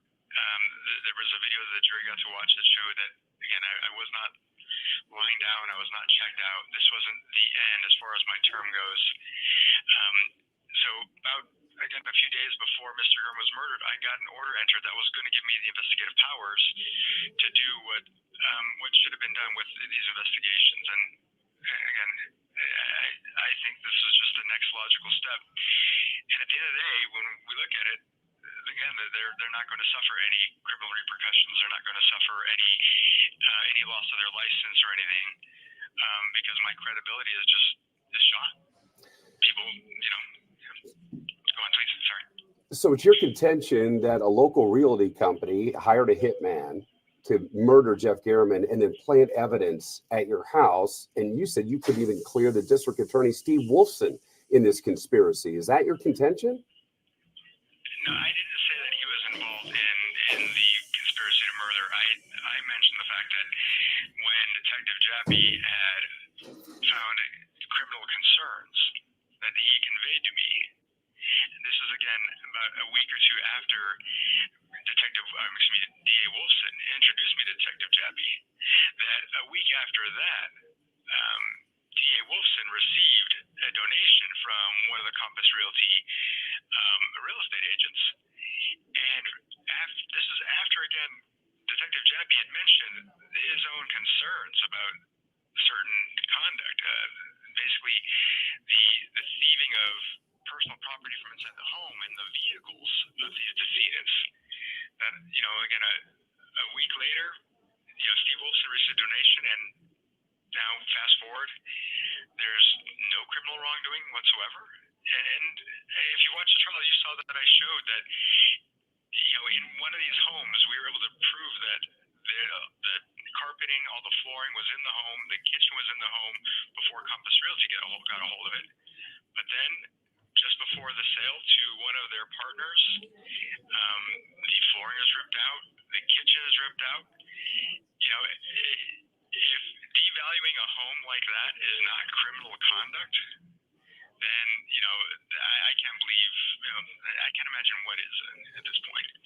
But and if you'd ask the families that were cheated by Compass Realty over and over again, whether or not they think that they just suffered from a loophole, I think they're going to say otherwise. I think they're going to believe, they're going to agree that this is criminal conduct. I just want to make sure I understand your contention here.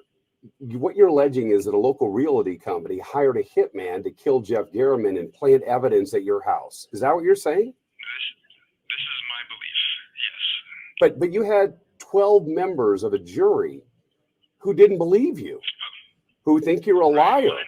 So the jury is wrong? So,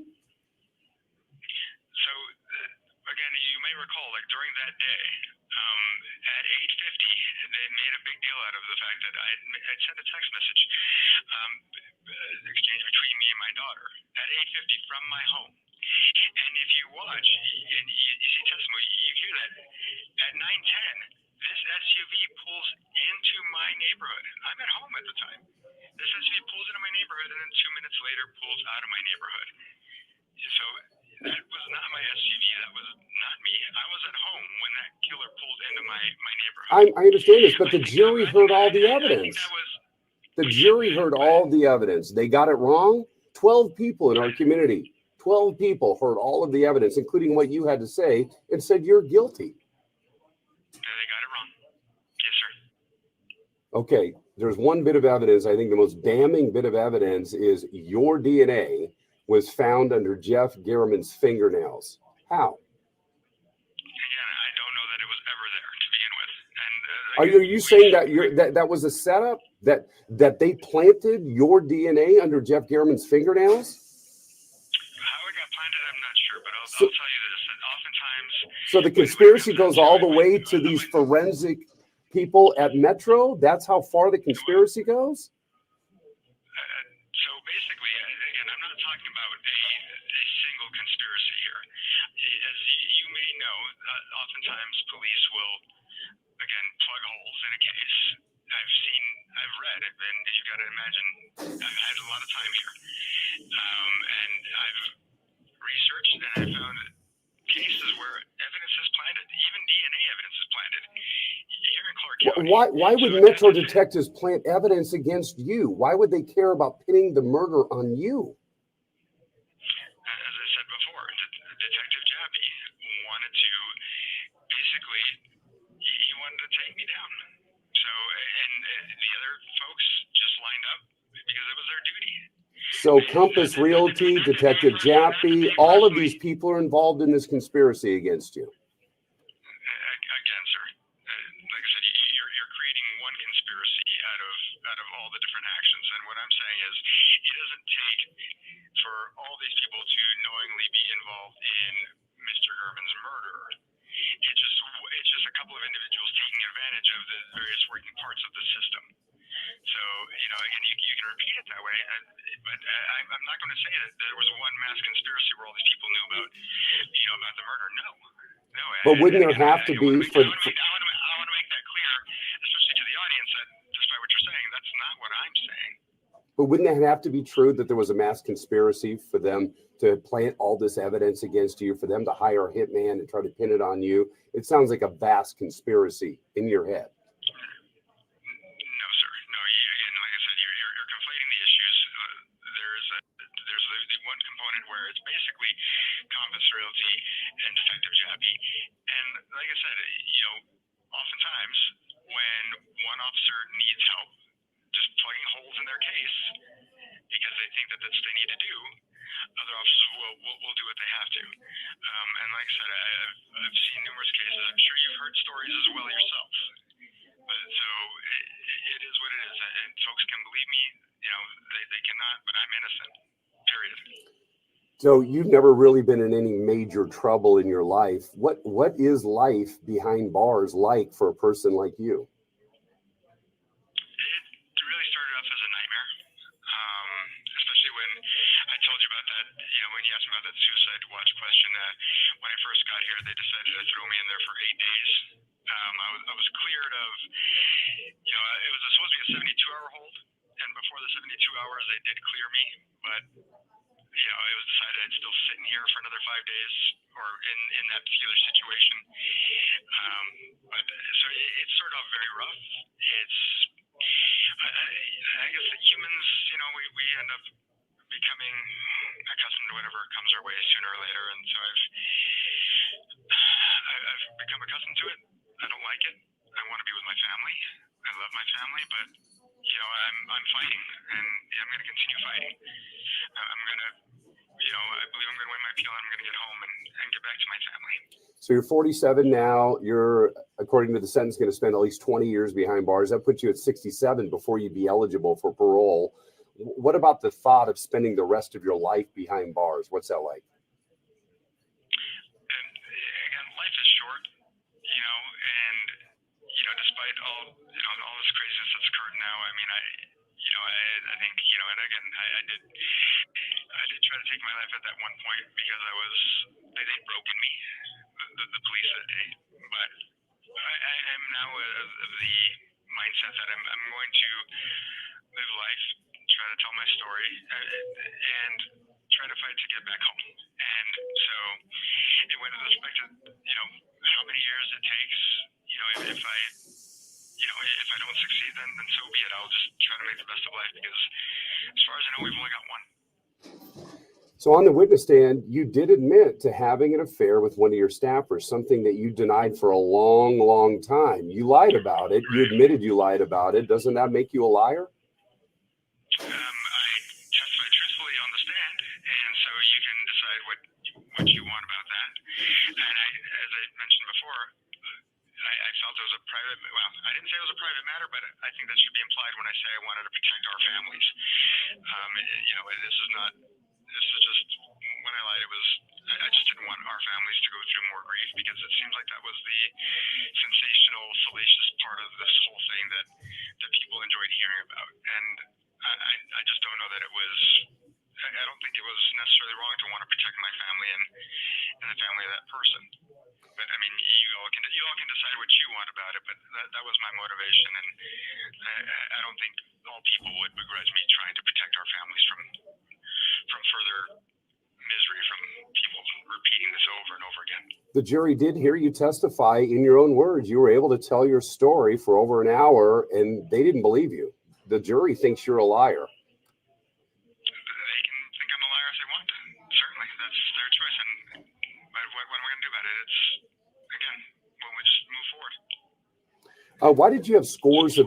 This is going to end in 2 minutes. Why did you have scores of pictures of Jeff Garriman's house on your devices? Why? I did not. They found him. I did not. So they say, but I know I did not. Those things don't even make sense. As I testified. So they're lying about that? Someone is, yes. But again, like I said, those items just they don't make sense from any standpoint. People want to know where the murder weapon is. Where's the murder weapon? I have no idea, because I did not kill Mr. Garman. And then the red Denali. They see the red Denali, maroon Denali, in front of Jeff Garriman's house. They believe that's the vehicle that the murderer drove. And it just by happenstance, your family has a maroon Denali. I don't think it's by happenstance that the killer had a similar maroon Denali at all. And again, during testimony by everybody, there was supposedly this camera that was right across the street that was pictured in Google Maps.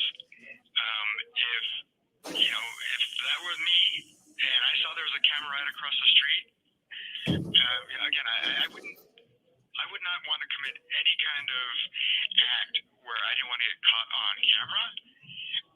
when I knew there was a camera directly across the street. So I think that too just speaks to the fact that I didn't do this.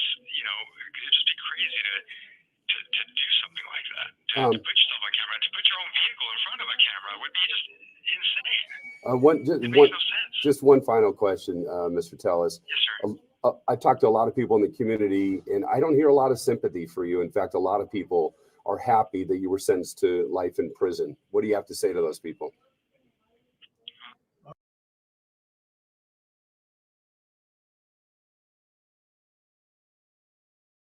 That was News 3 Las Vegas. Christine. Jody, it's good that you got an email back. That was great that they emailed you back, Jody. No worries, Robin, no worries. I'm going to play the Court TV one now. So, bear with me, people. There's another interview with Court TV. Oh, We the jury in the my darling, my girl.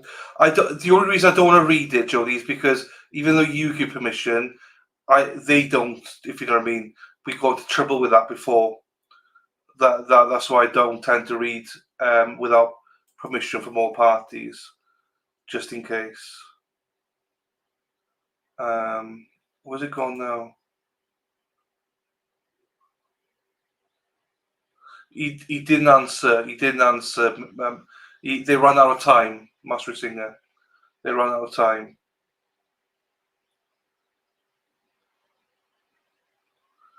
My darling, I've hunger for your touch a long, long time. Hang on, let me find it again. But why did you agree to? Let me just find it. Now, this next one is from Court TV. We the jury in the above entitled case. Oh, bye. Oh, we've hungered for your touch a long, long time.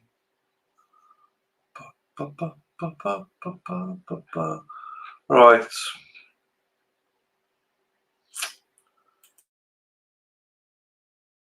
We the jury in the above entitled case find the defendant, Robert Titus, as follows.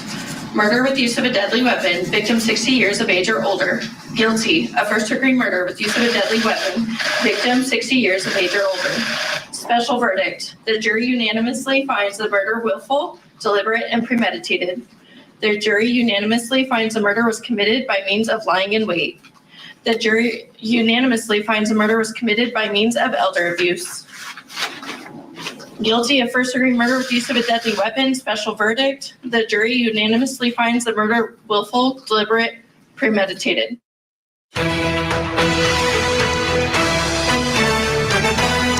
Welcome back to TV Live.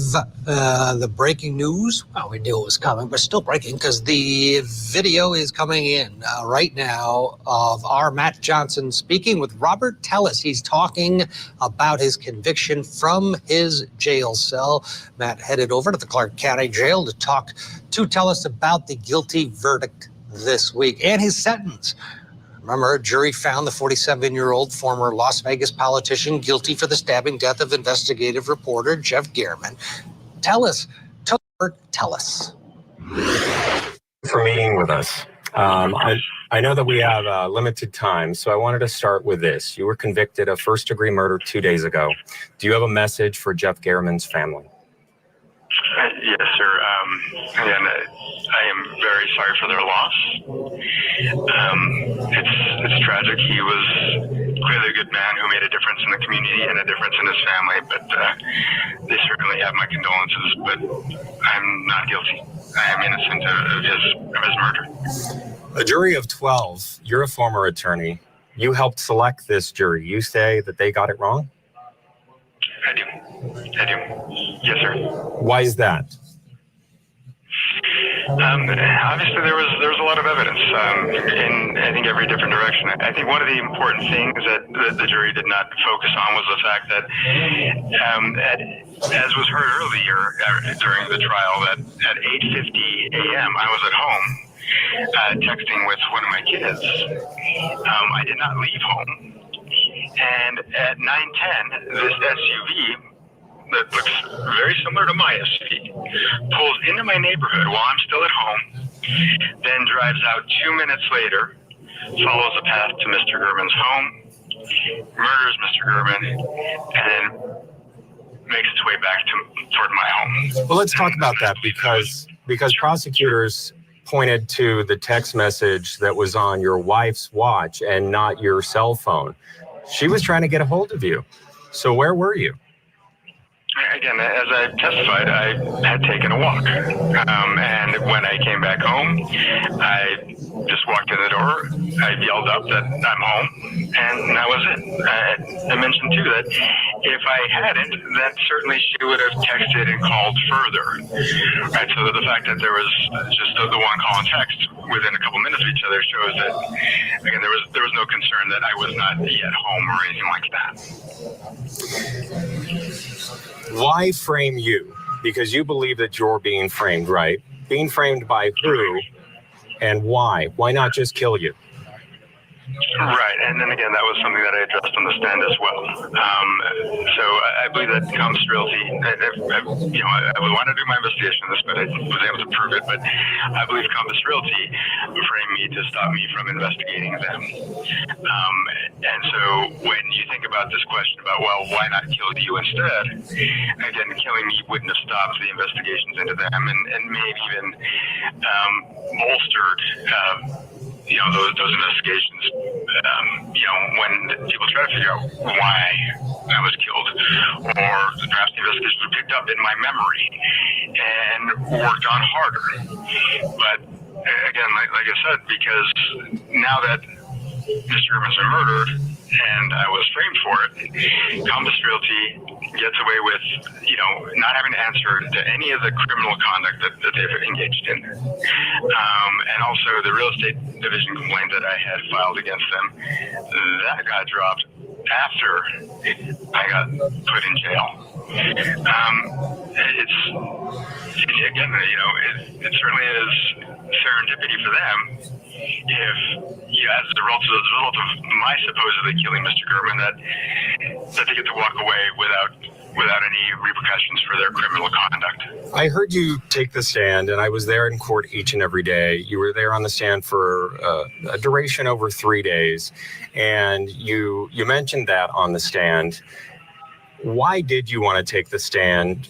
If you did it again, over again, would you? Because the jury didn't seem to believe what you had to say in your narrative. Yeah, I would do it again. I don't know that it's necessarily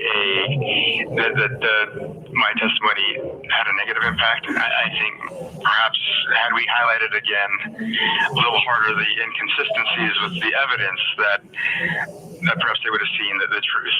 I don't know that my testimony had a negative impact. In fact, I think it, at the very least, the public got to hear my story. And while they're not jurors, they can decide whether or not this is all true, but I'm innocent, and so I guess that's bottom line for me. So who killed Jeff Gurman then? And like I said, I believe it is someone who was hired by Compass Realty. And what steps are you going to do moving forward if you say that you're an innocent man behind bars, you're yet to be sentenced, you're yet to be moved to prison? What's next for you then? So right now I'm working on my appeals. I do believe that I will get out early on appeal. So I'm working on that right now. As far as any investigations that I'd hope to complete, unfortunately, I won't be able to do it from here. If there's enough time when I get out, such that all the evidence hasn't. Good night, Lulu. Take care, Lou. Basically, I guess I don't know if it's aged out, but you know, if there's still yet evidence remaining by the time I get out, then great. Then I will continue to pursue those investigations when I get out. When do you think that you're going to be getting out? When do you think you're going to be getting out? You've been convicted of first-degree murder. You're going to be sentenced, and the possibility is after serving 20 years parole, but you're unlikely to get parole unless you take responsibility for the actions that you've been convicted of. So, in fact, it's going to be longer than 20 years. There are enhancements, so I'll be looking at probably 28 years. But again, it is my belief that, and I'm going to continue working on this, that, you know, I'll be able to get back to my family sooner through appeals. That's, you know, my main concern is getting back home to my family. Let's talk about that, because in the mitigation, you had 3 witnesses that were on the stand. It's been, Zach. Hi, Zach. It's been, sentencing's been. This is like 2 days after sentencing. He was sentenced to minimum 20 years before parole, consideration for parole. So. And in your defense, it was your wife, your ex-wife, and your mom. And you broke down in tears when your mom was on the stand, pleading on your behalf for parole. And they were all characterizing you as a family man, but I hadn't seen your family in court supporting you during the trial. I didn't want them there. And because of the... Well, here he is. Where have you been, Billy boy? Bill has been missing. I thought you'd gone away, Bill. We all thought you'd gone away. It's nice to see you back, as long as you're behaving, Bill. Nice to see you, Bill. Where the hell has he been?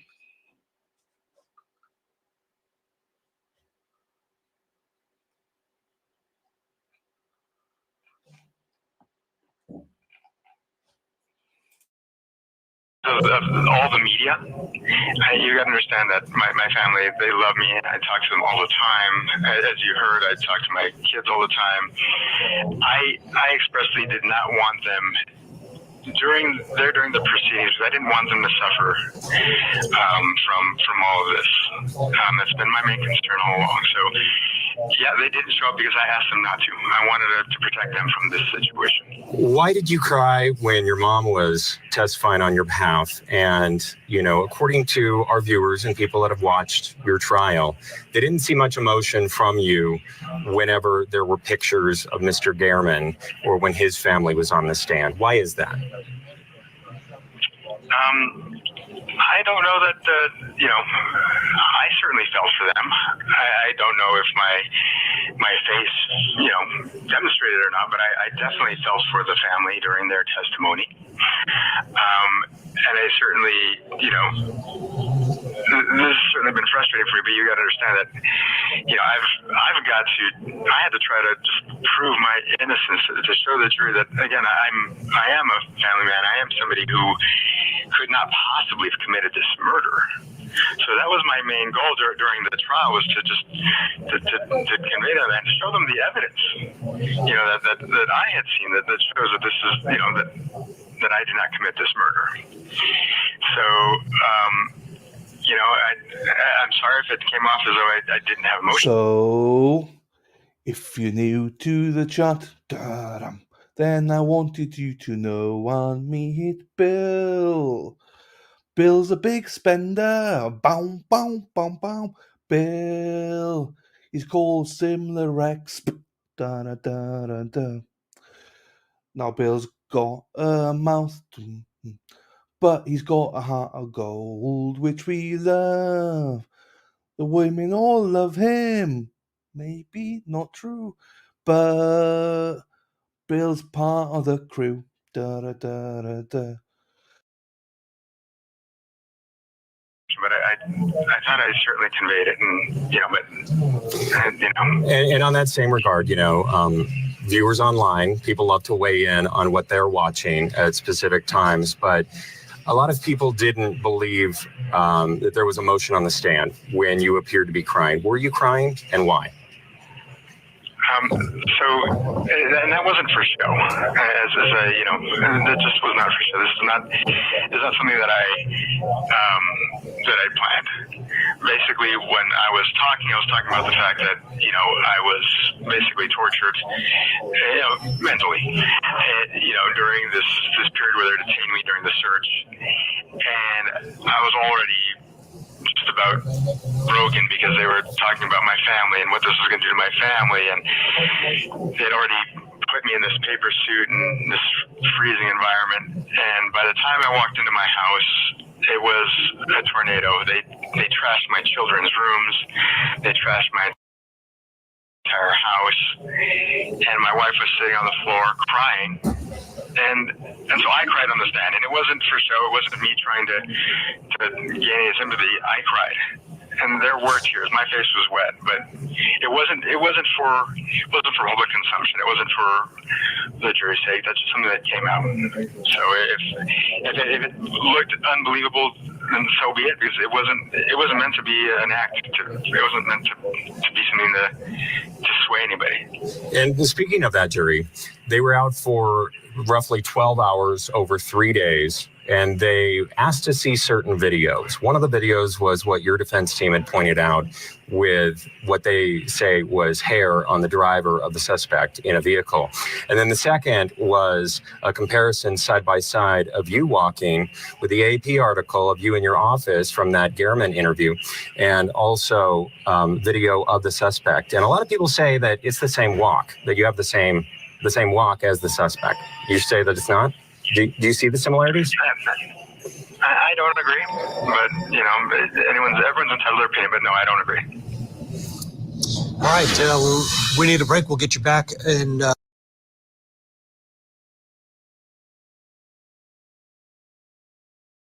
Matt Johnson, Robert Tellis, right where we left off.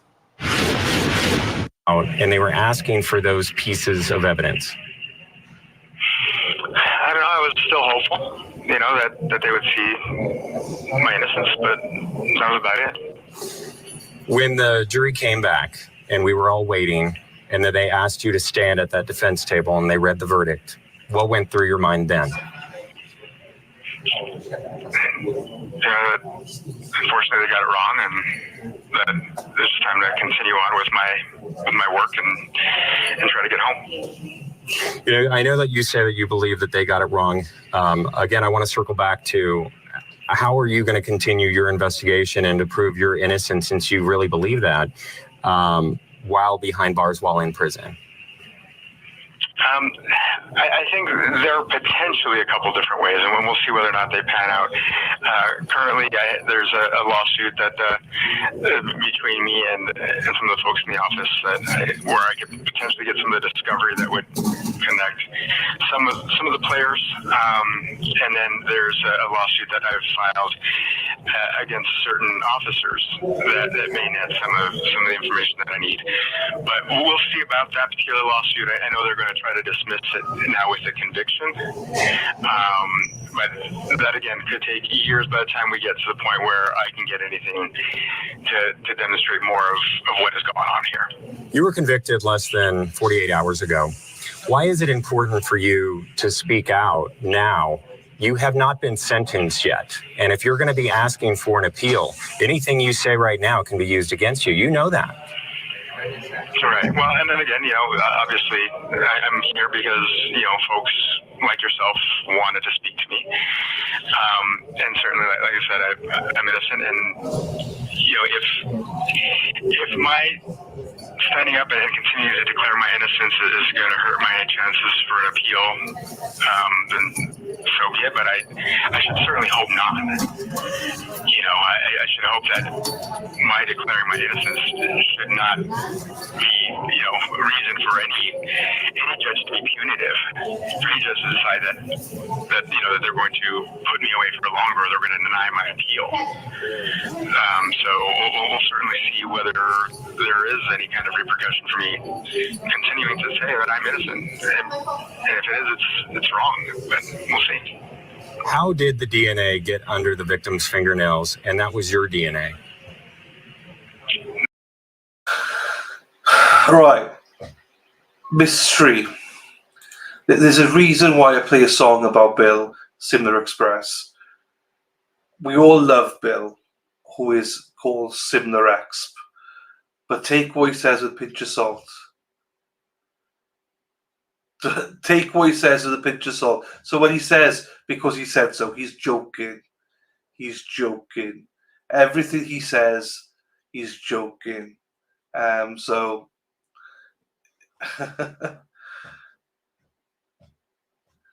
good luck with that, Bill.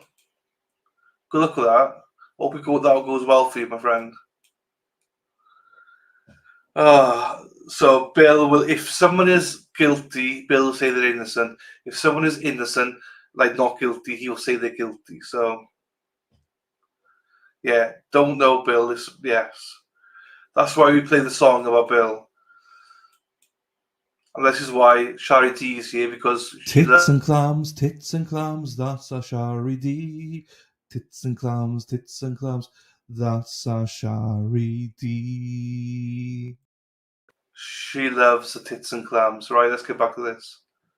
That, again, I don't know, sir. Because then, like I said, I don't know that it was ever under his fingernails. I did not kill Mr. Gurman. I know that's what, they say that my DNA was under his nails, but I don't know how that may have occurred. Why were the shoes cut up underneath your couch? I don't know. I'm wondering the same thing. Sean's reaction wasn't about that. It was about he didn't know. He knew it was clams, but he didn't get the tits bit. He didn't understand that it meant tits. He was like, "What's that? Clams or what? Tits." Once I said tits, he knew what it was. Mr. Meatok, hello to you, sir. I love hummingbirds too. Kind of a pain, though, using tweezers to get the meat out. Hey, how are we doing? Thank you for that. I appreciate you for the super chat as well. Appreciate you. Free him. Yeah, it was a tits bit. Once I told him, he's like, "Oh my God, right, okay, I got you now." If supposedly I was the person who committed this crime, why not just throw those things away? It makes no sense to cut up shoes. Then the same would be, why cut up a hat? And why get rid of other items? According to prosecutors and according to your conviction, this jury believes you killed Mr. Gehrman, you came home, you cut up the shoes, you cut up the hat, but then you got rid of other items, including the orange shirt, the pants, and the murder weapon. How did those items still get in your home if they're trying to frame you? Where is the murder weapon? And again, so that just what you're saying makes no sense, right? I mean, if I were the killer and I got rid of some of the items, why wouldn't I get rid of all of the items at once? It makes no sense. And then on top of that, the alleged hiding places for these items, one was under my couch, and then another was an open toolbox. Again, it just doesn't make any sense. If you believe that the jury got it wrong and you are still innocent, what is your message to that jury then? They vested so much time and did their civil duty. What's your message to the jury? Yeah, I appreciate that they felt they did their duty, but they got it wrong. But again, beyond that, there's not much else I can say. I'm focused on trying to prove my innocence and trying to get home. Did you kill Jeff Gehrman? I did not, sir, no. Yeah, and again, your message to his family. And I'm very sorry for their loss. We've all been through a lot with this situation. Oh man, and I'm hoping that that they too can, when they move on, and it's a horrible situation all around. We're all suffering for it. Why did your team decide to go with the narrative versus you being asked questions on the stand? It appeared to me that the jury was never given an explanation for that. And that's what juries expect. They expect the defense team to ask questions. Why did you choose narrative? Well, I chose a narrative style just because, again, I had so much to say that it would have been so difficult for us to get through it all if we were doing it in a question and answer form. Just like in any, and again, I'm not testifying as an expert witness, but oftentimes when an expert witness testifies, they're given a question and they'll elaborate quite a bit on that one particular question. I had so many particular questions that I wanted to answer that for us to do it in a question and answer form would have just been so tedious. I think we would have lost the jury well before we got halfway through my testimony. So that's why it was a narrative.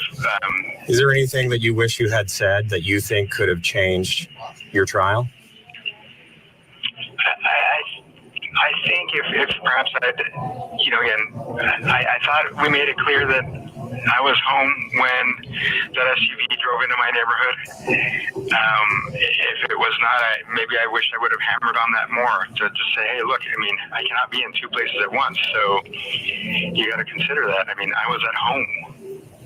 So I think that would have been pretty definitive as far as, evidence goes that I'm innocent. But beyond that, I think we did what we could. Prosecutors say that you were not home, that your cell phone was home, and that's the reason why your wife was wondering where you were. And if you recall, again, their own expert testified that at 8:50 a.m. I was using my phone, texting, and at 9, so at home at 8:50, texting, and then this SUV comes into my neighborhood at 9:10. So even their evidence shows the same. Like I said, that's what I needed to hammer on more, I think, and perhaps that got lost in all the shuffle of all this evidence, I think. Is there any other evidence that you had hoped that the jury would see that you think could have changed the outcome? I think a bit more of the evidence regarding motivations behind Detective Jeffe's actions would have perhaps demonstrated that Detective Jefe was not just doing his job. Okay, that was it. The feed cut off because the time was limited from the jail. So that was it. The interview with Matt Johnson and Robert Tellis. He stuck it to his. There you go. I'm not going to watch the whole thing. Bugger that. Right. Something came out yesterday, which I'll play this as well. After this, I'll end the stream after this. But there's one more thing I wanted to play. Oh, crap. Hang on. This is allegedly the interrogation that brought down Wade Wilson. He was released a couple of days ago. And this is the crime atlas I'm using. But a few places have now streamed it.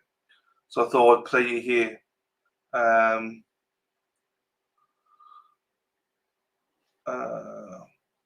The wife wants to know where he was. Why don't they just mind their business? Billy Bob. Oh, stream has been going on for 8.5 hours.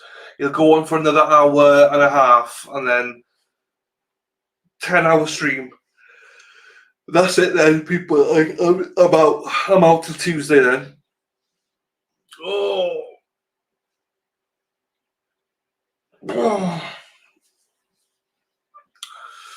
Right. My tits and clams are out at the minute. Right. Tits and clams, that's our charity. Tits and clams, That's a charity. Thank you, Lynn. Just a reminder, I'm not going anywhere yet. I'm not going anywhere yet, Lynn. But if you're going, have a good weekend, my darling. Oh, you changed your picture as well. There you go. All right. Interrogation time.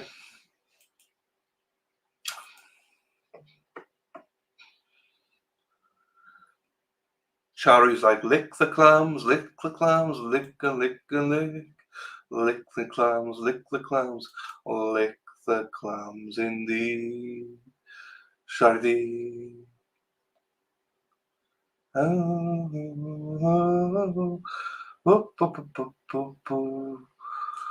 Delaney, you're making me your I'm sorry, I know. Yes, trying to figure stuff out on this thing. All good, all good. Bev's in the house. Bev is in the house.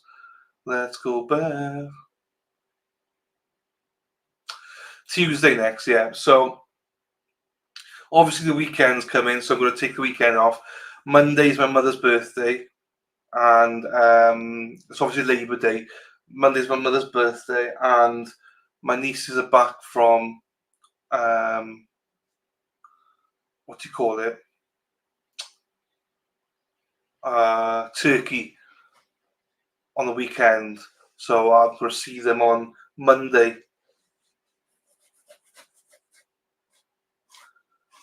So yeah.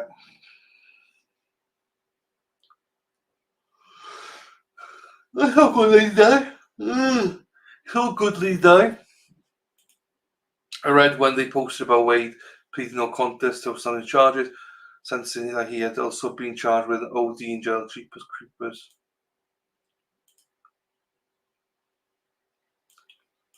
I think the people next to me are getting divorced. Sucks with a little baby. Thank you, Bev.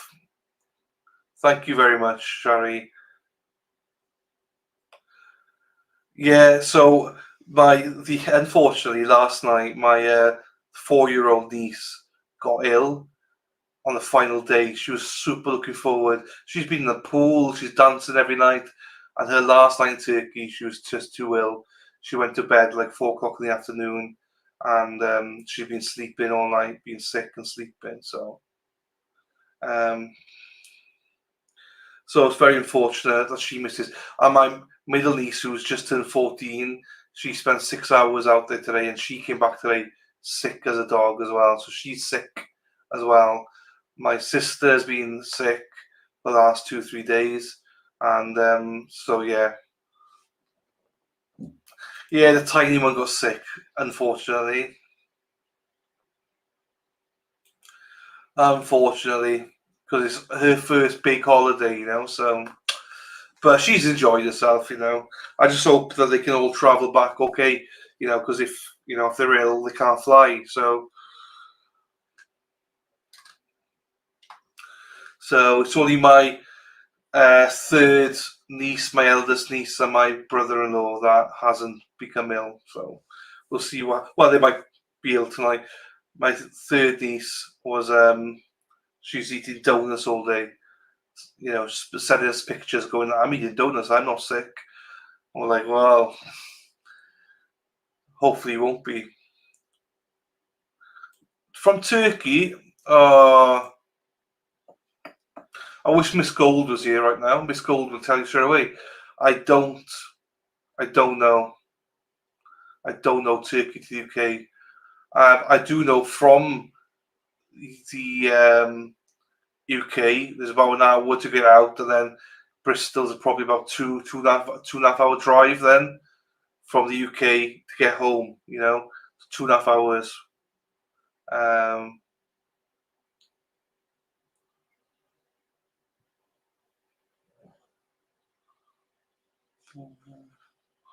What's that? What's that? Ekinek Akia. Don't know what that is. Mystery. I don't know what that is. Oh no, that's sad. And I pray they all feel better. Oh, thank you, darling. It's more they just want to get home now. They just want to get home. Shari D, now it says he will end at 8 with flash flood warnings. Colleen's updated. Oh, you're in mass, Colleen. You're updating Shari D from there.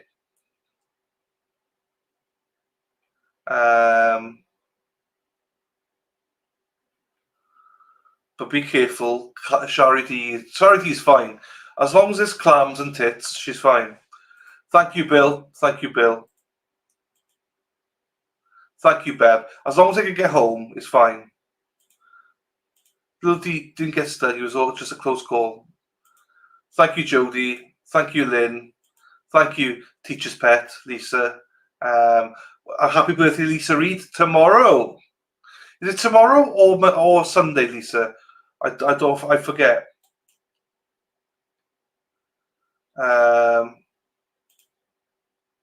Shari D says, I suck at geography.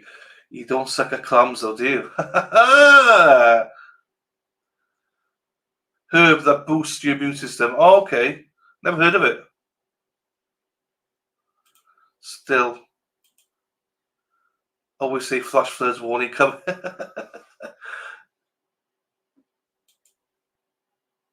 Dana, have a good weekend, fella. Enjoy yourself, buddy.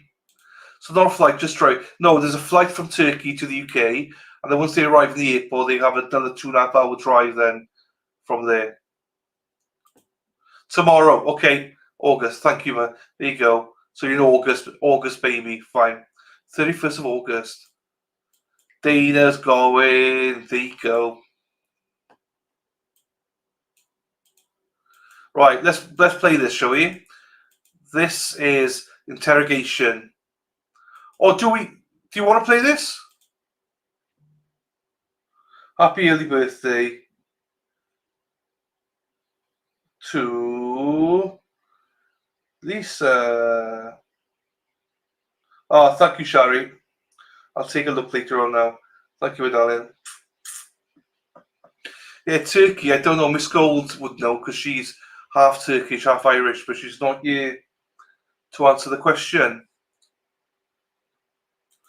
Thank you, Joe. My mother will be happy. Thank you. No, it's all good.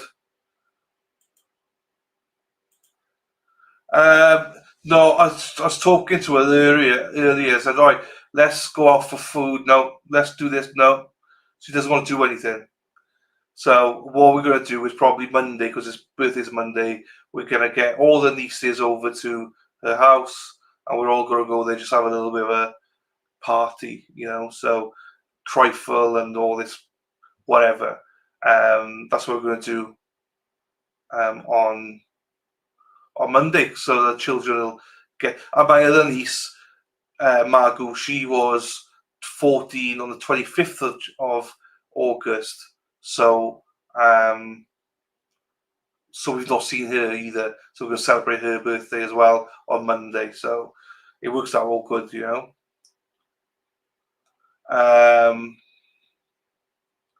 All good, Joe. It's all good. Cheers, Dana. Have a great weekend, Dana. Thank you, Jody. Oops. From what do you need to think of you being a YouTube star? First of all, I'm not a YouTube star, but they cringe. They cringe. They thought it was cool to start off with, but now they're like, oh no, you're so cringy because I sing songs. And they're like, you can't sing. You can't sing. Why? So you know what it is. The teenagers. So like, I've always been the cool uncle. I've always been the cool uncle. Do you know what I mean? But now I'm going through the whole thing where I'm not the cool uncle anymore. It's like, you're so embarrassing. Like, I'm the uncle that drops them off for school now, and we'll leave the car with them and be like, "Woohoo! The girls are here, boys!" Just shout out stuff like that, and they get so embarrassed they just sprint away from me. I'm like, "Boys, the girls are here," and they're like, so they get to that age now. I can't do that anymore because, when one of them's 17, so it's like proper, like, no, don't do that for the boys. A 40-year-old, she's now getting into into boys as well. So now it's like, no, I can still do it to the other two though, for a little bit. I can embarrass them a little bit. So, but But yeah, I love it. I love it. But they grow up so quick, and then all of a sudden, I'm still okay. But the 4-year-old still loves me, so it's fine. If I give her sweets and chocolates and stuff like that. So, and if they don't like me, I just stop off the shop then. Go, right, do you still love me? No. Do you want chocolate? Yes. Do you love me? Yes. So let's get some chocolates. So then I'm loved again then. Right, everybody. So do people, whose birthday? Lisa. Lisa's having a birthday? Oh, Lisa, yeah, Lisa Reed. Sorry, I got it. Right. Thank you, Colleen. Right, so this one is about an hour and a quarter. I'm just wondering if people still want me to play this. I'll play it. It's not a problem. It's just more of a, if people are just, you know, all nieces, yeah, 4 nieces. 4 nieces, yeah. They were obviously go for the 4th, thinking maybe a boy, but no, 4 nieces. I love it though. There you go. Teenagers get embarrassed about everything they do. They do. It's difficult because the 4-year-old is there, so you treat her differently. You know, you speak to her differently than you do with the rest of them. And they're just like, "Oh, you're so embarrassing." It's like, okay, I won't take you anywhere. No, take us to McDonald's. Give me money. Give me this. Give me that. Fuck. Fun, Uncle. I am fun. I'm fun. I'm not so fun now because obviously they get too old now. I'm not cool enough now. Lifts and stuff now. Lifts and cash. That's all they want now. But I still love it. I think they go through a phase though, don't they? They grow up, but they grow out of it as adults then, and it's good. So cute. I have 4 female cousins, and the youngest was a boy. There you go. Fresh green beans. Do you really? I don't have a garden, no. I have a small patch where I grow rhubarb. The green beans came from my neighbour. Not the PEDO, not the pedo. The woman next door to me. She's lovely. She gave me a bunch of them. So yeah. What is it? What's what? Oh, this. Wade. Who? Wade the Donna. Wade. So this is the interrogation that brought down Wade Wilson. I'm half tempted not to play it now because it's getting late and people are leaving and stuff like that. I'll just play it on Tuesday or Wednesday or something. And then I'll play some of the calls and stuff. I'll stay on for a little bit more. It's just I'm half tempted not to play it because there's a lot of people who've left just now. So, and also people finishing work right now, and you know I'm not going to play it. I'm not going to play it. Yeah. Oh yeah. I mean, if one of them doesn't give me a hug, it's like okay. Like so, my 3rd niece, she's a sweetheart. She's 12. And she always gives me a hug every time she sees me. The other 2 oldest was like, no, we're too cool to give you a hug. So then I'm like, I get my phone now, and I'm like, right, thanks for the hug. Right, I'm just going to send you $5.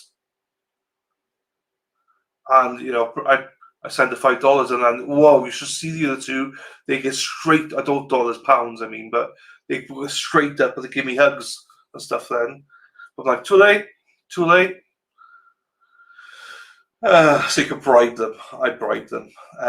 Fresh green beans are so good. Yeah, I got enough for tomorrow as well. And then that's it then. Like, to be fair, there was a ton of them. But, like, obviously I couldn't eat so much, so I gave a whole...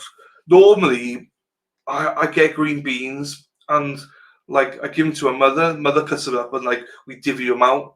Like, they have some, I have some, my sister gets some and stuff like that. Because my sister's in Turkey, you know. It's hard, so I had a ton more. Niece will turn around in a few years. Oh, everyone's going to turn around. No, I'm fine with them. They're all good. They're all good girls. Have a happy holiday weekend to the Americans. Happy. There you go. Yeah, enjoy your holidays, people. Colleen's here, so I got my hat on. Sorry, Colleen likes the hat, so I'm leaving the hat on. Backwards hat, though.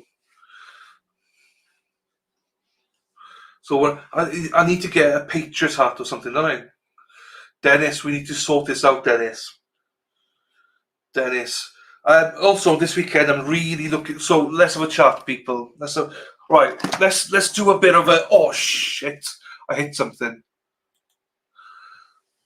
Let's do this then, right? Let's do a recap thingy. Thanks for Sean. Sean's going to be on here loads of times. Sean's my buddy. Sean's my right-hand man. I'm his right-hand man. He's a main man. I'm not the main man. He is. Sean will be back on. Well, I've got a surprise for you all. First of all, next time Sean will be back.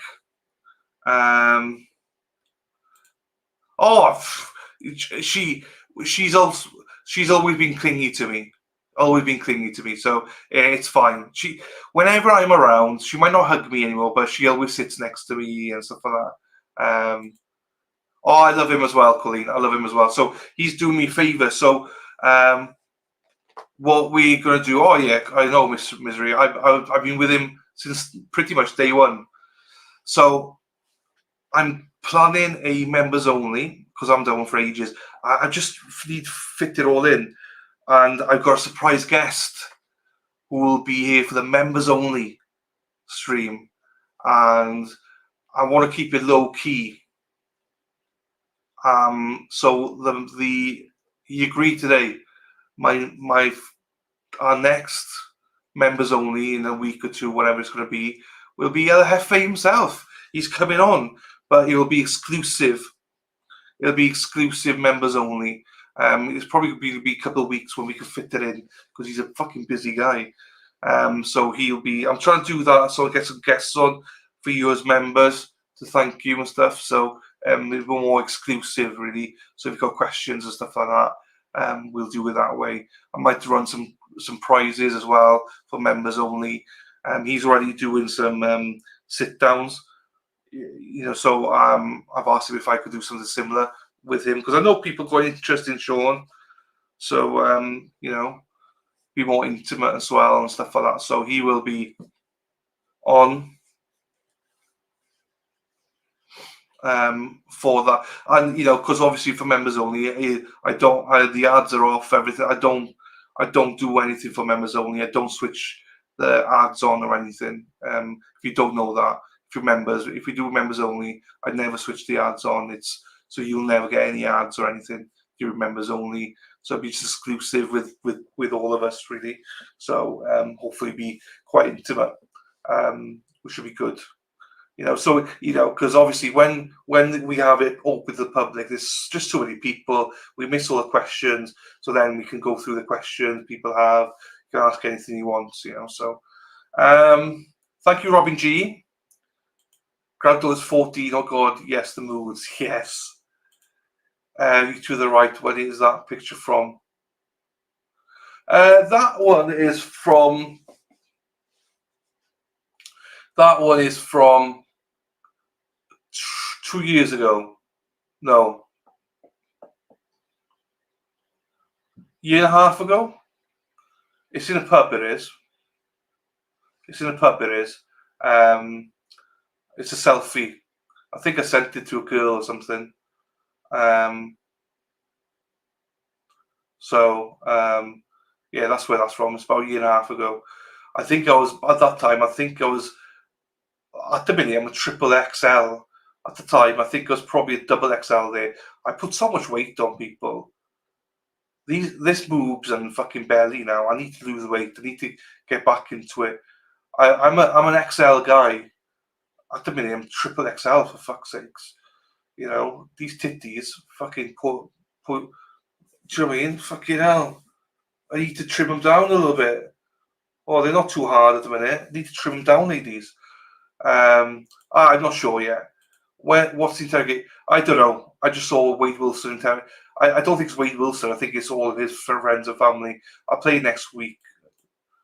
I got to get one. I have to go on a desktop. I believe it doesn't work. But it does work on your phone. You have to go through the. I don't know. I think Shari D knows more than me. How to do it. I don't 100% sure how to do it on your phone. But yeah, don't worry about it. It's all good, Colleen. You sound fine. Sounds good. For what? Oh fuck! I don't even know. I'm sorry if I'm. It's like lads. They get certain age. Oh yeah, yeah. Oh yeah, I went through that phase as a teenager with my mother. Now my mother's, my best friend. Do you know what I mean? Just figured out that you have to log on to YouTube through your browser, not the app. Yeah, so you can log on to YouTube through the browser on your phone, and you can become a member there. That's what most people do. You sound like you're losing voice. I am a little bit, if I'm being honest. Bill, you are a mofo, not just a mofo member. You are a mofo. To play the interrogation and stuff. So my plan next week is this, right? Play the interrogation of Wade Wilson. Played some videos of the Charlie Adelson and Donna Adelson video. I'm going to play probably Tuesday the hearing, Donna Adelson hearing from today. We got 4 days to fill, basically. 4 days to fill, and then we got a new trial on the 9th. So 4 days I'll be playing a lot of random stuff, and then on the 9th we'll start a thing. Damn it, you gifted 100, I gifted 100, someone else gifted 300. Can't get a word in on Sean's members only streams. I know, well, he's got over 2,000 members. Charity, over 2,000 members. 2,000 members he's got. It's impossible. That's why I wanted, Sean's a good friend of mine, so I asked him a favour. Can you just come on exclusively with and I just looked at it now. I think one of the next people would be Peter Murphy. I asked Peter to come on members only, just to give you guys a chance to ask questions, and stuff like that, where it'll be a lot smaller chat and stuff. I thought you were losing weight. No, unfortunately. Well, I mean, maybe a little bit on my face, but it's my tits, my belly. Do you know what? I'm not a big guy, as in, I'm a big guy, as in, but it's my belly and my tits, I'm not sure if you can see it. Do you know what I mean?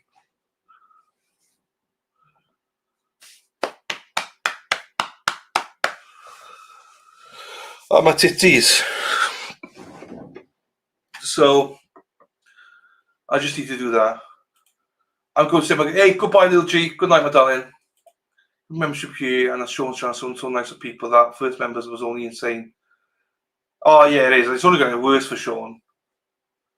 He wants me on there one day, and I'll get on there one day with him. But it's just insane. He's a great guy.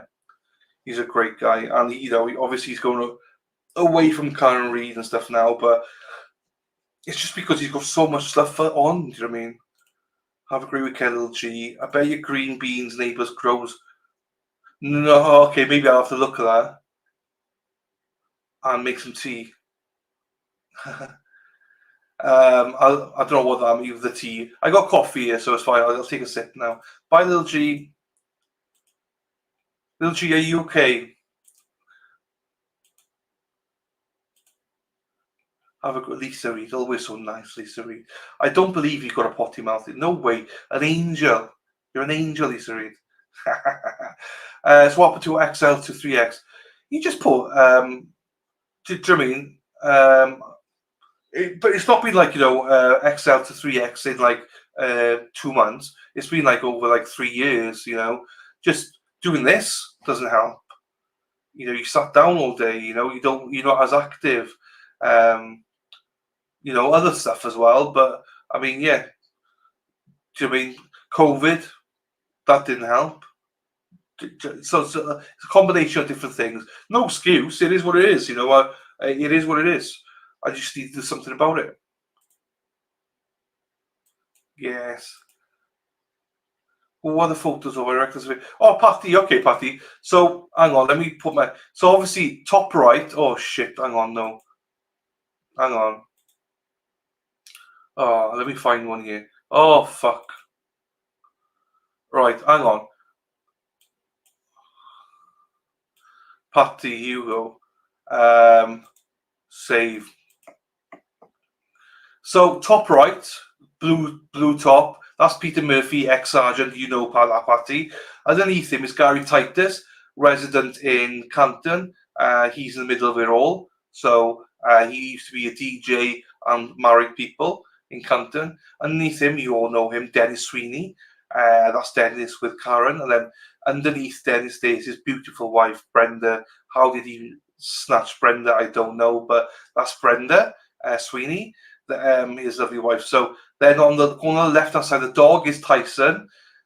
Tyson is a neighbour of the guy above him, which is Larry Curran, LC. Larry has been on here a few times. Norfolk County Eats is his name on YouTube. So that's Larry, calls in all the time. Above him is MJ Gagliano. And if you notice, MJ is always in the chat and he always goes, boom, boom. That's MJ. He just got back to work now. He pulled an all-nighter working, so he couldn't come on the show today, unfortunately. Above him, then, the main man himself, the celebrity, Dana Leonard, top left-hand corner there for you, Patty. That's everybody there, Patty, for you. Hope you're well, Patty. Okay, haven't checked on my truck. Charity is still swimming. You're perfect. Oh, thank you, then. I can't be that perfect. I'm still single, so I can't be that perfect. Browser like you're on a computer, then you see the join as opposed to the YouTube app. There you go. We love you just the way they are. Thank you, Carol. I do. Yeah, no, it's absolutely fine. Thank you, my darling. There you go. Okay. Have a wonderful birthday from little G to Lisa Reed. There you go. Hey, Mads, how you doing, fella? Hope you're well. Well, no, it's more like 3 years. More like 3 years. But 3XL's only been recently. Do you know what I mean? Because I just feel double XL is a bit too tight. So 3XL recently. Helena, hello, my darling. We won't be live for too much longer, but I'm just going through the chats now. There you go.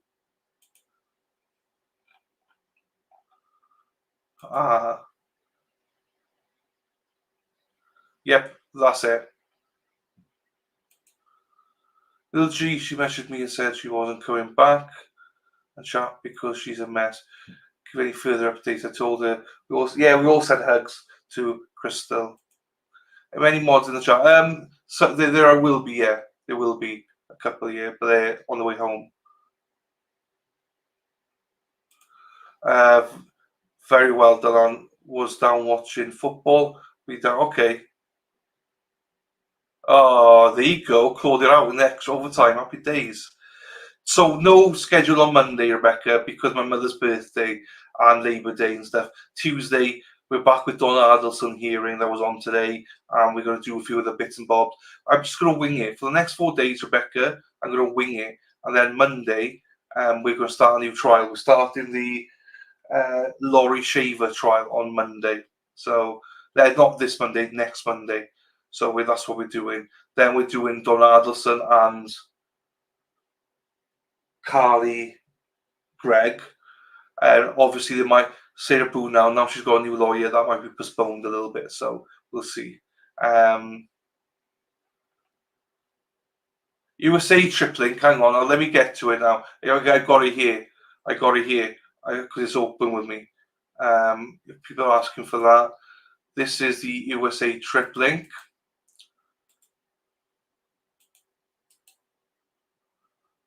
Paste. There you go. You definitely don't look 3XL. I thought you went down to XL. No, well, I'm a big guy, big bone guy anyway. That's what she said. But yeah. But I thought you went. Oh, look at Colleen, the smoke show. She's trying to the smoke show, trying to make me feel better. Look at her. Smoke show, Colleen. There you go, my darling. I understand it's probably. There you go. Yeah, it's not nice, is it? It's all good. I just posted it. Where's the clearer?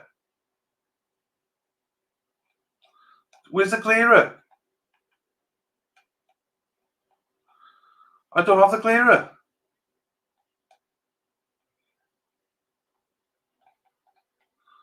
I don't see the clearer.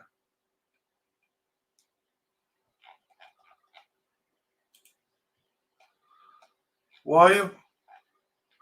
That's the clearer. What time are you going on? Oh, I've missed the clearer. I don't see the clearer.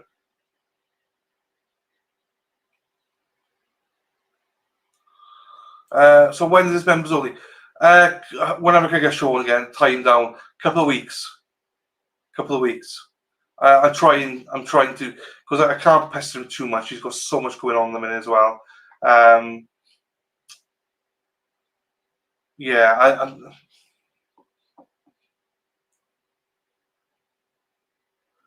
I need to figure it out. I'm going to probably. I need to do. Oh fuck! I need to do a live members only anyway.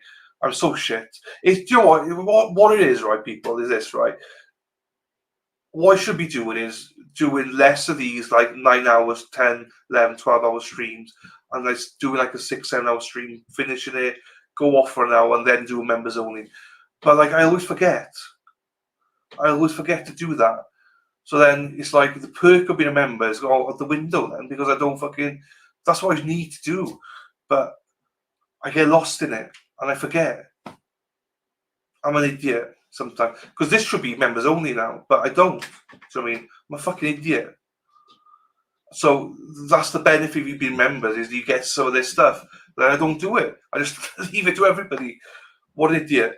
I need to stop doing that. Fuck.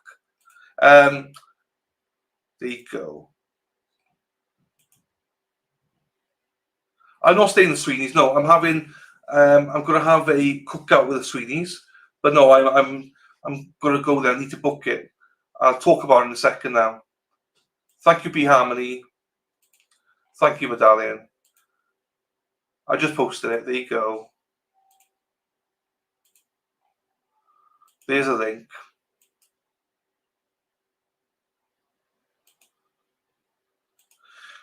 No, so if it's because you can tag him, if you've been in the stream once,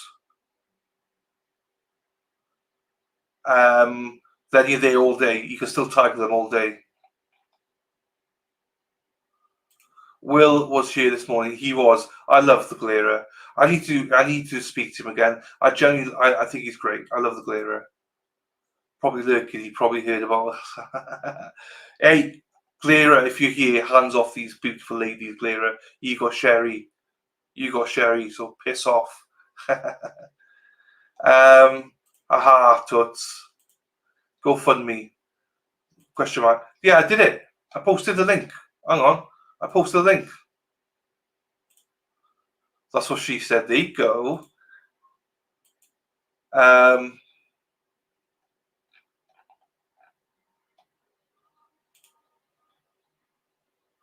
Making me blush. Don't. I just call it smoke show. I don't know why I started calling it the smoke show. Now we're stuck now. It's a massive compliment. So, you know, Will, that is. GoFundMe update. GoFundMe update. Hang on then. Let me refresh. No update on GoFundMe. No update as of yet on GoFundMe. I'll refresh it again in a second. There you go, Robin. Best wishes tomorrow. He's so cute. Well, Will or me? Will's been on. He was great. I loved it having him on. I did put it in, yes. All will go great. There you go. He's jealous you have all. He is. Thank you, Bev crying. Will has some nice dimples too. I know the ladies are after Will. I know. Ladies love Will. I refreshed again. No update. Nothing happened, Shari. No.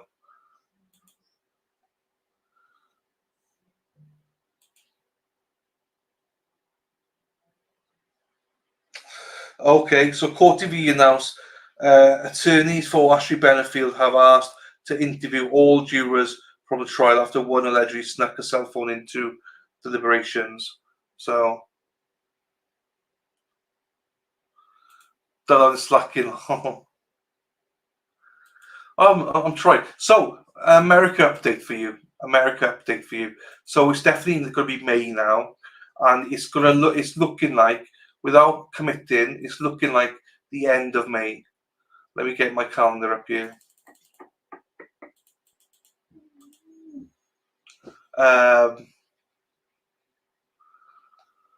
So yeah, 1, 2, 3, 4, 5. I think.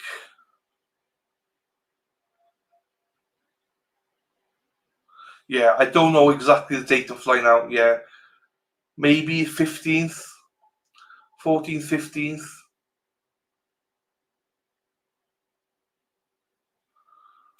14th, 15th, I think, of May. Hang on. Oh, you said, hey, Hills Bills.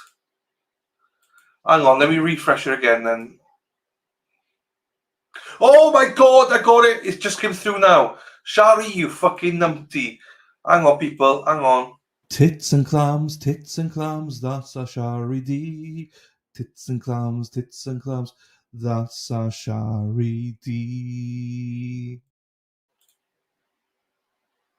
Tits and clams, that's a Shari D. Tits and clams, that's a Shari D.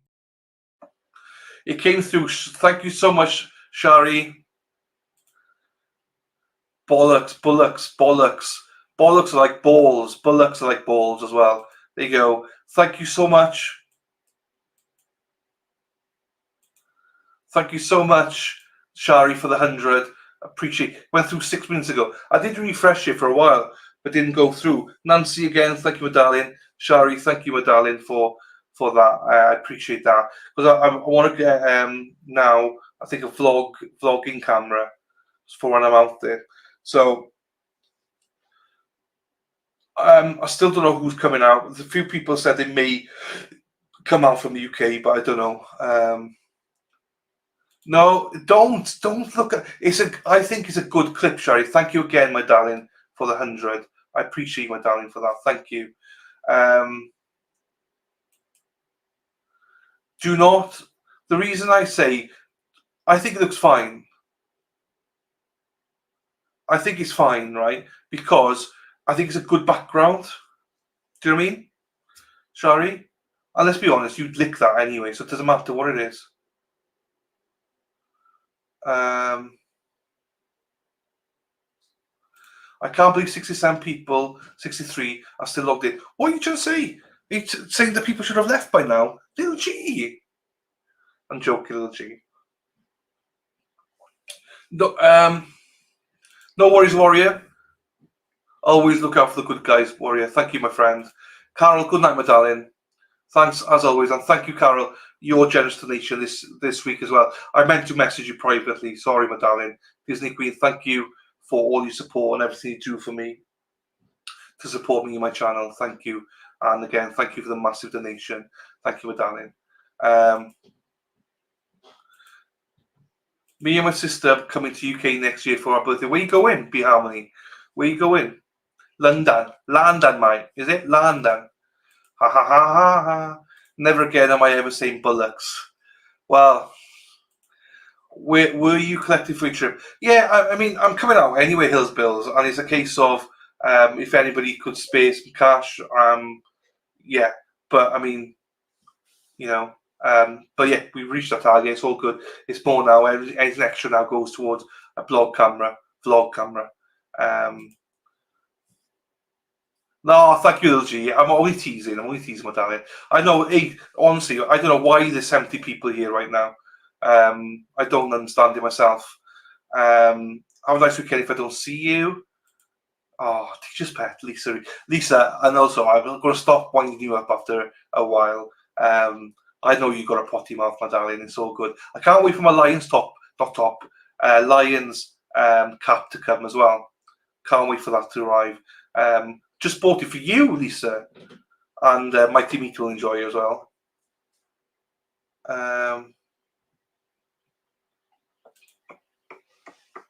She loves London. London is great for like 4 days. One of my best friends lives in London. He's lived there for 20, 30, 25 years now. He's, engaged, got a kid, lives on the outskirts of London. I hate London. I like London for 4 days, then I have to leave. 4 days max. And that's it.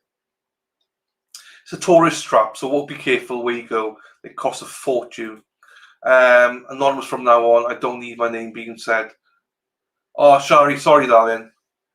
I didn't even think about that, to be honest with you, because it's obviously there. Oh no, but if it's because of that, you should still do it.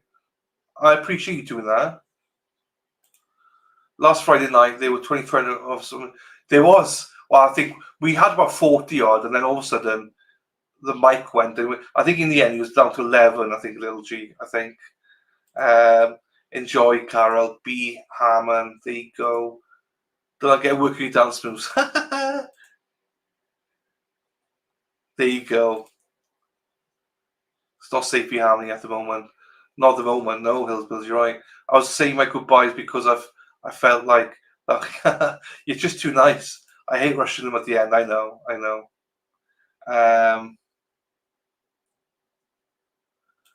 Lil G, the mic debacle was hilarious.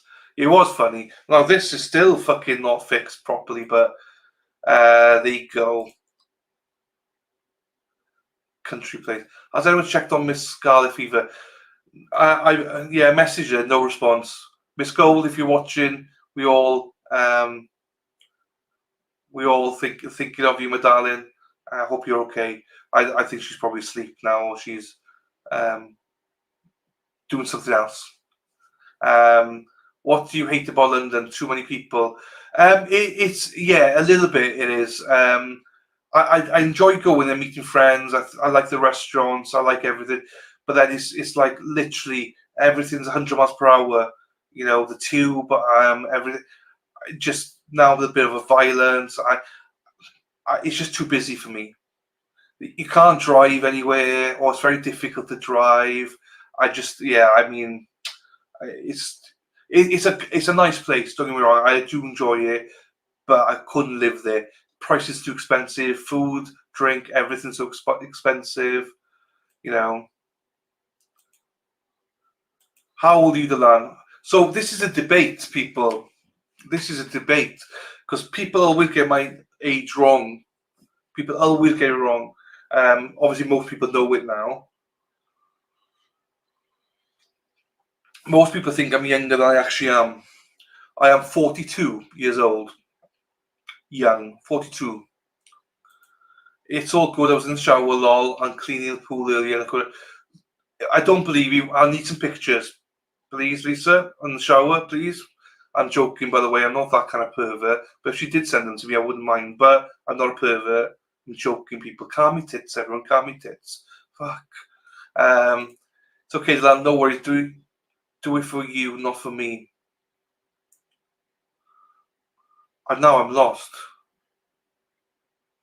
You see, this is why I'm so far behind. No worries. Do it for you, not for me. The fuck? What did I do now? I don't know what I did. Is it Lil G or Lisa Reed? But Lisa Reed tomorrow. Might be better than next year. Yeah. 29, yes, Kim, I wish. You know my age, Kim. How we do, my darling? Pisces, my birthday's in March. Happy birthday. I did, Robin. You missed it. You weren't here. Pembrey Happy City. Pembrey Happy City. Pembrey Happy City, Lisa. Pembrey Happy City. Hip hooray, hip hooray, hip hooray. There you go. There you go, Robin. Thanks, Kim Fountain. Dylan's age. Jeepers. I did, didn't I? 29, my ass. Oh, thank you, Warrior. Oh, right, Warrior's starting. Okay, sorry. Warriors at the start of the stream. I forget that sometimes. People are now joining, so man, probably only time I wasn't listening was a little girl I used to babysit. There you go. How cute. My hubby is Libra, Robbie G. Is he from so Lisa? Yeah, this doesn't matter. Was he a Detroit? Has he always been a Detroit guy? As in, have you both lived in Detroit, or did you move there? Did he move there? Like because he's a Detroit Lions fan. Oh, so you're both in the same area then. Lisa Reed. Well, we don't look that old. I know, 42, mate. No, I am 42. Tits and clams. Next birthday, 43. Prime. There you go. Yeah, 20th of April. I'm 420. I am. I do the donation for you. Oh, okay. Yeah, but I'd like to say your name though, because that means then I can do this though. Tits and clams, that's a Shari D. Tits and clams, that's a Shari D. That's why I can play that then.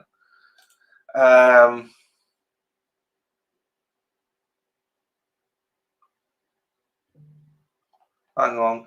Thank you, Dylan. No problems at all, Robin. That's cool. Ole, ole! She's gone, I think. I'm still 29 at heart. I know you are, my darling. Thanks for all the laughs and smiles, and thank you, Robin G. No, it's my pleasure, Lisa. Thank you for being here. And thank you for being a good sport. Like, you know, half the things here are this, right? As long as the people know that we're joking and laughing about, and you can take a joke and stuff, just don't take things seriously. And to be fair, I use you tactically now and again, and I love it. So I appreciate you being here, Lisa. You're very kind. Can you do an Amazon wish list for the techie? It's not really. But, you know what? It's not that. It's just like I'm not really that kind of. I don't even do the fundraising thing. I didn't like to do that. So yeah, I don't. I'll get it in time. I'll get the stuff in time. Also, the thingy, the fundraising thing, that'll pay for the camera, 100%. Then I just need a soundboard, but that's going to be like down the road at some point. I'm not worrying about that now. But thank you anyway, Hills Bills. You must be a great guy, Lisa Reed. Yes, he's the best. He's the best around. He must be. No, you know that certain people, like Lisa's not settling. This woman here, Lisa Reed, is not settling. She's not doing second best. Do you know what I mean? You've got to be top tier to gain her heart. So I know that he's a special kind of guy, 100%. You just know that, 100%. He ain't fucking about with Lisa Reed. Let me just tell you, he ain't fucking about. He ain't going anywhere. You to encourage them to create names. Yeah, I just don't like it. I'm not rubbish with stuff like that because it's like, what? Yeah, I don't know. I'm not great at stuff like that. He broke his mic, a little G in chat got him. Yeah, I did actually save money. So 420, yes.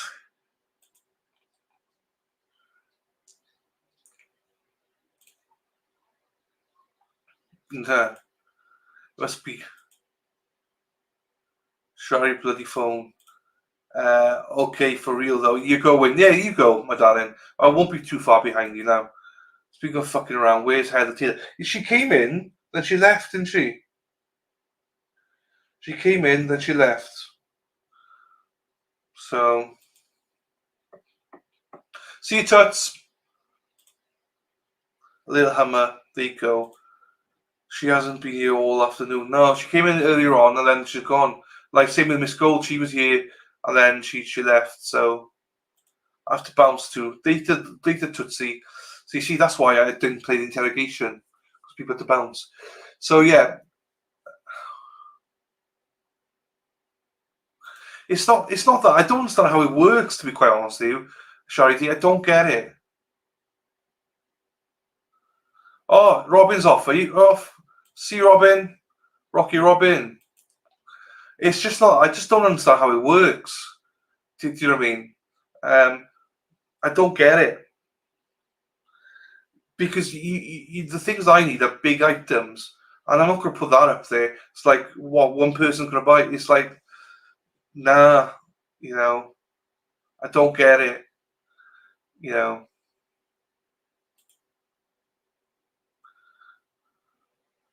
Oh, okay. Say goodbye to Toots Little G. Fine. Now that they've gone, now we can party. Now that Little G's gone, we can party now, people. Yeah. I'm joking, Little G. I'm joking. So yeah. CP Harmony. See my darling. So later. So yeah. I need some markers for me. I need to be better with members only. I need to shut down streams earlier, and then just create another stream and do members only. Remind me, people, because I need to make sure you get value for money. Do you know what I mean? Fucking hell. Yeah, go on, Little G. Question, yes.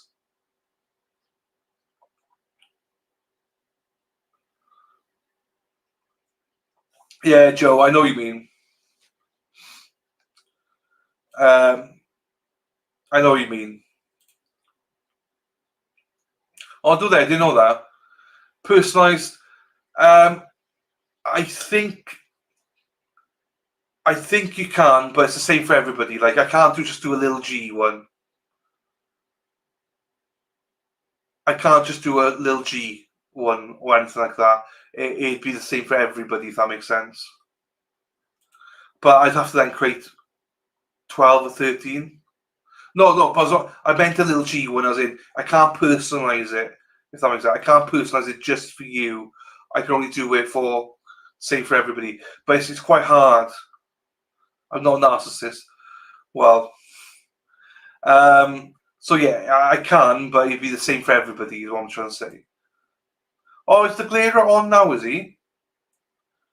Wow. That's what I said. I know you're not a narcissist. Taco, taco, taco. Oh, why are you leaving now? I know you're not a narcissist. That's what I said. Oh, okay, that's nice.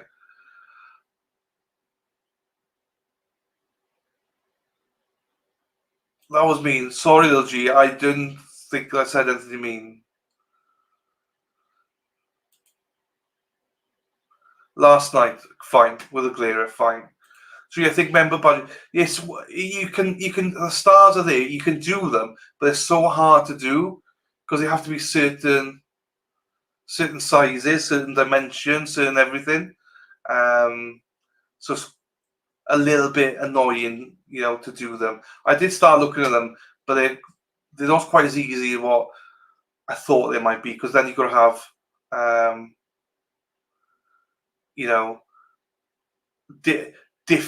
12 different themes then, if that makes sense. You can't for weddings and all sending Amazon gift vouchers. There you go. I need to look into it. The morning show still going young. It is, yes. I didn't know how it worked. It was just a thought. No, I know, and I thought I answered it properly. I wasn't having to go back at you. I was just trying to make sure people understand. I can't personalize it. I can personalize it for everybody, not individually. It wasn't a go at you. It was more just to explain that to everybody. I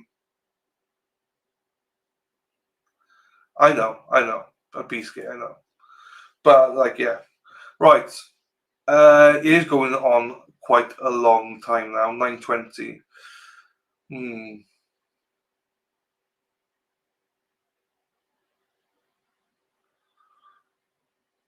Right, just searching this.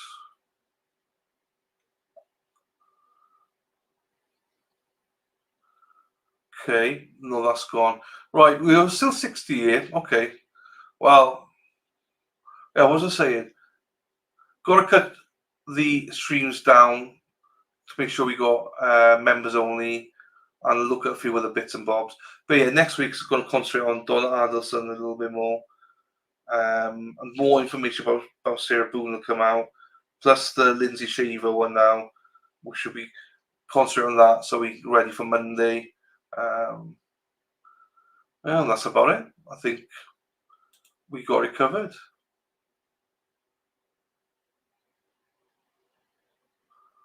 Let me just refresh this.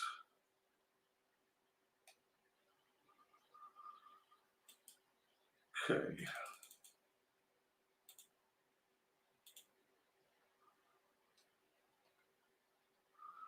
Fine, nothing there. Fine. Close my tabs down at the same time here. Okay, close that down.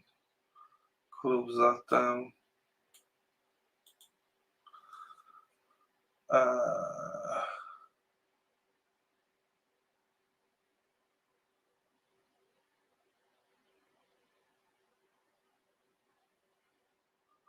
Yeah, bits and bobs. I say bits and bobs a lot.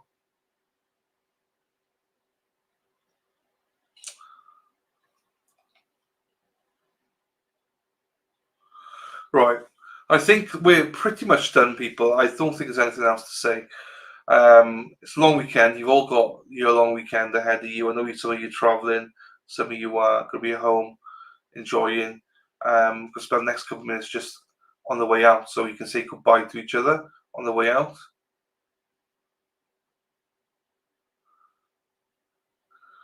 I'm just more tired, little G, than anything. It's 9.5 hours nearly, so I'm lagging, I should say, a little bit. So, I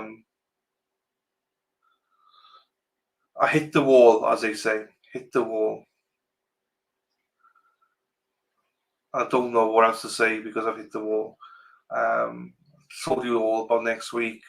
America trip probably going to be the end of. See, my voice is starting to go again now. End of May. Can't wait for the trip. Can't wait for the trip. Yeah, Lynn. See you Tuesday. Thank you, Shari. Yeah, I can't wait for the trip to meet a lot of you. So, and also not this this week.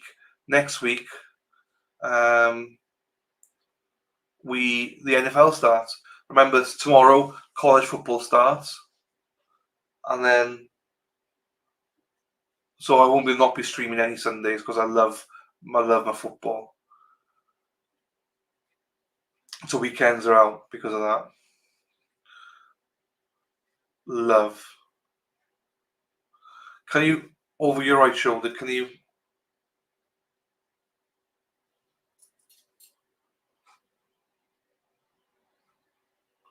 There you go. There you go. Tits and claps.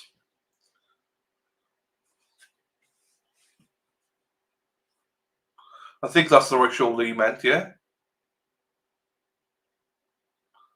I'll just wait for a second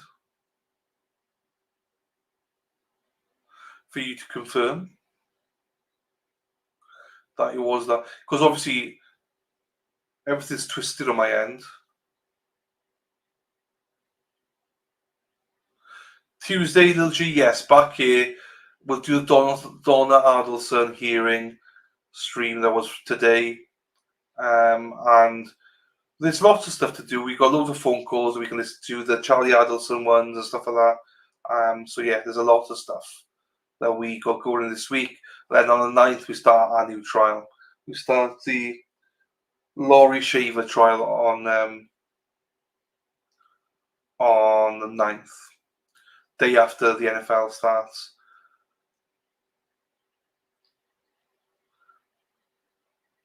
I think if I got my level out, I think it's pretty straight looking at it both now. I think it's quite straight. No, they're not. I couldn't find any Wendy code. They're all. Well, maybe. Oh, hang on. Mother with mother with mother. Wiretap calls between Charlie and Donna. No, they're all with a mother. Unless I can find something. Yeah, my right, my left. Right, left. So I'm not sure what that is for you guys.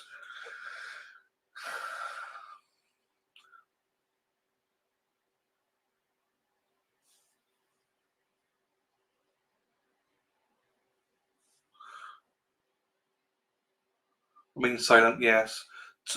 There's that pic of you, top left. This one. The one looking down. That's Dana. That's Dana Leonard, top left. Dana Leonard. From Resistant to Silence. Happy days. Oh, you see, this is what I love. Susie just started watching the whole stream. That's funny though. When you got people, Warrior, Susie, they're literally just now starting the stream, and that's when he was telling me about how how he started the stream. Oh, hang on. Hey, you know when we talk about tits and clams? Tits and clams. Hang on. Tits and clams, that's a Shari D. Tits and clams, that's a Shari D. Tits and clams are in the house, and who else is in the house? Lady Law is in the house. Hello, Lady Law. How are you, darling? Hey, Lady Law, am I a hat guy? Am I a hat guy, Lady Law? Lady Law is one of my besties. She loves me. She loves the D, and she loves me as well. So, if I'm a hat guy, am I a hat guy? Hat off, hat on, Lady Law, with Pete going forward, or hat on like that. Turn your mic on. The fuck? Our mic's on.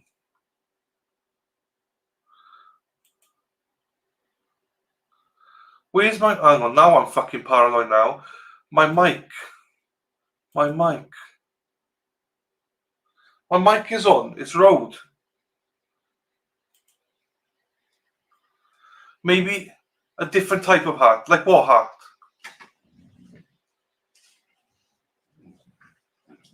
If it's forward...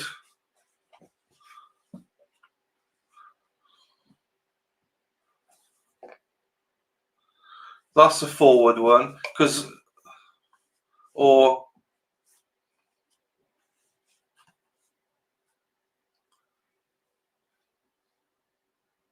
I sound like I'm in the bathroom. I'm right next to it now as well. I'm speaking to it. The fuck's going on? Hang on then.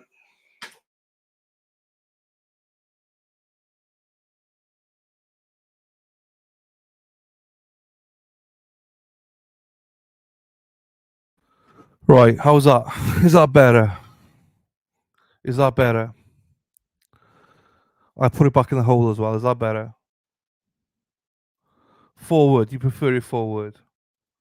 It's on. Huge. I do fall for it. Lady Law, if Lady Law was fucking about with me, so sad about them. See the gross comment, the video not appealing. Where? What the gross comment? Ah, no, that's only young. Don't worry about it. You sound like you're in the bathroom. I spy a duck. Hey, Richie. How you doing, Richie? Love Richie. I just pray yes. There you go. Much better. Backwards. Charity says backwards. Hat on definitely backwards. You see? Lady Law's the only one. Well. So horrible. Oh. Thank you, Shari D. Oh, hell yeah. Now you told us your age. Forward hat is better. Because you know you're 42. Great, buddy. Happy days, bud. Hang on.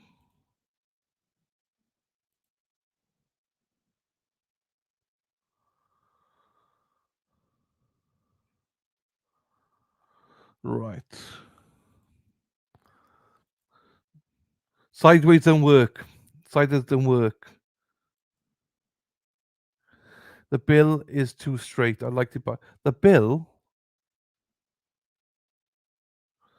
Those hats you have to almost cock to the side.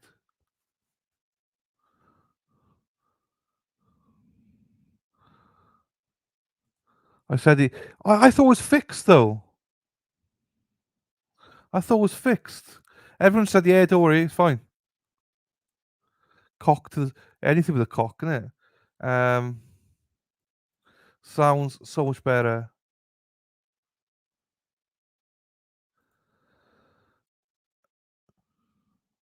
I know it would not work, but I thought I could have a laugh. Bathroom was perfect. Rim equals bill.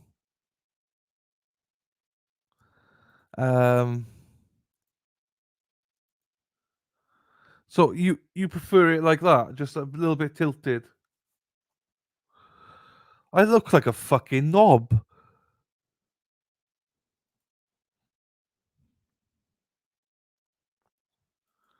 I feel like most of the women prefer it backwards, but then people say now because they know my age, 42, I shouldn't wear it backwards. Now I've got it tilted for Lady Law.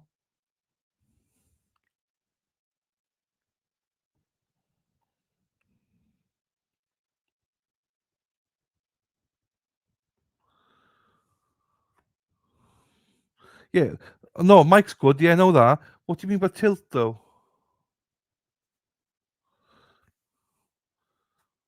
That's straight. Lady Law says tilt it. The fuck? This is what I mean. I get confused with everyone.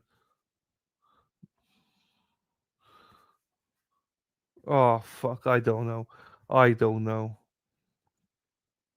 I don't know anymore, people. Not straight. What's not fucking?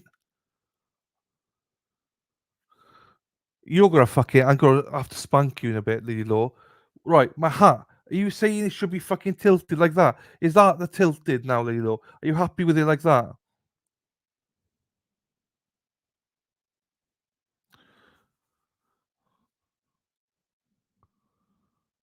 Sixpence. I don't fucking have a clue what's going on here now. I don't know if people are fucking with me now, Lady Law. I don't know what's going on. Okay, do not wear it straight. Fine. So tilt it. Fine. Well, it's tilted. So you get punched if you wear your hat tilted. What the fuck?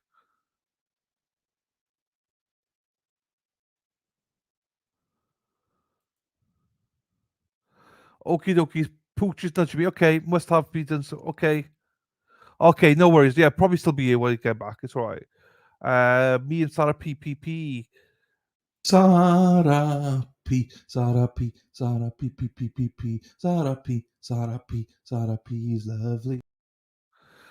I don't love it, Lynn, because now I've got most people saying backwards hat, except for a few saying you're too old for backwards hat.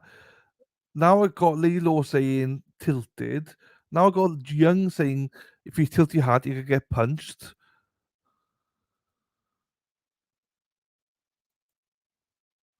And that's why I don't know. I know you wouldn't punch me, but other people, she's saying. Other people, she's saying.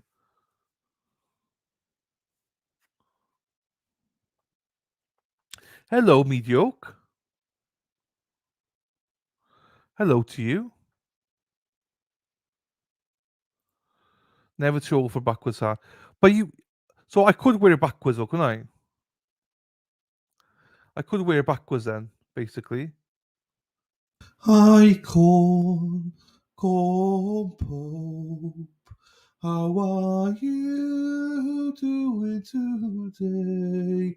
I know you hate my voice and my songs, so I made this just for you, Compo, better known Compo.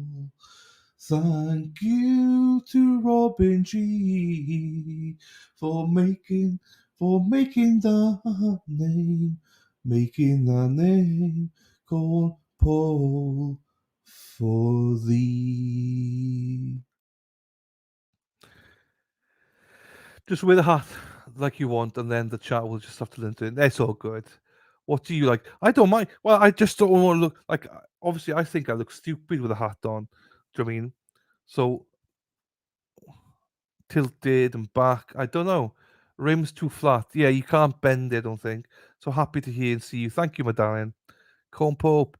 That's a flat bill hat. You'll never gonna curve the rim to look right. No. Do a poll. Okay, I'll do a poll now. Hang on. Robin, you hate me. No, it's your own fucking song. You got your own song, Corn Pope. I was looking. Ah, right. Yeah, no. He was on this morning with me. I tried to tell him the other corner, listen to Corn Pope. No, it doesn't bend. Yes, a poll. I'll do a poll now. What the fuck is this? Brilliant.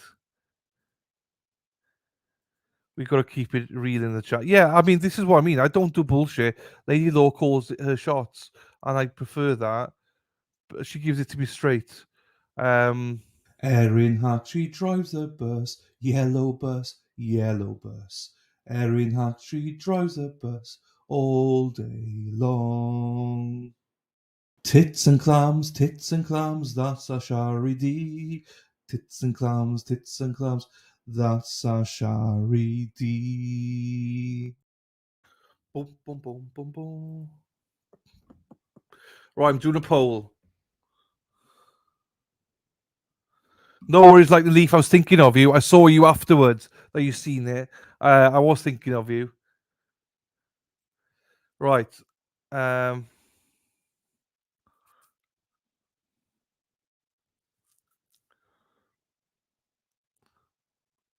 Right, hang on. Let's do a poll then.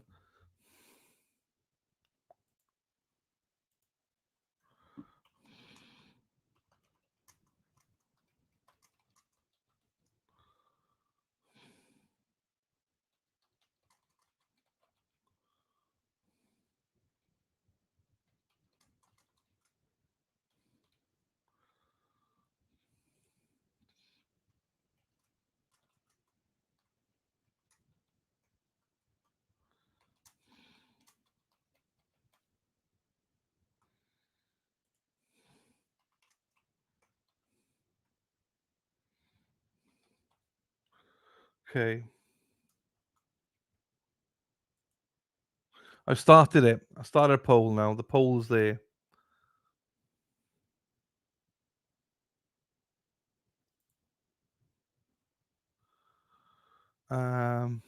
It does bend. Yeah, I don't know. I think this is the way you're supposed to wear it, isn't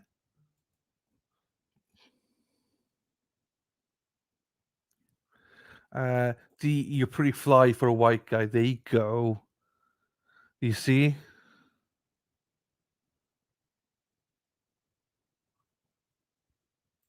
Oh, peak. This. Peak is this.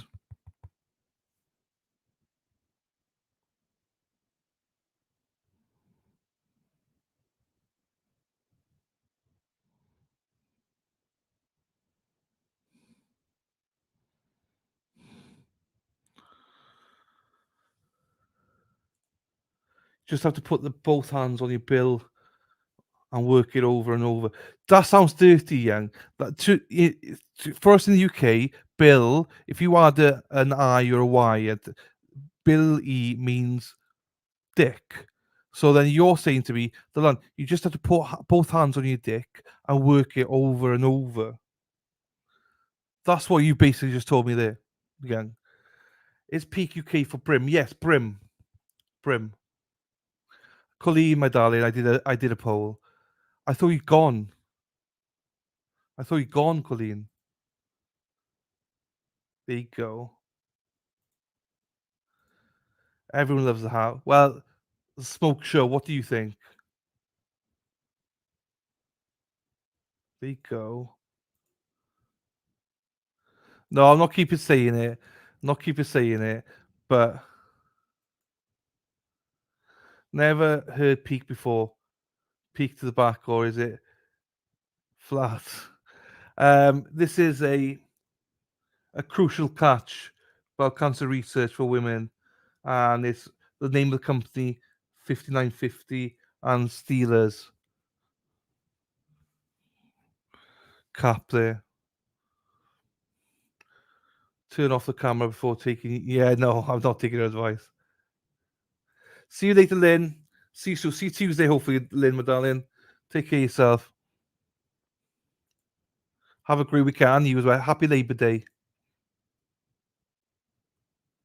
Mads. Thank you, mediocre. Wear what makes you feel comfortable. I wear mine outside to block sun out of my eyes, or when my hair's messy. There you go. Bye, Lynn. Okay, 2 hands on you, Billy. Yes. Willie Dicky. There you go. So it's not 100%. I have to make it up a little bit, but still.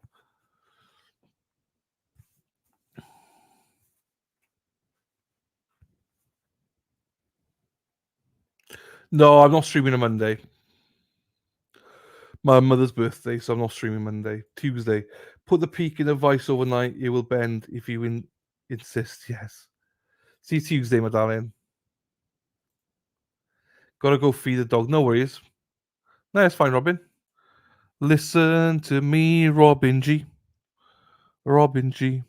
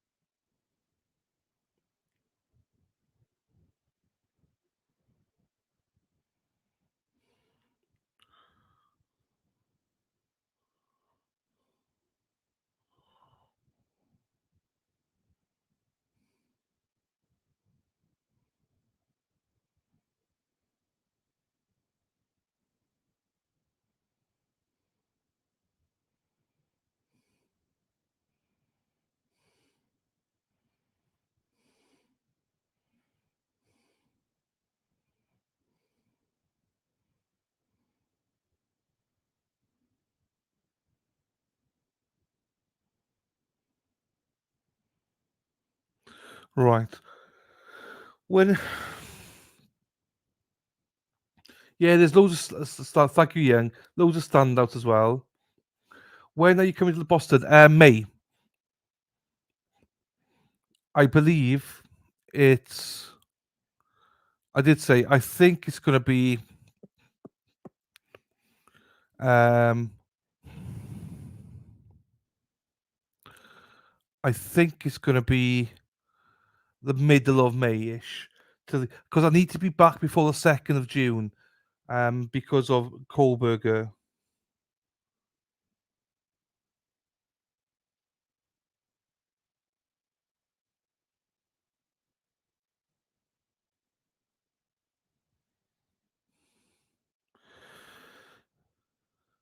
It's a Pittsburgh Steeler. I got a few of them.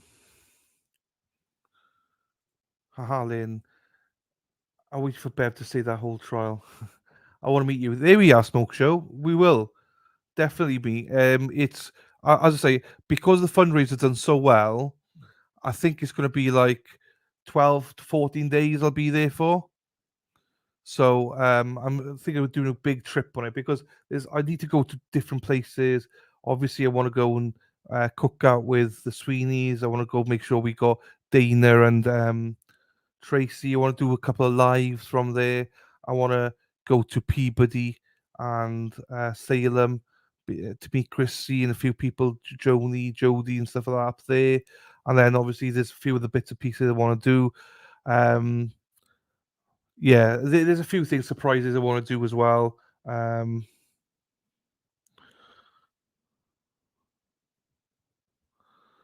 yeah.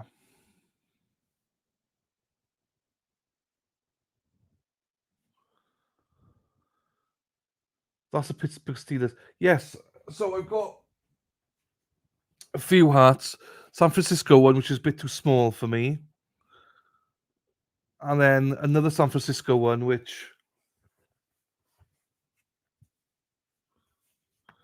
here.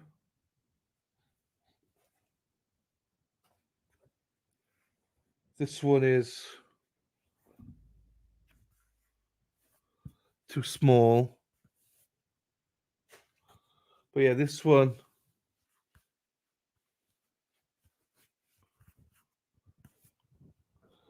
And then this one, which is too big. Those are the hats.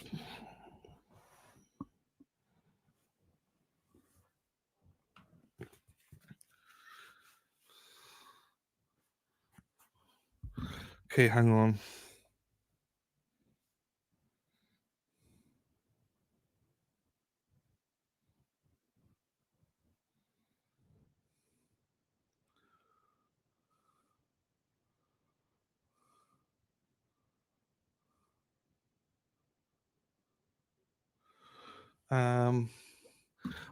Semi-date. I will. Hey, you'll be the first to know. You know that. You know that. Don't ruin your hobby because of cold books like to be moved. Well, it's not that. It's more of a. I'm planning. If it does move, it doesn't matter. I just want to do it in like April. In May anyway. So it just depends on start, middle, finish. Because June I'm busy. May is awesome. Time to visit the ego. I want a cowboy hat. I do. I do want a cowboy hat. Nice. I'm about 10 minutes from Compton.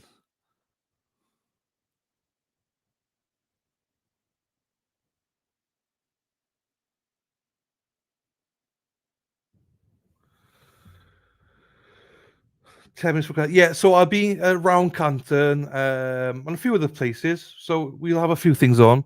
You need a Patriots hat, Celtics, Bruins, and a Red Sox hat. Well, I can't do a. You probably have to be Patriots, yeah.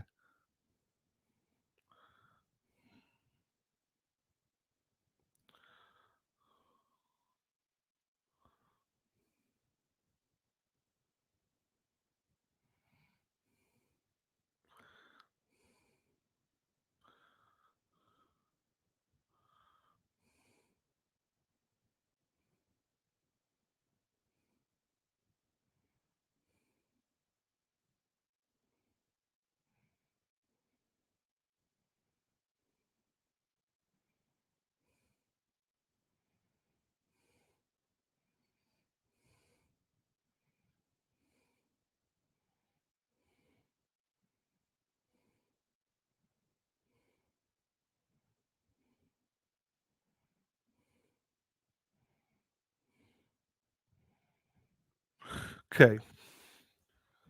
Patriot.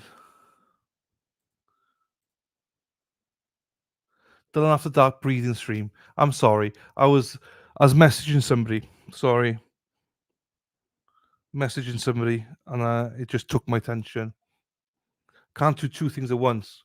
And at that moment, that was more important than this. So now I'm back. Let's see what the poll says. Poll says 28%, 29% says peak in the front. 39 says peak in the back. 11% says peak to the front and tilted. And then 22% says no hat. There you go.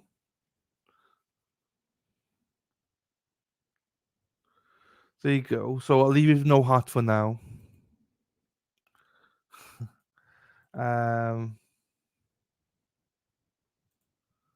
45 minutes away.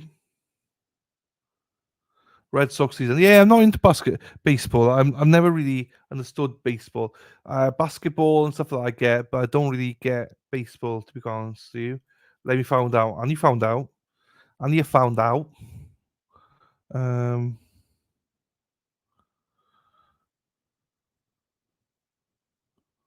Right.